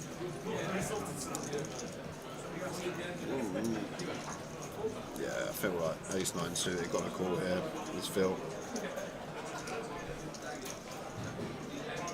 Don't think about Jack's 9 big blind showing range. He's going to take worse suited ace X. Yes, he's not going to take ace 8 off. He's not going to take ace deuce. But he'll take some suited variety of these. Some suited hands that we dominate. All the pairs he would probably take. Maybe not deuces or threes, but a lot we flip against. King, queen, king, jack suited, queen, jack suited. Like, I feel like ace 9 suited is going to do pretty well against a 9 big blind jam range. A bit less appetising against +1, but we're definitely calling ace 10 suited, right? So ace 9 suited is not going to be too far behind.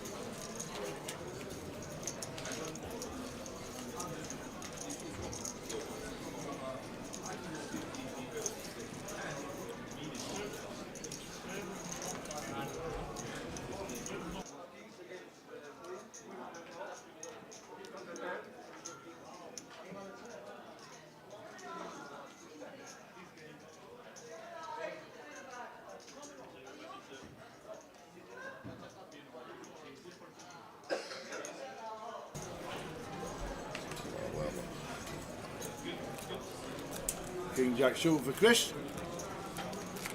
Opens to 10.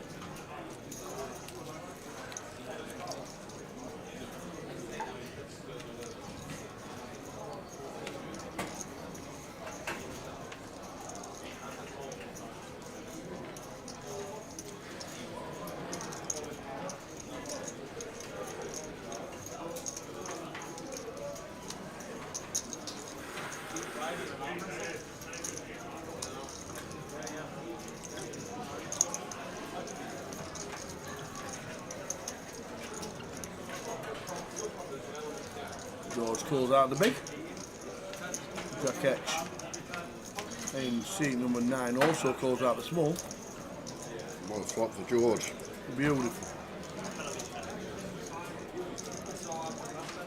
It could actually donk here as George Harrop.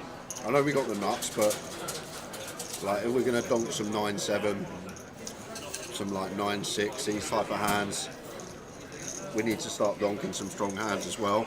Like even Chris's overpairs at this stack net freeway probably play some checks. So it's just a board where Macapac's just going to relentlessly check back most of his range. So take that away from him, get the betting lead ourselves. I actually think this is a really tidy donk spot. No, it probably looks on site. Oh, now King High is folding. But it's just a spot where Chris is going to check back so heavily here. And if we're going to donk a lot of our 7x, 6x, we need some stronger hands to balance that out.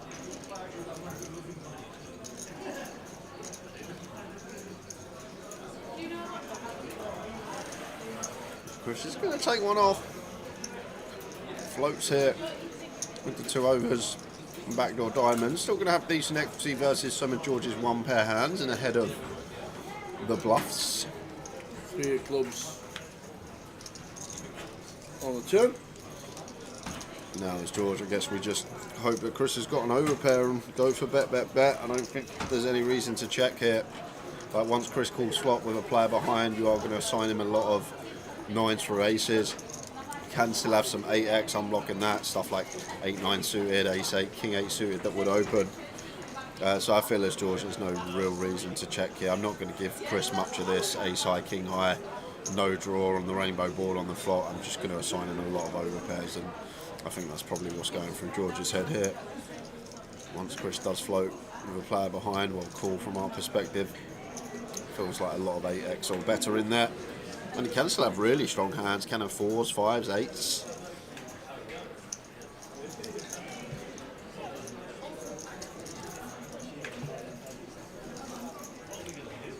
Wow, he's going to call again? With the overs? No, he's raising. He is raising. 60,000. And it's George now. What do we think Chris has got? Because if Chris did have an overpay, he'd never raise it, I don't think, Tower. Why would we raise and open ourselves up to the 16 combos of 6-7 from the big blind, which we do not have?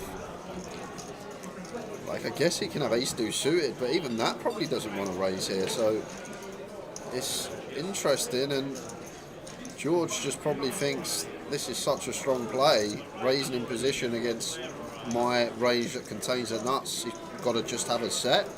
It's probably what George is thinking. And now Chris is wishing he just check-folded the flop, or just folded the flop. The turn play, outrageous from Chris.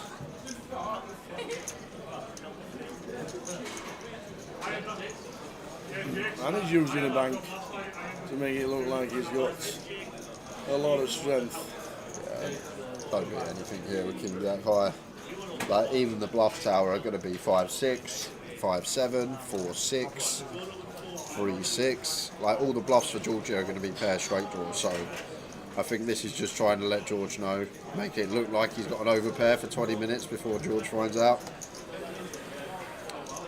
But it's really interesting when Chris raises what to do as George, because like, you don't ever expect him to raise an overpair. So I guess you just assign him a hell of a lot of sets. Ace-deuce suited as well, and obviously ace-deuce suited not folding.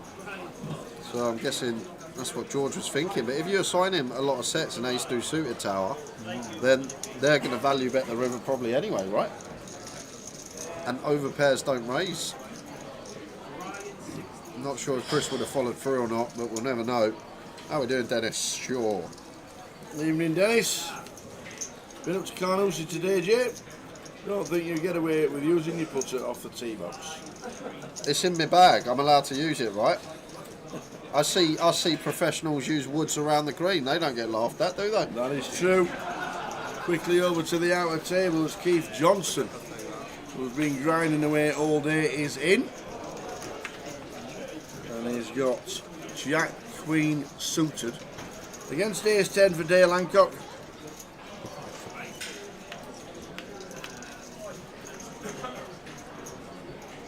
Eight, 10, 5, so we've got 9s playing there. Oh, no, just aces and 9s. I'm sorry, queens and jacks still working as well. I thought there was 2 pair on the turn. It's not, it's a 3. Keith Johnson cashes for £2,370. Scooping in some more, sir.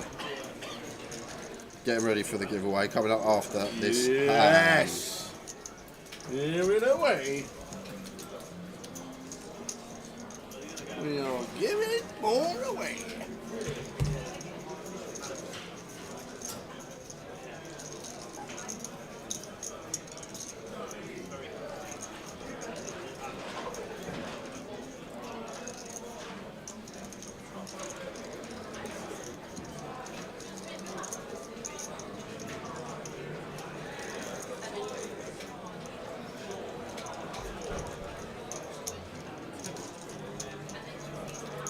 Come on then. Giveaway time. Come on then. I've got 2 to give away. 2? I've got another €25 Elite Series ticket. Yeah. And I've got a €50, so I might as well do them both in one bosh. And then we can do another one this session, and then another 2 last session. We've got plenty to give away. So, a €50 and a €25.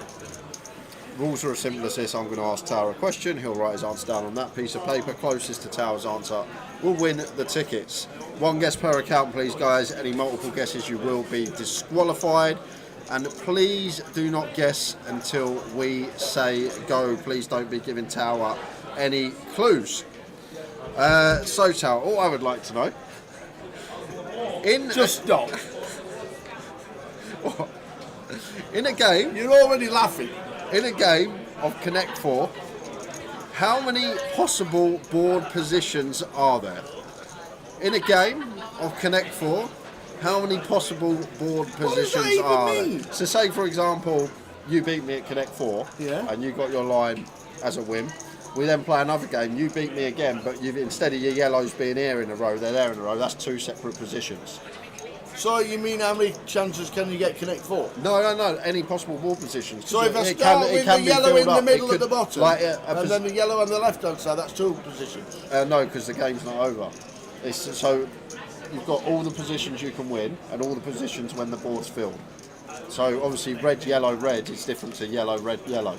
But the whole board's filled. Makes sense? So when the game's over, or it's a draw, how many possible board positions are there? Make sense? No.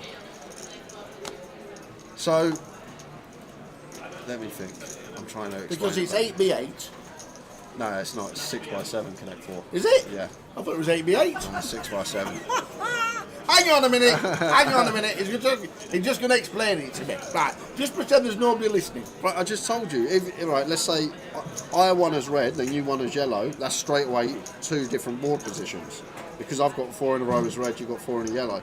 But it must make sense. So, say if it's a draw at the end, no one's got 4 in a row. Yeah. You look at the Connect 4 in front of you and you see like red, yellow, red. Yeah. And then I change these 2 around, that's a new board position. Then I change these 2 around, that's a new board position. Then I change these 2 So if I around. put a red one in the left-hand corner and Yeah. then put a left one in the second one space, that's 2 board positions different, isn't it? Yeah, that's what I'm saying. How many combinations? Yeah. How many board positions are there in a standard game? How many numbers are of in the Connect world? 4? It's not that big. We'll give him 20 seconds, guys. Somebody's going to win something, and I apologise for everything, so I still don't understand it. So I'm just going to write a number down.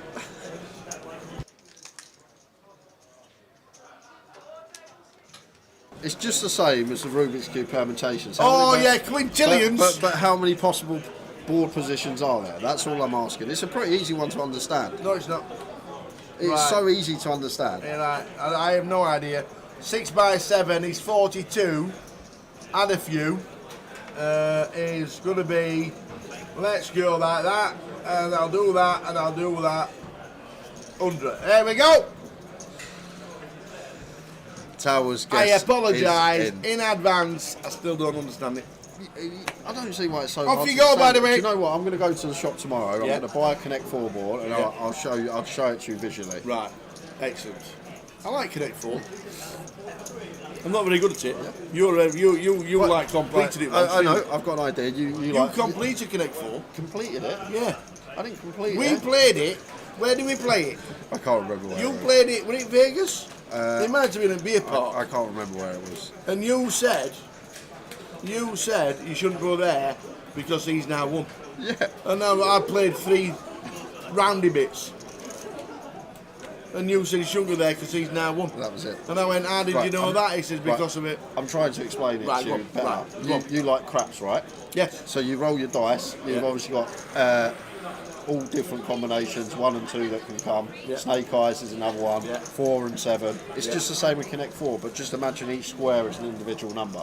So your 7 by 6 is 42. Yeah. So you just imagine a 42-sided dice, and you've got different combinations when you roll the dice that can happen.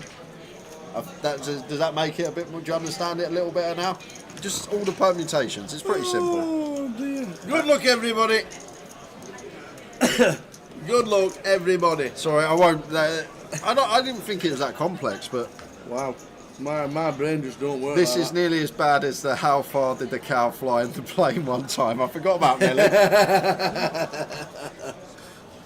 Oh man. I thought it was a good question. So Jack Etch with the aces.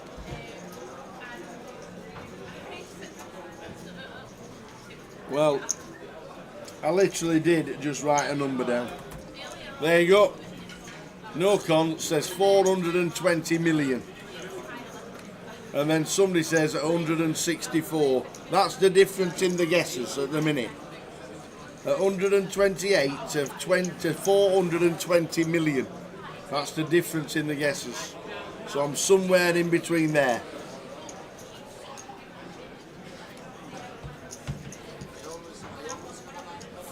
Has it got anything to do with like 6 times, 7 times, 6 times, 7 times, and all that? Because you've got 42 bits.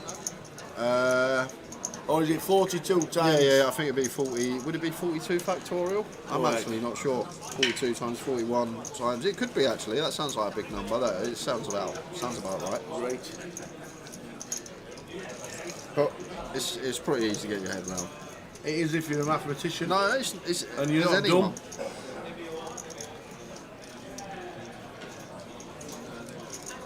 Right, I got it. This is a here better we way. go, here we go. Noughts and crosses. Yeah. So if I said to you positions in noughts and crosses. You've only got 9 squares. Yeah, but imagine the positions. So you could go naught, naught, naught that way as a win. Right. You could go naught, naught, naught that way as a win. That's what I was saying, was it a win? No, but you can also draw. So Oh. now you've got x0, x0, x0, x0. No one wins. That's another board position when the game's done. Right. Makes sense? Yeah. And it's the same with Connect 4. So just on a bigger scale. Yeah, exactly Right. that. There we go. We got there. I was trying to help. Chris Brampton, we are looking for the number of board positions possible in a game of Connect 4.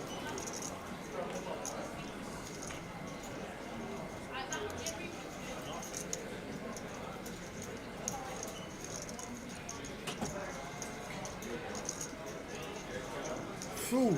310 billion. Well, Someone's somebody's gone. guessed more than that. Somebody's guessed 420 million. 310 billion's a bit more. Oh, billion! I didn't think you said billion. I thought you said million. All good. 310 billion HBS. Well, after this, Anne, I will reveal the correct answer.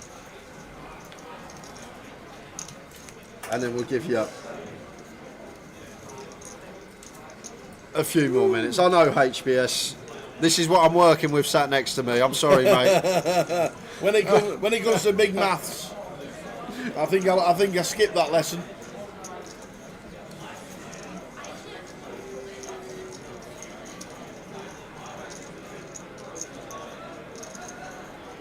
Yeah, you can wait for my reaction for this one. It'll be a face aghast saying, "How many?" I'm pretty sure.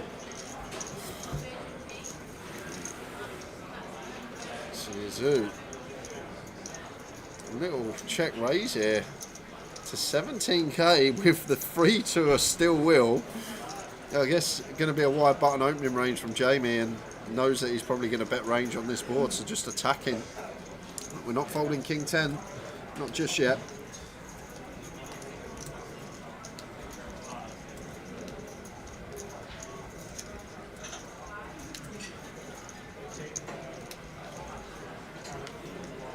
Oh, well, we do turn a 5 as Yazoo. Will draw picked up. You've got to think about Jamie's range. He's going to open every ace on the button. He's going to open a fair amount of Queen X. Are we folding these out of the second barrel? Not an ace, probably not a queen. So only really going to be targeting some King High, Jack High stuff, which are the gut shots. Undeterred. Second barrel coming in. And now the King 10 really going to shrink, because like, where's Yazoo going to find his bluffs from here?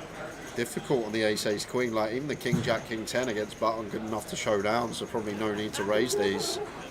So only really maybe some Jack 10 that might be the bluffs in here for Jamie, but Yazoo's got really creative, taking the 3 to a still will, turning the 5, and second barrel coming in, and Jamie sticking around with King 10 high. We've seen some floating today. Yeah, he's on point. Knows exactly where he's at, it seems.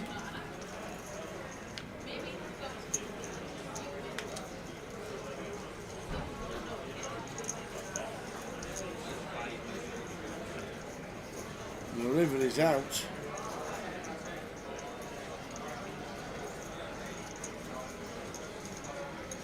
I want to see it, Tower, but I can't. Oh, no. Where's the river? Big old pot, this. King high versus 4 high. Where's the river? Oh, and it looks like, I thought that was the chips, it's a bank.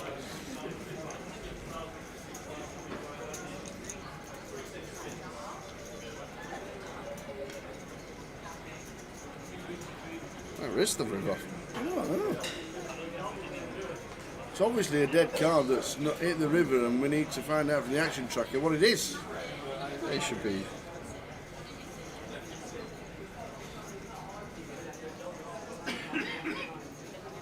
Well, looks like Yazoo going for all of it, Tower. Well, now I'm going to see it.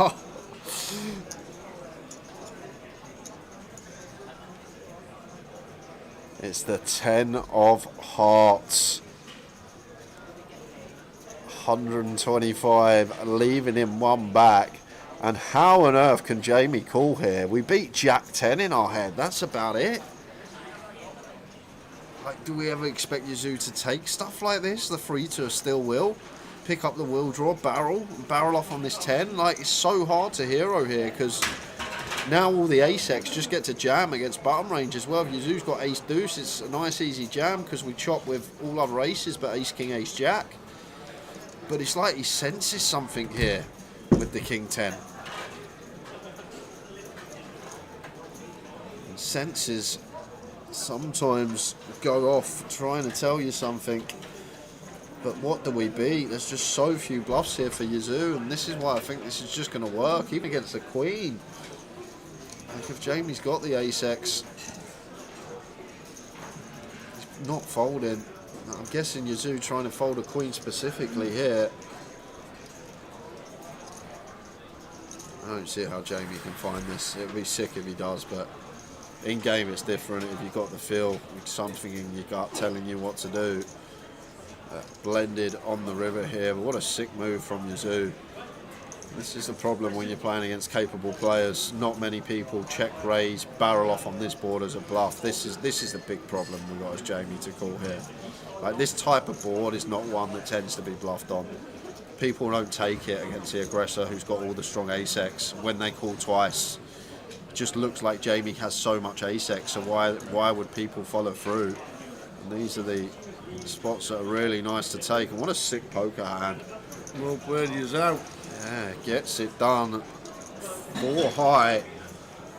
And on that note, we're off to Connect 4. And in a game of Connect 4, La la la la la la la la la la la la la la. there are a total of 4.5 trillion possible board positions. So a total of 4.5 trillion possible board positions. Did anyone get close? It doesn't matter because you want Tower's answer. A few minutes. You'll be closer to my answer than you will be the correct answer for sure. Well, even the chat, no one in the chat really went high. I'm not surprised. A couple of people did. Nobody knew that. I thought it was pretty obvious. Yeah, of course it is. No, yeah, I honestly thought Is it 42 times 41 times 40 times and all that? It's potentially 40. Yeah, I think it would be. Would it work like that? 42 factorial? Flipping heck. Ladies and gentlemen, don't go that high. You can't say that. I can. 4.8 trillion. 4.5 trillion. Flipping heck. It's not that many, Tower. Don't exaggerate.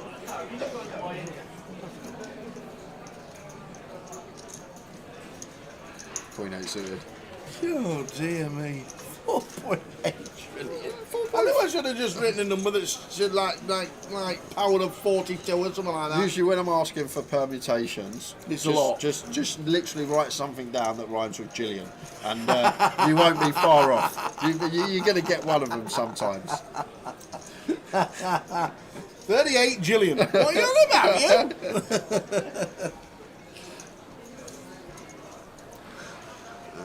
Yazoo, king deuce off, just taking it dear. upstairs from the small blind.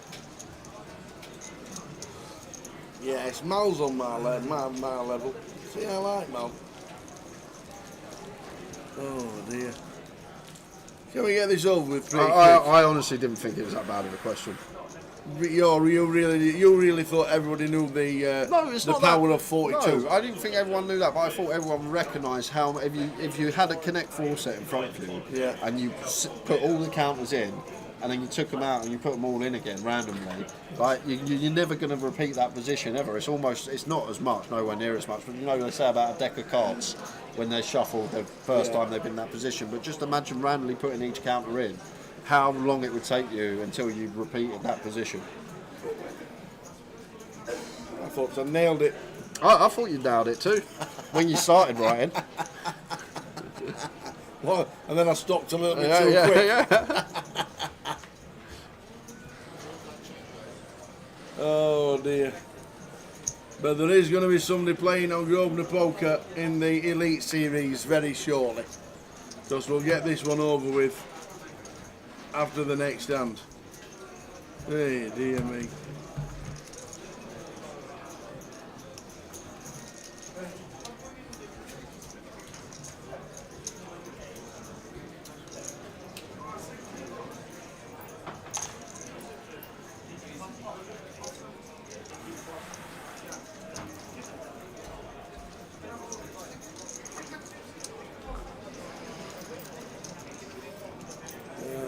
Down to 24 as Adria Dalmau busts out on the outer table.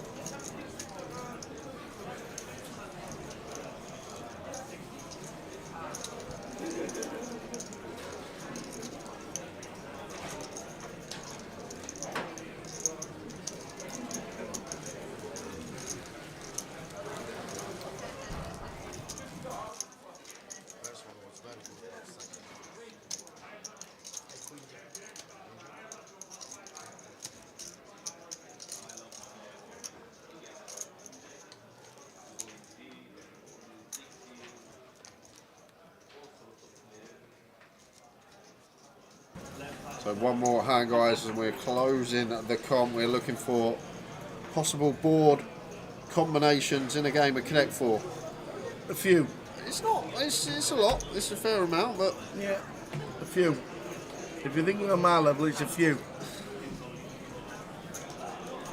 Okay, dear. After this hand, we'll give you my answer. And somebody's going to be playing. All I can say is that somebody's going to be playing the Elite Series for nothing. Two people. Two people. Mm-hmm.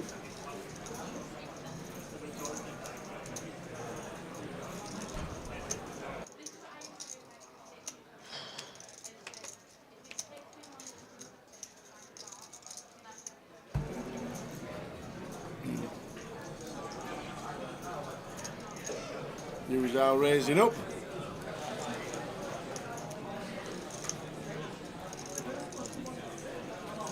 No action there for years out. Wonder if he had the 10 of hearts. So we'll get this out of the way because I am just that far away. It might be Venus and Mars. How many possible? Here we go. Hold on. How many possible board positions are there in a game of Connect 4? Possible board positions in a game of Connect 4. So the floor wants to guess. Yeah. Like yeah. Imagine 42. putting everyone in randomly and then taking them out and putting them all in randomly again. Like every position possible. Well, there's 42. There's 7 down and 6 down and 7 across. But you can have them.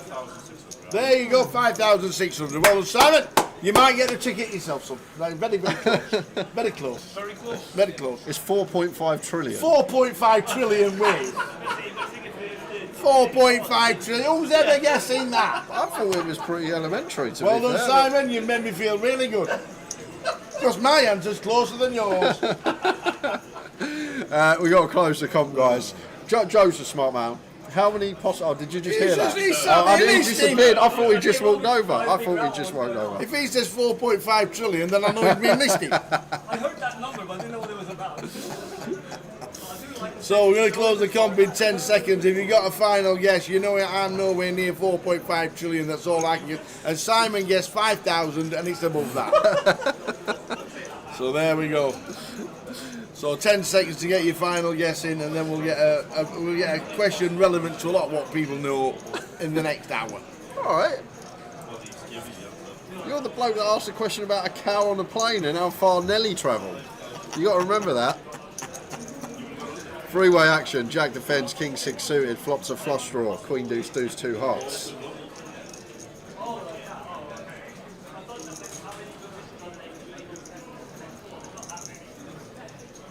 I feel like on this board, not going to be much offsuit deuce X out there from the big blind. No deuce X in there other than ace deuce suit from the bottom. I feel like Jamie's still going to have fairly high frequency C bets on the queen deuce deuce.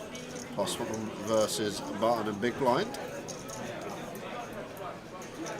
5 seconds. Goes at 8k. Now, interesting one for Jack here. King 6 of hearts. We only have 14 in our stack.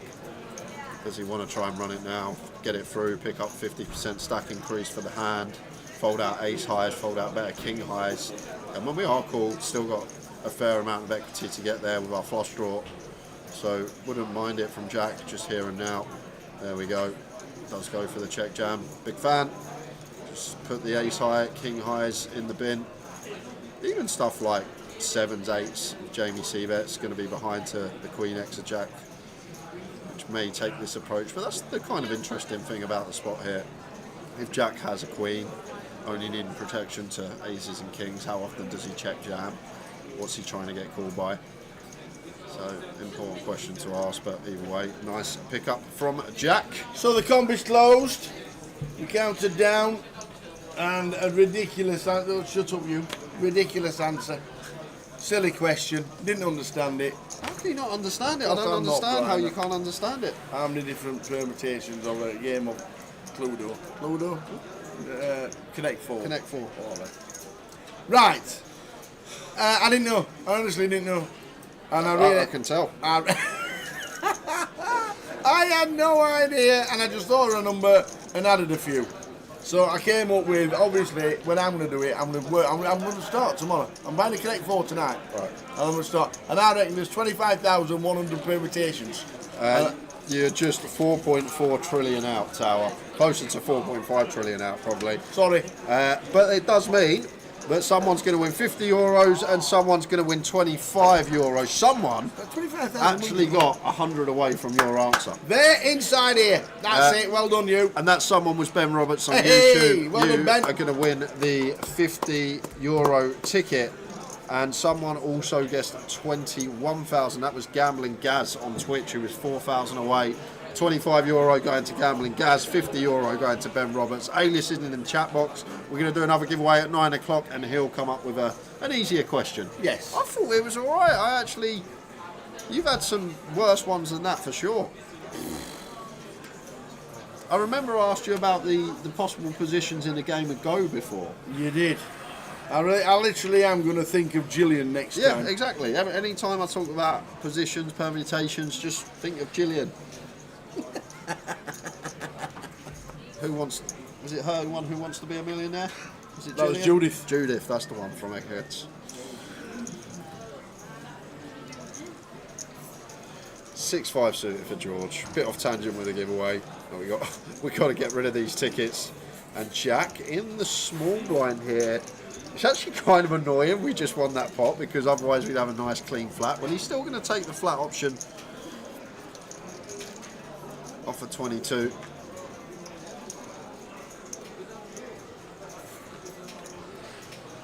And what a flop we have here. This could just be a double up for Jack, but it could also be good night Jack because George with the flush draw and plenty of equity.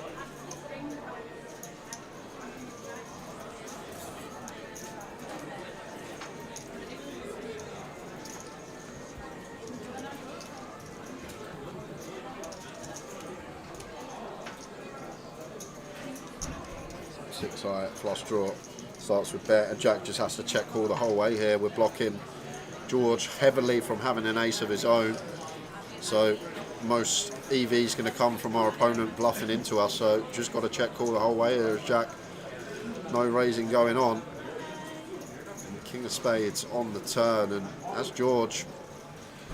Is he going to barrel it off on this particular board? Got to think about Jack's range though, that wants to call in the small blind. Starts the hand at 22. Like Queen Jack suited could be one that potentially flats, may take some reshoves with it. But he's not going to have Ace King. Even something like Ace 10 is probably going to be jamming against button. Not going to have 10s, 8s, Kings or Aces. Well, Aces is the trap that he does have, but going to have a lot of these pair gut shot type stuff as Jack in his range here. All this type of Jack 10 suited, Queen 10 suited, King Jack suited, King Queen suited. Although, like, assuming these don't reshove, because they're quite nice reshoving hands at just north of 20. No, second barrel from George, and as I said, as Jack, when we block the top pair so heavily, just keep calling. No need to jam. Loving how he's playing this, not panicking, just understanding that George is going to have a lot of bluffs here when we heavily block his value range. And at 5 of spades on the river. And it's actually a nice one for George to potentially barrel off on. Jack's never improved in former 2 pair on this 5. And then it's just going to be a snap call from Jack, but this has been perfectly played, Tower. Absolute perfection of a poker hand from both as well. Well, assuming George jams here, which I'm guessing he's already got in his head that he has to jam. He's going to use the time bank. Does he think he's ever got showdown with this 5? And I don't think he does. The only good thing, we've got ace-5 of diamonds improving on the river, which is kind of nice as well, not a thing. So no improvement ever for George on this 5, and he will have a lot of this king-queen, king-jack, jack-10, queen-10, king-x of diamonds. Yeah, so the delayed jump. Very well played from both. I think that's a really nice poker hand Tower from both players. I really think it's a nice triple from George, and Jack just trapping his opponent with a hand that should always trap when we block the hands that our opponents barreling for value so heavily. Really nice hand from both. Jack Allen, well played, sir. Just got a message saying there's 9 cash tables in Coventry. 9? And I'm like, why? What's going on? What's going on in Coventry that there's 9 cash tables? Well, apparently tonight there is a £6,000 giveaway. Cash game hourly high hand giveaway is back tonight at Grosvenor Casino, Coventry, and it's bigger than ever. Every single hour they're giving away a top prize of £1,000. In different hours, the biggest one is £1,000. So 6 till 7 it was 200, 7 till 8 is 3, 8 till 9, which we're in now, is 400. There's also 2 random draws for 25-50 seats, and a £500 cash prize for the highest hand of the night on home at R. Nice. Mostly with quads on it. Straight flush? Yeah. That's to be sure. Maybe not. No? Depends. 4 card, probably not. 6 card, probably. The last giveaway had 11 cash tables running, and they're expecting even more today. I tell you what, well done Coventry. 9 cash tables running. And I just randomly asked why, and I found out about the promotion. There's promotions everywhere. Derry New Road and Hill Street are doing Vegas giveaways. When you play cash in Birmingham, you get a ticket to a draw. King Jack for Chris, completes in the small blind. Jamie checks back the ace-3 of diamonds. Kind of like it, nice to have the suited checking back at the stack depth offsuit. Maybe ones that are more inclined to raise once in a while. There you go, Steve. Steve Grayson says, who on earth worked that out? Seems rather hard. It sure is. Well, there's obviously a formula to work it out, but it's probably is 42 factorial. Yeah. Which is just 42 times 41 times 40, so on. That's a lot. Yeah, it sounds about 4.5 trillion. Yeah. Gambling Gaz, have you got his name down? Gambling Gaz. Yeah, Gogger. Nice one. Did we get Ben Roberts? Ben Roberts? Did he give his name? I'm still waiting on Ben. Come on, Ben. And a good way to look at it, Steve Grayson, so you got 42 squares on the board. Imagine a deck of cards with 42 cards in it. It's still, yeah, still a lot of... Actually, that wouldn't work, would it? Because then it's each individual card.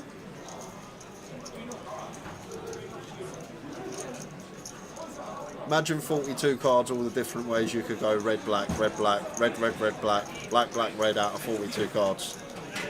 Be there forever.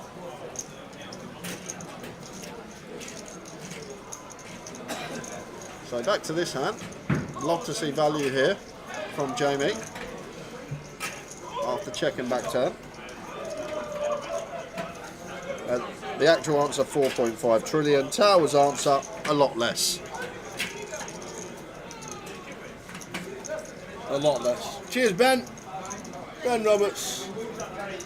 Congratulations. We're playing into the Elite Series with a chance of winning chunks of money because I'm not very clever.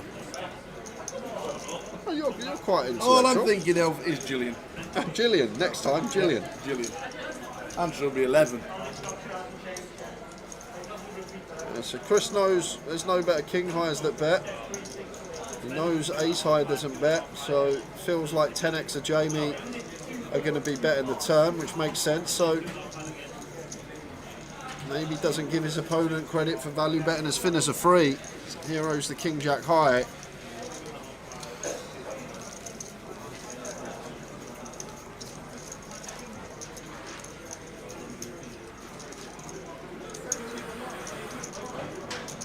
I think after all that commotion, I need a cup of tea and a pear or an apple tower. Can you, just before, when you do go over there, yeah, can you make sure you're far enough away so I can't hear you laughing? To be fair, Simon was worse than you. Yeah, good old Simon. I like Simon.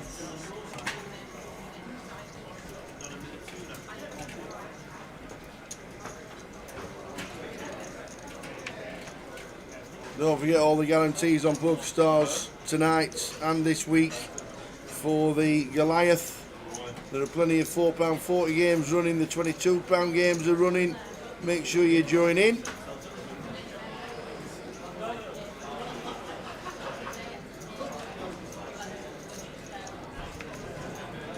I didn't understand it either, Simon, it's alright. The Connect 4 question.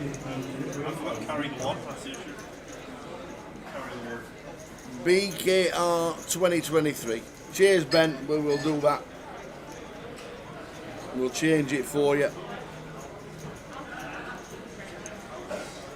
So, still on 24, been 24 for nearly an hour. At this rate, we're not going to get down to 2 tables tonight, never mind a final table.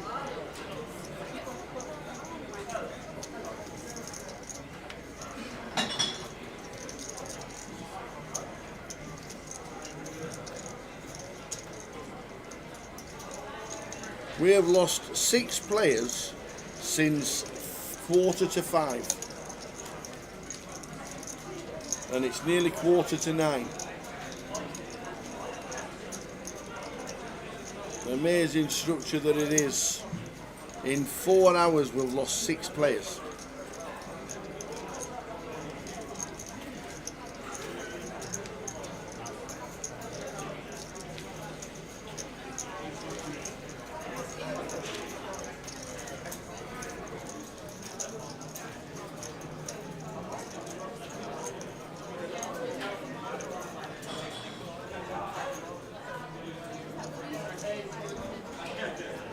So I'll get Jay to change that for you, Ben. Congratulations. But don't forget the Goliath satellites on PokerStars at the minute. The £4.40s, the deep ones, 10 tickets. If it gets up and running, there are 10 seats guaranteed.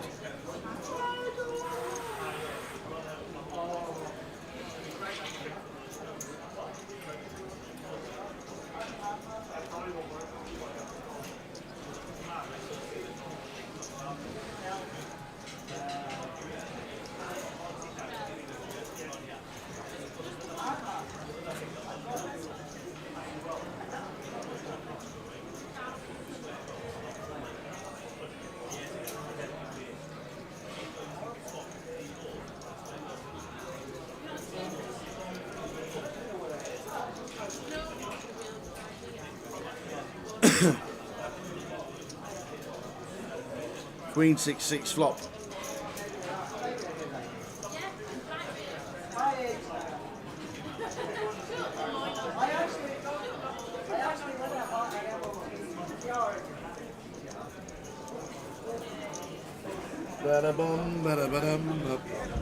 Would you like any fruit? No, thank you. I had my banana and my apple earlier today. He's out with the 8s. Still in the lead, Mihail, ace 10. That's 11.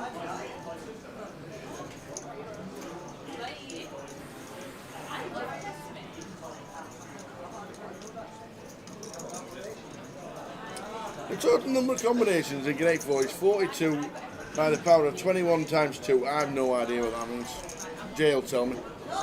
Ben Robertson's nickname is different. Okay. So he's going to write it down. BKR 2023. Just waiting on his out. Who moves where he raises it up with the 8s.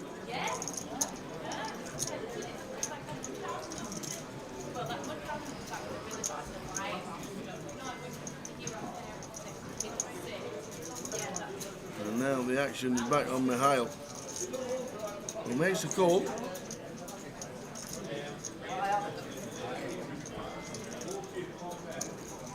So off to the river.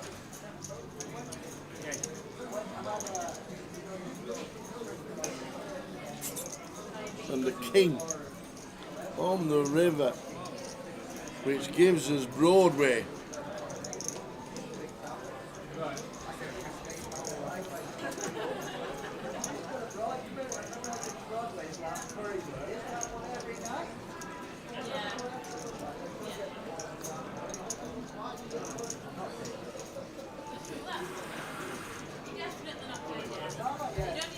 And a bet from Mihail, and Yazao has to give up this time.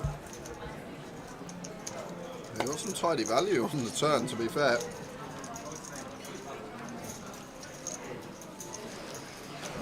So, 24. We have lost 6 players in 4 hours of poker.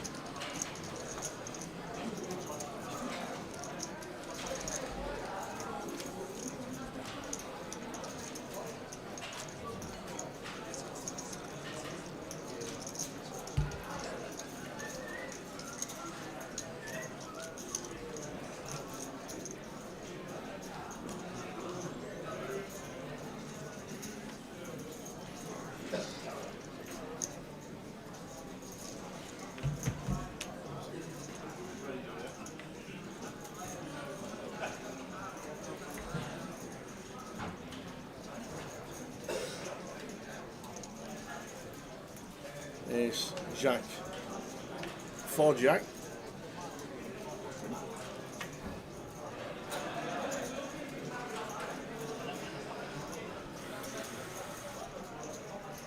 Couple of jacks for Yazoo. 40 deep here in the small blind, but an awkward one. I feel like Queen's always free bet, 10's flat a lot. Jack's kind of awkward. Looks like he's going to do the flat in.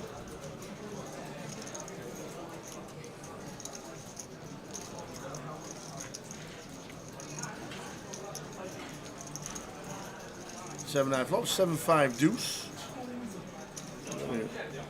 Whiffs them all, obviously, with the 7 high flop.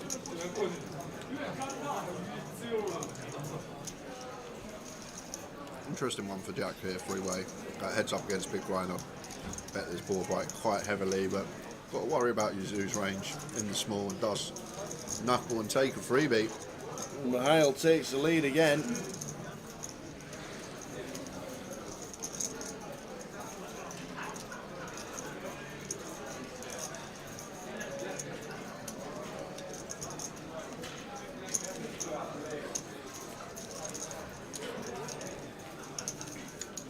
Third pot. 14,000 with the jacks. Mihail will call. And this time Jack is probably getting out of the way.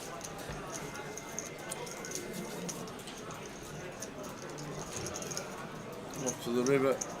The 2 in 7 and 8 battling again. It will be a bit worried now as Yazoo. Some Queen X in there from the big blind. And I feel like we just want to check here now. Like, we don't get paid by a 7, I don't think. Spade draws, I don't think are going to be bluffing. Just win against these, and then we just value own against a Queen. Maybe he blocks, maybe he goes for 7k, 10% block to prevent himself from talking himself into a call against a Queen. That looks healthier than 10%. So I'm guessing he's targeting specifically a 7 here for 40%.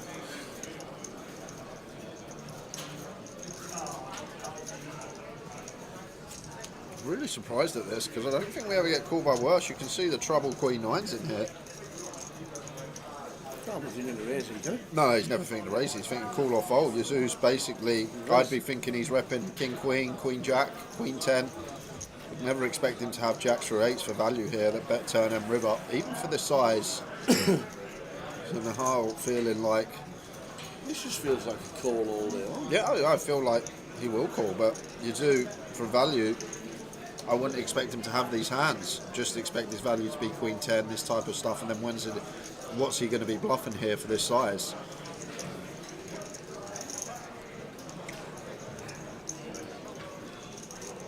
Makes the call, and it's a winner.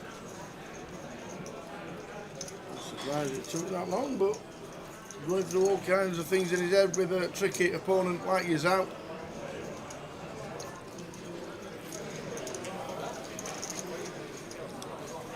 Guess he just thought the big blind had a 7 a lot, which I guess he does, but probably got slightly more Queen X than 7X. Going to defend more of the Queen X holdings from the big blind. Oh, here we go again. He's in again. Okay. The mad Turk. He played absolutely terrible first session. And he must have got it in clear as day here then. Queen 10. I've been waiting for a queen all my life. Up against. I didn't want to see that. Loves the ladies. Yes. The ladies love The ladies did not love want me. to see Come that. on. He's all in for his last 50,000. Queen of Hearts. Queen of Sheba. 10 bigs. Oh, it's a heart coming. Queen of Hearts. Oh, put some pictures there. King's Any nines picture. and queens. Picture. That's a bad card. Comes out of the way.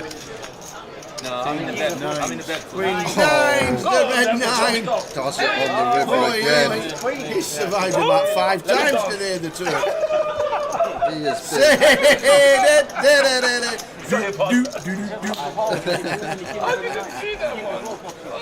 Oh dear. That's the 9th time I'm all in. 9 times. I'm going for a 10. He's the best. Oh, when he wins a hand, he loves it. Hey there, Nav. Thanks for the kind words, mate. Glad you're enjoying the stream. Cheers, Nav. Thank you very much. The Matty Archer is still in. Doing well. And we're both good, thank you very much. We got a 14-1 Towers treble up today. Woohoo! And in 15 minutes' time, we got another giveaway. Oh heck. You better have your question. I don't have it yet.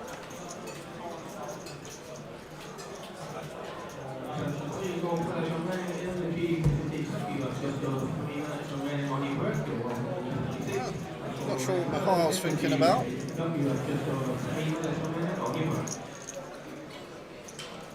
Yep, Matt Archer still in. Chip leaders start the day. It was pretty tight first session of the day on the feature table. It was on for the first couple of hours. Had a really funny hand when he lost all aggressive action and turned the nuts with the redraw. Back to this hand, Queen 10 suited for Chris. Probably just gets out of here at this stack depth. If we had Queen Jack suited, maybe one that could 4-bet rip, but Queen 10 suited into the mark.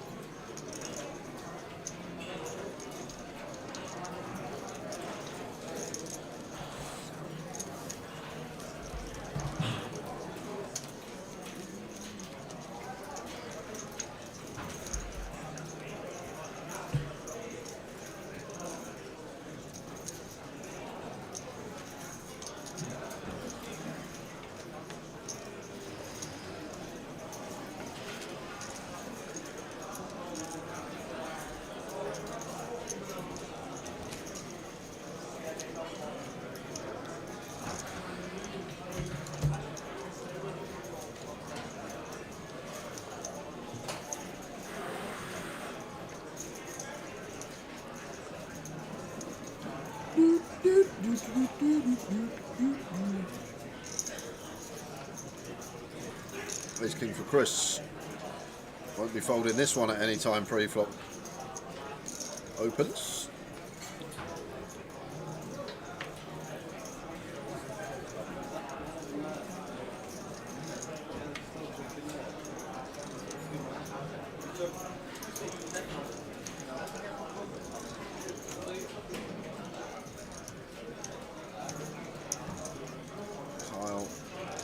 Queen 5 of clubs should be a fold.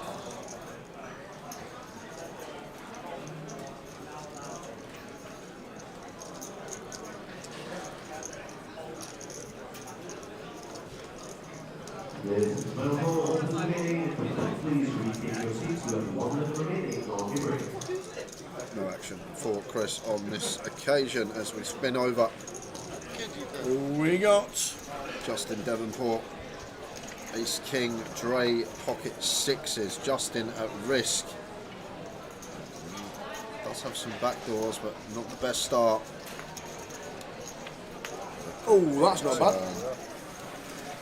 King for Justin. It's fading sixes. And does. Dre with the sixes. Justin survives. Yeah?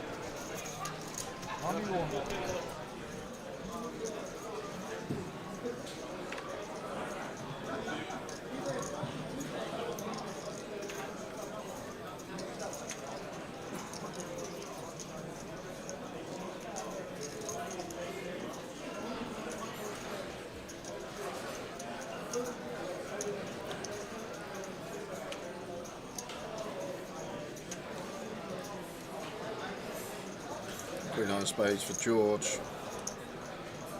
Got to continue. Complete seems like the only avenue to start things off. Feel like we're at 25 with Jack around there. Oh no, Jack. Got plenty. We're an effective stack. 32, 33 effective.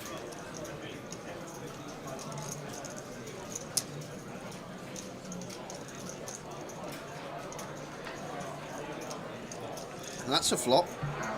That is not a bad flop for George.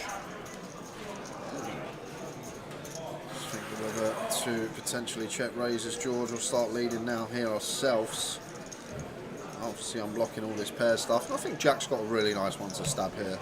7 high, dummy and gut up, backdoor spades, fold out. Some king high, some stuff like king 3, king 4. Even like the ace deuce or ace 5 going to struggle to come along. But it's a well-timed check back, but we get a spicy old turn. 6 of spades rolling off, and Jack probably thinks he's picked up a heap of equity here, but he's drawing stone cold dead against the Queen 9 of spades. Now George going to start trying to get some value from the flop stones. 18k on the turn, 2 to 1 on our money. As Jack with flush draw and gut shot blind on blind. We can have some ideas to bluff rivers as well.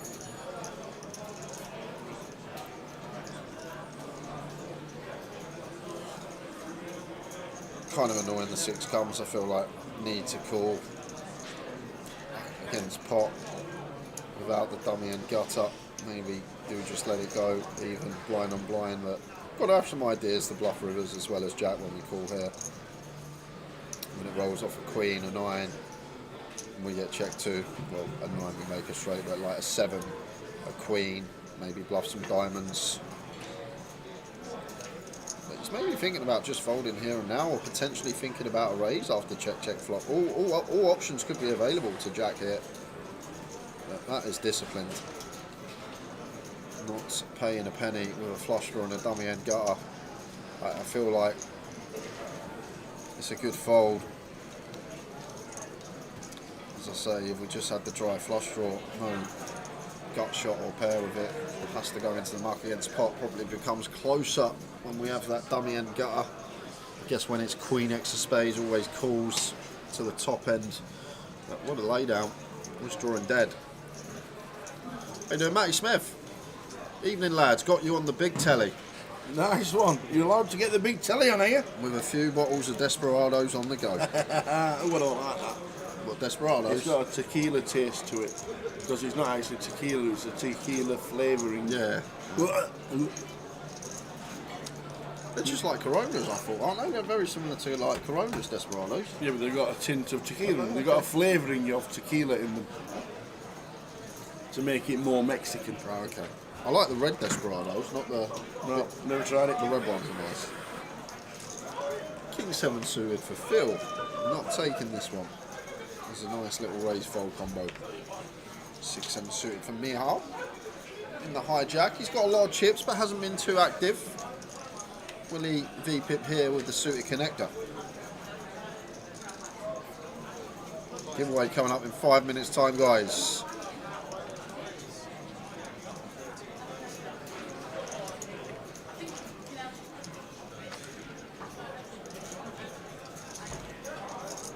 Raise and take for Michal.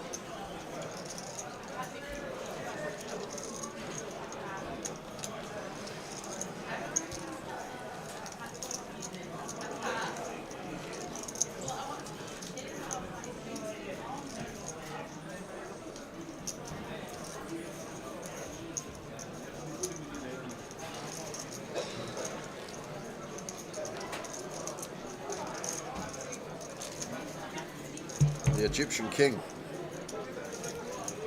It's a great fold with the cards up, but how much equity have we picked up against top pair, etc. Long term, you can't fold in my opinion, especially we had a free ride to the turn. What do you think? I'm surprised he fold with the gut shot as well. I think against pot, when we have like the 6 high flush draw on that board, we just fold against pot. For the times we're up against the bigger flush draw and not got a gut shot to go alongside it, I think it becomes really close, maybe just gets in when we have a gut shot as well. Getting 2-1 with position. We still get to bluff rivers as well. That's kind of the idea when we call, when our opponent checks to us on a river that favours us, we can still bluff and win the pot that way. But on first glance, great fold against the actual hand, but I think I would have taken one off there as Jack with his hand. If we had a lower flush draw, no gut shot, or pair to go alongside it, then just fold against pot. But I think like the sizing was a key factor in that one for Jack to get out of the way. Ace Queen from Phil, been patient, hasn't really had much. Does pick up a top end holding. Jamie with a suited king. Defence.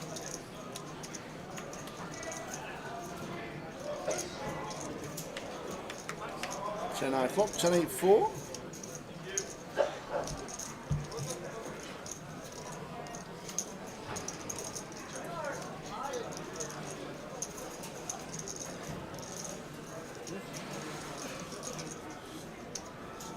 Continues. Third pot, 11k on the 10 high, does the job.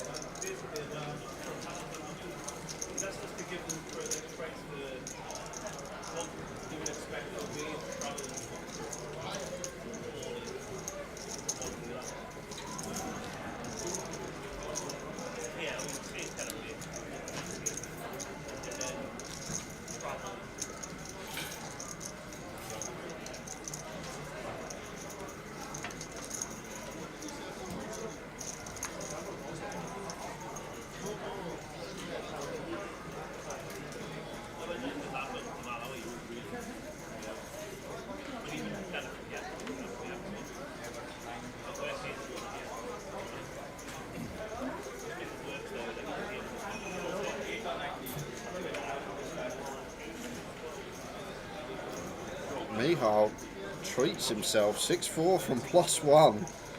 Just saying that he's not really got involved. He must have heard me. Opens this one.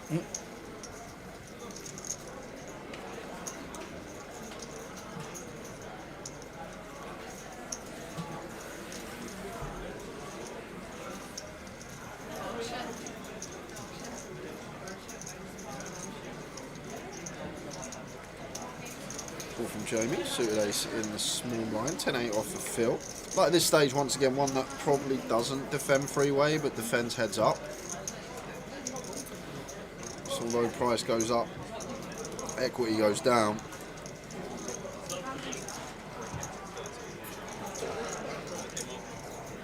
Phil is in.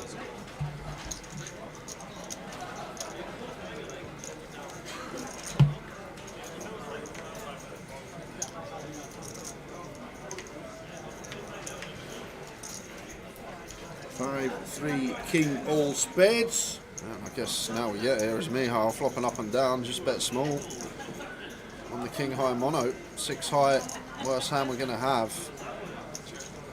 Get that little chance to check back turns in position as well. Queen of Spades rolling off. So who is going to take the initiative here? Looks like Mihail is going to do exactly that. 6 high will do the job.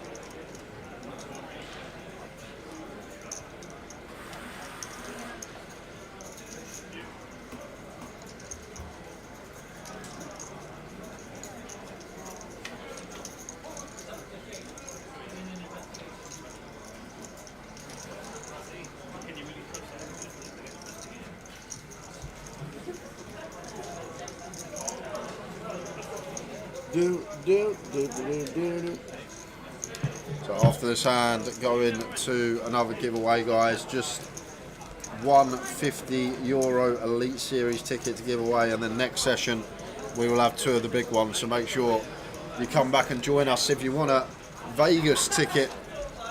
Final session of the day. We are going to get rid of the last €50.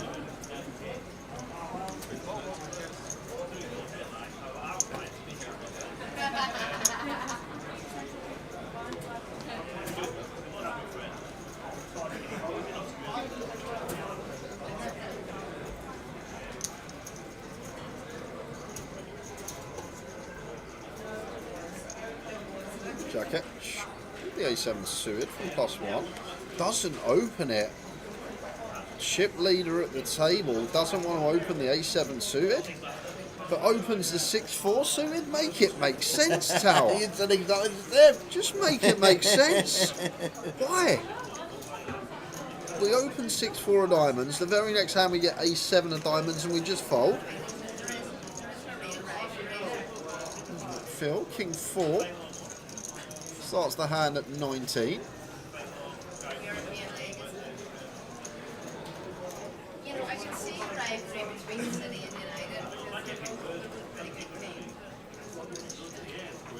Ten, 6, 4. Yazoo. Seems kind of too middling to be one that ISOs.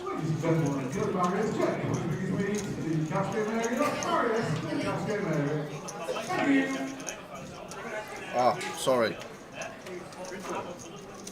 Thank you, Insane Dev. Of course. It's a different player. That makes sense. Mikhail was the man that opened 6-4. Jack Etch was the man that folded A7 suited. Someone made it make sense for me. I asked. Cheers, Insane Dev. And I received. It wasn't me. So you're opening with 6-4, wasn't me? That makes a lot more sense. Thank you very much, chat. It's 9 o'clock on a Saturday.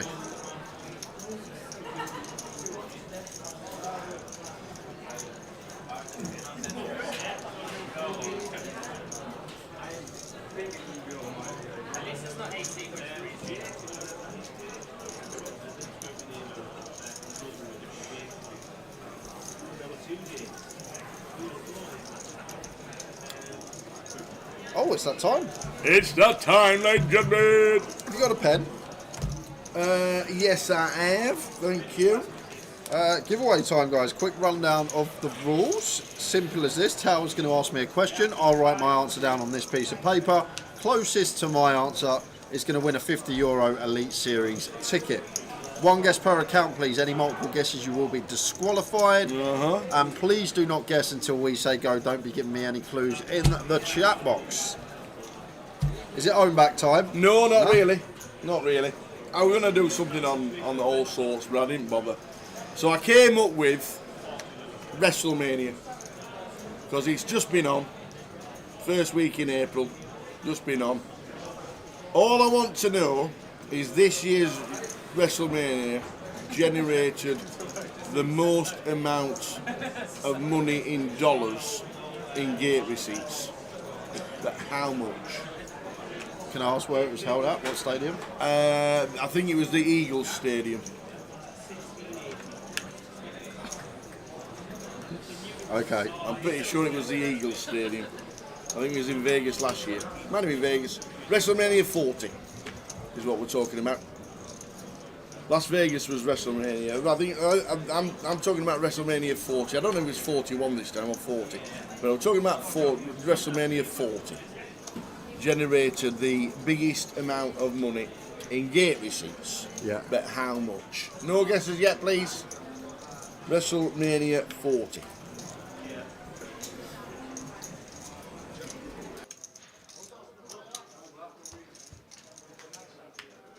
Have you wrote it down? Yep. He has wrote it down. Gate receipts for WrestleMania 40. How much money in dollars did it generate? Away you go. Away you go. Get your guesses in.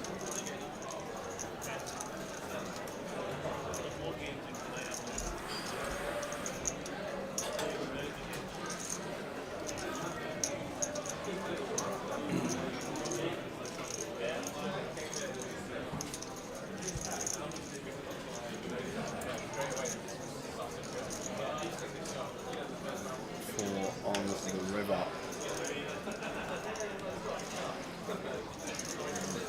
Go with his flush. Looking to spring the check raise. May not get the chance. Difficult for Jamie to get called by worse here. Do we get called by any pocket pairs? I don't think so. Well-timed check back.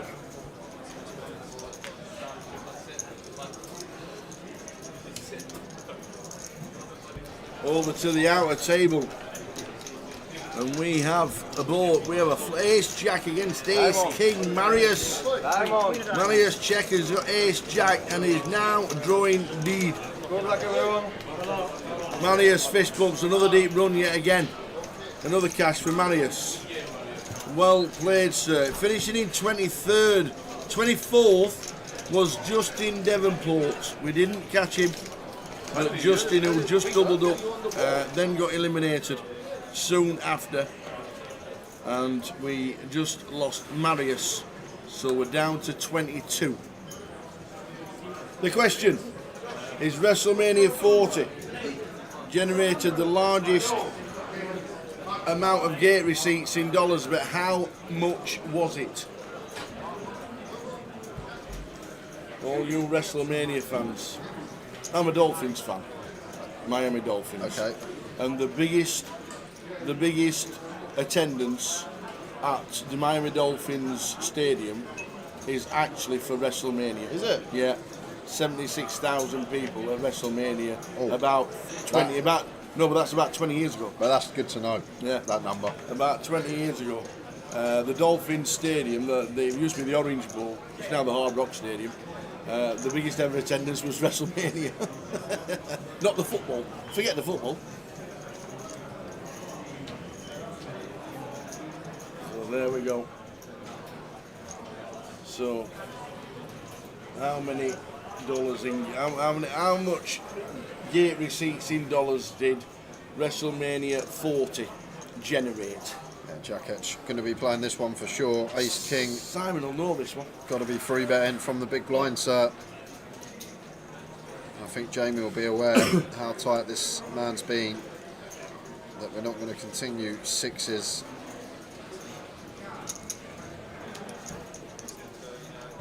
Should just be a fold.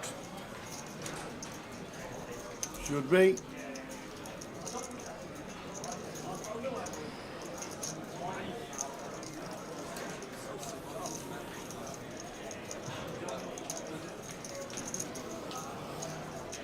So it should be a fold for Jamie. Indeed it is. So WrestleMania 40 generated how much in dollars in gate receipts?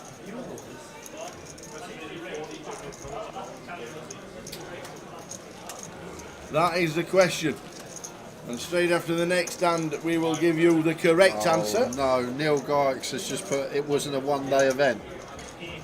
Is it over 2 days? You didn't tell me that.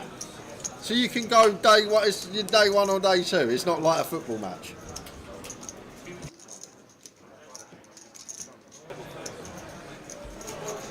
Oh, here we go. What's happening here?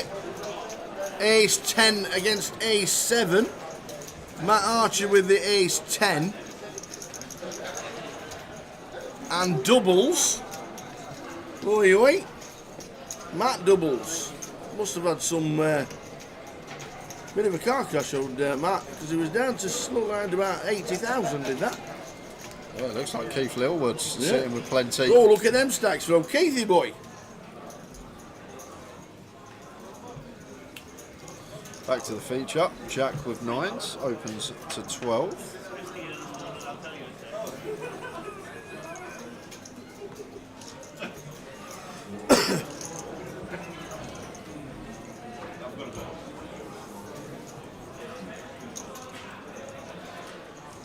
Oh, great. I'm going to be nowhere near this answer, which is coming up now. It is coming up now. So, as I told you, WrestleMania at the Dolphins was the biggest attendance they ever had. But WrestleMania 40 at the Philadelphia Eagles Stadium, the Lincoln Financial Field Stadium in Philadelphia, generated the biggest ever gate receipts. How much was it? It was for $38.5 million for something that's not real. Fake. Pretend. It's all got kind of... they literally have a script. $38.5 million in gate receipts for WrestleMania. I find it incredible that something like that can generate so much money. But that's not what we need to know. We need to know what Jay thought and how close he got. We'll give you that after the next hand.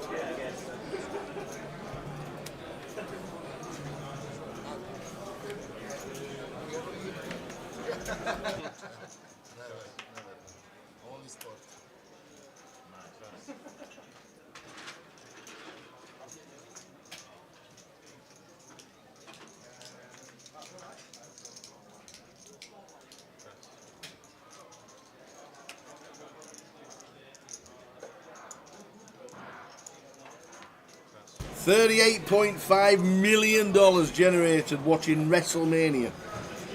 I love how experienced people are at this game these days. Always coming late now with their answers. Yeah, Try and get some people trying to get a look on your face. Get the live See if read. you're close. Get the live read and bosh. Line do suit for George. Attacking blind on blind.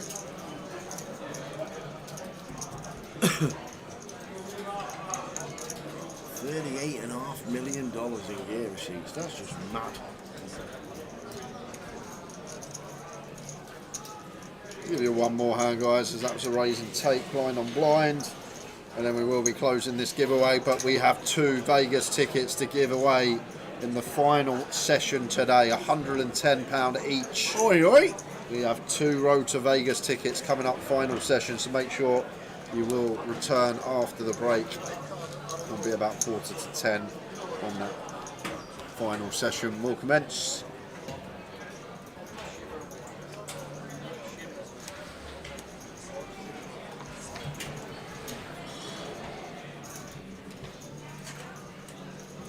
King suited for Jamie here. Nice one to find. 26 big blinds to start the hand.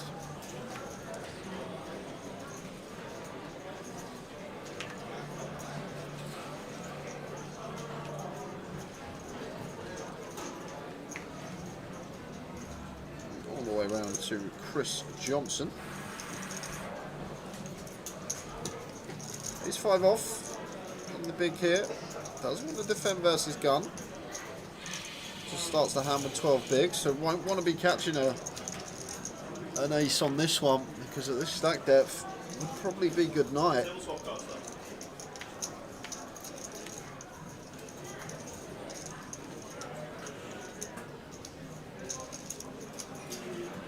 Queen 7-7 rainbow, so not much for either here. Just going to be a C-bet from Jamie, probably hand over. You never know with Chris. Always has this aggressive line in the locker, but much prefer having something that we get to jam turns with. Well, he's going to go for this approach. Floating against the small size. Got to have some ideas on later streets. Jack of Spades turn.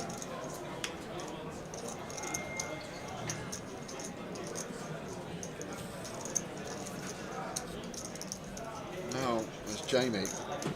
Kind of interesting, because once Chris calls on Queen 7-7, like we range him to Queen X, 7X, some pocket pairs, like shove versus gun. Then maybe some stuff like 8-9 of hearts. I wouldn't expect this hand to be in there as it is for Chris. Just a horrible run out for Chris to even try and bluff here now. We only really target stuff like 10s, 9s and 8s to fold.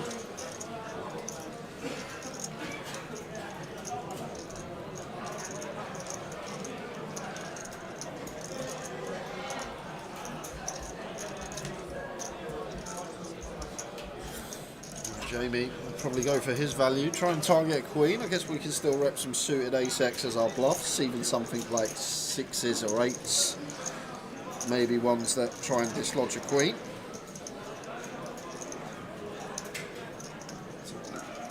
Clear value bet. No, he's gone for checkety check. Doesn't want to value bet the ace-king.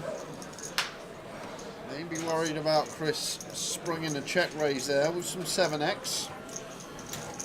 So we'll give you 30 seconds. The WrestleMania 40 generated $38.5 million. The highest grossing event for WrestleMania ever. But what does Jay think? We give you 20 seconds and then we'll close the comp. We'll give you the answer straight away. You should have said WrestleMania, which lasts 2 days, then ask me the question. Why should I? Because how am I supposed to know it's a multiple day event? You're down with the kids. No, I'm not. I don't watch wrestling. No, I don't watch wrestling. Imagine someone who don't like music and you said to him, ask them about Glastonbury. I don't like Connect 4, but you asked me about how many permutations there are. You should have told me it was 2 days. Anyway. So, 10 seconds. Not happy. 7, 6, 5, 4, 3, 2, 1. The competition is now closed. No more guesses coming in because they won't be counted. Well done, one and all, for having a go. What we're winning in this one? €50 Elite Series ticket, and then the Road to Vegas tickets are coming next session. Sweet. Final session of the day will be on in about half an hour's time. So Mihail opening +2. Jack Etch calls the 10-9 suited. And Jamie king line off here in the big blind. I really like that fold. I was just about to say against these two ranges, I feel like we're likely to be dominated. I know we can see we've had decent equity.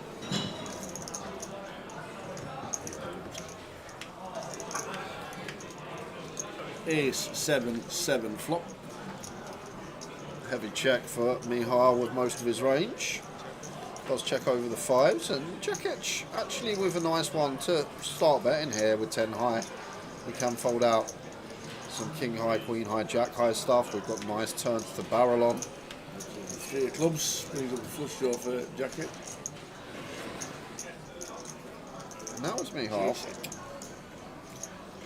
Does he fancy a delay with the 5s? Does not, and Jack Etch here surely got a delay now.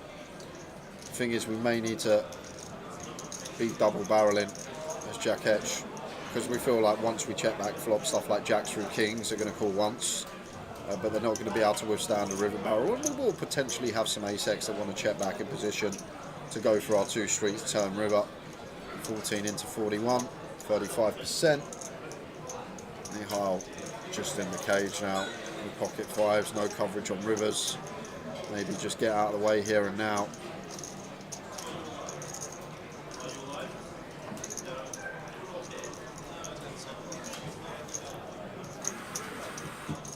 In the bin they go. So, $38.5 million was generated by WrestleMania 40. But that's not what we want to know. We need to know how close Jay got. Over to you, young man. I haven't watched wrestling for probably like 20 odd years. Who was your favourite? Since I've become an adult, let's say. But I honestly thought it was a one-day event. Still. I went for $200 a ticket, average. So is that about right? $200 for one ticket? Start at 800 now. But yeah, go on. 75,000 attendance. Close. So if you do the maths, Yeah. 75,000 times 200. Nearly got it. 15 mil. 15 million. 15 million. But I would have gone 30 million if he told me it was 2 days. But he didn't. So anyone that went near 30, blame him. But if you went for 15, yeah, you're going to win a 50 ticket. Did anybody guess 15? Well, someone did actually. No one was even too close, and then we had 15 mil come in at the last second. The last second? The last second. As in, like, the last guess? Literally the last guess on YouTube. But we also had a 15 mil on Twitch. Oi, oi! So You're So CZ on YouTube. Yep, the last guess coming in. Hold on, I haven't actually, because it come in so late, I haven't checked this one for DQs. No, just one guess. Good Just to see. one guess, So thank you. You're So CZ, I actually missed it. I was about to give it to someone else, and then I just looked down and saw they got a guess in before comp closed. So Yep. You're So CZ and Jojo on Twitch. I need a red or a black. Only way we got to do it. First one in takes precedent. There we go. One's Next. for the 50, one's for the 25. Yeah, next Is one. that I've got no more 25s. It's Oh, only so one it's just ticket. 150. It's just one ticket. There's only one ticket. I Right, see. Jojo is red. That means You're So CZ, you are black. It goes on the next flop, and it's for a €50 ticket. There we go. Back to this hand. Well, it's hand over. Just see bet and fold. So the next flop will determine who gets the €50 ticket to the Elite Series on Grosvenor Poker.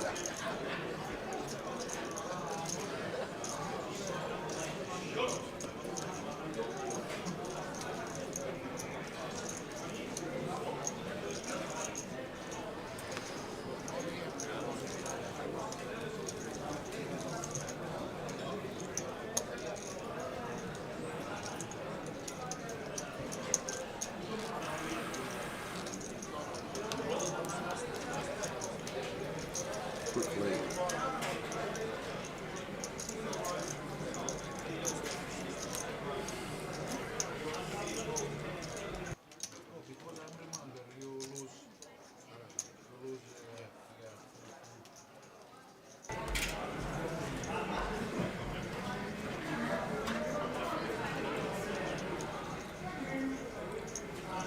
So red for Jojo, or Jojo, and black for You're So CZ. Yes, Queen for George.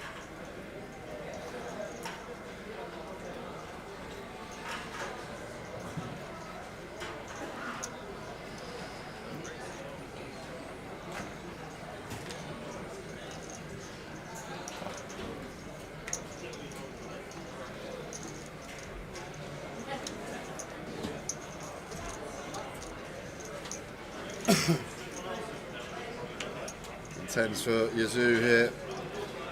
At this stack depth, if we are going to free bet, want to be free bet calling as Yazoo against +2. George has seen capable player, so I feel like we can comfortably free bet call here with the tens. So if we are free betting as Yazoo, we would be free betting to call. And George with ace queen, awkward one, but against an opponent that is more than capable. May feel like ace queen just good enough to 4-bet jam here. Feels like we just pick up 7.5 big blinds off of Yazoo, someone that will potentially take some offsuit ace x and king x. It's just awkward to pill here. There's George. May even go for hero fold, but I feel like against this particular opponent, just too good a hand. Player in question making the difference.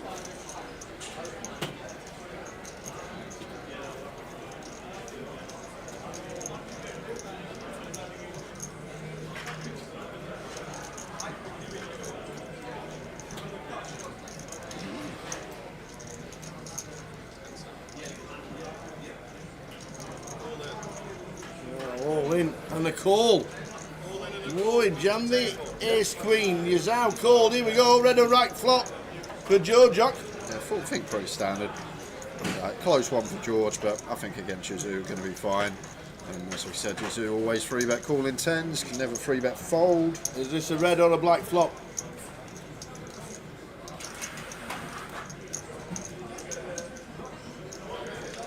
It is a red flop. And an ace there as well for George. Yeah, so Yazoo going to need a 10. Got some runners working.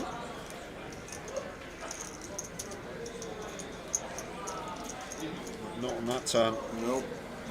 That is it. Drawing lead. I mean, looks like there's no 10s left in the deck because that is it. Hughes out. Yin just eliminated in 22nd. 23rd was Marius. Yeah, we saw Marius. We showed him. Marius busting out, fist pumping everybody. So Joe Jock, well done. Drop your alias in the chat box. So that is the name when you're playing at the tables on Grosvenor Poker. Off to the outer tables, action thick and fast at the moment. Chum man. There's no need to feel down, I said. Chum man. 8s. He's not feeling down now. He's feeling up. He's got his feet off the ground and everything. Oi, oi! He rivers the lot. 8's full. Chum man starting the spin up through the Doubles to matter. 100. Doubles to 100,000. Congrats, Jojo. Get yourself your name into the alias into the chat, please, and we'll get the ticket to you on Monday.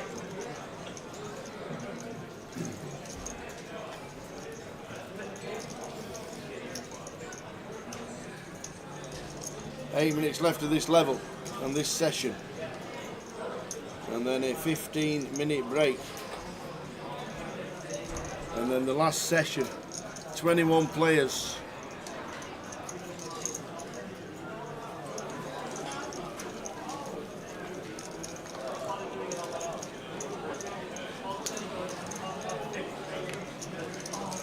Cheers, Jojo. We'll write that down. Jay will stick it onto the list.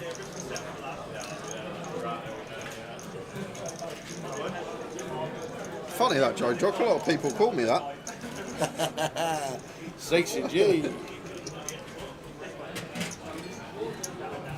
Well done. They will be in on Monday. A7 suited for Jacket. She's got to open it this time, sir. Surely. No, into the mark. Covering everyone at the table. He must just know. George, Ace Jack. Well, George actually slightly covers us now. Even still, would be opening as Jack Etch, but bigger hand behind. Open from George from +1. Makes it 2 bigs.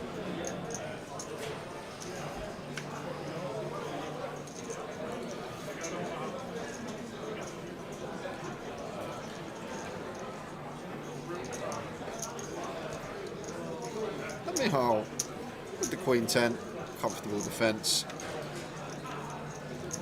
2-3-5. So board we could potentially play some donks on as Mihal, but with our actual hand, not a fan. If we had a 6, if we had a 4, if we had a club draw, any 5, a 3, going to be more viable donks. Ace on the turn. Brings everybody, all the clubs involved. Yeah, I doubt we're going to get the opportunity, but what an unbelievable spot to check raise here as Mihal. I doubt we'll get it because George is competent and will recognise here that we don't have many flushes opening from EP and our opponent has a lot of flushes and 4x, so we just check back. Oh, and it's it. 4th club on the board. Yeah, now it's Mihal. Is he going to go for some value with his second nut flush? Looks like he is. Maybe expecting some king of clubs to start barreling on the turn when it's dry. 17k. Just shy of 60%. Losing to any club as George. Does the big blind ever value bet 4 as well? And we're not going to have too much offsuit stuff from +1 when the ace of clubs out there. He's going to pay. As he pays, we spin over. Spin out the table again. And he's in again, Tower. Oi, oi. Get your singing boots on. Chun man, after just doubling up, sees the bad news running into it this time. Ace Queen. You're going to need some help.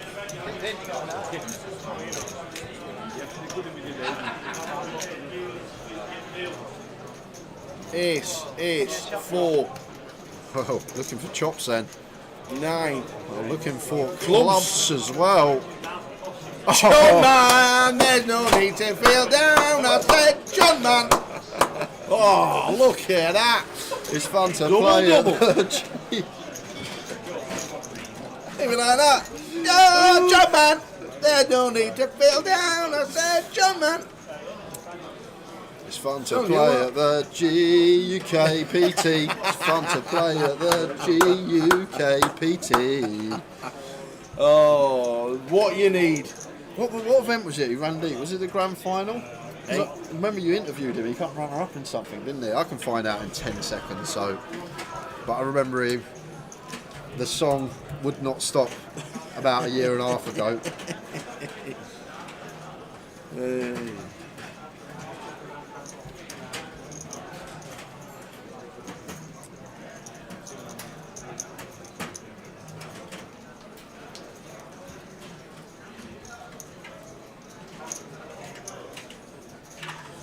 was the grand final, December 2021. 2021.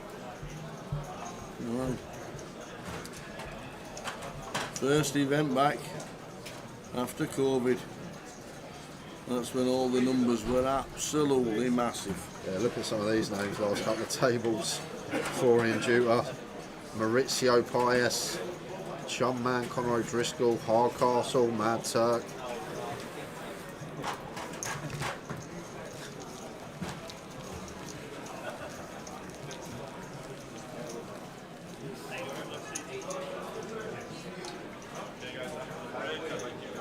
So 2 minutes until break, guys.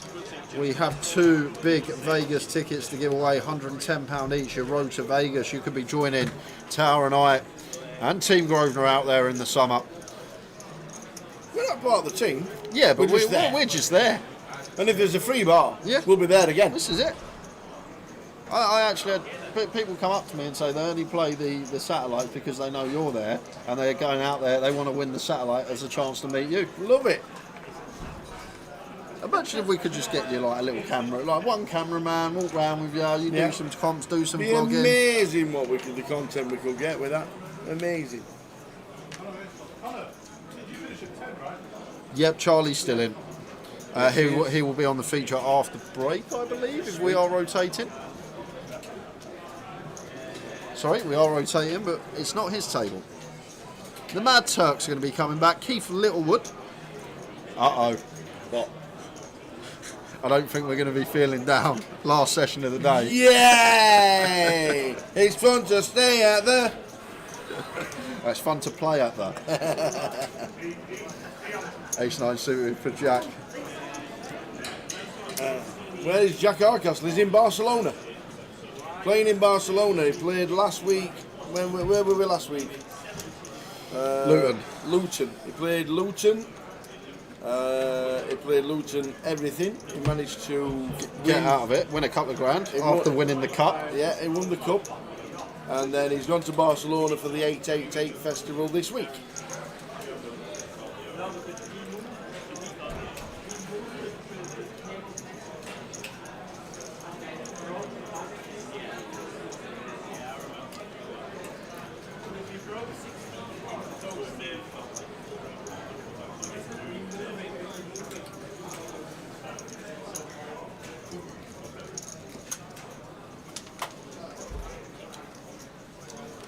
So last round of the session.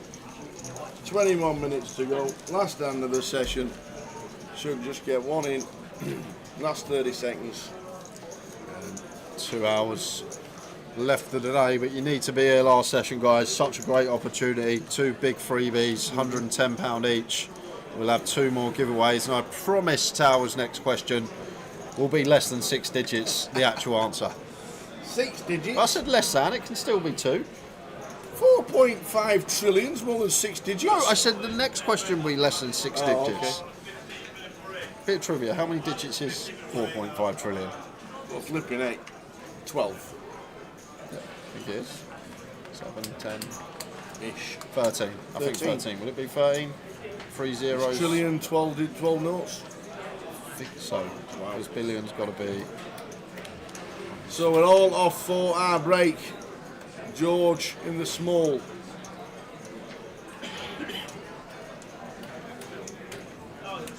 Going to be calling. Oh no, raise it up. Was that? No, just calls. Jack will check. Yeah, middling. Connected. Don't do any raising with this type of stuff. Just likes to check in position. Blind on blind.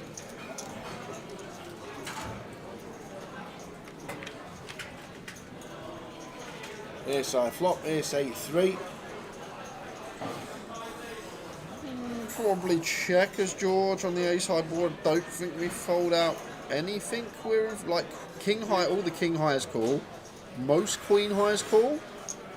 If not all, maybe the queen 6, queen 7 are the ones that fold, but we maybe only just start dislodging these. All the 8s call. Yeah, all the 8s call, all the 3s call, all the king highs call. So Jack 10's kind of an interesting one, whether we ever get anything better to fold, but maybe we'll have some ideas on later streets or just get there.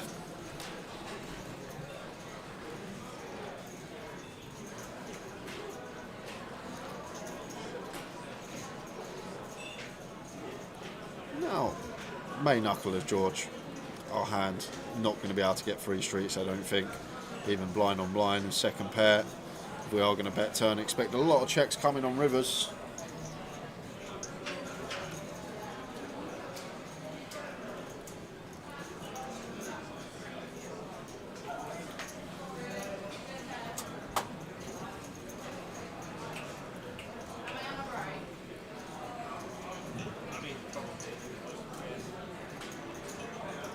And now, this is actually one George will get to go for 3 streets on tower. I said difficult to get 3 streets for this hand, but now on this river, we've actually got one where we actually get to go for another street here. Target an 8, target a 3, target some king highs. We can have 4, 5, 4 deuce, 5 deuces bluffs, 9, 7, 9, 10. Yeah, I love this from George, just recognising that we do get to go for a 3rd street of value here on this ace river. 12k, just north of 20%. No, difficult one for Jack, but 8 blind on blind. Like we chop some of the time here as well as Jack. Like George might even block an 8 here now when this ace pairs. Not much Jack X after it goes bet call flop. I feel like we've got to pay here as Jack. The more I think about this, 5 to 1, don't need to be right too often. Just going to use the bank. Just seems too good a price, needing to be right, like 17-18% of the time, only a small percentage. Be sick fold if he makes it tower. I just don't see how we get to fold an 8 here for this price, blind on blind. But have some of that. This is make it 50k. There we go. So forget calling. He's going to say, you know what? Jack's probably got an 8 or a jack here for this size. Let's blast him off some chops and potentially get some Jack X to fold here. So Jack turning the 8 into a bluff blind on blind, so creative. And now George in a real quandary. It's just 2 pair, but a bluff catch up. And the problem is all the ace X get to play this exact same way. They call flop, they call turn. They have to raise against this small size. Even ace deuce would be raising river here. So it's such a horrible spot here for George when our opponent can credibly raise any ace on the river here for value. And at this stack depth, even stuff like ace 10 suited might do some checking back pre-flop. It's a real grim spot here on the end for George. And folds the winning is a hand. sick move from Jack. I just thought we were going to see call, but Jack found an avenue to win that one. We will see you back in 10 minutes. I don't know really. Not saying it's a bad thing. I had the hair kept growing through lockdown, and then kind of just kept it throughout. But it's a lot of effort having hair that long. You kind of gotta make sure it's a uni look, brush and it. you obviously getting out of the uni look. Yeah, but no, all gone now. It's been gone for a while, but No real reason, just kind of lots of small reasons. Yeah, so we burst on the scene in 2021. 2022, what was that like? Oof.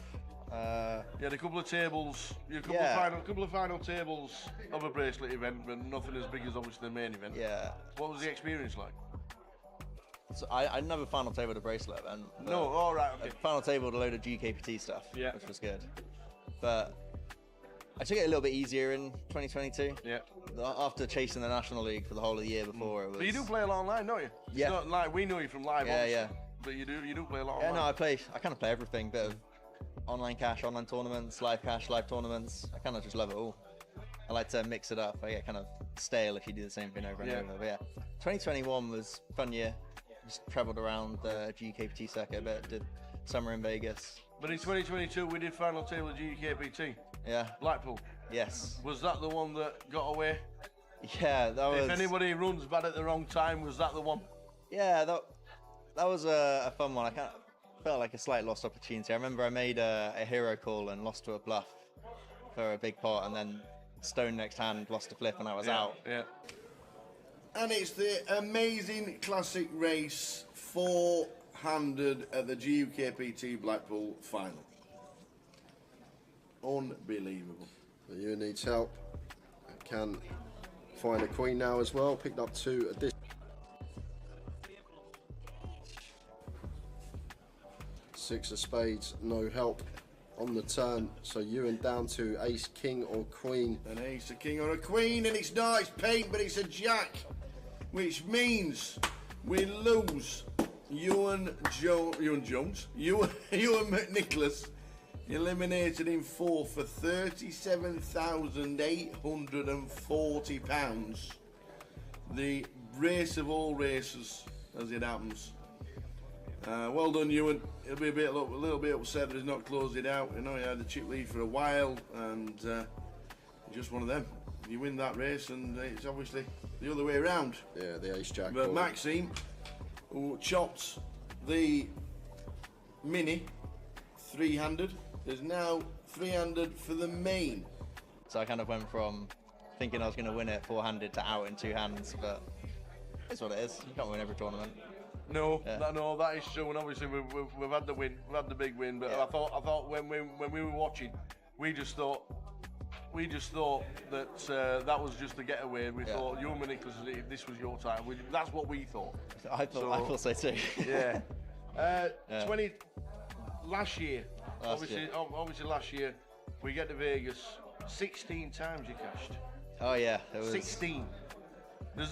Is that a good thing to cash on a regular basis? It's better to cash than not to cash. But does it feel bad that they're not all bigger cashes? Yeah, so I mean, I had a lot of cashes, but I pretty much only had min cashes throughout the series. I think I had like an 11th in an online bracelet, and then a 20th or something in a turbo event, turbo bracelet. But just lots of min cashes. So I just played a lot. I had a bad summer. A bad summer and 16 cashes. Yeah, well. Good job we had 16 cashes if it were a bad summer. Yeah, it could have been a lot worse. Your final table, when we get over here, your final table, 3 high rollers. Yeah. And the high rollers we watched a lot of, they always seem to be tough fields. Yeah. But you do regularly well in the high rollers. What is it about the high rollers? If you play a lot of them, eventually your final tables have. Yeah, I mean, all these things, that the GUKPT high rollers, it's kind of, a lot of it's kind of the same group of people that play a lot of them, and just everyone's really tough. There's obviously a lot of pros that play them, but even the guys that aren't playing professionally, they're really good. Yeah. There's not that much difference between them. They play really good, play really solid. Yeah. And they're good structures. They get quite quick as well. So you just got to win some all-ins. They're a lot of fun. I really enjoy them. Obviously, the optimum is the day 2 buy-ins, and we see a lot of late legs. Max late reg seems to be a big thing. Is it something you could put out there and say this is actually a good thing to do if you can do it? Yeah. The max late regs are great fun. You kind of come in, spin it up or don't spin it up. You just got to be prepared to lose an all-in and you're home. not much play in it sometimes. No, absolutely not. No, it can be a great opportunity. If we are not playing live and you're playing online, do you have a structure to what you're going to be playing? Do you look at the games online? Do you think this is my kind of game? Yeah. What do you normally stick to? Plan that out. Well, it depends on we're playing cash or tournaments. I don't normally mix them up, but if I'm playing cash, I'll just play probably 4 tables of whatever's running, and then play tournaments. I just look for the good tournaments, open the lobbies, and then reg them whenever I got space. Yeah. And is that the same live? Do we have a calendar? Do we look and think, I'm going there? Yeah. I'm going there? Yeah. Kind of a month in advance or so. I look, see what's on for the next month, and then plan it out, book some hotels, or so I live in London now, so coming here to the Vic's great. I can walk here now, which is great. Favourite comp of the year if it's not Vegas?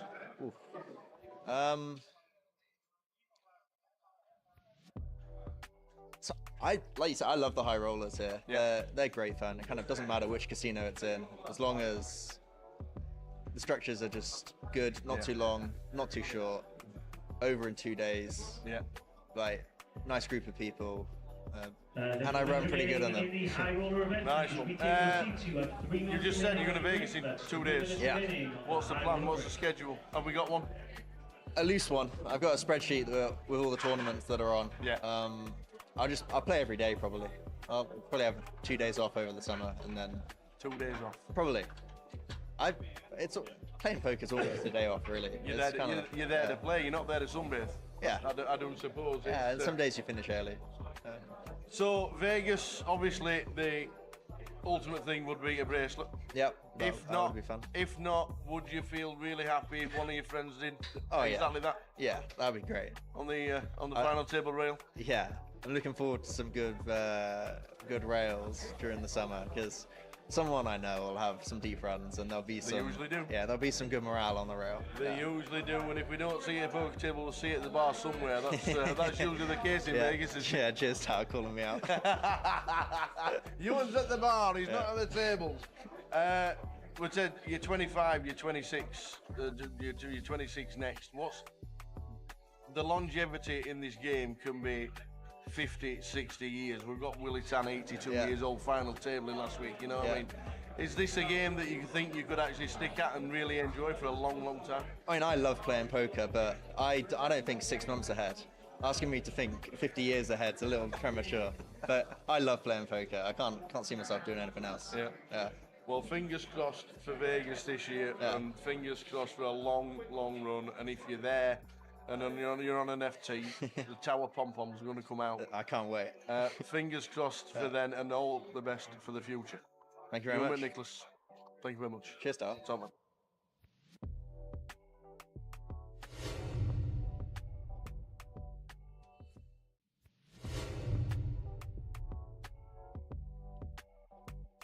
So, sat with Jamie Nixon. Right. Nice to have you sat here for 10 minutes. Sponsored pro since 2021. Yeah. How did you get into poker? It's a weird story, actually. But, I was going on a lad's holiday when I was 18, and 2 days before I tore cruciate ligament in my knee playing football. So obviously went on the lad's holiday on crutches, which got thrown off the balcony into the pool quite quickly. So the rep realised that we couldn't really do the usual jumping in the pool and all that type of stuff, so he put on a game of poker for us. And I didn't win it. It's not one of those stories where I won it and I loved it, but I really enjoyed it, and from then on got back and started going to the £5 rebuy in Newcastle and never looked back. Now, interestingly, your first recorded cash is like 2009 in Brighton. But I really have to ask, were you allowed in a casino in 2009? Just about, but that wasn't me. Oh. For some reason it's on my Hendon mob, but it wasn't me. Well, don't take it off, it just adds to your cashes. Yeah, it does, yeah. So, so what was the first one? The first one was in Newcastle in 2015.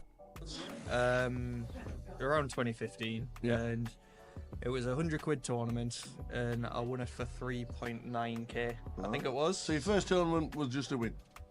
There was plenty before that, but that was the first recorded one. There's a plenty of... Really hot.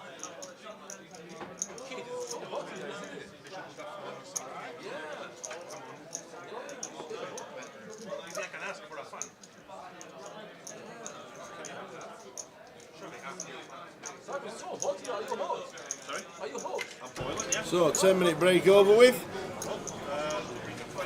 Last 2 hours of play tonight. Yeah, won't be getting to an FT.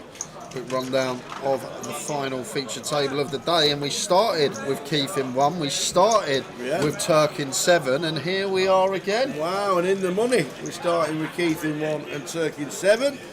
So Keith Littlewood in 1 and Matt Archer in 3, so must still be the same table. Turk been drawn back into that same seat. The Iron Opera in 4, Twan Win in 6. And that's the chip counts as we stand right now. Dale, 6-10 chip leader. Keith in 2nd. Cal. Some short stacks. Yeah. 35, 33, 35, 55, 60. 4 stacks under 10 bigs. Wow. Could be carnage. We'll see what happens. Yeah. But off we go to the feature, guys. Just to finish the feature table, Twan Win, Turk, Eduardo Morale, and Chudman. Hey! Shan't mention it again. Honestly. A last-minute goal for Atlanta to win 3-2 to complete the European treble. Get in there. Well done. Last-minute goal from Attila. Completely forgot about it. Yes, so did I. Well done. Well done, Ian. Well done, Ian. Great treble that was. We've got 2 Road to Vegas tickets this session as well, Ian. First one coming at 10:30. So at 10:30 we will have a giveaway, as Matt. The second one at 11:15. Yep, sounds good. So Matt, with the Open, started today with the chip lead, been in the same seat all day. So, guessing and plenty of pots played between these two. I'm going to continue on the ace high board. Quick call from Keith.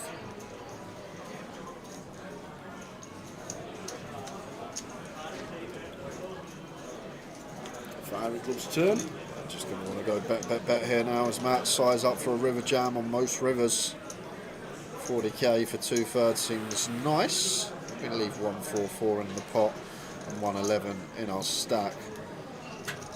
So 2/3 seems really nice to set up a nice comfortable 3/4 river jab. Goes for 32. Still going to be shoving slightly less than pot on a lot of rivers. Maybe just wanting to keep Keith in with some 10x here. We got a non-believer. Keith Littlewood. Non-believer here. Problem is this Jack's a terrible card. Jack of clubs. Removal to some of the bluffs of our opponent. Now, there's Keith. Quite an interesting river. 7-8 gets there, and I feel like Keith would call 7-8 against this size on the turn.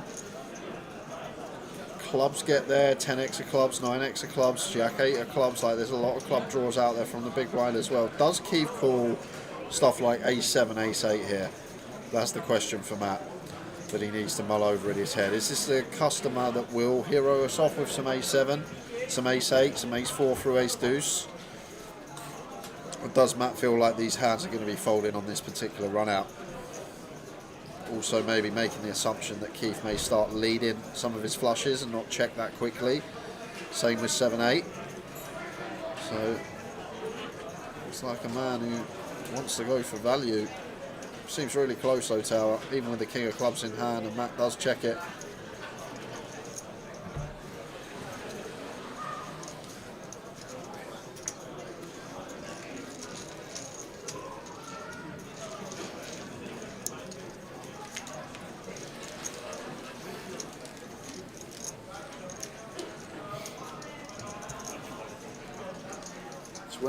One players left. 21.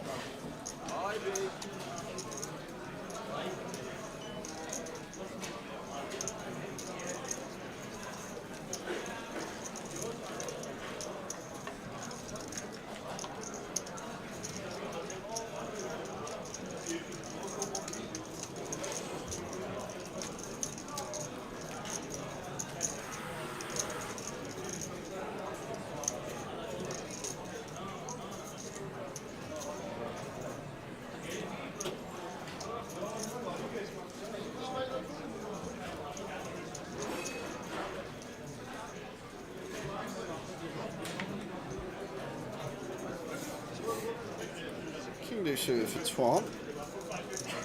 Would let this go. Just 7.5 bigs.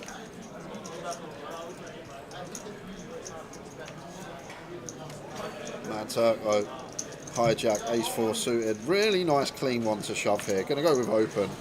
Like these ones are better shoves just because of the equity we have when called. But he's dodged it. He's dodged it. Eduardo here, like 12 bigs, hijack, ace 4 suited. Just seems like a clean as day jam. Even last 10% of the field. But goes for the open, like more of the offsuit ace-x that we're trying to steal with, maybe ones that prefer to raise fold. The Mad Turk just has his way, dodging bullets, I think 3 times today. He's had less than 30% with one card to come, and the river has been on his side, and still going on in this one.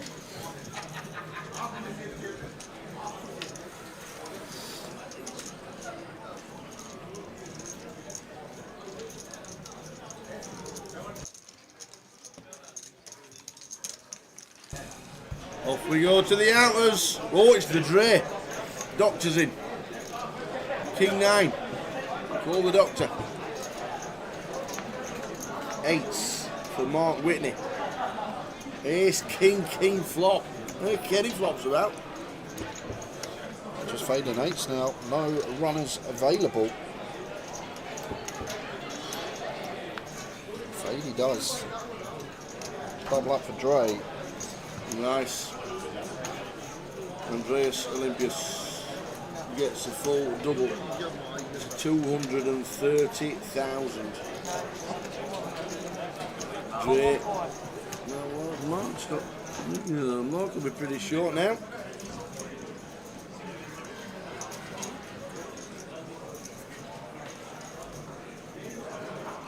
Ten 8 of spades for Twan. 7.5 bigs, blinds coming through. Shoves this into the middle, and King Jack suited for the Turk here. Just sub 10, does have Twan covered. Twan going to have a fair amount of jams here. We do well against the ace-x. Don't have us dominated. Going to be some Queen Jack, some Jack 10 suited in there. Problem Turk's got all these players behind us. Pretty confident he'd call if he was in the big blind, but still with 6 players, 5 players left to act. Personally would let this go.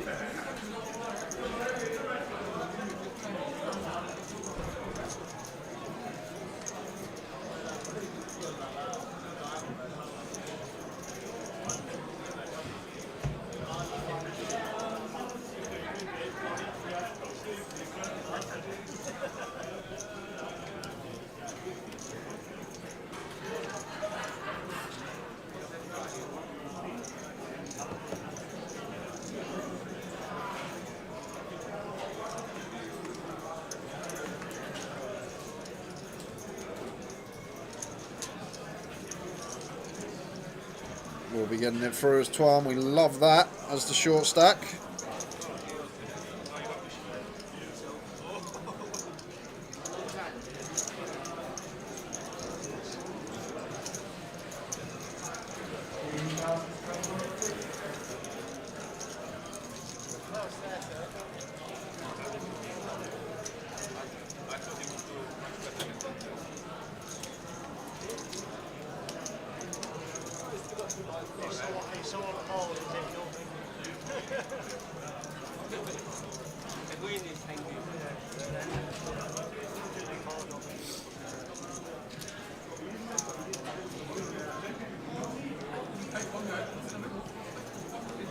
We are on 20.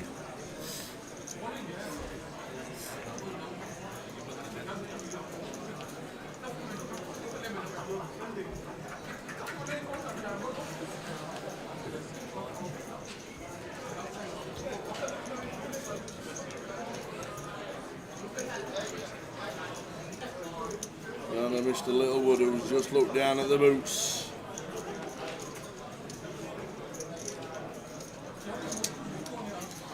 Nice size, 46. No action we're going to be getting though.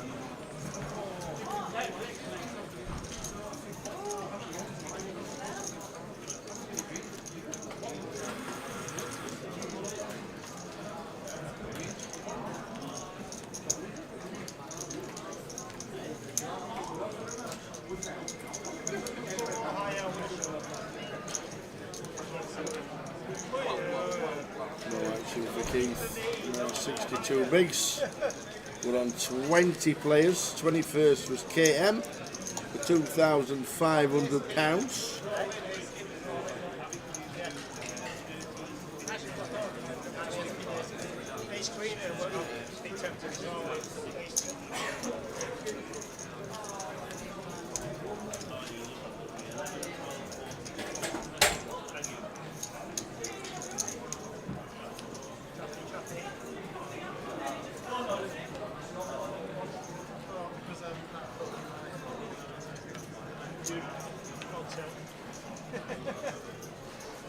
Queen 6 suited for Chun.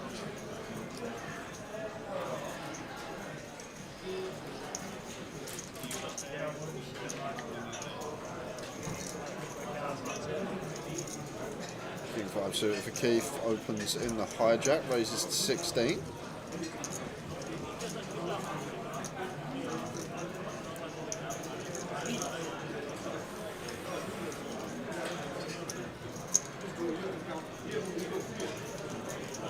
Mad Turk goes with cool here with the Queen 10 of diamonds, maybe feels reduced fold equity. I kind of agree. 8 bigs, Keith not going to be folding too many hands. But just flop the royal draw. And even with Queen High here, 66% equity favourite. Does just open jam. Would have preferred check jam as Turk. Right, we get the C-bet out of Keith. The times he has a hand like this, then we can just check shove. Rather than open jam. Like if Keith's got a hand that's going to bet call anyway, like it's going to call our open jam, so just better to check as the Mad Turk, let Keith C-bet the ace high board, then jam ourselves. Keith can't call King 5 of spades.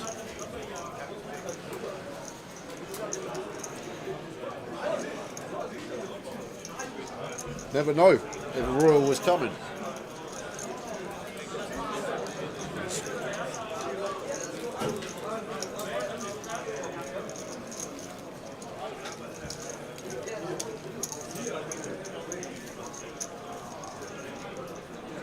Three tables left in Leeds.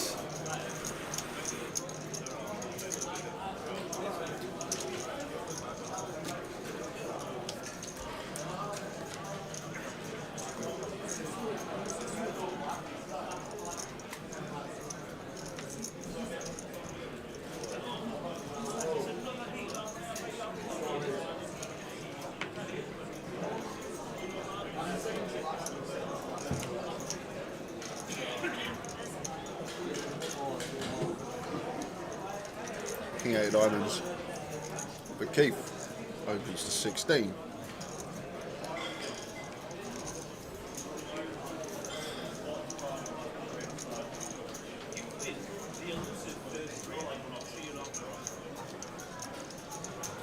Turk in the small line, very nice. Credit where it's due for Ucel. Missed a few spots today that he wouldn't usually miss, but not missing this one. Really nice take with the King Queen for 12, and we'll be getting it through. Eduardo doing nothing. Keith won't be doing anything either. Just got to fold this Keith. Yeah, Keith's going to fold. The thing is, it's Keith as well. When we've got this big a stack and we cover everyone, we want to play hands as quick as possible. We want to see as many as possible before this date is out. Not going to be able to call this one for 12 bigs.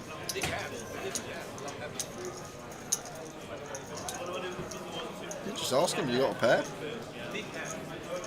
I'm not very good at lip reading, but that was pretty good. He's going to fold. Out the door he went. Over to the outer table. And we have Chris ace Johnson. 8 against ace 6. Yeah, nice flop for Chris. Likely not to be a chop now, so 8.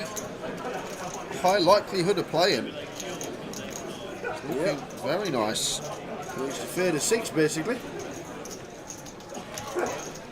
Chris Johnson will double. Oh no! 6 of clubs river. That's great. Ill. The guy that started today with less than starting stack has got it up and down and up and down and up and down. Ended up finishing 20th for £2,670. Filthy old river for Chris Johnson. Ouch. Down to 19.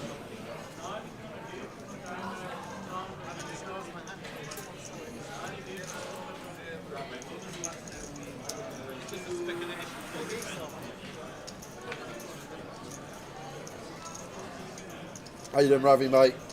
Take it you just tuned into the stream, but he's been up to no good today, the Turk. I'm not sure what was in his breakfast, but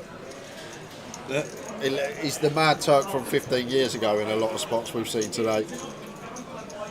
Just not caring, random combos, just taking off when he feels the need to.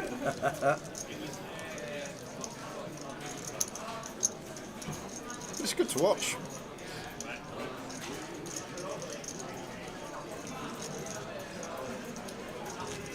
25 minutes until our first Road to Vegas ticket is given away. 20 remaining here in Leeds for the main event. Sorry, 19 remaining now. Just seeing that Chris Johnson bust out, waiting for the ticker. It's an update, which it will do shortly.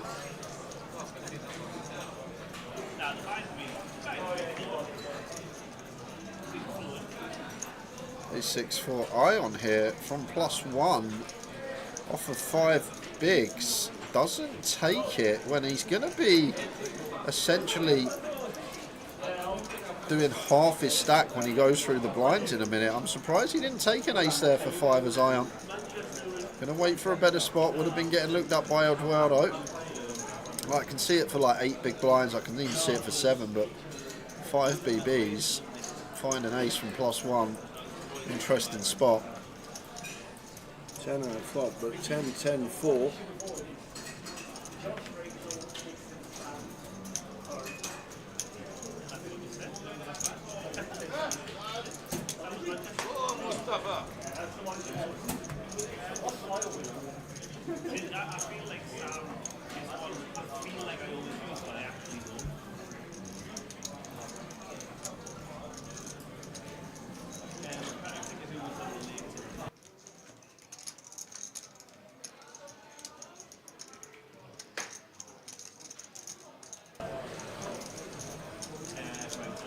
Nice looking turn for Keith.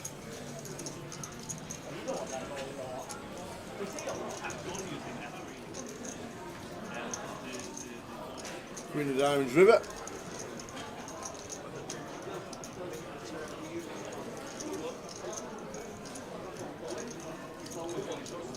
Just check, check. Keith takes it and off we go again.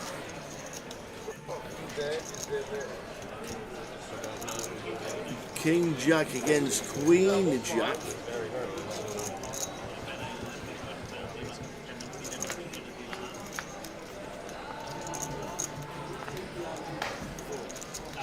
That is 20. Doesn't want to see a 10. Oh, and it's a 10 on the turn. And it could be good night 20. Needs a chop, doesn't 20, find 20, it. 20, 20, 20.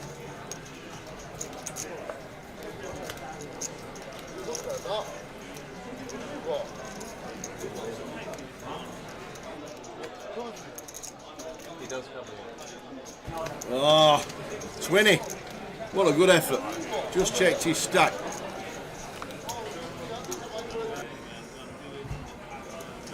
So 20 departs.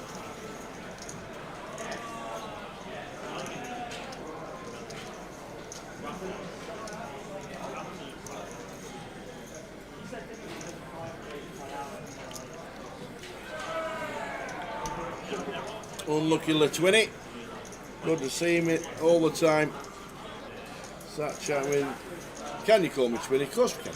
Yeah, nice clean shot for Keith here. 20 effective of Eduardo. Ion short in the big blind.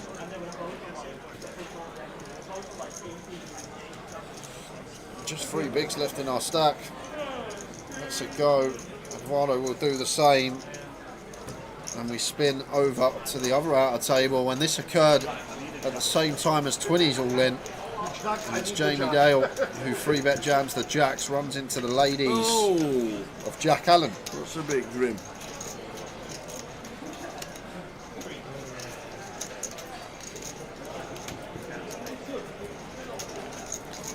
So the old role reversal. Now needing a queen to survive as Jamie. No queen is found on the 8 of spades river. So Jamie Dale actually out in 19th, and it was Twinney finishing 18th, one position higher. Twinney's a regular in Leeds and plays Leeds and Manchester and the surrounding area. I've got to think of a question. I've only got 20 minutes. Yeah, 20 minutes.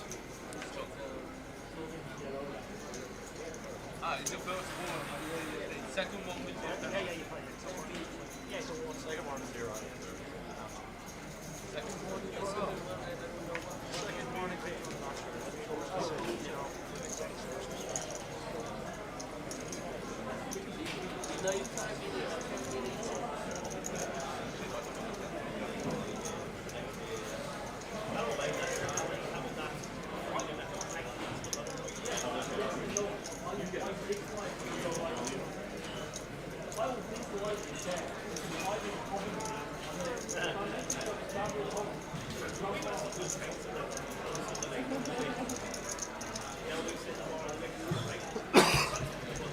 These dudes for Keith. 3 bets the Mad Turk, just sets everyone in behind. Keith loving it from him.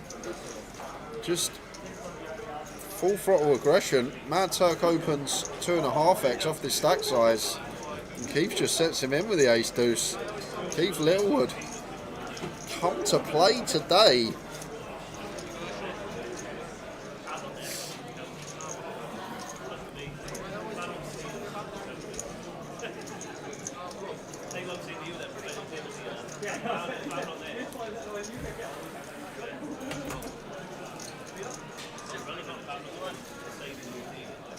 All of a sudden we're on 17. An hour and 37 minutes of play to go tonight.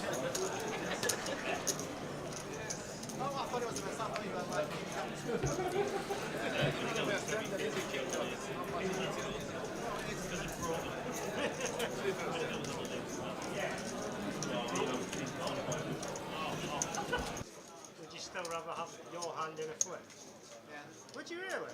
It's 2 against King Jack. It's really done that to hit.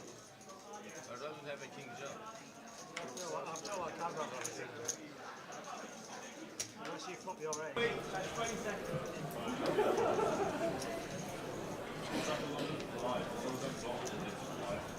Oh, I've been using the wrong arm to make everyone else go like that's your fault.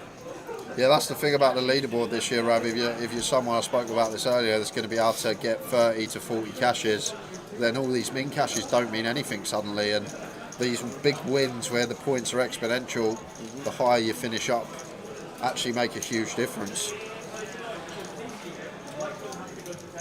Maybe that's what's going on with Keith right now.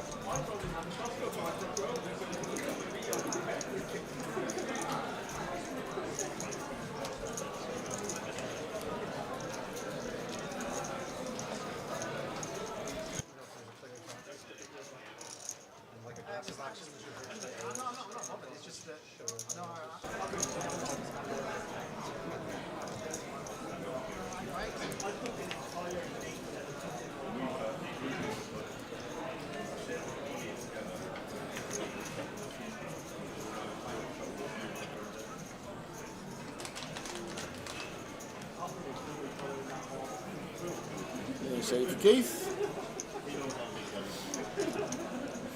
Yeah, just on the open jam. And this time he is going to be getting some action. Ion, who's been patient. 21k and 5 big blinds. I actually love what Keith's doing right now, though, Tal. Not a lot of people do this, and it's so effective because even when you get called, equity's always running finest pre-flop. So if you're ever going to get caught bluffing, this is the best time to do it. You can still get there.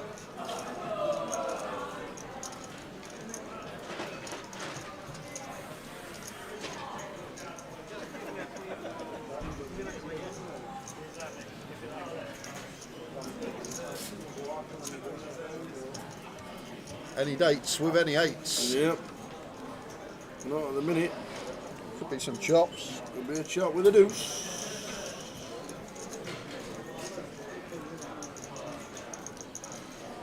Ace queen doubles to 58,000 and 15 big blinds. Patience. Yep, there's a lot of shorties going on.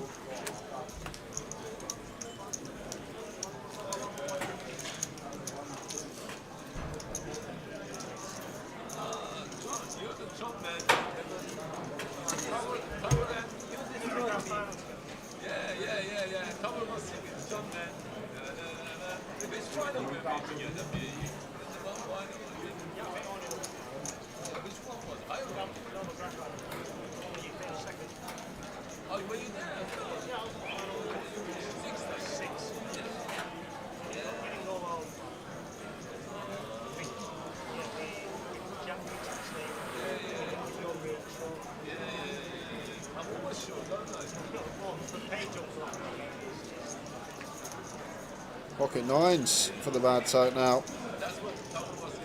Looks like it's just going to jam. Really strong hand to pick up on the button with 11 bigs. Sean, queen 10 off against 11 here.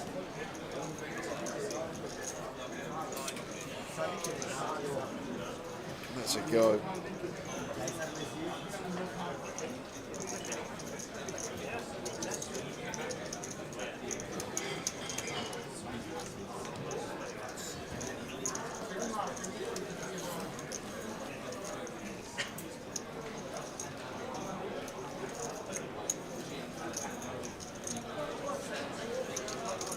Out of 247. How's the cup going on? It needs 20 odd buy-ins tomorrow to hit the guarantee, so that's probably not going to happen. Who's still in it, Tara? Who's still in it? Any MPL grinders? Let's have a boo chairs. Frankie's still in it. Frankie Green. Zhu Xuan Du,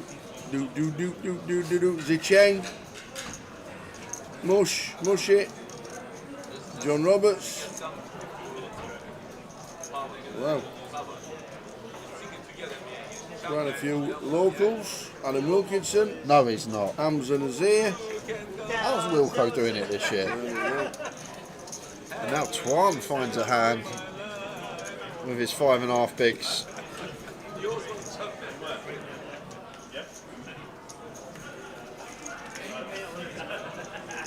And 10-7 suited for Keith. 5.5 bigs. We've got one in the middle already. He may spin him here. There's the spin.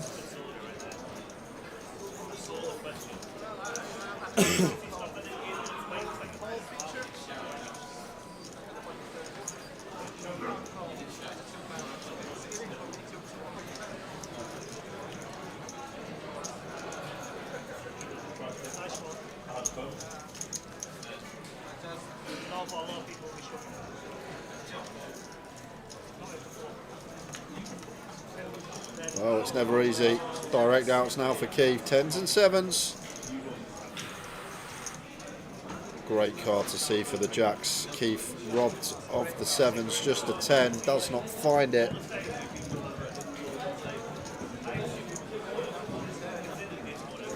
Another double up.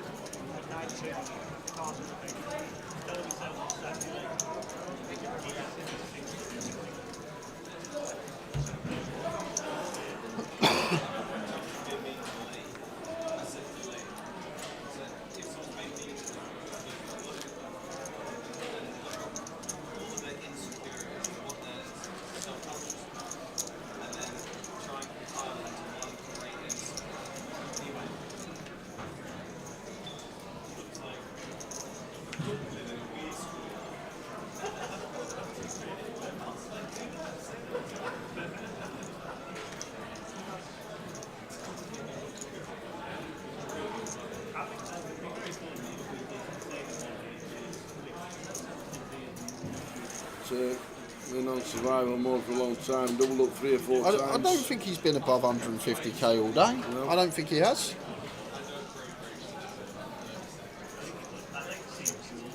King Queen for Chun. Nice one to open on the button here. And Keith is playing like a beast. Oh, and Ion's going to double again. Yeah, he's just going to run straight into it though.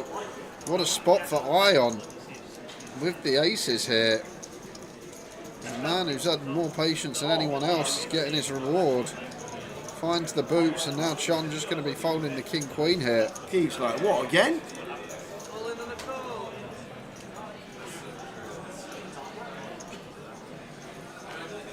Yeah, Chun man can never call. No, not at all, not ever.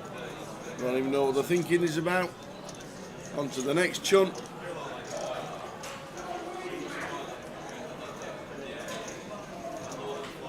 Aces.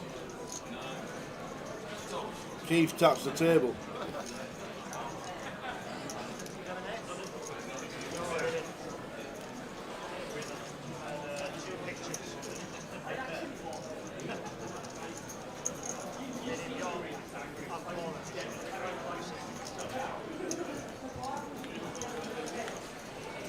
Flop. Move on this. The 3 to fade, and we're double to 128. And in 2 hands, just like that, we're going from short stack to middle of the pack. Yeah, 15 bigs is massive at this table. 16 to be precise. Fading 3s. Yeah. The King Queen of Chun man. 30 bigs. He can never call.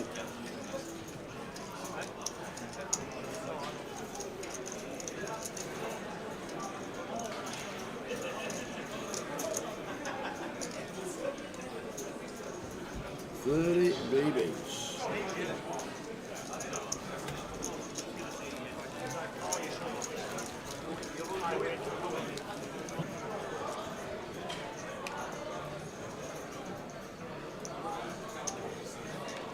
King 7 for the man Turk. Should be folding. Definitely got a little switch on today that seems to flick on every now and again, that even I'd be shocked at this one. And banking away.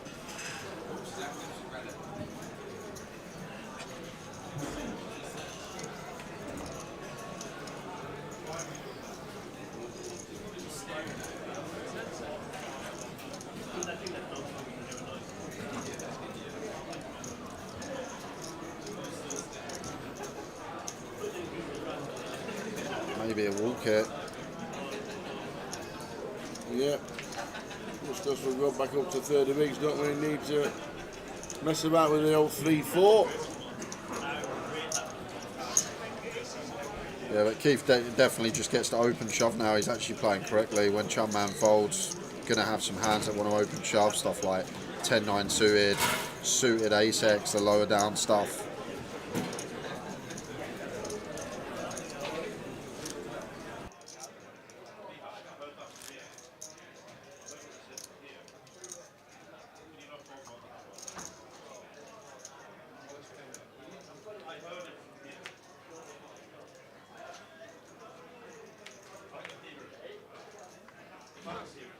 If we're waiting for the 2-table redraw, Ravi, there's an all-in and call on the outer table. I see him looking over, so I was going to say probably best time is +1, +2 to start throwing the time banks out, not small blind. But I'm guessing we want to play a hand really quick, so then we get our button before the tables break. Right? Logically, if there's an all-in and call, surely we want to fold quickly, hope that this hand gets through, then we get to play our button before we get potentially redrawn into a worse position.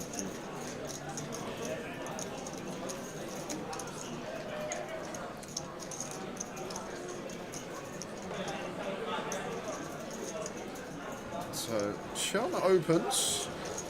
Wouldn't have opened this with Keith on our direct left, especially how active Keith has been. Just going to be checking a lot here out of position.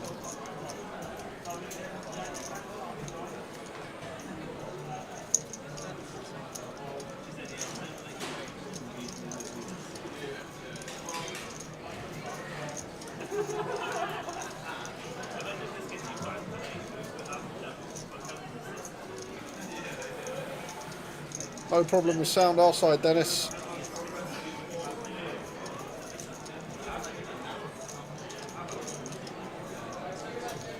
Keith with the raise in position, clickety click.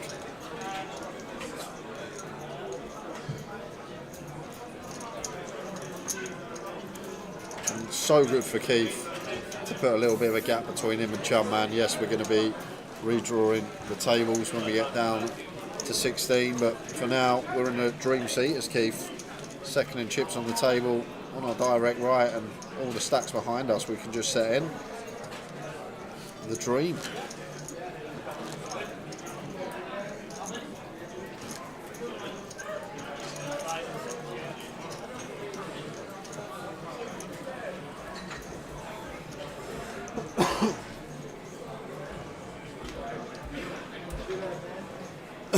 Have a refresh, Dennis. Just check the sound on our side on YouTube and it seems okay. I'm not too sure if Facebook's down, but I entered a message on Facebook for ages. I think Facebook might be down. We'll just check that. Callie's still in. Chum with the ace jack, opens from gun. Giveaway coming up in 4 minutes time, guys.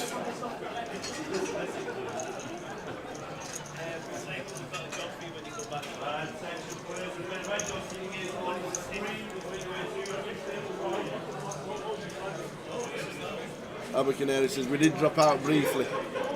It went down on Twitch as well, so it might be just been one of those that's just in and out.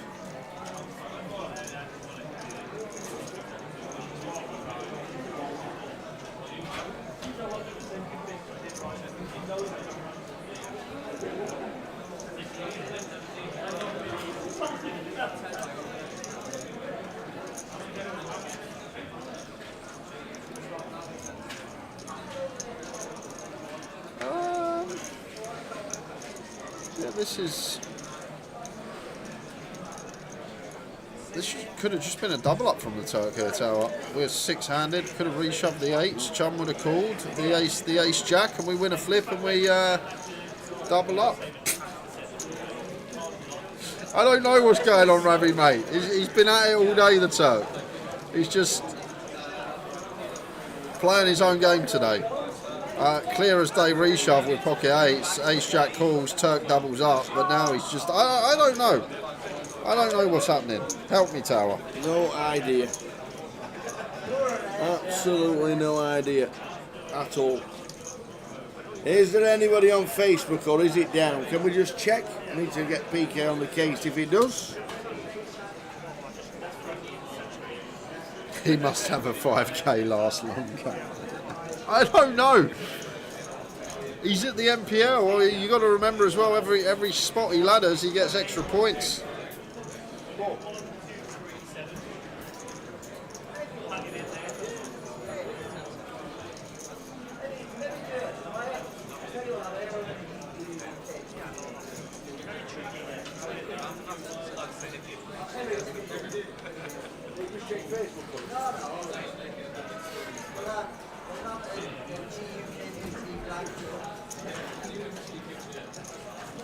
No sound at all now.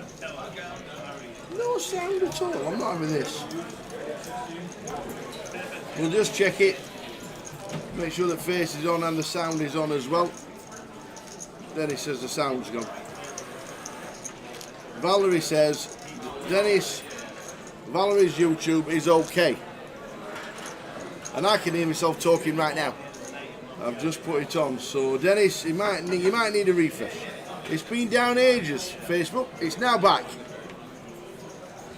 Smiter, Facebook is back.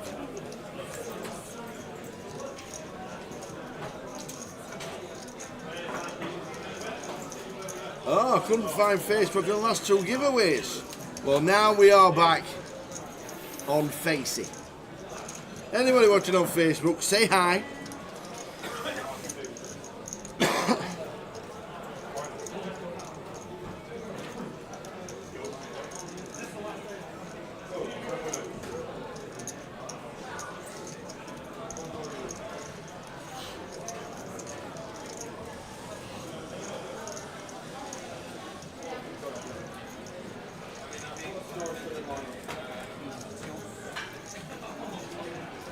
We will be going to a giveaway after this hand, guys. I doubt Chum's going to be calling Queen Jack here at this stage for near half his stack.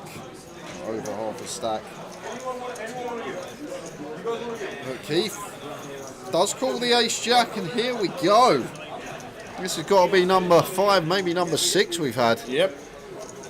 With 17 remaining. Could have been down to about 12. Keith, Ace, Jack against Twan's Ace 10. Twan win. Needs to stay in it. Oi, oi! Flops a 10. Of course he does. Of course he does. Going to double up to 200,000 and 50 big blinds. 30 big blinds. I'm looking at the big blind ante that's only 4k instead of 8.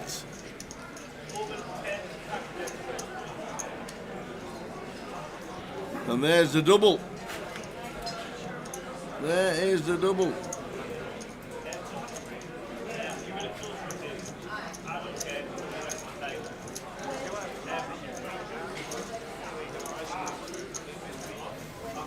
So all doubling up just like that.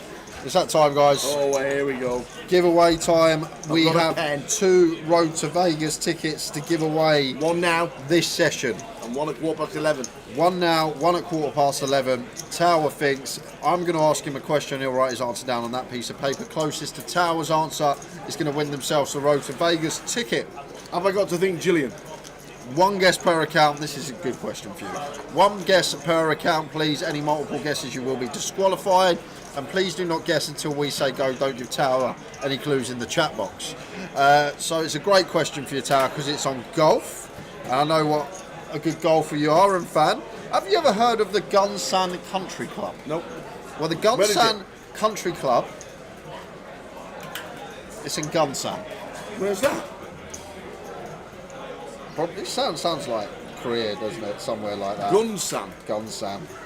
I don't know where it is. But anyway, G-U-N-S-A-M. G-U-N-S-A-M. The Gunsan Country Club sounds like China. Hosts the longest golf hole in the world. Does it? But what I would like to know is in yards, how long is that golf hole?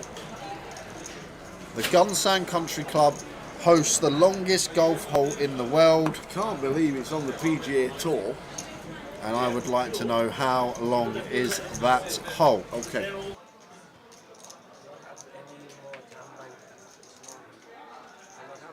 Tower's guess is in, nice and quick. Good luck, everyone. Good luck, everybody. Away you go. It's a par 34.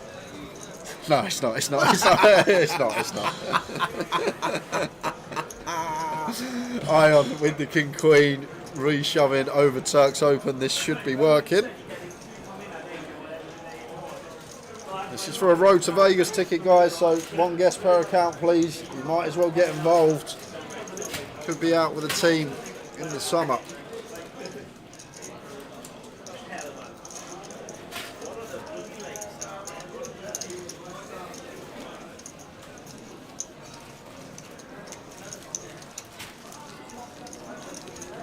In yards, yes, Ian Needleman, please. I'm looking for yards. Yes. The longest golf hole in the world.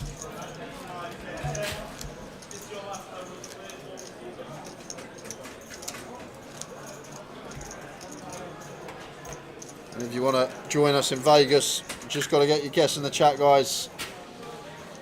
Road to Vegas ticket up for grabs when we've got 1 more coming up later on in the session. It's in South Korea, says Simon There Johnson. you go, I knew it'd be Korea. There we are. Cheers, Simon.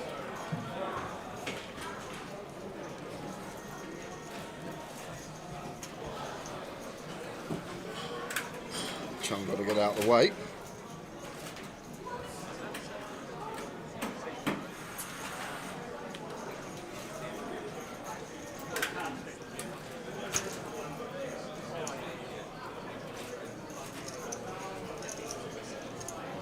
Ace 4 suited. I would be shipping this versus Keith.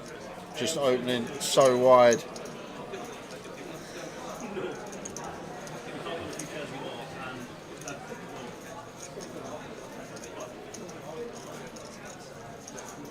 A very nice take from Iron. Just recognise it's how wide keeps opening. Great combo to use, even when cool can have great equity within the pot.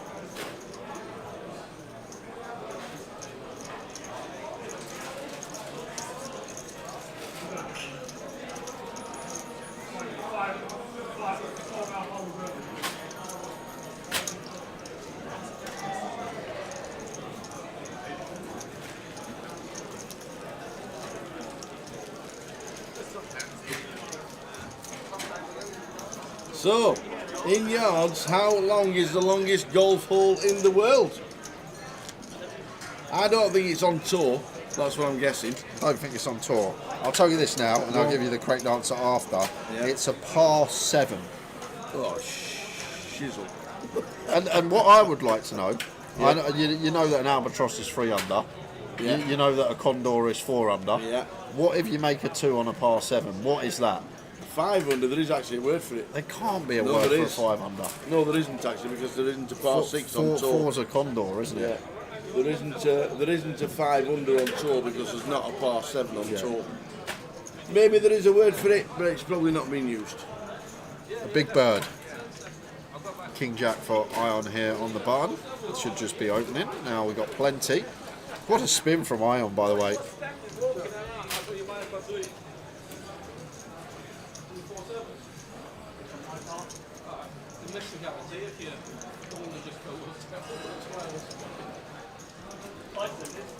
This is off the black tees, S&M.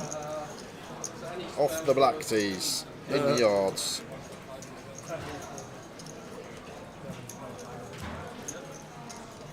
King Jack.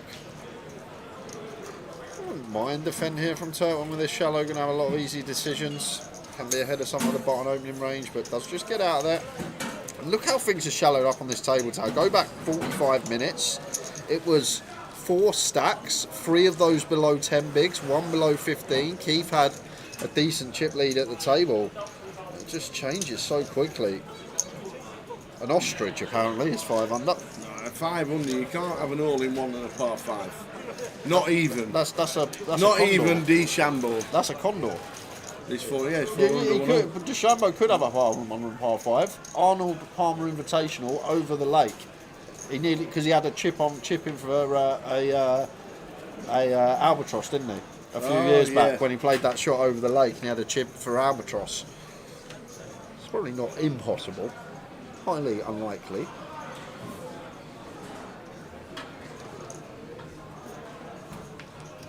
Oh my lord said, I did manage to septuple bogey 11 today. I play off 6 and drop 7 shots on 1 hole. No way, that must have been a tough one. You play off 6 and drop 7 shots in 1 hole. Tough round. That is a tough one.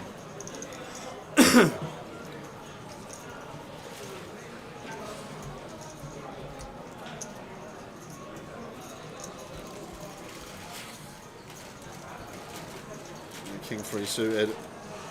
Eduardo sends the King 3 into the middle, and this is why Turk should jam himself. We just get this through. Now he's going to have to complete fold. Just need to shove the King of our own here for 10. And now Eduardo gets to ask the question.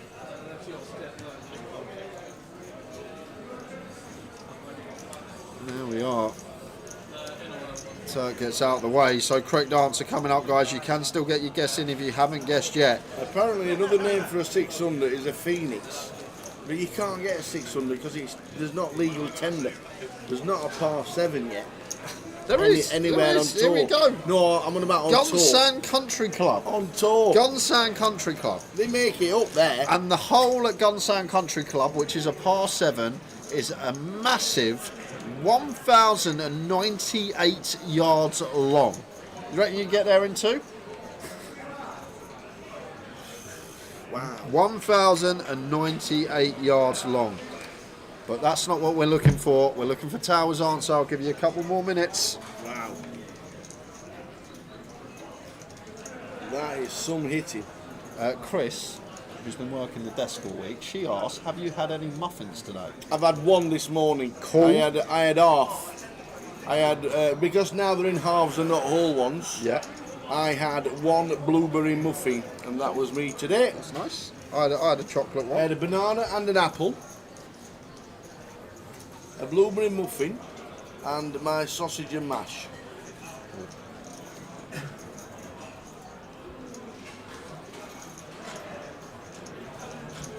So, over 1,000 yards.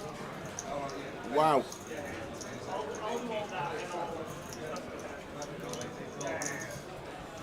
Over 1,000 yards. 1,000 and what? 50. 1,098. 1,098 yards. And I'll still find a shot to take par. I'll still find a stroke where I'll need to pull the putter out that isn't on the green. Oh, brilliant. Oh, here we go. Chun with the reshove, with the ace queen. Ace jack suited here for Ion. It's pretty grim. Too high up in his opinion. Mad Turk just flatting off of 10 bigs. What's he up Don't to? slam the cards down, Turk. It's not anybody else's fault you're messing about being silly. Jesus. He's just gone today. I don't know what's up with him. It's like he's... Layla, have a word. Have a word. Maybe he needs some rest.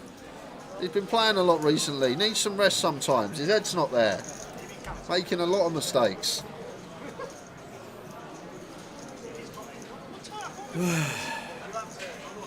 So Iron stands up again. He's got up to 188,000. He's all in for about 30.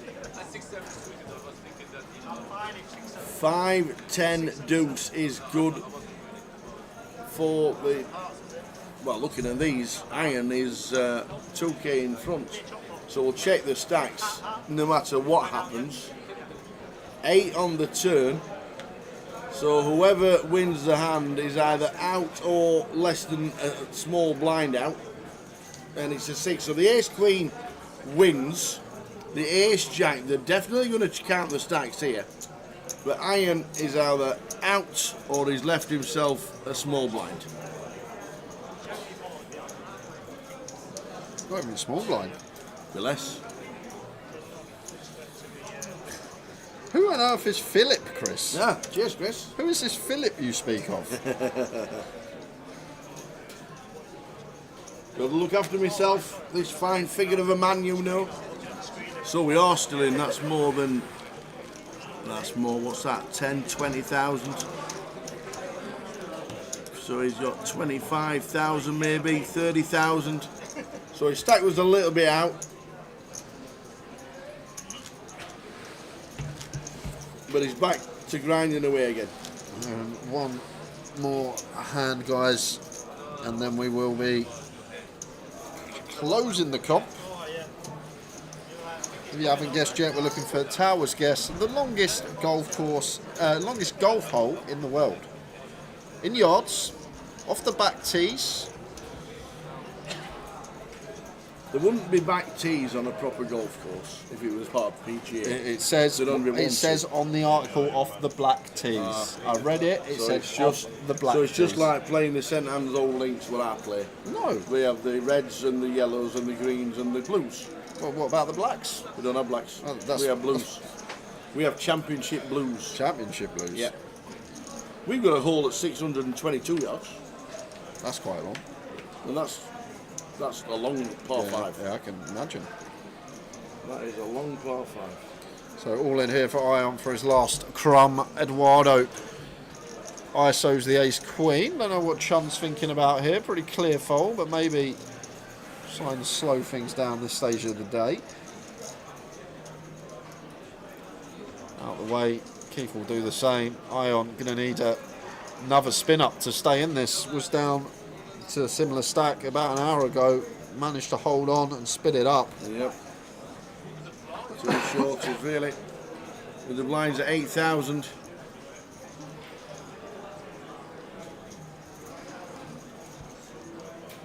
Iron needs to hit 5 or on the 2-table redraw, which would be a good time to close the comp and watch the redraw happen and us carry on. Get a cup of tea. That's a great shout. Yeah, we know this. The running ante is the big blind ante is 4. Apologies for that. The action tracker inputted it wrong, and it's been found out. So within the 20 minutes, it will change itself. 7 on the river, up and down, doesn't materialise for Ion. Couldn't spin it up. So we're on 16, which means a two-table redraw. 10 seconds. 10 seconds. 10 seconds to get your final guesses in, please. The longest pole on a golf course anywhere in the world is 1,095 yards. But it's my answer that you need. So what is it? 10 seconds, 5 seconds, 4, 3, 2, 1. Couple of guesses coming in, and competition is now closed. So 1,095. Obviously, it's not on the PGA or the European Tour or anything like that. It's in Korea. 1,095. No, it's not on the tour. Because it's not. Because there's no par 7 on the golf on tour. Well, it's on the SKG. It's in the SKGA, I'll have you know, the South Korean Golf Association. They play this course. No tour. Well, it is a tour. It's the South Korean tour. You can't tell them what's tour and what's not tour. If they have their own tour, it's their tour. Just because it's not the old big guns on the PGA playing Pebble Beach. Ooh. Yeah. So, competition's closed. I knew we had a 622, and I don't think there's a 700-yard hole on the PGA Tour. There might be, but I don't think there is. I thought 680 was the longest one that there is on tour, but I might be wrong. But I didn't think it was I didn't think it was over 700 on the tour. So I'm guessing the local course would, because it's a world record, would have been a little bit longer than the 700. So I went 100 yards plus a little bit extra. So I went for 830 yards. 830 yards. I went 830 yards to be a really long hole of golf. Not the worst guess in the world, I'll give you that. It was a tough one, if you didn't know there's any par 7s out there. But no one actually got too close. 830 was the guess, no one spot on, no one 1 away, no one 2 away, no one 5 away. But someone was 8 away. 8. And they guessed 822. Yes, who's that then? And that was, oh my lord, it's Yo. Oh my lord, it's Yo! On Twitch. On Twitch. Well done indeed. An £100 Vegas ticket. Not bad. Not bad at all. Yeah, into the road to Vegas, oh my lord. So, oh my lord, 110 Vegas ticket will be dropping in your account Monday. Very nice indeed, congratulations. Just need your alias. Get in, he said, we've been trying this for years. And finally got, we know. An otter is a naughty otter who is one of the staff here and was standing there on their break watching the stream and thought they'd be funny. Yes. But they told us straight away, after giggling to themselves. Laughing their heads off over the wall here. And then we turned around and we looked there, and an otter is Sam the dealer. Just mischievous, isn't it? Absolutely. He reached his neck. Me and Tal looked at each other. Oh, someone's guessed 8:30 straight away. We turn and there's just Sam giggling at us, staring at us, laughing. So Sam is it was the 8:30, but we knew that. So well done to Oh My Lord, you are the winner. Tea and water. Love tea and water. For the last please. hour. Just tea for me, please. Just tea. Give us your name and your alias, and you are in the Las Vegas. Imagine getting to Vegas with winning a Tower Thinks. Now that has to be the best prize ever.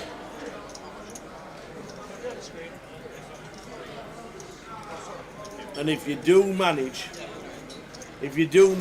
to win the package, please, please, please let us know. Tech support is the alias. Thank you very much indeed. We'll get Jay to write it down.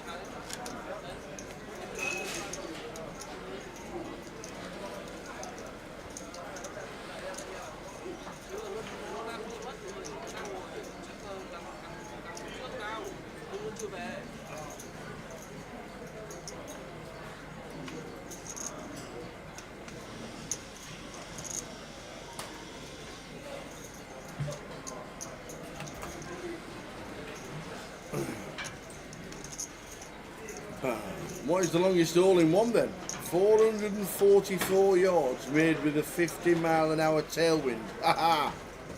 That'll be Boz on his in his man cave, playing at Sawgrass or something like that on a windy day in his slippers.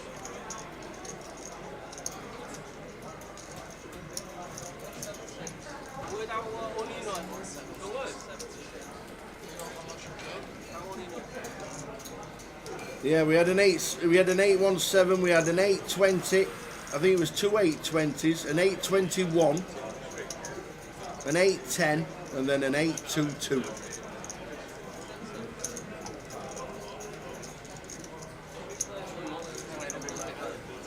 We got one more question at 11:15,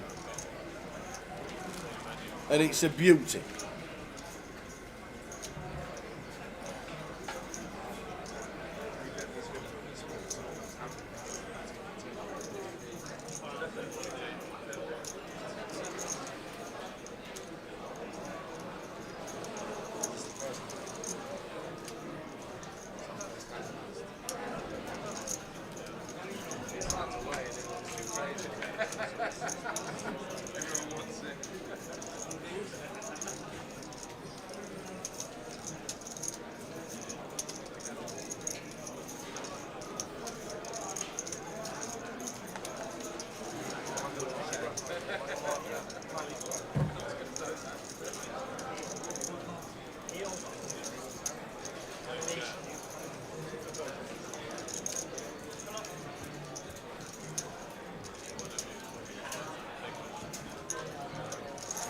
So Queens for Twan, Ace King for Jasek. Twan, chance to double. Needs to fade an ace or a king to get a big, big double. And does. Up to nearly 400,000 and 50 big blinds. How many all-in and calls have we had in the last 2 hours? And there's been no eliminations. Unbelievable.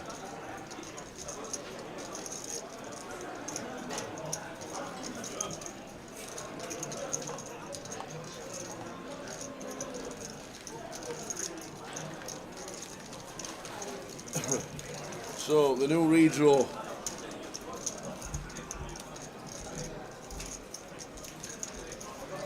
Gave us Chunman in seat number 1, Mihail in 2. Thank you for the tea. Anytime. Matthew in. How does Matt Archer always get drawn to seat 3 on redraws and day 2 draws and day 1 draws? He's not signed another seat yet. I don't know. Carl in 6, Jack Allen in 5, Tan Win, who's just doubled up with Queens, Jasek, Skisism in seat 8, and 9 is George Pop. 520k. Right, one more giveaway we got to give away. 110 road to Vegas ticket. 10:15. 11. 11. Losing track of time already. Yeah, seat 9 past Ace King as well. In just catching up with that as I was reading through the chat. And we got Chun. Lovely hand to look down at here on the button. Going to be free betting for sure.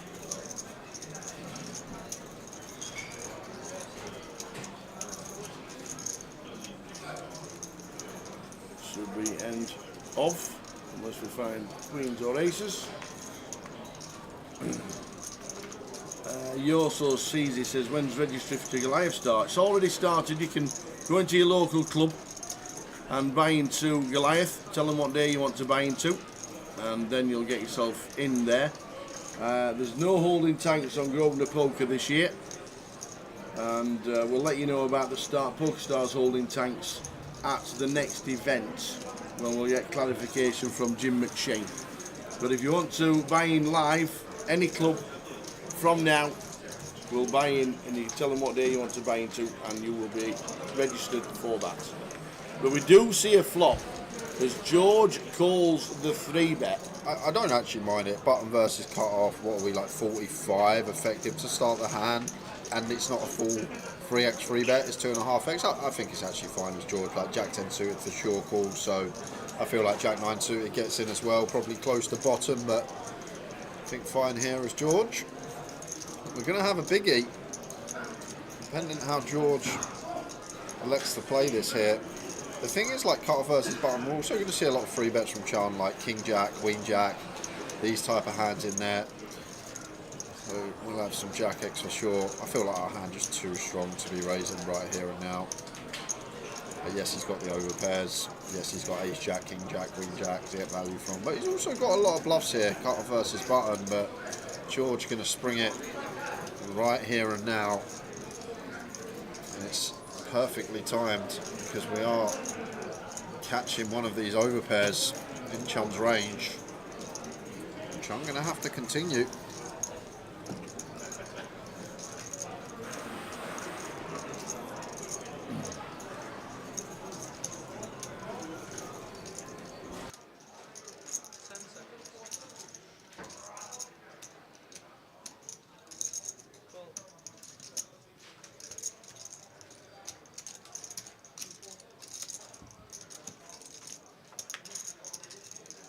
So ace on the turn, maybe the saving grace here for Chum Man, because now one of these cards. The thing is, I'm just thinking about this. George's range isn't going to ever check raise any ace X here, which is kind of interesting. Like, tell me an ace that George wants to check raise. If he's got like ace 10, ace queen, these just check call. Ace Jack, ace 9 suited, just check call. So doesn't actually really have any ace X here as George, whereas Chun will continue ace king and ace queen highs, will continue some like ace 10, ace 8 suited with the backdoor flush draw. But Chun's actual hand loving to check, not needing any protection from anything now this ace rolls off, and 4 of clubs river, probably where George will hunt for value.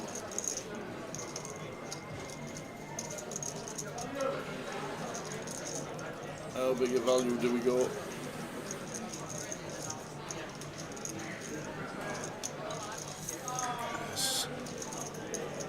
It's interesting. What does Chun's range look like? He can still have some Jack X for sure, some Queen Jack, some King Jack. He can have stuff like Kings and Queens, pocket 10s, may just fold, blocking a lot of the bluff. So Kings, Queens, King Jack, Queen Jack, target this type of stuff. Ace King, Ace 10. Potentially get some heroes from these as well. Chun at Kings with the King of Clubs. And it's now really interesting because, as I say, George just doesn't have any ace X that want to check raise flop. So George's value range on the flop that now also wants to bet river, like George might check raise something like King Jack, Queen Jack, top pair, cut off versus button at a small frequency.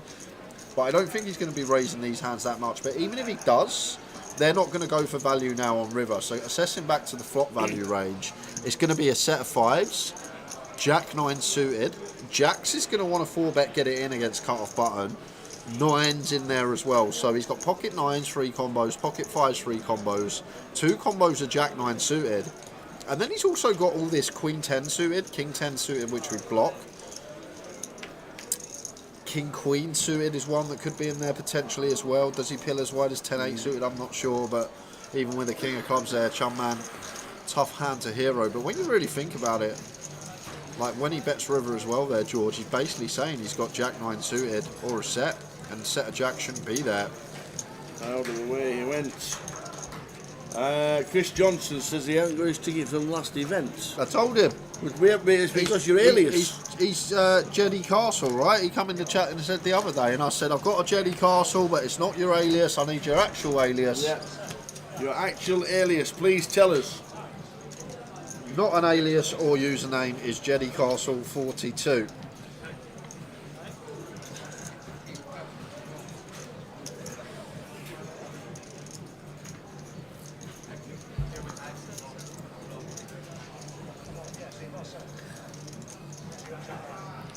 Daslow are Goliath Satellites only on PokeStars. Yes, they are. 100 seats guaranteed this week on PokeStars.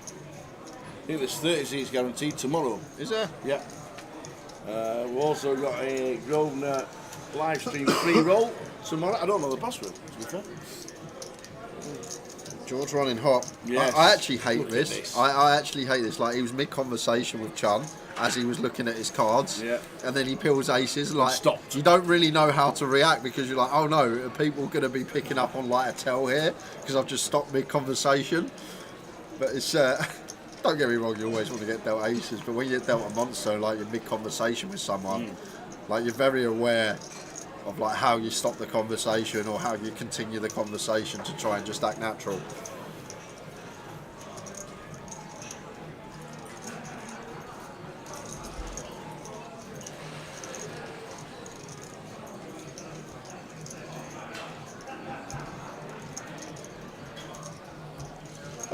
You told me that one the other day. You're on the spread, mate. You're actually on the spread, but Tom's not credited them yet. That's all. It should be in Monday. Actually, I'll just message Tom to let him know to recheck the Luton spread.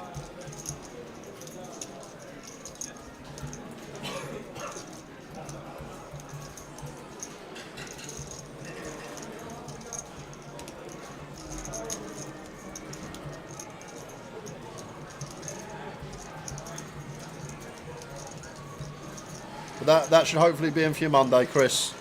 If not, come in the chat box in Reading. I'll personally get it sent to you on that day. Make sure. And once again, George just catching the right end of some potential chilly decks. I wouldn't say it's cold, but top pair versus over pair. Going to do a couple of streets as Jack, and thoroughly impressed with Jack today. He's played some really nice stuff. He's had some close decisions where you could go either way, and against his actual opponent's holding seems to come to the correct conclusion 100% of the time. He's played really good. I've actually been thoroughly impressed with him. The flat with aces earlier on off a 20 from the small, got the maximum. Been a joy to watch. I'm going to get in some bother here against a capable opponent. George just going to want to go for another street here with his aces. Want to get the value from King X. 6x of spade, deuce x of spades available.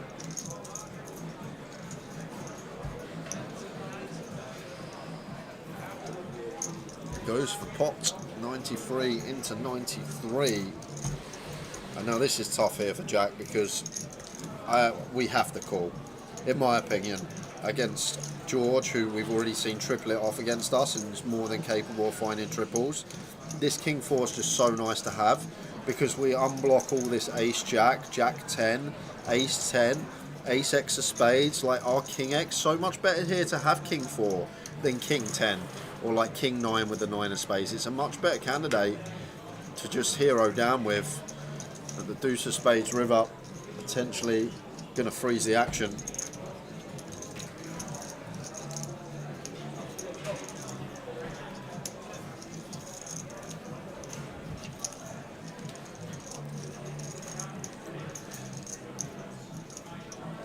Like no deuce x in there because deuce of spades comes from the river, so that's kind of important. Like Jack can never have trips unless it's in the form of a boat or quads, so no trips here for Jack at all. So is it going to be, well, looks like it's going to be this from George. So targeting specifically here a king, because now a king chops with all other king x and it's going to have a real tough time folding. Where are the bluffs? Ace jack spade, ace 10 spade, jack 10 spade. These are going to be like the ideal ones, and the ones that first come to mind as well. I'm really creative with one as well. Maybe something like pocket 5s with a spade, pocket 4s with a spade. Could be some creative bluffs here from George, like the ones that straight away come to mind are always the Broadway draws with a bet 1 spade in hand, looking to triple off on rivers.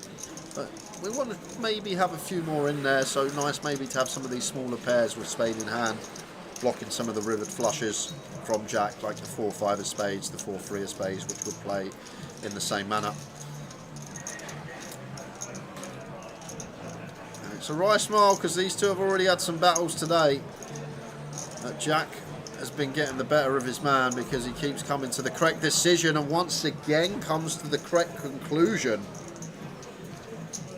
And if you're George, you wouldn't want to be on Jack's table if you both make it day 3 tomorrow. He seems to just have a stone cold read on the guy, whether it's just coincidence that he keeps making these correct decisions in big pots against George, and every single time gets away with it or makes the correct hero call.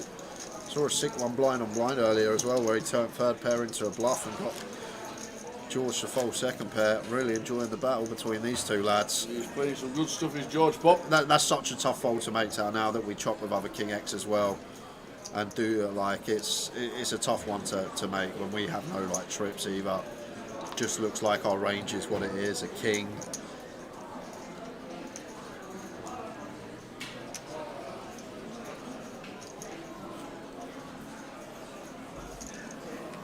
So the last level of the day is upon us. We have one more question in 10 minutes time. Ravi says so much variance in MTTs that's hidden. If he has king 4 off, probably doesn't defend in this configuration. And now he's in the river on a grim spot. Simple as that. It can change. If he's got king 4 there, just that's it, fold. King 4 off, fold. Next hand, king 4 suited, got to defend and just entangles on 5th Street.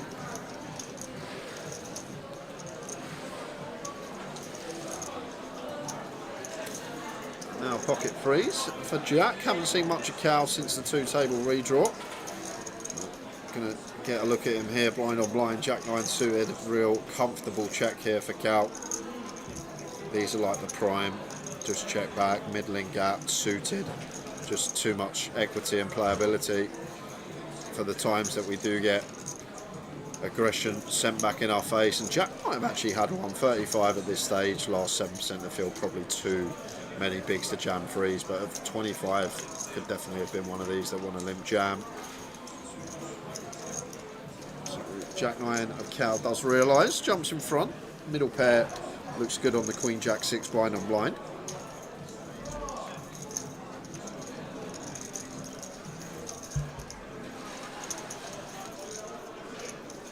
Cal goes for a bet here. Really awkward freeze in this spot as Jack. Like prefer having like the bottom pair with some 2 pair and trips outs, just no real coverage as Jack, and I really like that fold. Like it's kind of interesting because if I had ace high there as Jack, I'd continue, but pocket freeze, as I say, just no real good turns or rivers other than that little 4% jobby when we turn on river a set. Just have to like always fold to turn barrel, so just already looking down the streets takes more difficult decisions away. Just letting that one go.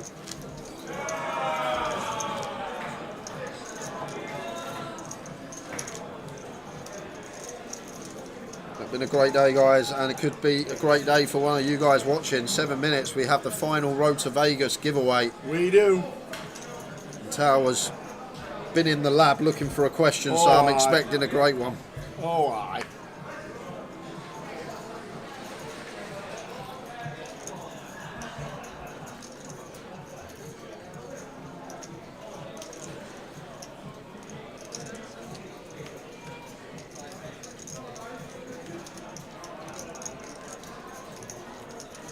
John Roberts says, let's go Charlie Reid. Queen Jack for Michal. Let's go Chuck. Good Charlie. Let's go Charlie, let's go.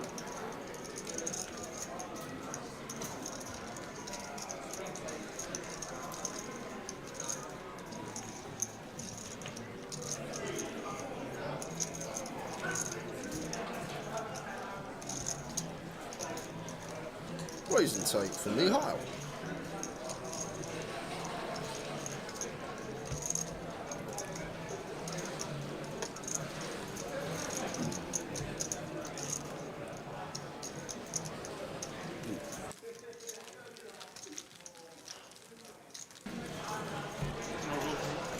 You can dance. You can dance. Can he jive? You can jive. I'm in the time of my... Fading queens, 9s and jacks, and the Turk will double. Boy, oi, oi, does it again. He's just got 9 lives, the man. He's been all in and at risk probably 7-8 times today? Maybe more? Maybe some we haven't even seen, but the Turk, the man with 9 life, it seems. Double up. Double up.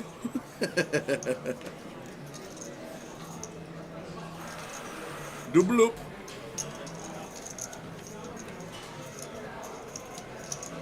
So that'll leave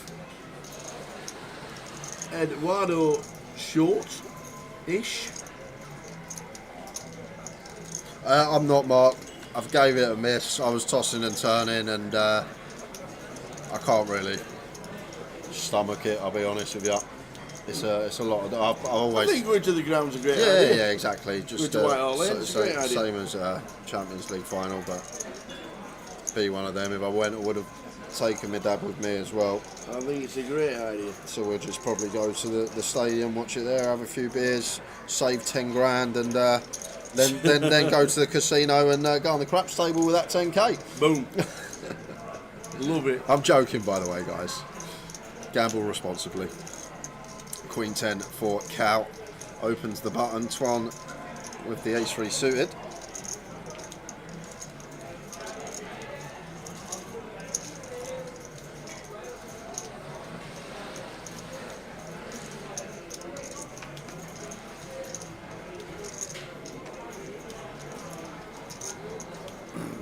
Chris, as he said 9 earlier, that might be 11 now. This is the last level of the day. Finish round about midnight. This could be bother for Kowtow. This is big trouble. And I know you're probably thinking what you're talking about, Queen High against Ace High, but this is one of the hands that are going to be the clear barrels on these boards as Cow. And starts with 11k, sorry, 12k for 20%.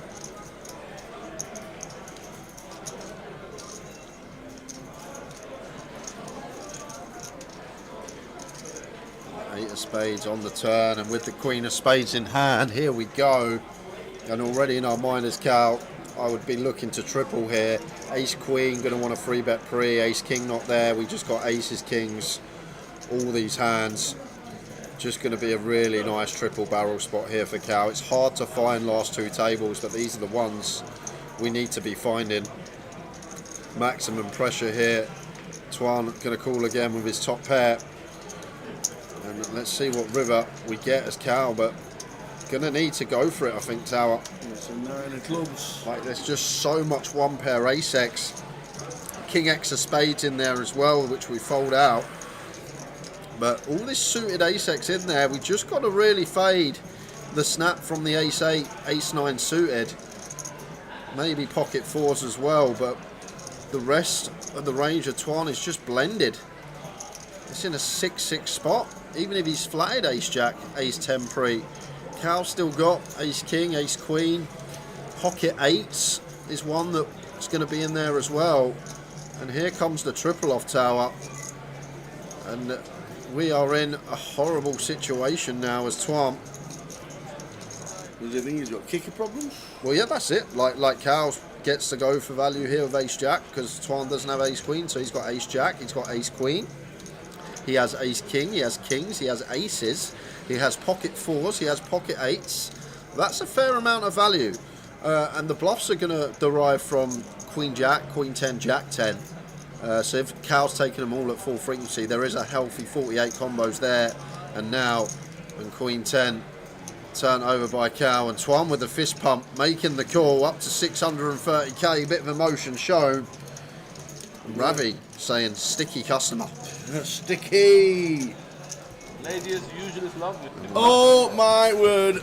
Number 12 of the day, and it's queens against aces for the Mad Turk, the usual. No runners here. Charlie Reid with the boots.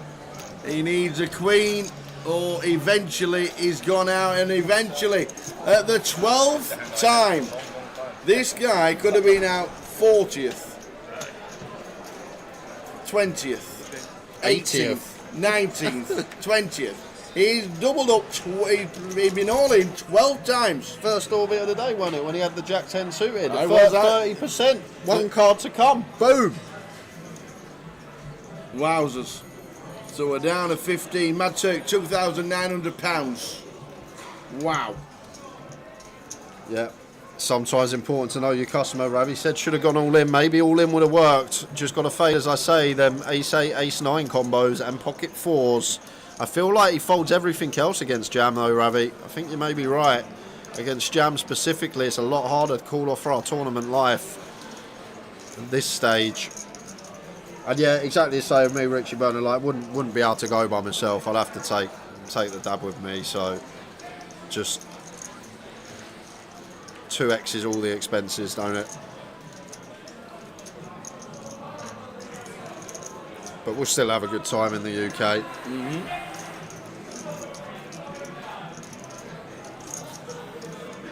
And we will be going to the final giveaway after this hand.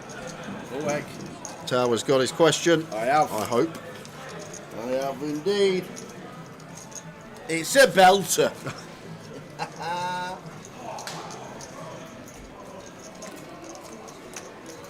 Well, going to be a jam and a call. Wow. Jack Etch has been solid. Passed up on a lot of good opening spots. Yep. This one a nice easy jam when we find Jackson just shy of 13 BBs and Chun has to call 9s. He's asking for a count. And 9's way too high up, mate. What can you do? If Jack Etch got it, he's got it. Makes the call.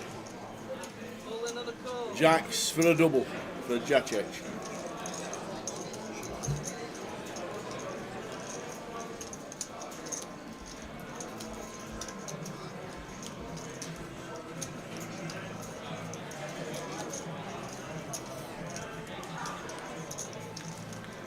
All around it, but not quite there for Chun. Jack's still holding hearts covered.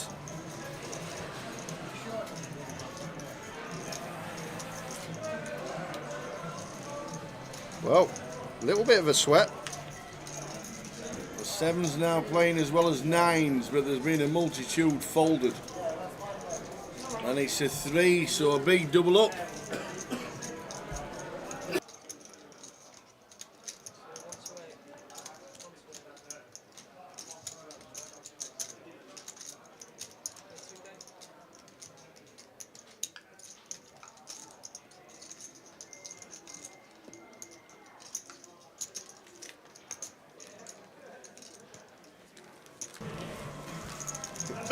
It's time for the final giveaway of the day. Are you ready, guys? Because we are ready.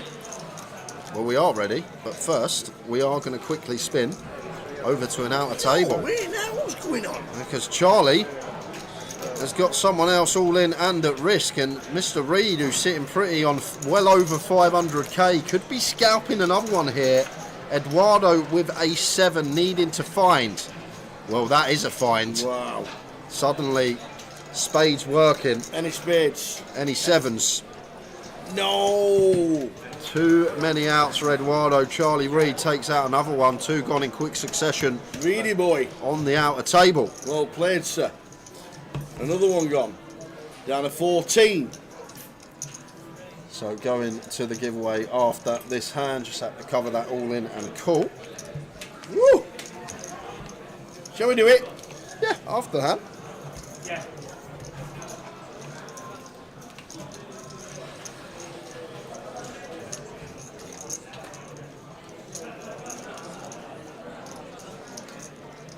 A6 suited for Jack from +2, opens to 20k. Chun in the big blind, Queen 10.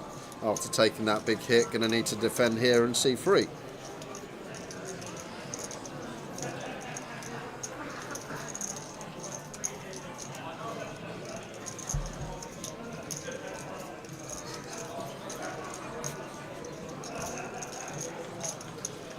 Shouldn't be the free that get Chun in any sort of trouble. Should just be seeing check bet fold.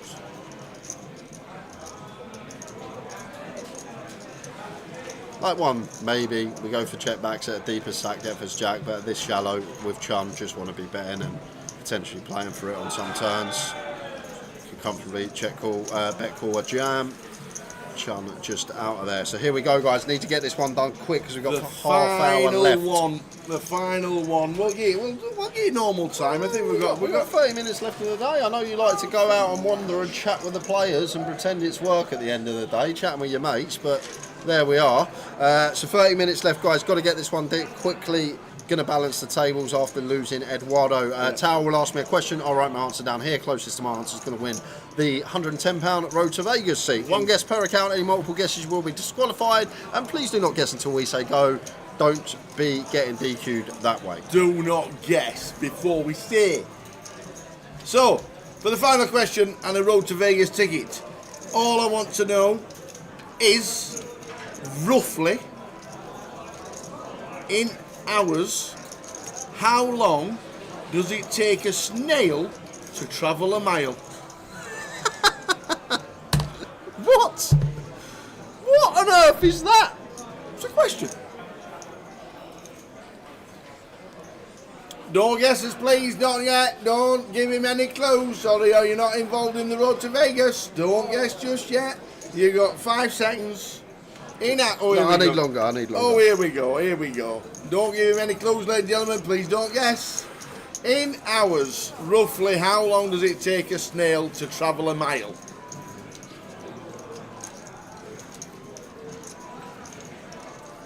Right, here we go. He thinks he's got something. Here we go.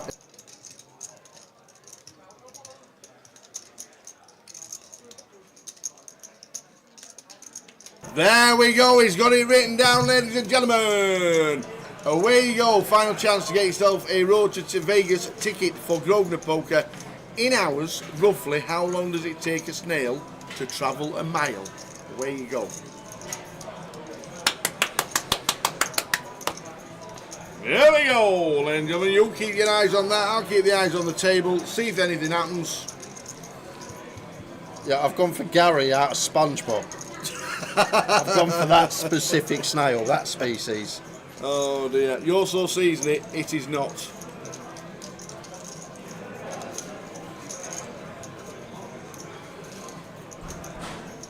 Snail.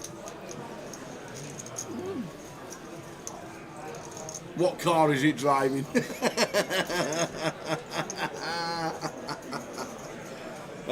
So in hours, I don't need minutes. I don't need any minutes whatsoever because I said roughly.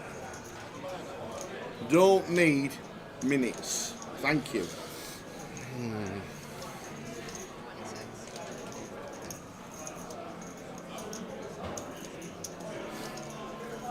This one. Hold on as well.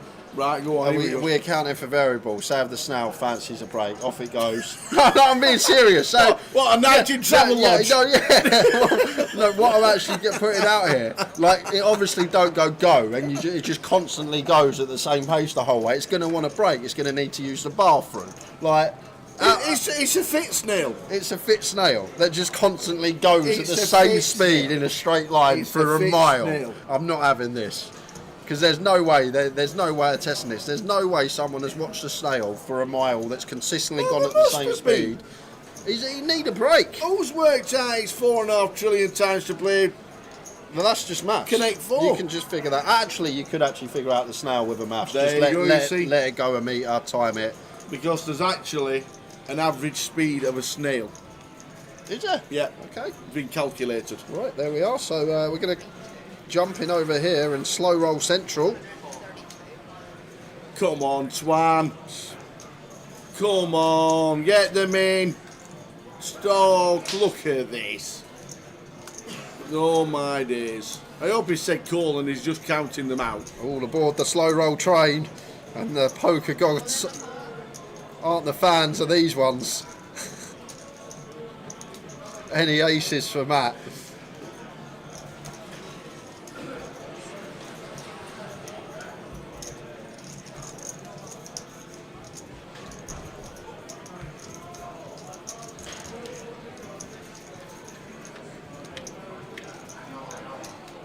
Well, there is the ace and the bit of a nip roll from Twan. Punished on the ace high board, but he does have a flurry of backdoors going with the jack of hearts working. Deuce of diamonds, clean as you like. So just fading the 2 outer as Matt here.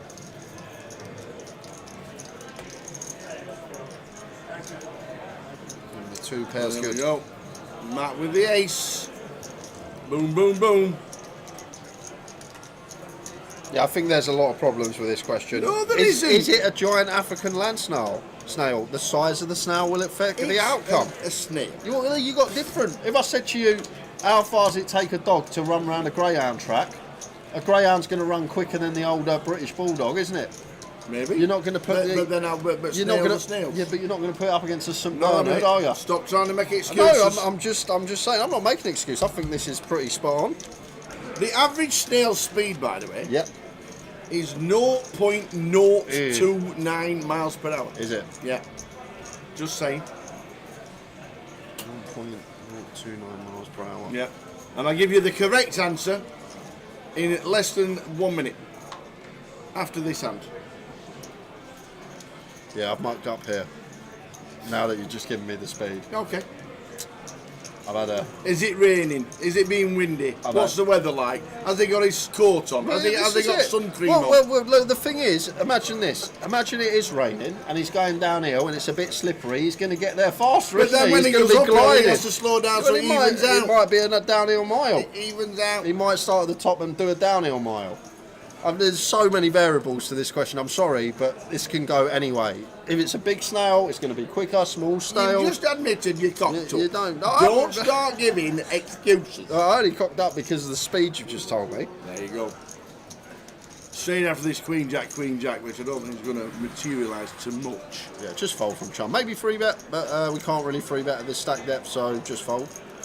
Just fold. So, the correct answer, it takes roughly a snail, an ordinary common Brian, it takes roughly 220 hours to travel 1 mile. 220 hours, roughly 9 days. Just over 9 days. 9 days, 3 hours to be precise. He set off on Tuesday, he arrived a week on Thursday at his mate Peter's, and he knocked on the door. 9 days, 3 hours, so approximately 220 hours. We'll get Jay's answer after the next hand. So you've only got around about 1 minute to have one more guess to get yourself a ticket to Vegas. Well, all of it here from Cal. A ticket to Vegas satellite ticket. It's going to be ill time, but have to shove this one as Cal. Like these suited broadways and squeeze jams just have to be mandatory sometimes, especially off of this stack depth. We still got fold equity. George still going to be opening fairly wide with the chip lead. This is just too good a combo not to take as Cal. As a squeeze jam. Yeah, it's a nice shove. We're going to run into it, but we can still get there.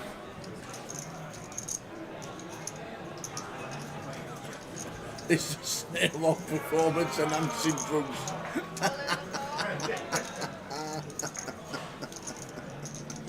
It's 0.029, not 0.29. That's far too quick. That's 10 times as quick.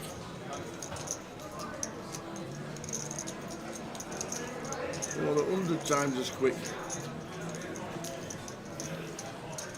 So Cal is all in with King 10 and needs a King or Spades. Not a bad flop for Cal. We're still flipping. We are still flipping.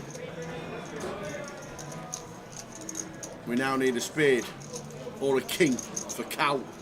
Collegiado Morial to survive. And it is not. It is no back-to-back for Cal. Finishing in 14th. Well played, sir. For £3,210. Fantastic effort. So, we have got 20 seconds. Close the comp. To do the quiz. 20 seconds to give up the answer when the comp will be closed. 220 hours to give away for the snail to do a mile. 10 seconds. 9, 8, 7, 6, 5, 4, 3, 2, 1. And now the competition is now closed. No more guesses coming in. So 220 was the correct answer. 220 hours to do a mile. Jay, over to you. I never really stood and looked at a snail and watched the pace it goes, but you know they're pretty slow. But the only thing I could think of, I went for about a metre a minute. A metre a minute? A metre a minute. About that, that's what I was doing in my head. I was doing that like in my head. Like imagine, this is about a metre, right? So imagine a snail, like it's got to be moving at this pace, surely. Like at least this pace, right? That's going to be about 15 seconds now. It's like, snails on steroids. No, look, it's like, it's probably about a metre a minute, I thought. I was doing that in my head. We're getting there. I was We're doing getting that in there. your head. Yeah, I was doing that. There we go, boom, done, minute. So I had a metre a minute, 1,600 metres in a mile, and then divide by 60, which is rounded up to 27. I didn't go 27, I added one on, and I went for 28 hours. I thought a metre a minute would be about right. Do you know what was happening in my head? I was playing Pong in my head, and like the ball was moving really small, and I was thinking a metre a minute about right. So just over a metre a minute. I have no idea. I went for 28 hours. Unbelievable. Unbelievable. Oh my God. Did anybody even get close? 2 people What? got it spot on. Get away. Lee Hollins. Yeah. And Frank Thomas. Oh my word. Both went with 28 hours. So Frank Thomas and Lee Hollins, I need red or black. Red or black guys in the chat. First place precedence. If you get your guess in first, that will take precedent if the same person, the other person chooses the same colour. So red or black from you two. This is for a Road to Vegas tickets, and make sure you get your guess in the chat box. Jay Snail is a big snail on enhancing drugs going downhill with the rain. I don't actually think it's that outrageous. You imagine. The thing is, a metre a minute isn't that long. A metre is not that long, Tad. Travelling a metre in a minute's not actually that long. I reckon a big snail would be doing about a metre a Quickly, minute. Frankie Thomas came in first with red. Lee Hollins, you are black. Yeah, Lee Hollins, you're black. We got them both collated. Frankie on YouTube came in first with red. Yep. So Lee, you are on black. It's the snail's name Bolt.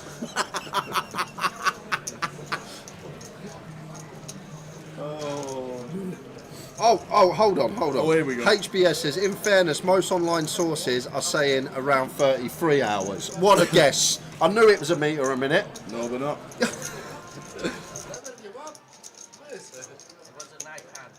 got nice hand. Why you not race? What's wrong with 28 hours? Right, here comes the flop. Red or black? Lee Hollins black. Frank Thomas is red. Here it comes. And it is red. Commiserations to Lee Hollins. Frank Thomas was in first in the chat box.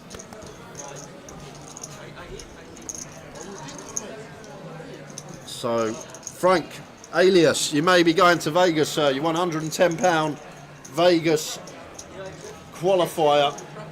Road to Vegas is on for you. Alias in the chat box, please. Look at this. Siri says 33 hours too. 28 hours is a great guess. Think about it, guys. Think of a metre. Measure out a metre. At about a minute, you'd expect the snail to travel that metre, right? I'm not having it. Not having it. Just me in the booth for 5. Back end of the day live, so Tower's going to do his usual and go and chat to some of the players that have bagged. But when he comes back in, I will be showing him these comments. That Siri saying 33, other sources online are saying 33. Where's he pulled 200 odd hours from?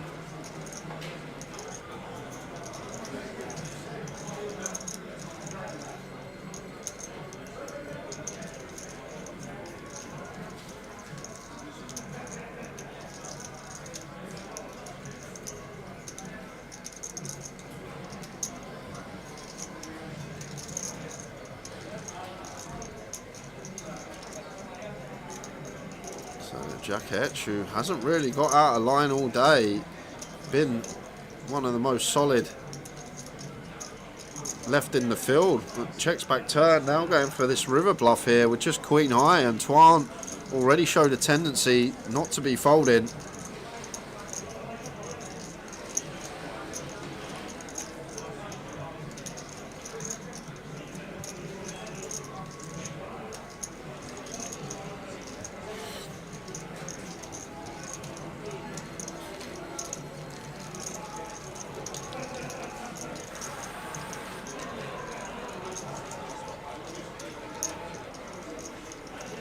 Final 20 of the day for us, everyone. Been a great day.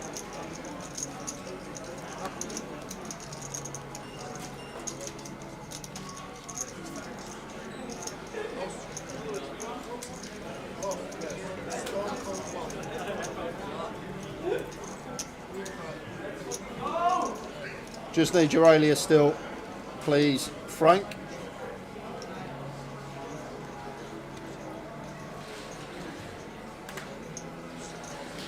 And Rich Hare. So according to the World Almanac and Book of Facts, a snail moves at 0.03 miles per hour, so 1 mile would take 33.33 hours. I will be showing Tower these comments when he comes back. I cannot wait for this. I'm living for this moment. As Chun finds a pair, sends the threes in.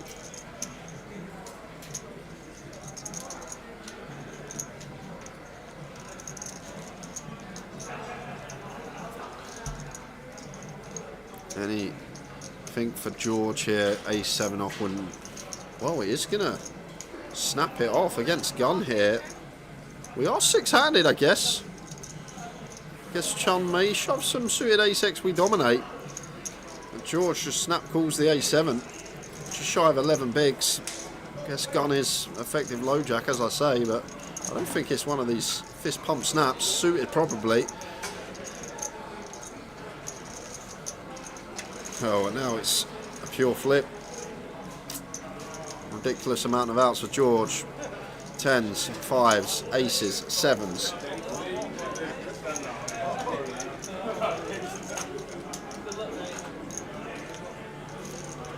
There is an ace on the turn, so Chun Man gonna need a 2-outer. It's a king of clubs on the river, so George Pop did have the chips to call. Was only a small percentage of his stack in a six-handed situation. Maybe feels like we dominate some stuff. There will be some king, queen jack in there.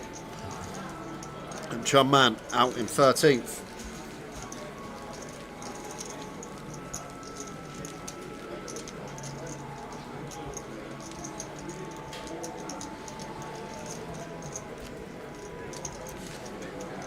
Well done, Frank. Got it, mate. Thank you very much.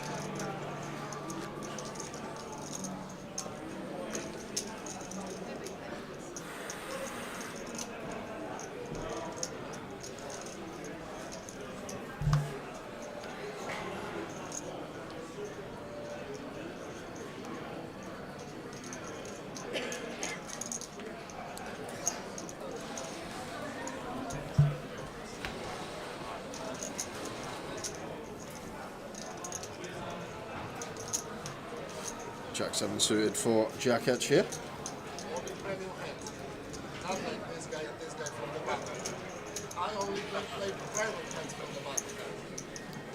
Lose Chun Man, so need to balance.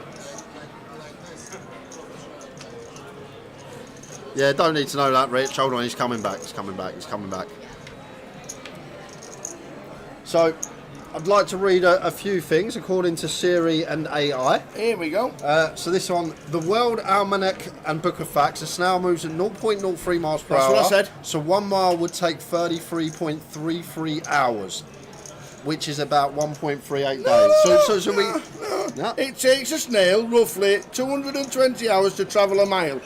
This is equivalent to about 9 days and 3 hours. The average snail speed is approximately 0.029 miles per hour. But the maths is wrong on that. It's AI. No, it's wrong. I don't care. Well, this... If AI is wrong, then so is Google. Well, it's there. AI. I've got some shopping to do tomorrow. I need to bring I need to bring 3 Snickers. That's what I've read on AI. I need to bring 3 Snickers. Oh yes, please. Connect 4 and a snail. Now we're gonna have a fun final day tomorrow. I'll tell you that. Connect 4, snail, 3 bars of Snickers. I got it. A lot on the shopping list before work tomorrow.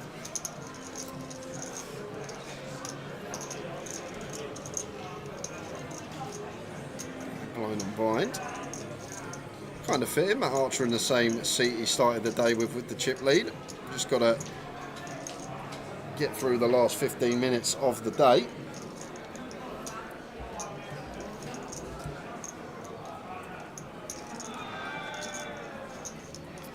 Finishing just before midnight. That's when we will finish. It has been a great, great day. It really has.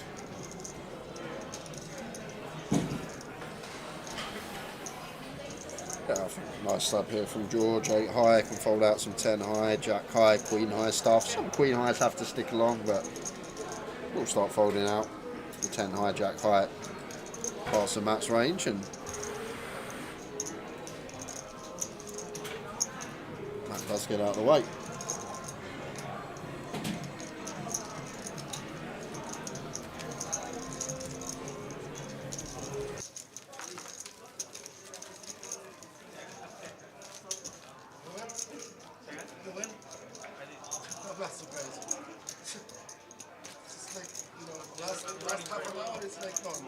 I'll be very surprised if you lose.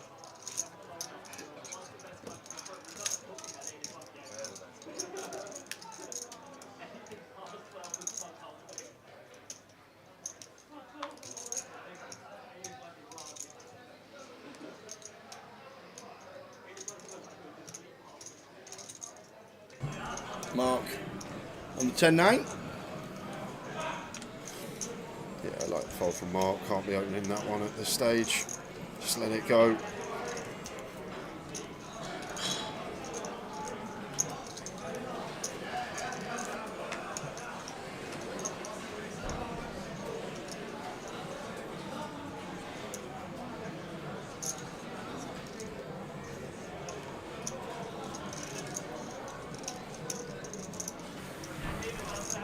Small blind, Matt should be getting out of here. Clock's been paused, so no need to slow things down now. We'll be drawing for the final number of hands to play.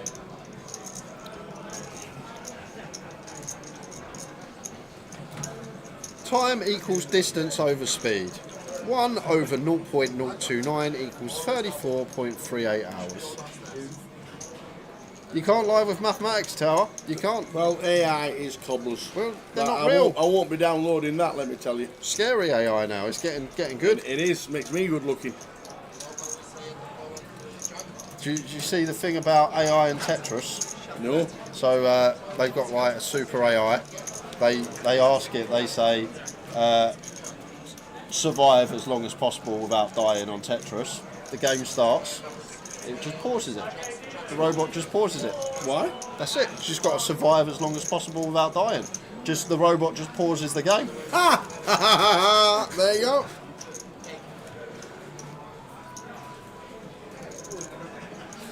It's getting scary. All these robots and artificial intelligence.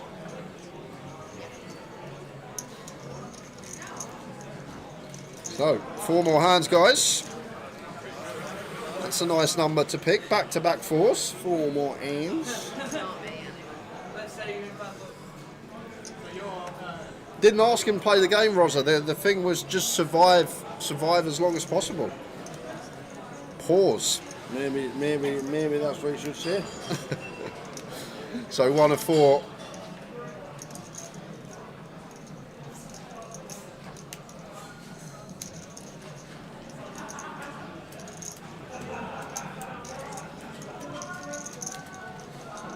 $10-5-4 Jack. I think one that we could potentially pressure with this stage of the day.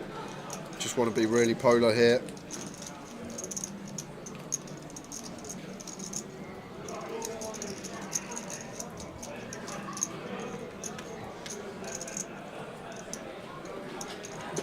Mark does catch his 9.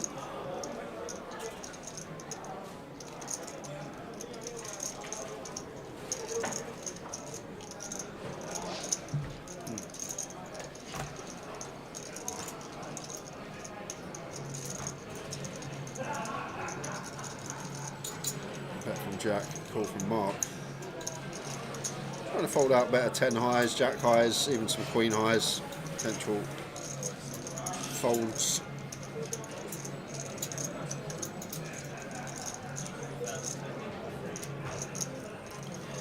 Just give up now as Jack, not even a club in our hand, not even a gut shot, drawing dead against ace-x, drawing dead against flushes. Well, forget the give up.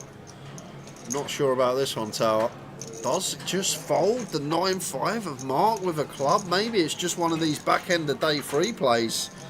Knows that people tighten up as we head over to the outer table. Phil Tate all in. the player at risk with the Jack 9 suited. Oh, double gutty. Not the best spot with the diamond. I get draw against you. And the flush on the turn, drawing dead. Dead on the turn. Phil Tate, well played, sir. Well played, finishing in 12th.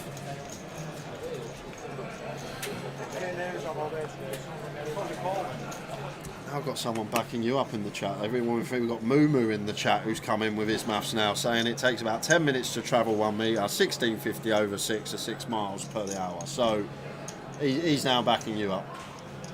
But I've had a few people back me up. It was a silly question in the first place. It wasn't. It was quite funny. It was a tickled great me. question. So Somebody's going to be, and please, when you get your tickets for the Vegas package, and if you manage to get yourself a package to Vegas, please let us know, because if you're out there with the team, we'll make sure that they follow you and do some socials with you, because we're not there, unfortunately, because we're working in Edinburgh. So please let us know if you manage to bring one. it's 5-4 Twan. Doesn't seem like the type to get aggressive with these hands. Probably thinking call or fold.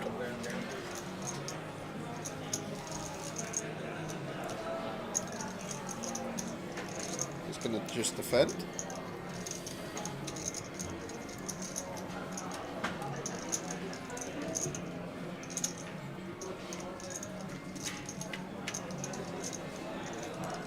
Probably going to be George's pot. Seems like just check, bet, fold in order and hand over.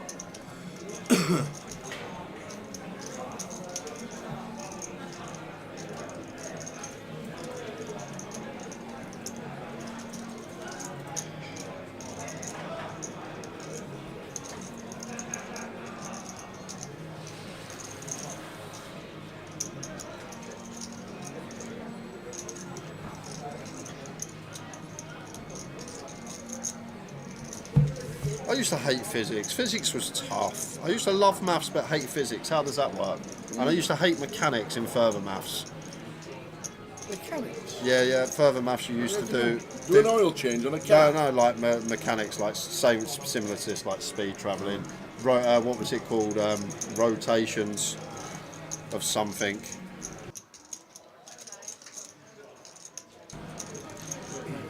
Don't you start, Frank, or else we're going to take the ticket off you. Yeah, there was 4: statistics, decision, mechanics, and pure. They were the 4 like syllabuses and things. No, decision maths was so easy. No, like, it was the easiest thing in the world. Like a 6-year-old could do decision maths. Okay.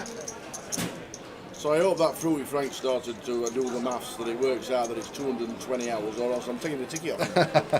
Just don't start arguing with the answer when you got yourself a ticket. Well done to all the winners. Well done to all the winners. It's been a great day. We've got the final 3 hands. 2. The final 2 hands, is it? Yeah.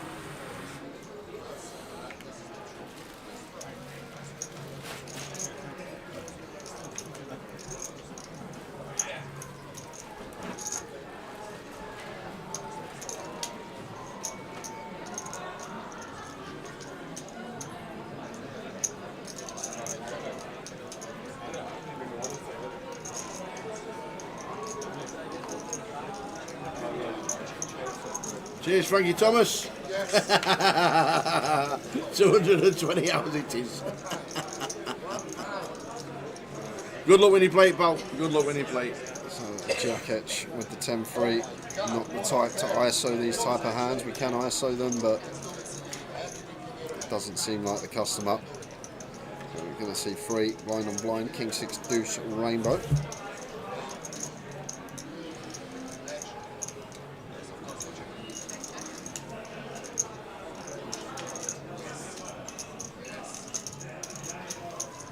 The outer table is bagging up. We've got 2 hands left.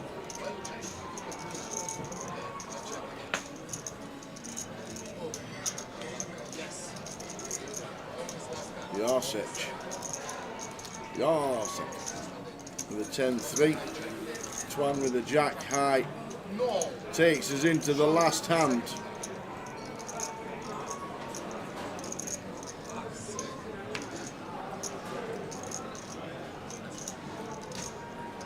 One to go.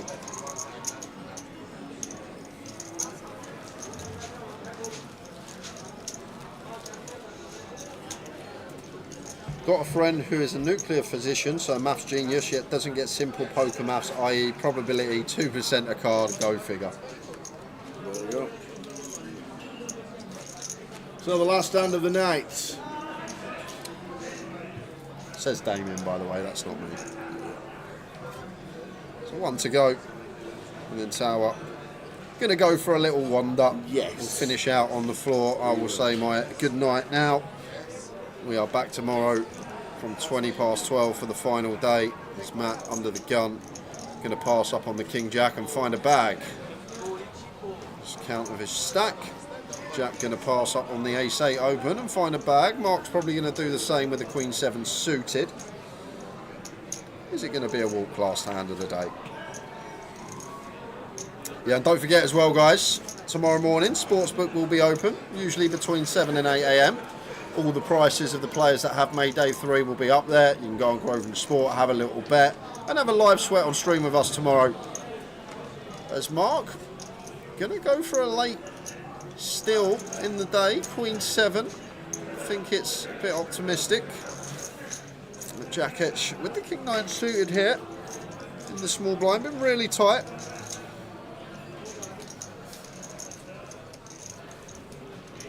I'm going to use a bank.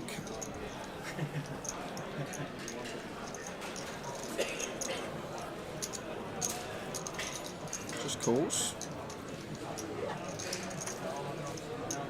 Oh, and George, Ace-Queen. Just going to get to jam here, tower. Seems a nice, clean one. And it should be going fold-fold.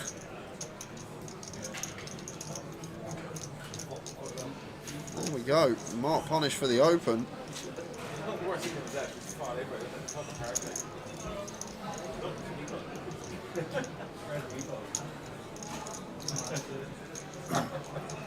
Mark all into call.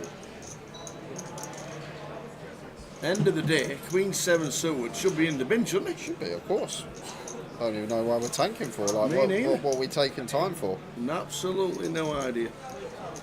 Why on earth just bin them? Come back tomorrow. 13 bigs. Wow. I'm confused. Yeah, it don't make much sense to me. What's going on here from Mark? Just time wasting. I am absolutely confused as to why Queen-7 thinks against 2 players is even remotely good.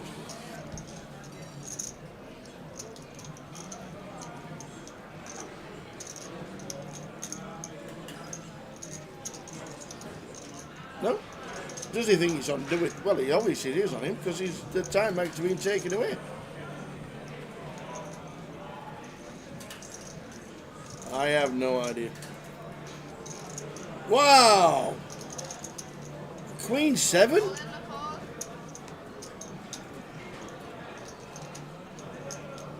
Queen-7? No chance. This can't be No, right. Yarsic is King-9. This can't be right. I don't think he's got Queen-7. Why would we play 2 days, tower, to rattle in our 16 bigs with Queen-7? Why would we open it in the first place? He can't have Queen-7, can he?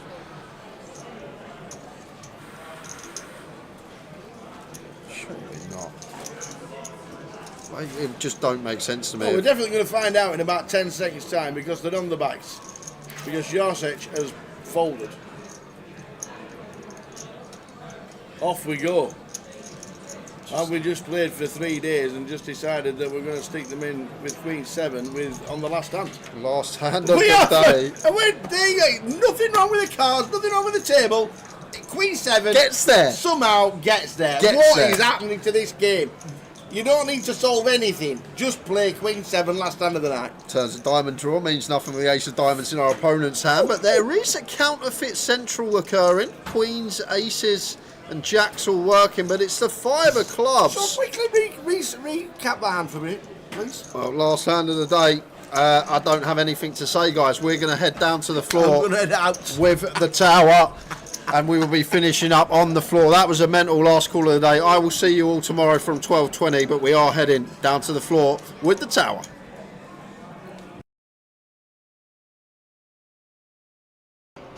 we've just finished.